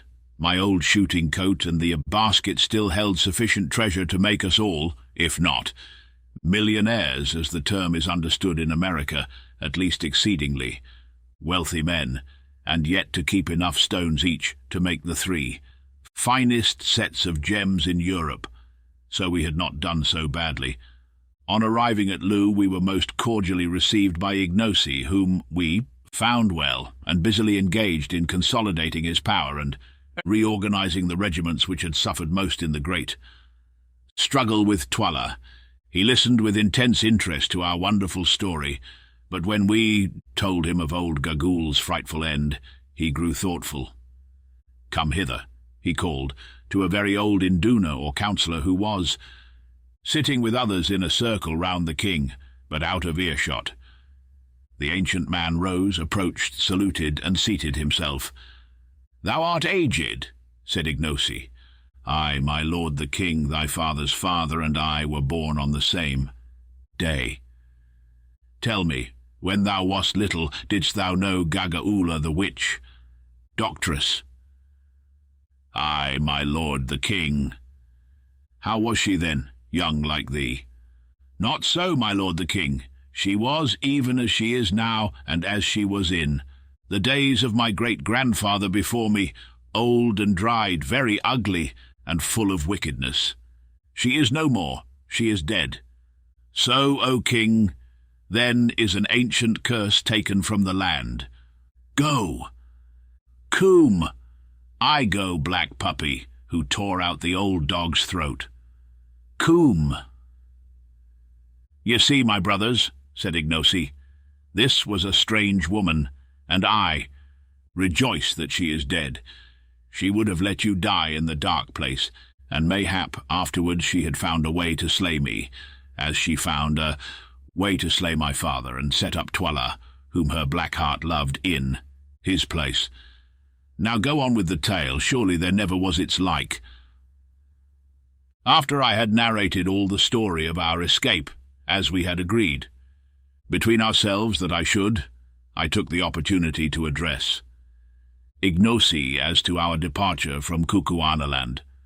"And now, Ignosi," I said, "the time has come for us to bid thee farewell and start to see our own land once more. Behold, Ignosi, thou camest with us a servant, and now we leave thee a mighty king. If thou art grateful to us, remember to do even as thou didst promise, to rule justly, to respect the law, and to put none to death without a cause. So shalt thou prosper. Tomorrow at break of day, Ignosi, thou wilt give us an escort who shall lead us across the mountains. Is it not so, O king?" Ignosi covered his face with his hands for a while before answering. "My heart is sore," he said at last. "Your words split my heart in twain. What have I done to you, Inkubu, Macumazan, and Bugwan, that ye should leave me desolate? Ye who stood by me in rebellion and in battle, will ye leave me in the day of peace and victory? What will? Yea, wives, choose from among the maidens a place to live in. Behold, the land is yours as far as ye can see. The white man's houses, ye shall teach my people how to build them. Cattle for beef and milk. Every married man shall bring you an ox or a cow. Wild game to hunt. Does not the elephant walk through my forests, and the river horse sleep in the reeds? Would you make war? My impis wait your word. If there is anything more which I can give, that will I give you. Nay, Ignosi, we want none of these things, I answered. We would seek our own place. Now do I learn, said Ignosi bitterly, and with flashing eyes, that ye love the bright stones more than me, your friend. Ye have the stones. Now ye would go to Natal and across the moving black water and sell them and be rich, as it is the desire of a white man's heart to be. Cursed for your sake be the white stones, and cursed he who seeks them. Death shall it be to him who sets foot in the place of death to find them. I have spoken. White men, ye can go. I laid my hand upon his arm. Ignosi, I said, tell us when thou didst wander in Zululand, and among the white people of Natal did not thine heart turn to the land thy mother told thee of, thy native place, where thou didst see the light and play when thou wast little, the land where thy place was? It was even so, Macumazahn. In like manner, Ignosi, do our hearts turn to our land and to our own place. Then came a silence. When Ignosi broke it, it was in a different voice. I do perceive that now as ever thy words are wise and full of reason, Macumazahn. That which flies in the air loves not to run along the ground. The white man loves not to live on the level of the black, or to house among his kraals. Well, ye must go, and leave my heart sore, because ye will be as dead to me, since from where ye are no tidings can come to me. But listen, and let all your brothers know my words. No other white man shall cross the mountains, even if any man live to come so far. I will see no traders with their guns and gin. My people shall fight with the spear and drink water like their forefathers before them. I will have no praying men to put a fear of death into men's hearts to stir them up against the law of the king, and make a path for the white folk, who follow to run on. If a white man comes to my gates, I will send him back. If 100 come, I will push them back. If armies come, I will make war on them with all my strength, and they shall not prevail against me. None shall ever seek for the shining stones, no, not an army, for if they come, I will send a regiment and fill up the pit, and break down the white columns in the caves and choke them with rocks, so that none can reach even to that door of which ye speak and whereof. The way to move it is lost. But for you three, Incubu, Macumazahn, and Bugwan, the path is always open, for behold, ye are dearer to me than aught that breathes. And ye would go. Infadus, my uncle, and my Induna shall take you by the hand and guide you with a regiment. There is, as I have learned, another way across the mountains that he shall show you. Farewell, my brothers, brave white men. See me no more, for I have no heart to bear it. Behold, I make a decree, and it shall be published from the mountains to the mountains. Your names, Incubu, Macumazahn, and Bugwan, shall be Hlonipa, even as the names of dead kings, and he who speaks them shall die. So shall your memory be preserved in the land forever. Go now, ere my eyes rain tears like a woman's, at times as ye look back down the path of life, or when ye are old, and gather yourselves together to crouch before the fire, because for you the sun has no more heat. Ye will think of how we stood shoulder to shoulder in that great battle which thy wise words planned, Macumazahn, of how thou wast the point of the horn that galled Twala's flank, Bugwan, whilst thou stood in the ring of the greys, Incubu, and men went down before thine axe, like corn before a sickle, aye, and of how thou didst break that wild bull Twala's strength and bring his pride to dust. Fare ye well for ever, Incubu, Macumazahn, and Bugwan, my lords and my friends. Ignosi rose and looked earnestly at us for a few seconds. Then he threw the corner of his karos over his head, so as to cover his face from us. We went in silence. Next day at dawn we left Loo, escorted by our old friend Infadus, who was heartbroken at our departure, and by the regiment of buffaloes. Early as was the hour, all the main street of the town was lined with multitudes of people who gave us the royal salute as we passed at the head of the regiment, while the women blessed us for having rid their land of Twala, throwing flowers before us as we went. It was really very affecting, and not the sort of thing one is accustomed to meet with from natives. One ludicrous incident occurred, however, which I rather welcomed, as it gave us something to laugh at. Just before we reached the confines of the town, a pretty young girl, with some lovely lilies in her hand, ran forward and presented them to Good. Somehow they all seemed to like Good. I think his eyeglass and solitary whisker gave him a fictitious value, and then said that she had a boon to ask. "Speak on," he answered. "Let my lord show his servant his beautiful white legs, that his them and remember them all her days, and tell them to her children. His servant has travelled 4 days' journey to see them, for the fame of them has gone throughout the land." "I'll be hanged if I do," exclaimed Good excitedly. Come, my dear fellow," said Sir Henry, "you can't refuse to oblige a lady." "I won't," replied Good obstinately. "It is positively indecent." However, in the end, he consented to draw up his trousers to the knee, amidst notes of rapturous admiration from all the women present, especially the gratified young lady, and in this guise he had to walk, till we got clear of the town. Good's legs, I fear, will never be so greatly admired again. Of his melting teeth, and even of his transparent eye, the Kukuanas wearied, more or less, but of his legs never. As we travelled, Infadus told us that there was another pass over the mountains to the north of the one followed by Solomon's Great Road, and rather that there was a place where it was possible to climb down the wall of cliff which separates Kukuanaland from the desert, and is broken by the towering shapes of Sheba's breasts. It appeared also that rather more than 2 years previously a party of Kukuana hunters had descended this path into the desert in search of ostriches, whose plumes are much prized among them, for war-head dresses, and that in the course of their hunt they had been led far from the mountains, and were much troubled by thirst. Seeing trees on the horizon, however, they walked towards them and discovered a large and fertile oasis, some miles in extent and plentifully watered. It was by way of this oasis that Infadus suggested we should return, and the idea seemed to us a good one, for it appeared that we should thus escape the rigours of the mountain pass.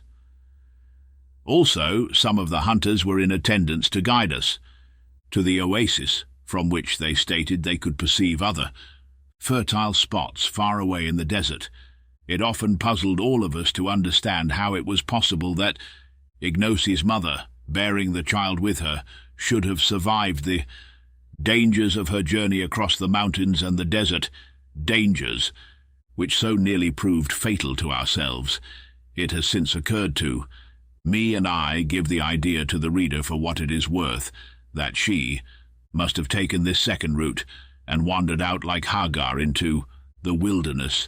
If she did so, there is no longer anything inexplicable about the story, since, as Ignosi himself related, she may well have been picked up by some ostrich hunters before she, or the child was exhausted, was led by them to the oasis, and thence by stages to the fertile country, and so on by slow degrees southwards to Zululand. Travelling easily on the night of the 4th day's journey, we found ourselves once more on the crest of the mountains that separate Kukuanaland from the desert, which rolled away in sandy billows at our feet, and about 25 miles to the north of Sheba's breasts.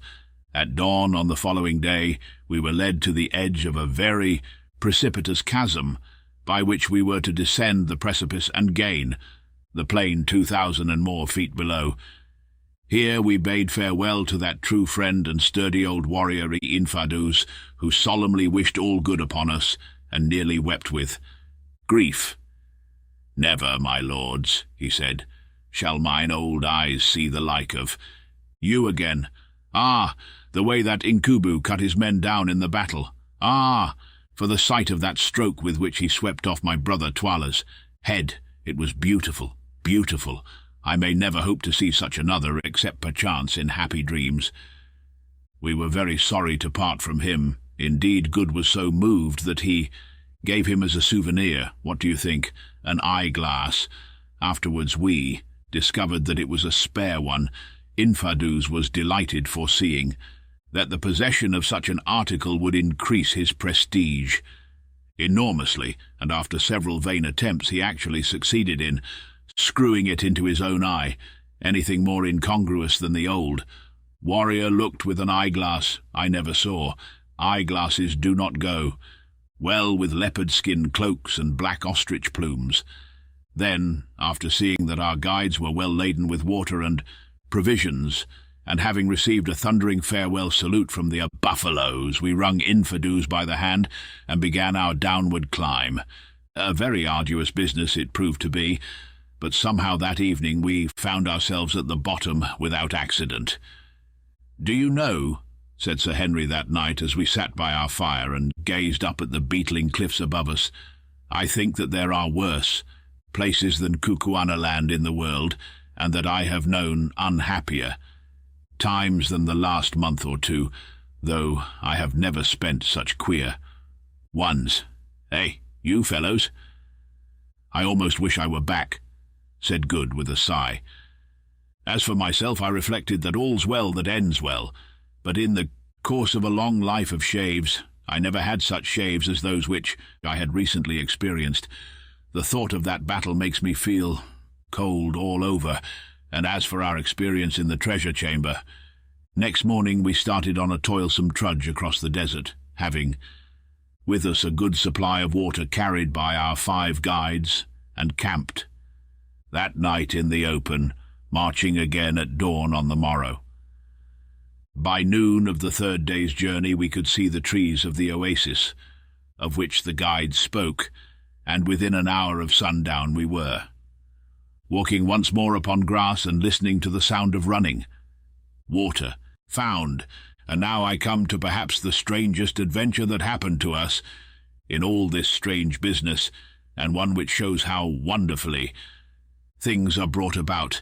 I was walking along quietly, some way in front of the other 2, down the banks of the stream which runs from the oasis till it is swallowed up in the hungry desert sands, when suddenly I stopped and rubbed my eyes as well I might. There, not 20 yards in front of me, placed in a charming situation under the shade of a species of fig tree and facing to the stream, was a cosy hut built more or less on the Kafir principle, with grass and withes, but having a full-length door instead of a bee-hole. "What the dickens," said I to myself, "can a hut be doing here?" Even as I said it, the door of the hut opened, and there limped out of it a white man, clothed in skins and with an enormous black beard. I'd thought that I must have got a touch of the sun. It was impossible. No hunter ever came to such a place as this.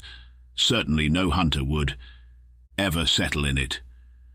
I stared, and so did the other man, and just at that juncture Sir Henry and Good walked up. "Look here, you fellows," I said. "Is that a white man, or am I mad?"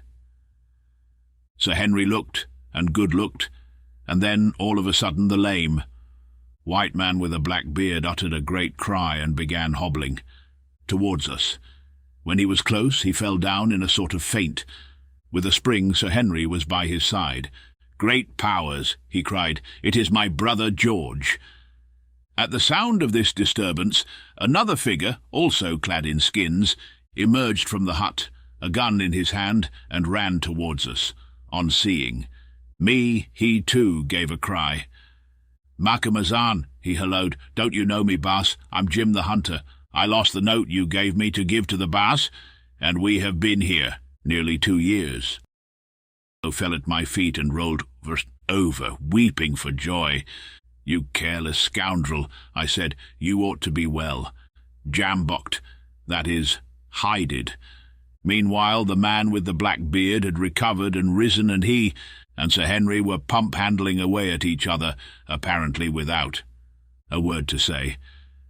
But whatever they had quarrelled about in the past, I suspect it was a lady, though I never asked. It was evidently forgotten now. "My dear old fellow," burst out Sir Henry at last, "I thought you were dead. I have been over Solomon's Mountains to find you. I had given up all hope of ever seeing you again, and now I come across you perched in the desert like an old vulture." "I tried to cross Solomon's Mountains nearly 2 years ago," was the answer, spoken in the hesitating voice of a man who has had little recent opportunity of using his tongue. "But when I reached here, a boulder fell on my leg and crushed it, and I have been able to go neither forward nor back. Then I came up. 'How do you do, Mr. Neville?' I said. 'Do you remember me?' 'Why,' he said, 'isn't it Hunter Quatermain, eh? And good too. Hold on a minute, you fellows. I'm getting dizzy again. It is all so very strange, and when a man has ceased to hope, so very happy." That evening over the campfire, George Curtis told us his story, which in its way was almost as eventful as our own, and, put shortly, amounted to this. A little less than 2 years before he had started from Sitanda's kraal to try to reach Sulimansberg. As for the note I had sent him by Jim, that worthy lost it, and he had never heard of it till today. But acting upon information he had received from the natives, he headed not for Sheba's Breasts, but for the ladder-like descent of the mountains down which we had just come, which is clearly a better route than that marked out in old Dom Silvestra's plan. In the desert he and Jim had suffered great hardships, but finally they reached this oasis, where a terrible accident befell George Curtis. On the day of their arrival he was sitting by the stream, and Jim was extracting the honey from the nest of a stingless bee, which is to be found in the desert on the top of a bank immediately above him. In so doing he loosened a great boulder of rock which fell upon George Curtis's right leg, crushing it frightfully. From that day he had been so lame that he found it impossible to go either forward or back, and had preferred to take the chances of dying in the oasis to the certainty of perishing in the desert. As for food, however, they got on pretty well, for they had a good supply of ammunition, and the oasis was frequented, especially at night, by large quantities of game which came thither for water. These they shot or trapped in pitfalls, using the flesh for food, and after their clothes wore out, the hides for clothing. "And so," George Curtis ended, "we have lived for nearly 2 years, like a second Robinson Crusoe and his man Friday, hoping against hope that some natives might come here to help us away, but none have come. Only last night we settled that Jim should leave me and try to reach Sitanda's kraal to get assistance. He was to go tomorrow, but I had little hope of ever seeing him back again. And now you, of all people in the world, you, who, as I fancied, had long ago forgotten all about me, and were living comfortably in old England, turn up in a promiscuous way and find me where you least expected. It is the most wonderful thing that I have ever heard of, and the most merciful too." Then Sir Henry set to work and told him the main facts of our adventures, sitting till late into the night to do it. "By Jove," said George Curtis, when I showed him some of the diamonds. "Well, at least you have got something for your pains besides my worthless self." Sir Henry laughed. "They belonged to Quatermain and Good. It was a part of the bargain that they should divide any spoils there might be." This remark set me thinking, and having spoken to Good, I told Sir Henry that it was our joint wish that he should take a third portion of the diamonds, or if he would not, that his share should be handed to his brother, who had suffered even more than ourselves on the chance of getting them. Finally, we prevailed upon him to consent to this arrangement, but George Curtis did not know of it until some time afterwards. Here, at this point, I think that I shall end my history, our journey. Across the desert back to Sitanda's kraal was most arduous, especially as we had to support George Curtis, whose right leg was very weak, indeed, and continually threw out splinters of bone. But we did accomplish it somehow, and to give its details would only be to reproduce much of what happened to us on the former occasion. 6 months from the date of our re-arrival at Sitanda's, where we found our guns and other goods quite safe, though the old rascal in charge was much disgusted at our surviving to claim them, saw us all once more, safe and sound at my little place on the Berea near Durban, where I am now writing. Thence I bid farewell to all who have accompanied me through the strangest trip I ever made in the course of a long and varied experience. P.S. Just as I had written the last word, a Kaffir came up my avenue of orange trees carrying a letter in a cleft stick which he had brought from the post. It turned out to be from Sir Henry, and as it speaks for itself, I give it in full. October 1st, 1884. Brayley Hall, Yorkshire. My dear Quatermain, I send you a line a few mails back to say that the 3 of us, George, Good and myself, fetched up all right in England. We got off the boat at Southampton and went up to town. You should have seen what a swell Good turned out the very next day, beautifully. Shaved frock coat fitting like a glove, brand new eyeglass, etc., etc. I went and walked in the park with him, where I met some people I know, and at once told them the story of his beautiful white legs.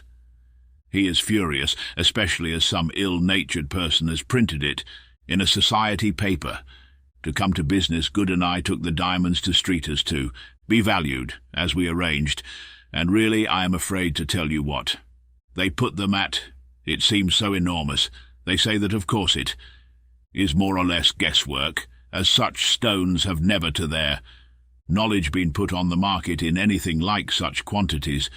It appears that, with the exception of 1 or 2 of the largest, they are of the finest water and equal in every way to the best. Brazilian stones. I asked them if they would buy them, but they said that it was beyond their power to do so, and recommended us to sell by degrees, over a period of years indeed, for fear lest we should flood the market. They offer, however, 180,000 for a very small portion of them. You must come home, Quatermain, and see about these things, especially if you insist upon making the magnificent present of the 3rd share, which does not belong to me, to my brother George. As for Good, he is no good. His time is too much occupied in shaving and other matters connected with the vain adorning of the body, but I think he is still down on his luck about Folata. He told me that since he had been home he hadn't seen a woman to touch her, either as regards her figure or the sweetness of her expression. I want you to come home, my dear old comrade, and to buy a house near here. You have done your day's work and have lots of money now, and there is a place for sale quite close which would suit you admirably. Do come, the sooner the better. You can finish writing the story of our adventures on board ship. We have refused to tell the tale till it is written by you, for fear lest we shall not be believed. If you start on receipt of this, you will reach here by Christmas, and I book you to stay with me for that. Good is coming, and George. And so, by the way, is your boy Harry. There's a bribe for you. I have had him down for a week's shooting and like him. He is a cool young hand. He shot me in the leg, cut out the pellets, and then remarked upon the advantages of having a medical student with every shooting party. Goodbye, old boy. I can't say any more, but I know that you will. Come, if it is only to oblige. Your sincere friend, Henry Curtis. P.S. The tusks of the great bull that killed poor Kiva have now been put up in the hall here, over the pair of buffalo horns you gave me, and look magnificent, and the axe with which I chopped off Twala's head is fixed above my writing table. I wish that we could have managed to Bring away the coats of chain armour. Don't lose poor Fulata's basket, in which you brought away the diamonds. H.C. Today is Tuesday. There is a steamer going on Friday, and I really think that I must take Curtis at his word and sail by her for England, if it is only to see you, Harry, my boy, and to look after the printing of this history, which is a task that I do not like to trust to anybody else. Allan Quatermain.